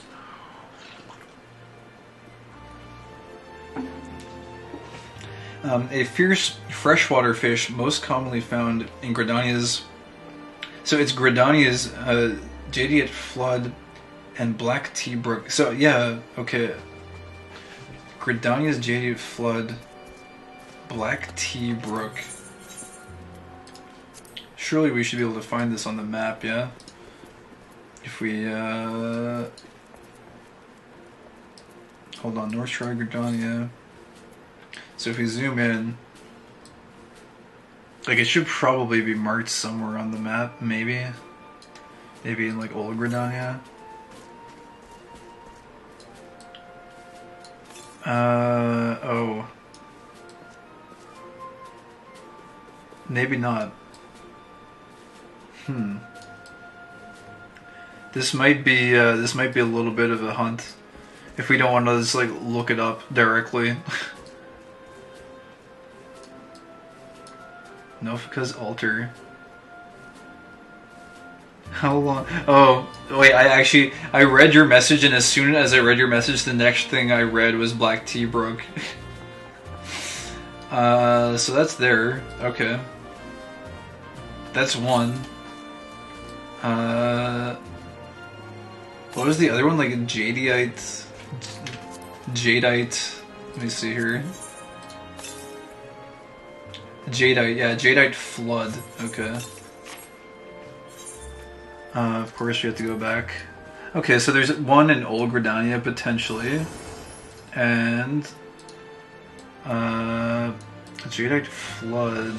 Where is this? This is not where I want to be. New Gridania. Oh, here. Jadeite Flood. Airship landing, okay. Okay, so we have 2 options there, and so then all we would have to narrow down is just, like, what bait we need, which that could be kind of difficult, but I'm down. Let's go try it and see what we can do. Surely we'll figure out something, right? I don't know why I'm running to the Ethernet network when we can't use it. Go here. I don't know why, but this always looks gets grayed out to me for some reason.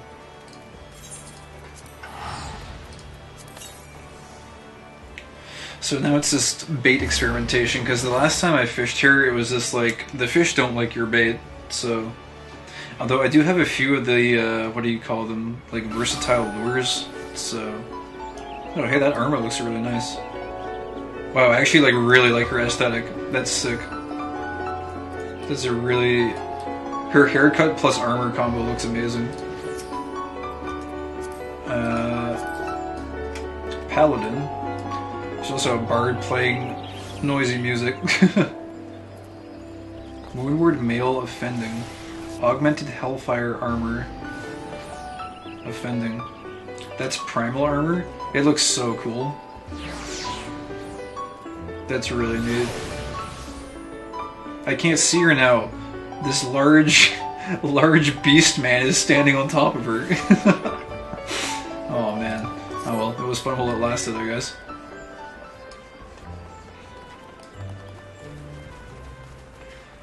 That's the same hairstyle I use. It's a really good hairstyle. I like it. It's very, I don't know what you would even call it. It's kind of like punk rockish. Maybe not even the punk, not even the rock part. It's sort of just punky. Oh, wait a second. How do we get to this area?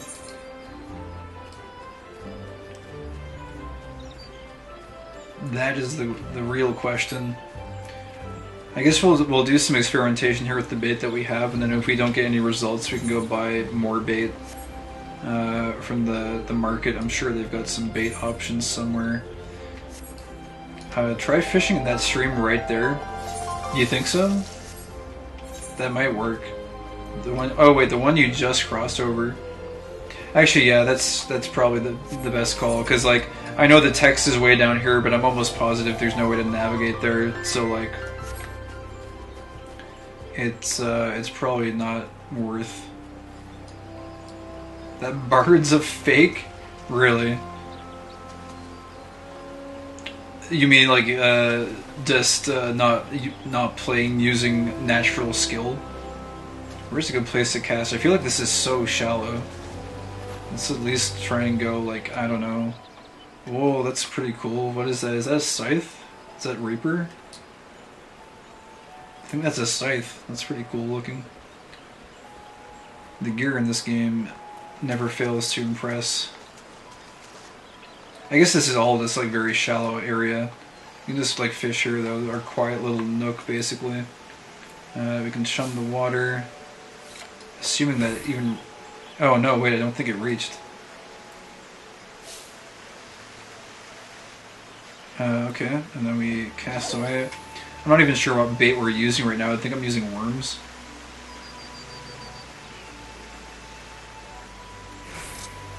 Nothing. Nothing bites. The bait you're using may not be suited to this location. Okay, let's try a lure developed by the Fisherman's Guild specifically for novice anglers, can be used on land or sea. Like, surely this should be able to catch just about anything, yeah? You would imagine. Let's try it. Versatile lure for like when you don't know what you're doing.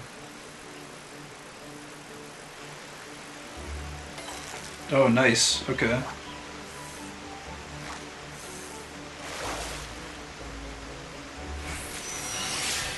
We got a gudgeon. Okay. That's not what we're looking for. Oh, whoops, I did not mean to do that. Shun the waters here.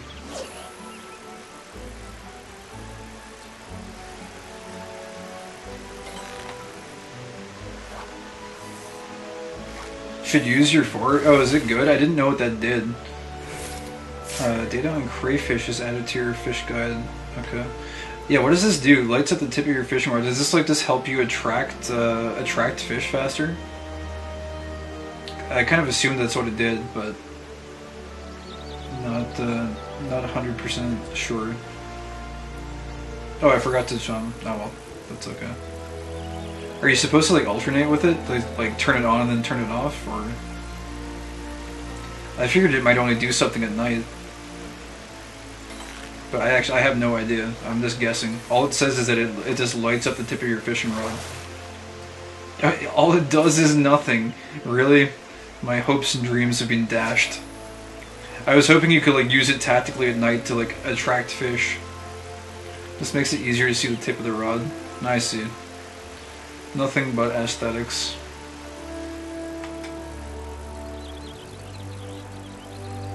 It does exactly what it says. That's somewhat disappointing. I'm gonna just hold out hope that if you do it at nighttime and you do this, it will attract fish more quickly. Dude, this is the longest bite ever. Hello? It took so long. The fish gets away! We suck. Show him the waters, get that rod back in there. This one might take a little while. We need to put together a cat gang of fishermen. Which bait are you using? I'm using the versatile lure right now because I have no idea what these things like. And I think the versatile lure is designed to fish gets away. Jeez. Well, I know you can catch stuff here because we've caught two. I don't think that will catch it. You don't think so? Huh.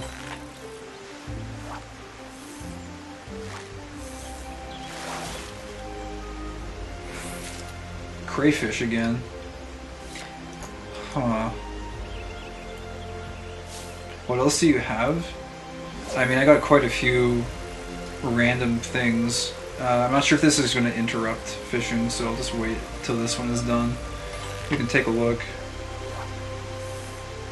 Something bites. Gudgeon. And a level up. Fish size. The higher your perception rating, the better chance you have of landing a large size fish. Depending on the variety, it may be usable for mooching. Bait. So you got plump worms, krill, ragworm, lugworm, a hairy marine worm that lives under the beach sand, live bait for ocean fishing, ragworm. Oh, these actually have descriptions though of like where they should be used. So like a marine worm that slithers around in the rocks dotting the ocean floor, effective for luring small fish. Okay. I don't know if this would be...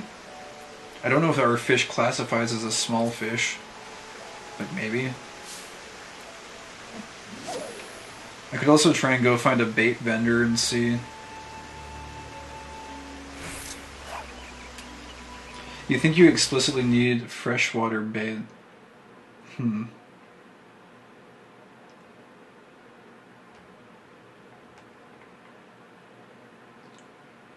Okay. Let's go. I need to go to a merchant then, I guess. Unless I've got some. Wait, hold on. Effective for luring medium-sized fish.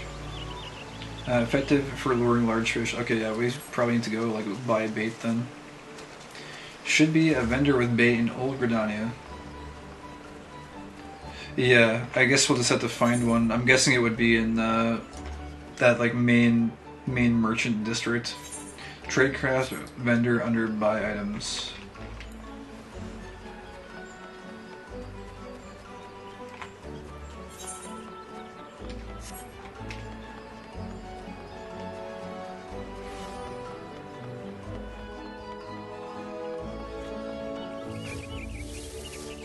Tradecraft, I think that's in this one, yeah? In Ebony Stalls. Culinarian, Tinkerer, Tradecraft Supplier, there we go. Oh, maybe not. I'm pretty sure I've seen bait though somewhere in here. Current stock. Stem borer or midge basket. Independent apothecary is not what we would want. Tinkerer, arms mender, culinary. I know the culinarian probably doesn't have them, but Yeah, no, okay, this one had to like double check, just in case it was randomly there. I'm pretty sure I've seen someone sell bait here before, I just forget where. Tool supplier.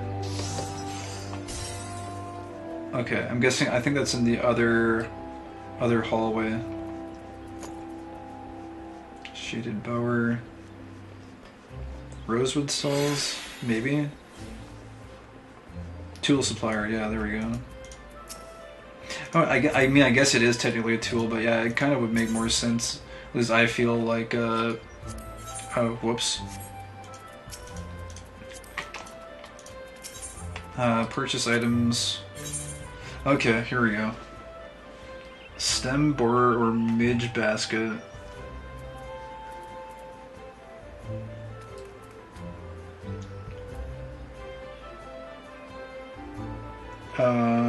Oh, there's stem borers. Oh, level 40, okay, maybe not.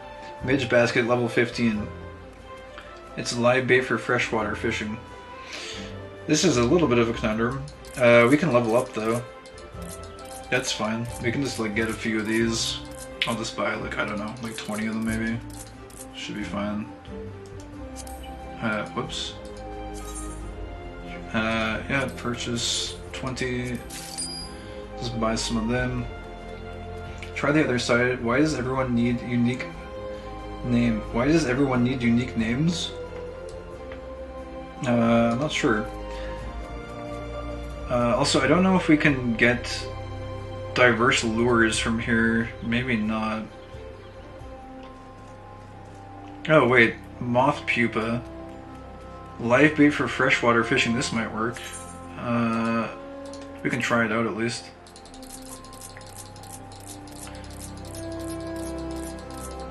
It's been a while since I did any fishing. No problems. This is like its whole like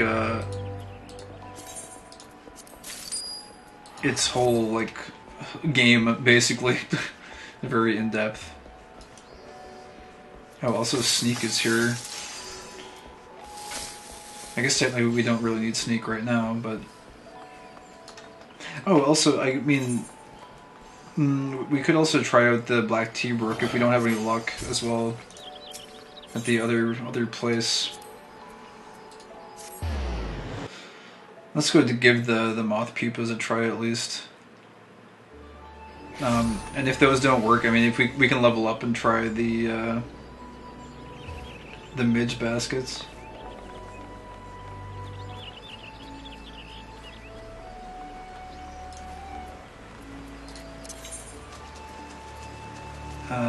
Moth pupa. We'll see if this works. It might not. Maybe it does. Maybe it doesn't. We will see. Very shortly. Oh hey, we've still got the glowing thing activated. Let's see what we get. I clicked the wrong button. Hardest part of fishing, click the correct button to catch the fish. Okay, well, we caught something. I mean, that's kind of a good sign. At least we're getting bites using the bait. That's good. It seems to be a little bit faster too than it was with the generic lure.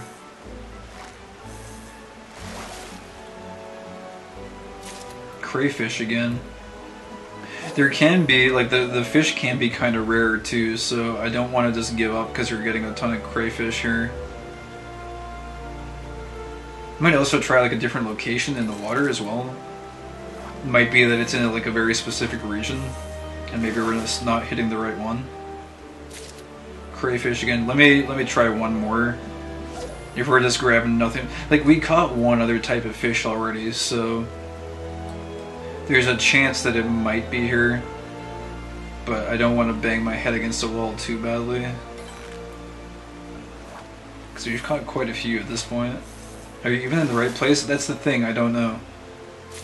It's either here at this flood place, or it's in the Black Tea Brook. Apparently it's supposed to live in one of those two places, and you can't tell where you're supposed to go unless you've caught the fish before, so... And of course you could look it up, right, but I don't know. A part of it is kind of fun, just doing the trial and error to see if you can get it. I'll just try a little farther downstream here and see if maybe they're down here. I guess that could be a possibility. Could be like a very specific region you're supposed to catch them in. Crayfish. It's not what I wanted to see. Try again here. Let's go. We'll go try Black Tea Brook, I guess, if this is not proving fruitful or fishful. Yeah, this is crayfish central, man. How are we doing on bait also? Okay, we still got a good amount. Let's go try the Black Tea Brook. See if we have any better luck there.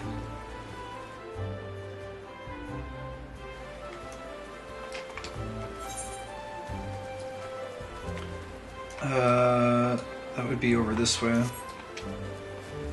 So I guess like anywhere in this body of water should be good. I think this whole place like constitutes as the brook. Although I guess maybe like a little bit further downstream would constitute more of a brook than casting it into the pond, right?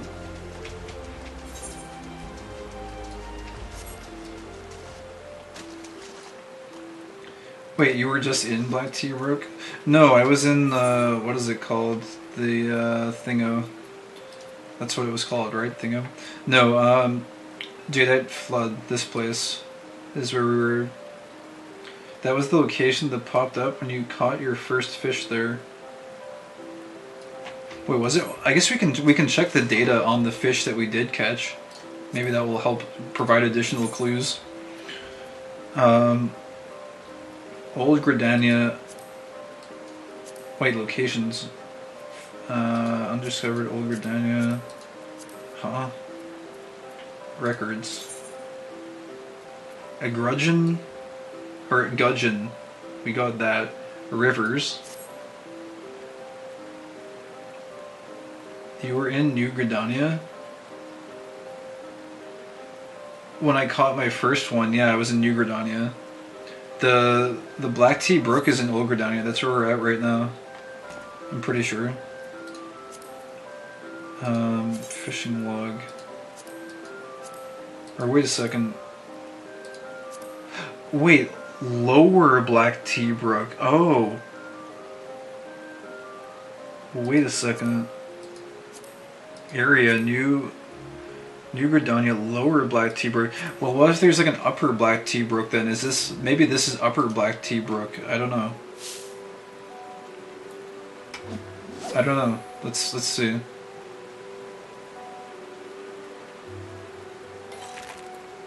Maybe we'll catch something new here.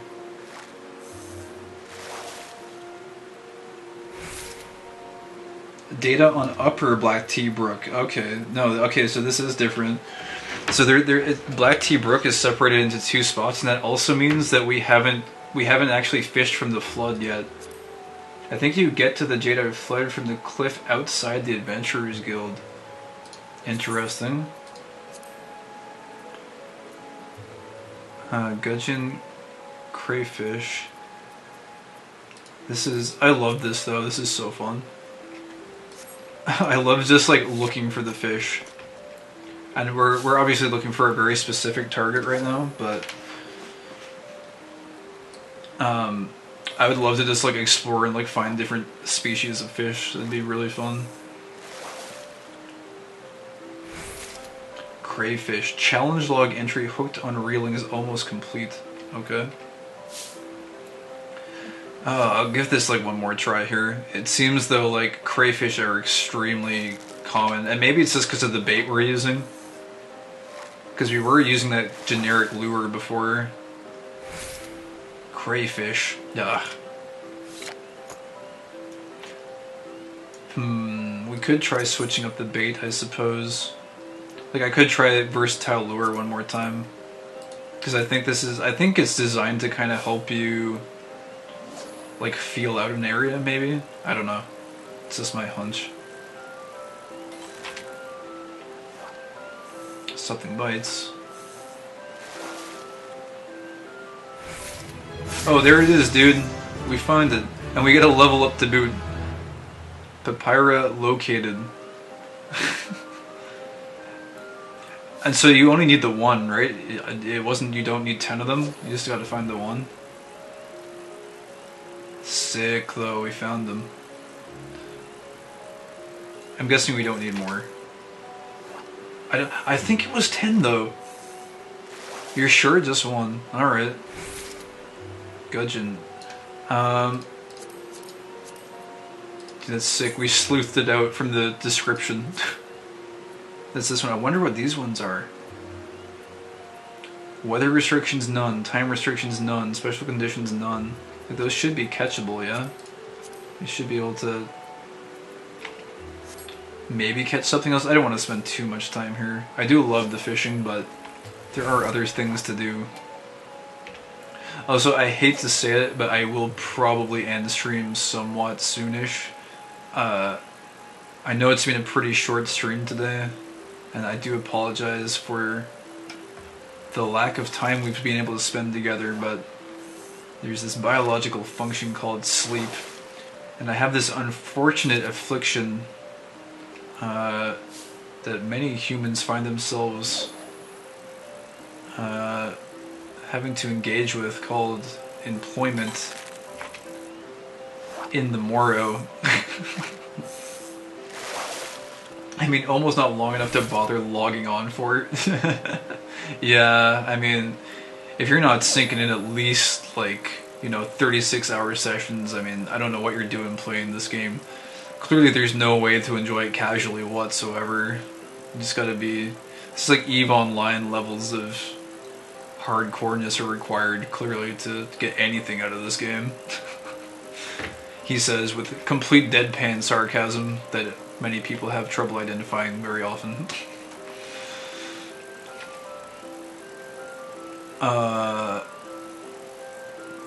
This is a very long catch. We gotta employ the glowy forward button.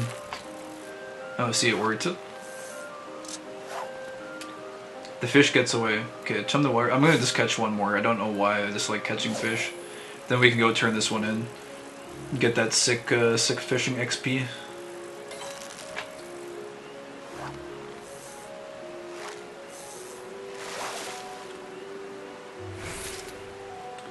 Papyra again. Okay.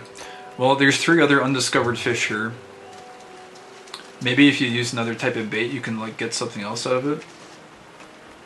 It worked. The fish got away. Well, it worked in spirit, perhaps.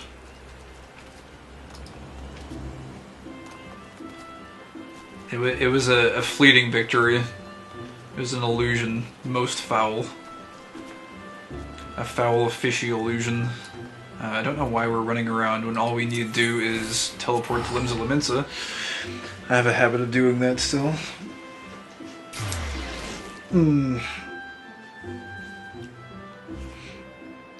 Well, at least we conclude you're playing the game. If you're playing the game for 15 hours straight, you must be having some kind of fun. Yes, indeed.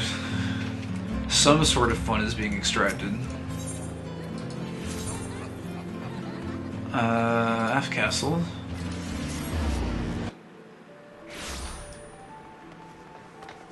Oh, you know what else? We have a cool fishing hat that I should probably... We can equip for, like, legitimate gains. Well, it's not even a fishing hat, it's actually the one from Botany. Oh, whoops. Do this. Oh, wait, can we not... Hey, all classes, straw hat, perception plus 20. I mean, that should be recommended, yeah? Shouldn't... Green beret... I don't know why it's recommending green beret. I think... It seems like bad info. Crafting and perception. Oh, that's good. Hemp and work gloves is good. Yeah, these are good, but... Oh, but wait, can you not wear this? All classes level 10. Am I not level 10 fishing? Actually, I wouldn't be surprised if I'm not. I haven't put very much time at all into fishing.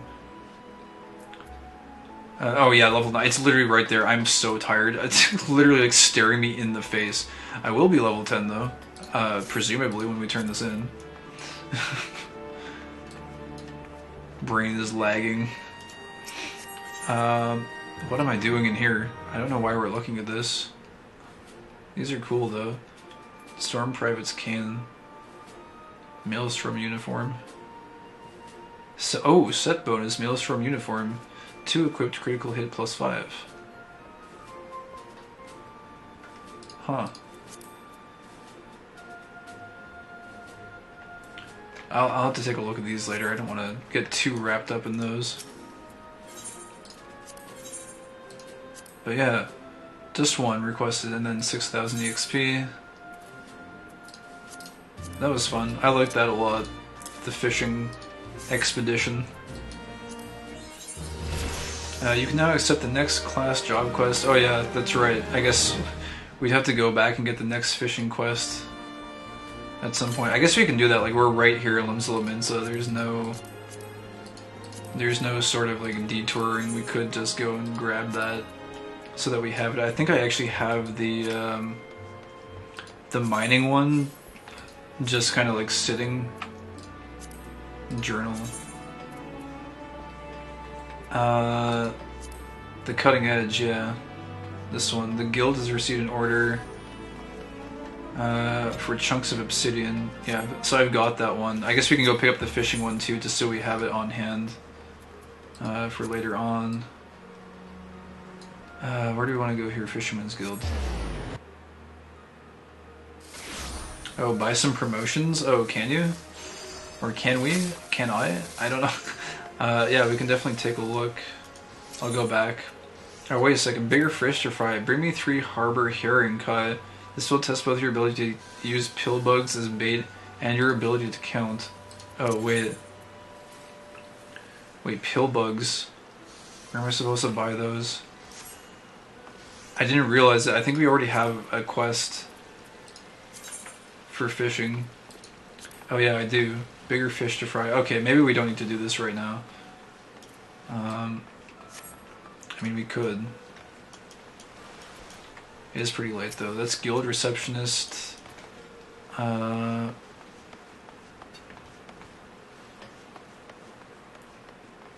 not even sure where you buy bait here. I think actually you have to go up to this area, to the ferry docks. It's at the Arcanist Guild. I think there's someone who sells bait up here. I mean, let's go take a quick look.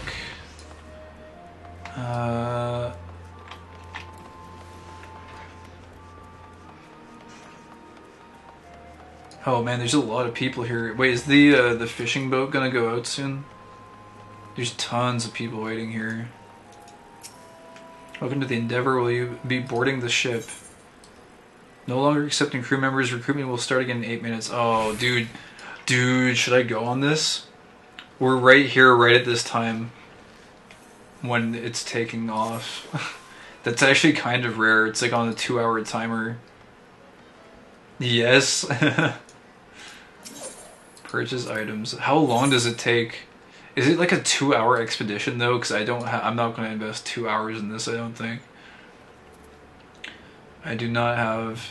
Oh, this guy also doesn't have... He's got versatile lures, but that's about it.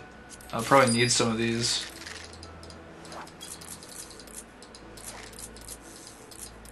I know you can reuse them, but I just want to like have a lot of them available. I know that's a lot of lures too, but we should be okay. A beginner doesn't need to worry about catching the rarest fish, only about catching as many different fish as they can. That's the only way they'll become masters, so I recommend a lure that'll attract a wide variety of fish, just maybe not the most desirable ones. Yeah, that's the versatile lure I think he's talking about. Oh, it's like 15 minutes? 3 zones in 5 minutes each? Oh, cool, cool. Yeah, I just want to stock up on these, because I don't know how many times we're going to be casting, and we do have the money for it. We got like tons of money. I'll probably buy like 20 more, because like I love the fishing thing. I'm probably gonna burn through these at some point. I know we just dumped like 10k on lures, but that's fine. That's no problem. We'll make it back. But you make money like really fast when you get higher level, it seems. It's not really too much of an issue. And it's just money from like dungeons too. Imagine having access to like the market. You'd like make so much money there. Probably be so easy. Be swimming in cash. Could probably just like buy out certain markets and then like relist them or something. Play the supply demand game if you really wanted to. I don't know if they have like measures in place to prevent that in this particular game, but knowing the price floors and ceilings, you can usually make quite a bit of gold in these kinds of games.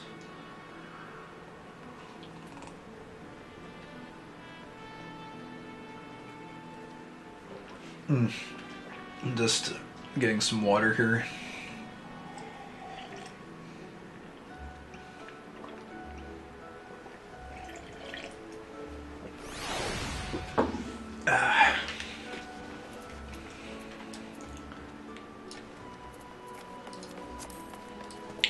Dude, there's so many people here. It's the fishing raid.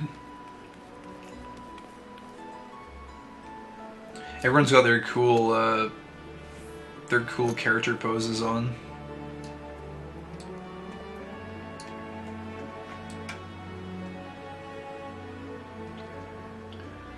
I told you fish raid. Alright guys, where's the fish tank? We're gonna need you to grab aggro on the sharks. DPS, I'm going to need you to focus on the piranhas. Healers, make sure that you don't let the minnows overwhelm your area. I don't know. I don't even know what I'm saying, dude. I'm very tired. Not currently functioning on planet Earth. Mind is somewhere up in the atmosphere. It's up in orbit. Might collide with the space station. It's just tethered to this this human shell that's residing here down on Earth somewhere.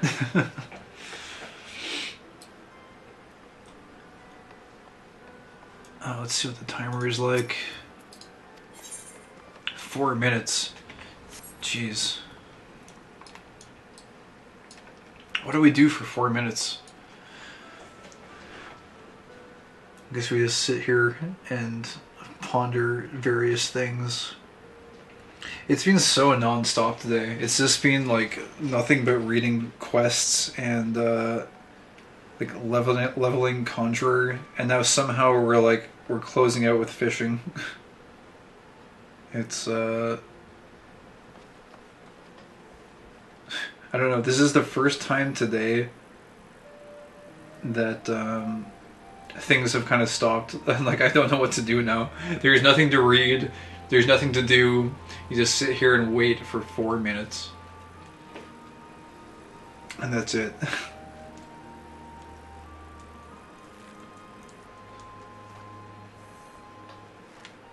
I guess that's probably, I don't know.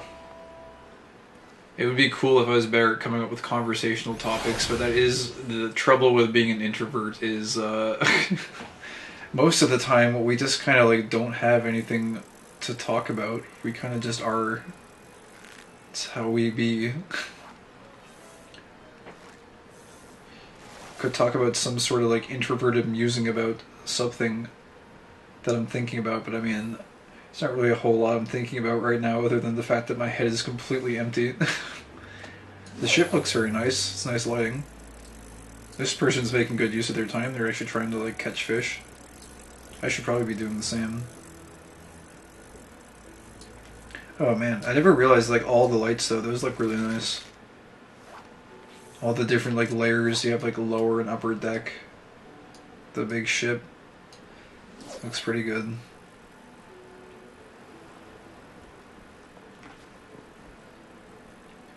I think everyone here is kind of itching to just get on the boat.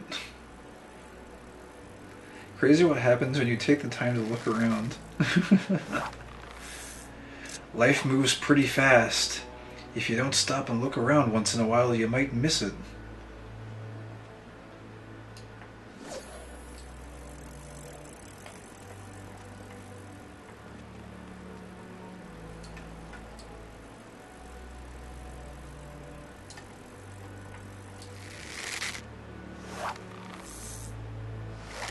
What is that? Is that a penguin?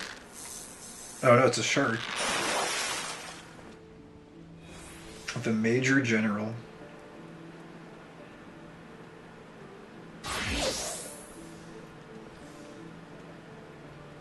Sorry, I'm like, that's it, I'm out of fuel, man. I don't even know what to talk about.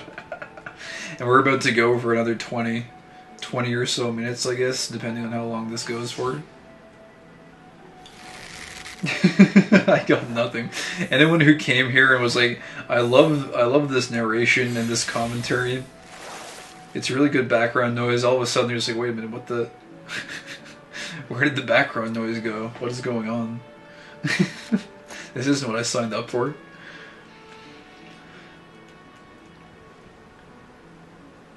There's gotta be... I gotta find something to talk about. There's gotta be surely something. I could talk about stuff outside the game, I guess. Or we could talk about stuff inside the game. We could talk about what happened today. It's kind of surreal. Like, I woke up and it was this, like... I was contemplating whether I wanted to actually spend a whole day on streaming, and I'm just like, just do it, man. Just go for it.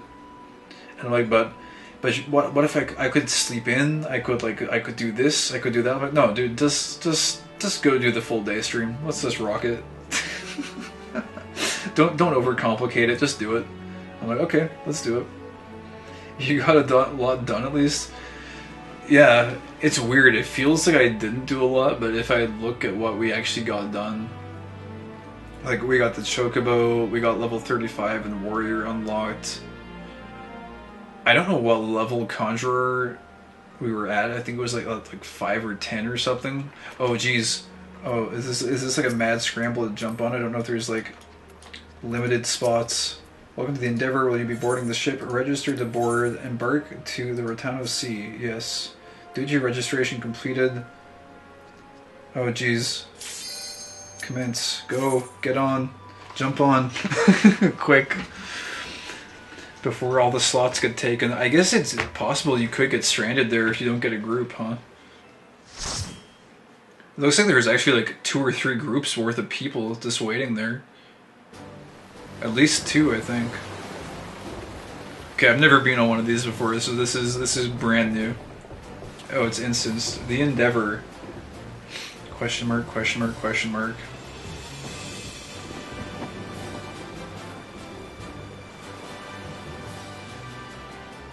It fills up, it'll start a new one. I see.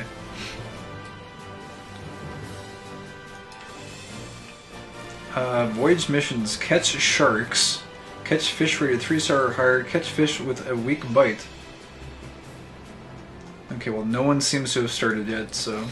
Oh, wait, this guy has. Did that guy, like, spawn outside the circle? This guy's cheating. Oh, wait, no, that's an NPC, that's why. That guy's cheating! Okay, well... Okay, let's just go here. I guess this is going to be our spot. Let's get we got the versatile lures. We got chum the waters. Alright, let's go. We got our glowy thing on. Oh, look, this guy also has got his glowy thing on as well. That's an NPC. Oh. Do we get anything?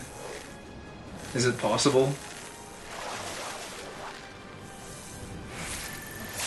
Ooh, a leopard eel. Okay. Well, we have confirmed that we can catch things. This is good. Only level 10, but... Oh, you know what I should do? I should put on my fishing hat. I say fishing hat, but it's just the gathering hat. You're gonna be level 22 when you get out of here? Rosy Bream. Oh, we already got one. What is happening? Hello? Are we gonna die? I need to do something really quick. I know I'm probably wasting valuable time. We gotta get the straw hat on. Unable... Oh, I gotta... Okay, close this, quick. I'm wasting time. Oh my god. Recommended gear. Equip.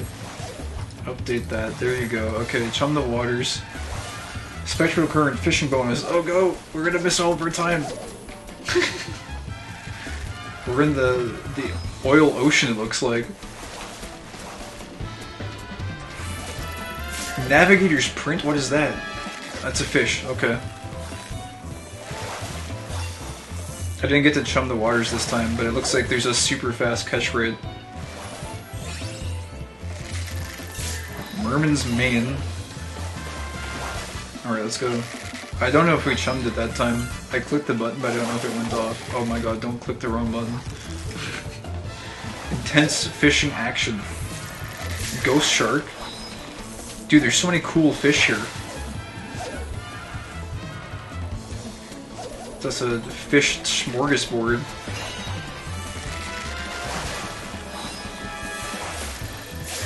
Fishmonger.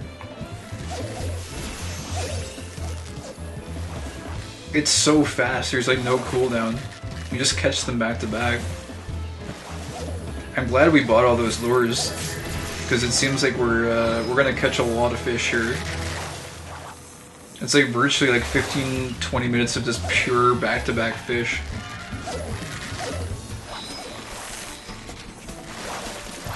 Ghost shark. I wonder if these are going to be worth anything. I might actually have to like delete items from my inventory though. My bag is getting really full really fast.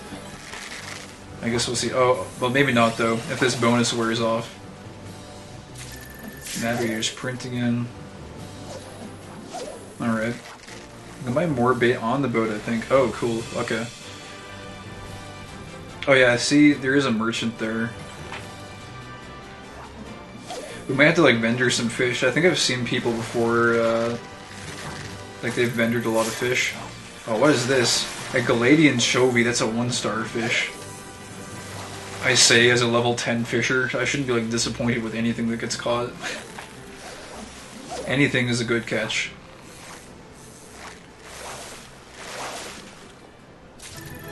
Lady and Gobi, another level up. I think that's like number 3 so far. Yeah, level 13. This is pretty bonkers. It has slowed down a little bit significantly though.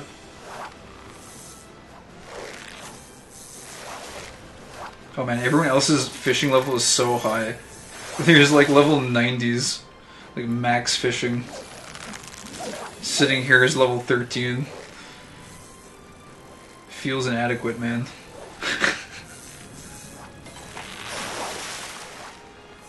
It's alright, we'll catch up to them soon enough. Well, I guess you can only go to 60 really, I would imagine. Ooh, a Rosy Bream. 2-star at least. The great thing about this too is we're probably going to get a bunch of fishing data too, so we can like find these fish out in the wild as well.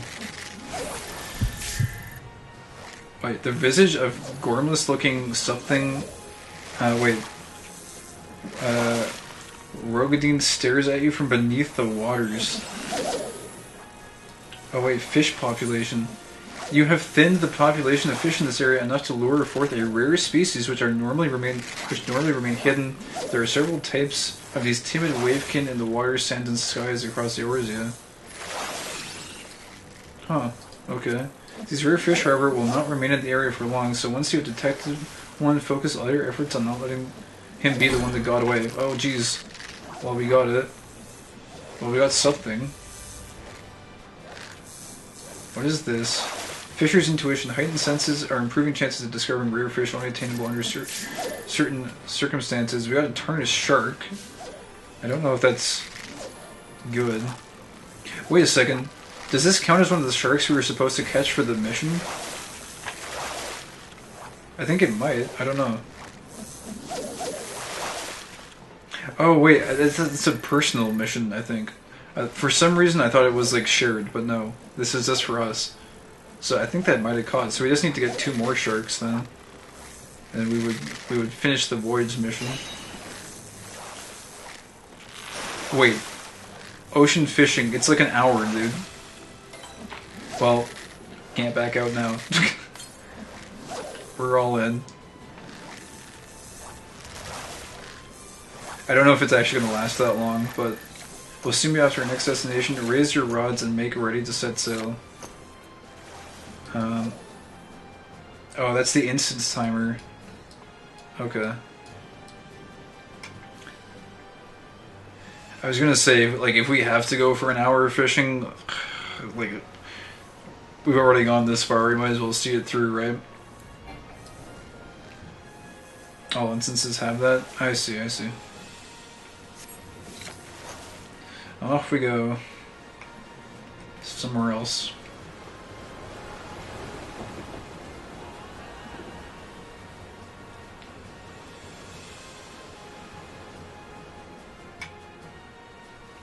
Happy birthday. Oh, wait. Where is this? Is this in general? I couldn't tell where that was. If that's on the boat, I think it's someone's birthday. Feels good, man.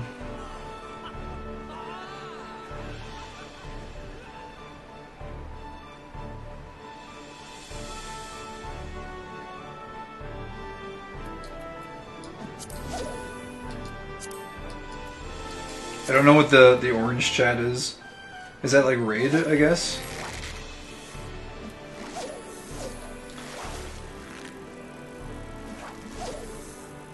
I guess it's probably raid. Or like party. Orange is shout. Oh, I see. I feel like the time has passed though. Ooh, sunflower. Oh, orange is alliance. Yellow is shout. I see.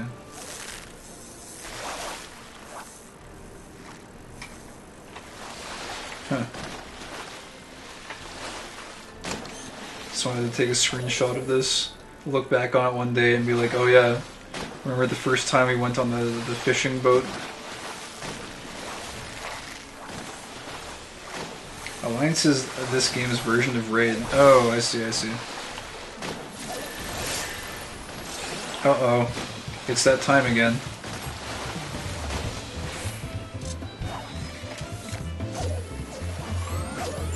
Time to go catch all the fish. There's like friggin' dolphins, dude. What are they doing?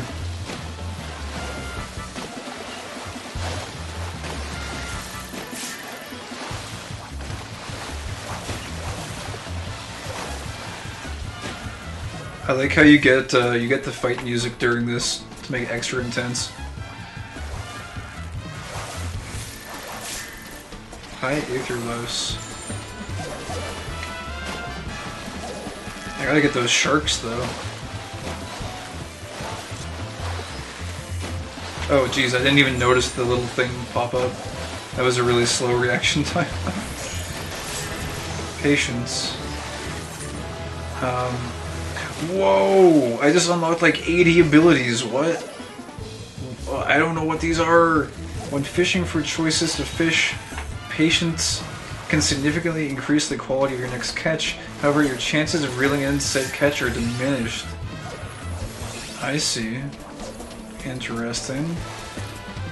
Well, under the effects of patience, I'm trying to still catch fish while I read this. There are two actions you can use. Chum the waters. Two actions you can use to negate your reduced chance of catching fish.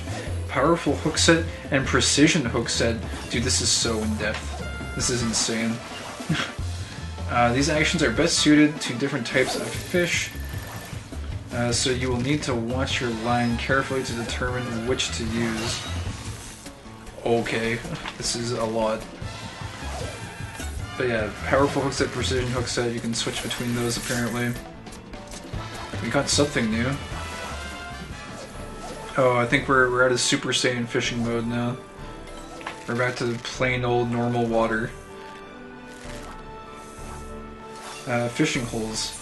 Scattered about Eorzea, there are legendary fishing holes that only a handful of fishers can recognize amongst the normal waters. Once you have learned Gull Eye, perhaps you too can try your luck at these prime fishing locations. Okay. I guess we don't have that quite yet.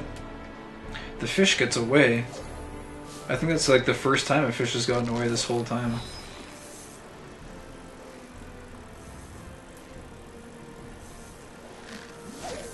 God, we have so many abilities. Patience. Powerful hook set negates the inefficient hooking status, has no effect on certain fish with a weak bite. Precision hook set. Negates the inefficient hooking status. Has no effect on certain fish with a strong bite. So it's like weak versus strong bites. And then you use patience. Increase the chance of landing large-sized fish by 50% while reducing hook efficiency by 40%. So like, if I were to use powerful hook set plus patience, I'd probably have a better chance of catching sharks, right? Like, increases chance of landing large-sized fish by 50%. I'm guessing I'd probably need to use it in, oh,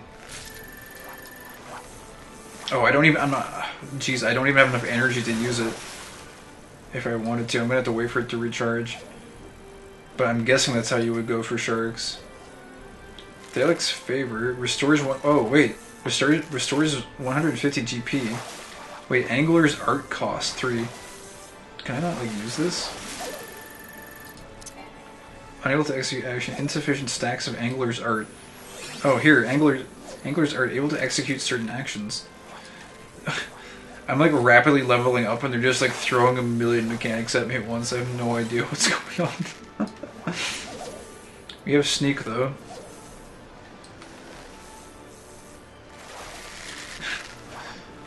Sneak is there. Thalic's Favor. I don't know. I'm gonna have to like move these all around. It's just a mess. I know what Sneak does. That's all I know. You need to use the right hook set for the fish you've hooked. It doesn't determine what kind you catch. Oh. So you like apply it. You apply it like when the fish bites, then. And the bite is determined by like how many exclamation points show up. I think that might be how it works. So it's like three is like a heavy bite, and then 1 is a light bite. I don't know what you would do for 2 then. I guess for 2 you're just SOL. Oh no! Catch something good. Last fish. Oh, it's probably something crappy. Oh, 2 is a strong bite. I see. I saw 3 at one point.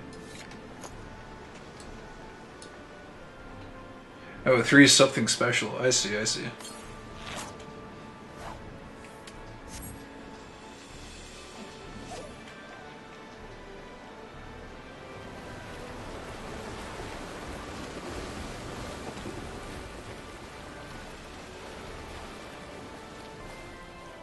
Off we go. I guess we get one more zone and then it'll probably end, I would imagine. I might try out the Patience then, unless it's already over actually. The music changed.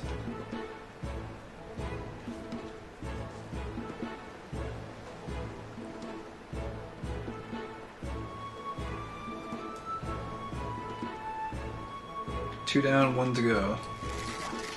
Okay, well we have enough for Patience. Wait, this action can't be used immediately before or after the ship changes areas. I guess I might wait until we get into, whatever that place was called.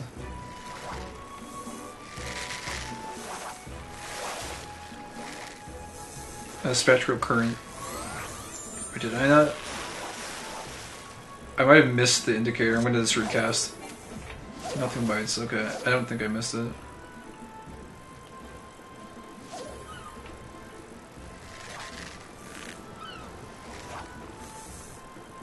Keep an eye out if the seagulls are flocking. It's a good idea to get your hook in the water. Jeez, nothing is biting. I guess I'm gonna just chum the waters, I guess. But I wanted to try and save GP.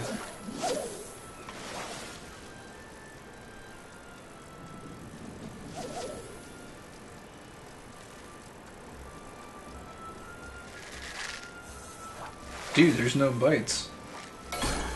Oh jeez. Okay, yes there is. We got something. It got away. feels bad, man. All that waiting.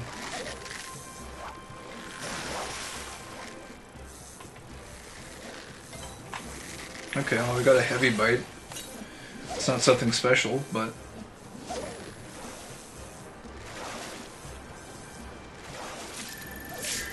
Rotano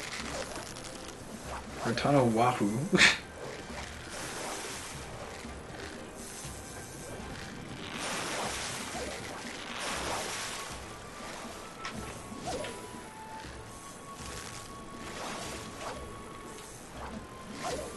I guess maybe this place has a pretty high requisite for fishing, because I am getting very slow bites. In fact, I'm almost getting no bites if I don't chum the water. Oh, we got one.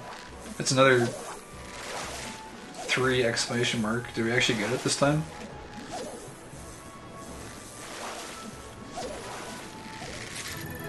Chrome Hammerhead. Oh, let me recast her. I gotta chum the waters. It's just, we're not catching anything without it. Oh, we gotta catch one more shark.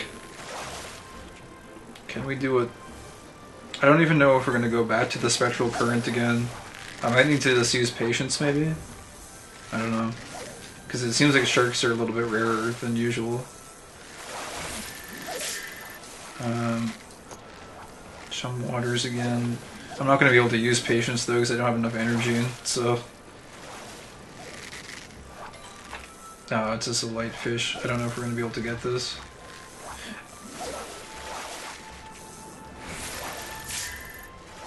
We could do... I'm going to try patience maybe, although... Hook efficiency is reduced by 40%. Yeah, let's just use it, I guess. See if we can just catch one big fish.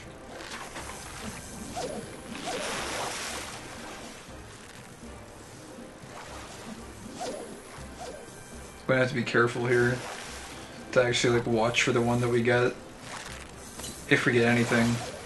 Oh, I fat fingered it. Well, I didn't fat finger it, I think I just like, I literally just clicked the wrong one. Because I'm not used to where these are. Or which one you're supposed to use. That was just bad. Skill issue detected. Just bad. Okay. Oh, you know what I should... You can still use powerful hook set. Even with the normal casting. I guess I should maybe do that. I don't know. It seems like Chum the Waters is probably my best bet. I don't have any energy left in any case. We are totally out. Oh, heavy bite. Maybe. Maybe shark? Chance? Chance, maybe? Crimson monkfish. That's not a shark. I don't believe it does anything. I'm pretty sure it just negates the debuff. Oh. Yeah, you're right. It just negates inefficient hooking status, but you could use it if you want it to be wasteful. But yeah, it only negates the debuff. You're absolutely right. Oh, wait a second. I do have 3 stacks. We can do this, and then we can patience, and then we can do this, and then we can try not to botch this again.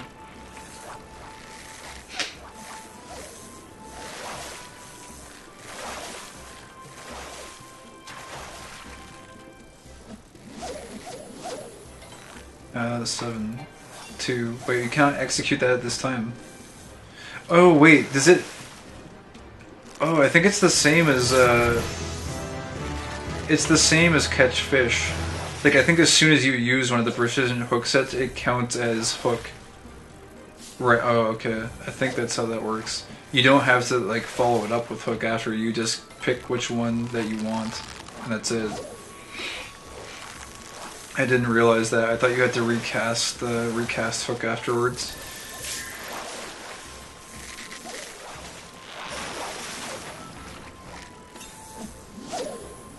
So patience is pretty good then, I guess.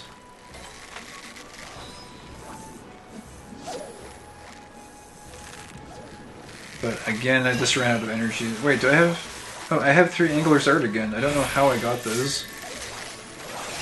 But I did. Oh no, I can't cast anymore. That's it. It's over. Well, we did pretty good. I think... What did we get to? Wow, level 18. Not bad. It was fun. I could definitely see myself doing more of this.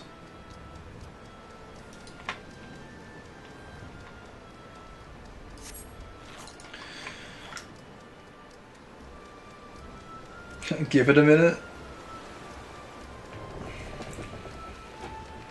Oh, dude, everyone's sleeping. Everyone like fell over.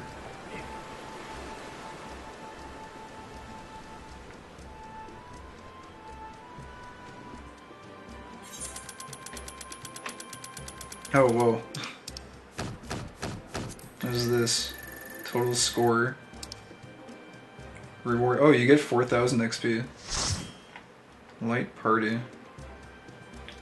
Do we get anything crazy here? The ghost shark is kind of cool.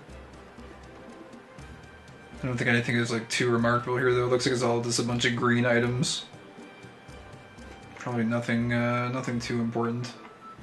But we got a ton of fishing data in XP, so that was definitely cool.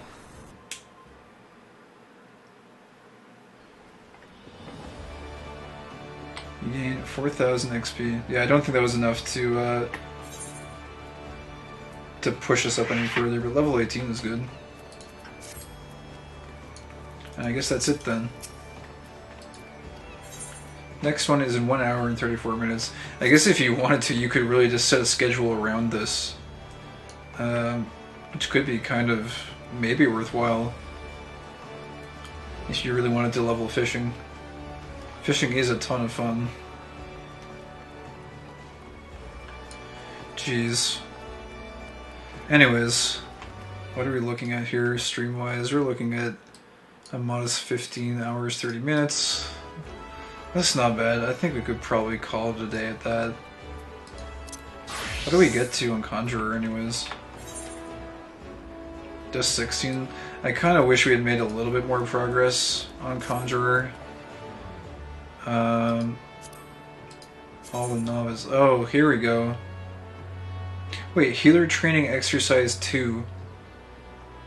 Display completed ones.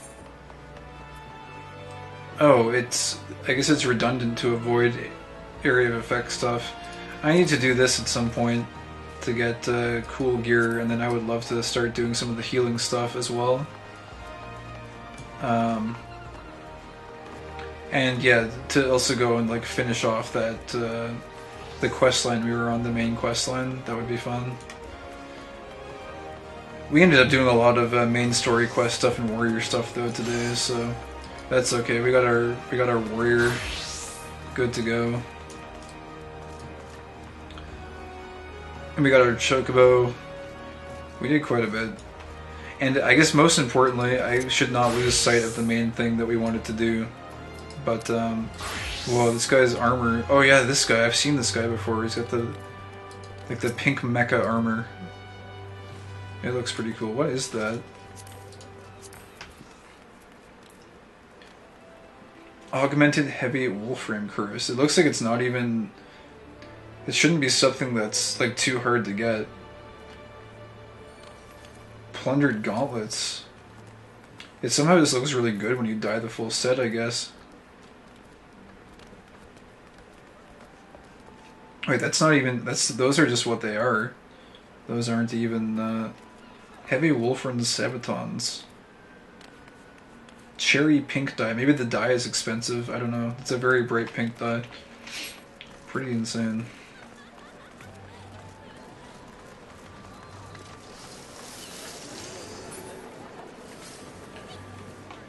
Very busy area. I might go ahead and just crawl over to the inn. Because I am definitely spent. Alright man, go to bed. I'm gonna head out too. Yeah, sounds good, man. Arcus says, how long have you been here for? You were here for like a good majority of the stream, I feel like. You've been here since like, I think before the halfway mark or something. I think. I don't know. My perception of time kind of got warped after like, I don't know, hour 3 or 4, I think. We just kind of went into a time spiral and came out the other end here. Hour 5 or 6 when I got here. Nice. Yeah. Anyways, yeah, if you bounce now, you probably won't miss much. I'm just going to do my wrap-up spiel, and of course, I am traditionally terrible at wrapping up streams. Don't even freaking look at me for trying to wrap up a stream concisely when I'm this tired. I can't even do it when I'm, like, at my best, so... Actually, you know what? I kind of want to log out of Gridania. Because I'm pretty sure the next thing I want to do would just be to, like, continue the Conjuring stuff. The Conjuring. So I might just go ahead and teleport here to Gridania to log out. Bend Branch, New Gridania. But yeah, that's some dedication, man. Thank you for hanging out like all day, and thank you as well for all of the help with the dungeons and the story quest stuff. Much appreciated, and generally just like all the info too. You've been able to answer like so many questions that have come up. It's been super helpful, just to make things go kind of smoothly, so I don't blunder around and like run around in circles for God knows how long. Oh no, don't tell me you've got an unlock quest. What is this? A sight to behold now. Gamdula wishes the patrons of the Carling Canopy would keep a closer eye on their belongings. What is this? Sigh, as if I'm not busy enough without playing Lost and Found. Oh, do forgive me, friend. Once again, one of our customers has departed without her belongings, and I'm lost for what to do about it. While I understand that adventurers may have many cares on their minds, 'twould make my life much easier if they could keep their personal effects in order. But you did not come here to lend an ear to my grumblings. What is this? What is this unlock? This wasn't here earlier. This is the book in question. The face of its owner was unfamiliar to me, but Iral over there seemed quite smitten with her, as with every pretty lass he lays his eyes on. But that's neither here nor there. Might I trouble you to inquire as to the girl's whereabouts? I found the man to be less than forthcoming ever since I spurned his advances. Is this just this guy over here? Iral. The sweet little thing with the journal, of course I remember her and remember her well. Had a smile to warm the heart and a laugh, a little one might say, to tickle the depths of the soul, and she was the most eager to hear tales of my many travels, which speaks to a keen and sensitive mind. Yes, of course. Jilly, I believe her name was. No, that's not right. Jilly was the redhead from last week. Damned if I can remember. You must understand, no small number of comely lasses seek out my company. I dare say keeping all the names and faces straight is an adventure in itself. Any road, the girls spoke of paying a visit to Apkolu Falls before traveling on. Like as you not, you'll find her there now, shedding a tear or two at our parting. Jeez. Do pass along my regards. If you see her, she should be readily recognizable in that charming straw hat of hers. Okay. Fine. I think that should just be like up in Old Gridania, right? Yeah, just right there. Fine, last thing. I don't know what this unlocks. I just see it's an unlock quest, and it was one that was not there earlier. The very last thing, absolute last thing. And before she's like, by the way, you should now go do like, go do this long, extensive quest that will take you all across the entire world. Throughout Eorzea we shall travel.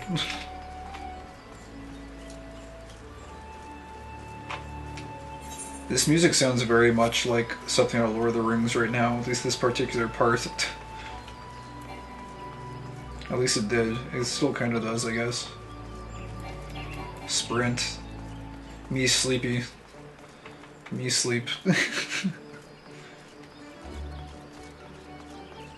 I can't imagine what this possibly unlocks. Can't be anything like... Oh, it's her, Milith Ironheart. We talked to her like 16 hours ago. Pardon, I don't believe we met. You've something in mind, you say? Age-worn log. Within its brittle pages are detailed sketchings of landscapes and vistas numbering in the hundreds. Actually, she should be really excited to get that back. My journal, thank the 12. In my haste to escape the clutches of that insufferable mutton-monger, it slipped my mind entirely. Might I be so bold as to ask your name? You have my gratitude, Kai. It may not look like much, but I count this humble diary among my most prized possessions. Its pages bring with tales of most heart-stirring sights to be seen in our realm, as told to me by the sensitive souls I have met in my travels across Eorzea, tales that have struck me with a most incurable case of wanderlust.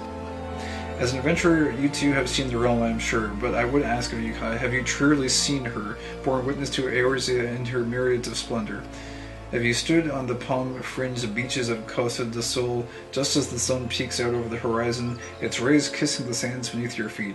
Have you lost yourself in the night sky of Sagoli, adrift amidst a boundless sea of stars? But why do I even try to convey with words that which must be seen to be appreciated? To our fortune, whithersoever we wander, Eorzea's beauty is but a stone's throw away. If I may quote from my journal, yes, this one, for the fane beneath the two that are as one, her divine cup runneth over with light ethereal. Such were the conjurer's words I would see as she saw. I saw for myself before coming here, and I can assure you the conjurer spoke true. Indulge me, go there and look out upon the beauty before you. I would hear your thoughts. Okay, and so she just repeats that. What are we supposed to do? Seek out a place for the fane and / look out upon your surroundings. For the fane. Is this a riddle? A sight to behold, or do you just like literally have to go look out somewhere? For the fane. Like if we just go here, behold the water wheel. Like, I don't know if that's enough.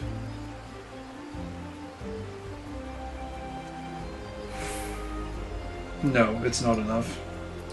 Is it actually a riddle? Wait, for the fane. Fane? You deliver the journal to Milith Ironheart, who is delighted to be reunited with her sightseeing log, a personal record of vistas of surpassing beauty that she has seen and heard of in her travels across Eorzea. Believing her words woefully ill-equipped to convey such wonders, she encourages you to visit a local spot. Oh, to visit a local spot that has struck her fancy. Seek out a place where afore the fane beneath the two that are as one, her divine cup runneth over with light ethereal. I'm guessing you can just look on the map. Does it? Oh, it's here. A sight to behold. It's just to the south a little bit. We can. That is Conjurer's Guild. What is that referring to? It's very, very wordy. This should hopefully be the last thing we need to do here. Curiosity got to me. We should really, really stop very soon. I think... Oh, is it here? This place. Look out for the fan. Plane? What am I... Look out. You look around. Oh, you have looked upon one of Eorzea's stirring vistas. As identified by the explorer Milith Ironheart, return to Apakulu Falls and report your sighting. Where the two are as one. Oh, so it was talking about these two tree branches and her cup runneth over. I don't know what the cup runneth over refers to. That might just be extra flavor text, but yeah, that does make sense. When it said the two are as one, I was almost thinking that it was like something to do with the, what do you call it, the Grand Company place with the twin adder, like the two snakes as one. if it was a riddle that had to be solved, but apparently no, it was just outside the Conjurer's Guild. I never would have found that without the map, I don't think.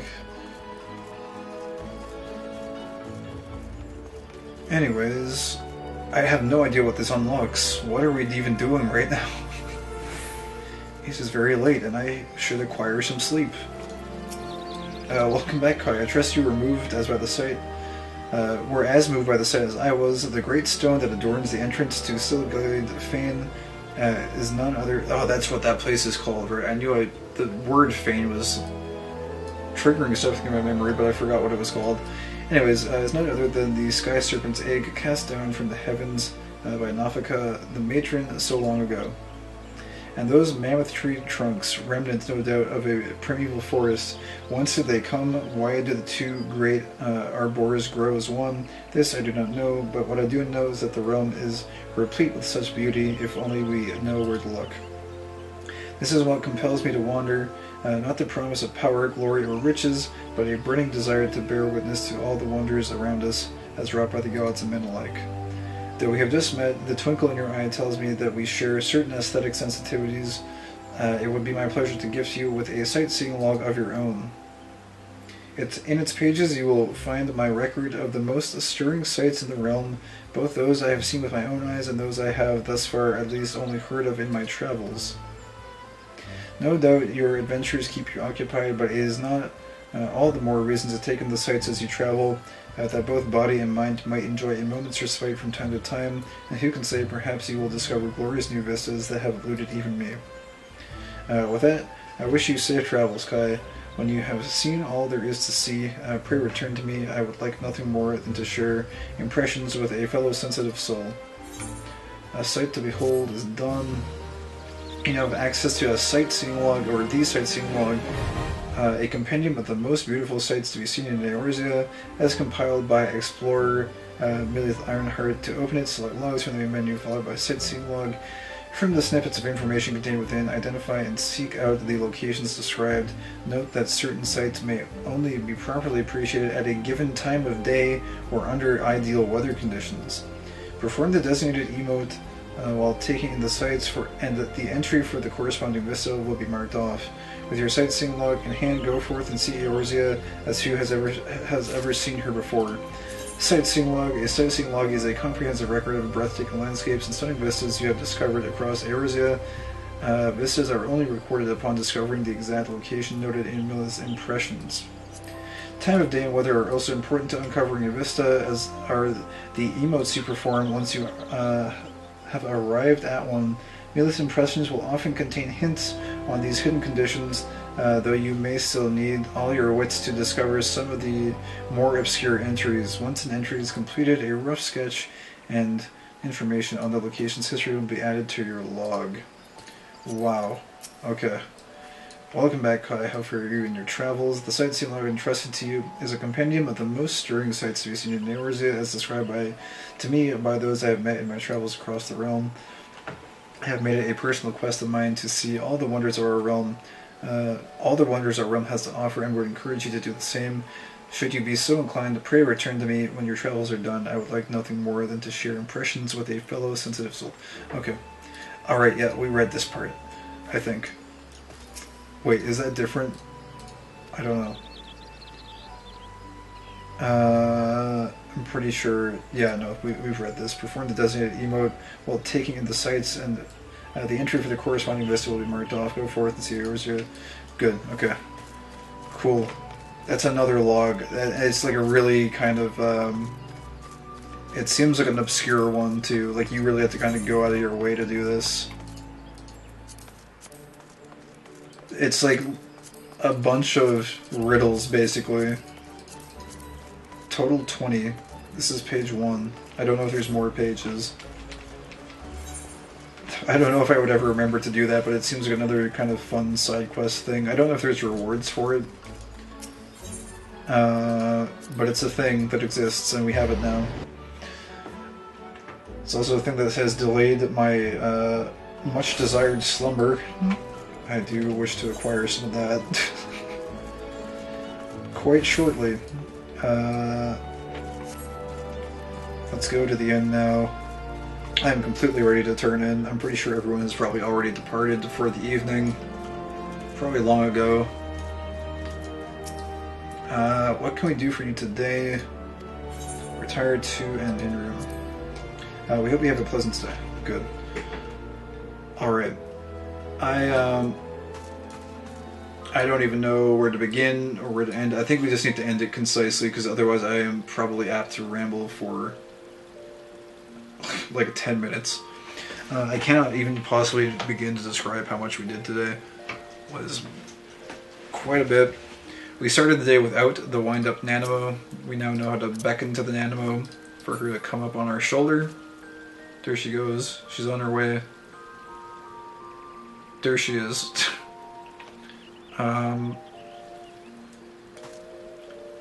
Yeah, this was crazy. We got so much done. It was a lot of fun. We did all of the lore reading for Gridania. Like all of it. Like we've read every single NPC text in Central Shroud, I think. Well, that we wanted to do anyways. In all of the kind of like low level area, we read all of this. We did. What else did we do here? We did Eastern or North Shroud, I think. We did all of North Shroud as well, like Peace Garden, Tree Speak. Of course, we did Gridania itself. We talked to all those NPCs, got a ton of lore there, made some progress on the Conjurers stuff, made some progress on Botany. And then, of course, there was the whole getting the Chocobo Warrior unlock, picking the Grand Company itself, the unlock quests for that. Unlocked a couple new dungeons. Didn't get to play them, unfortunately, but they're unlocked, which is cool. Sightseeing stuff. We went on a friggin' fishing boat and fished and got mad fishing XP. I have like more fish than I know what to do with in my inventory. I'm probably gonna have to vendor a lot of this because I can't imagine finding a use case for all of these. So unfortunately, probably have to let them go. But yeah, I think it is more than time to click the comfy feather bed and click log out.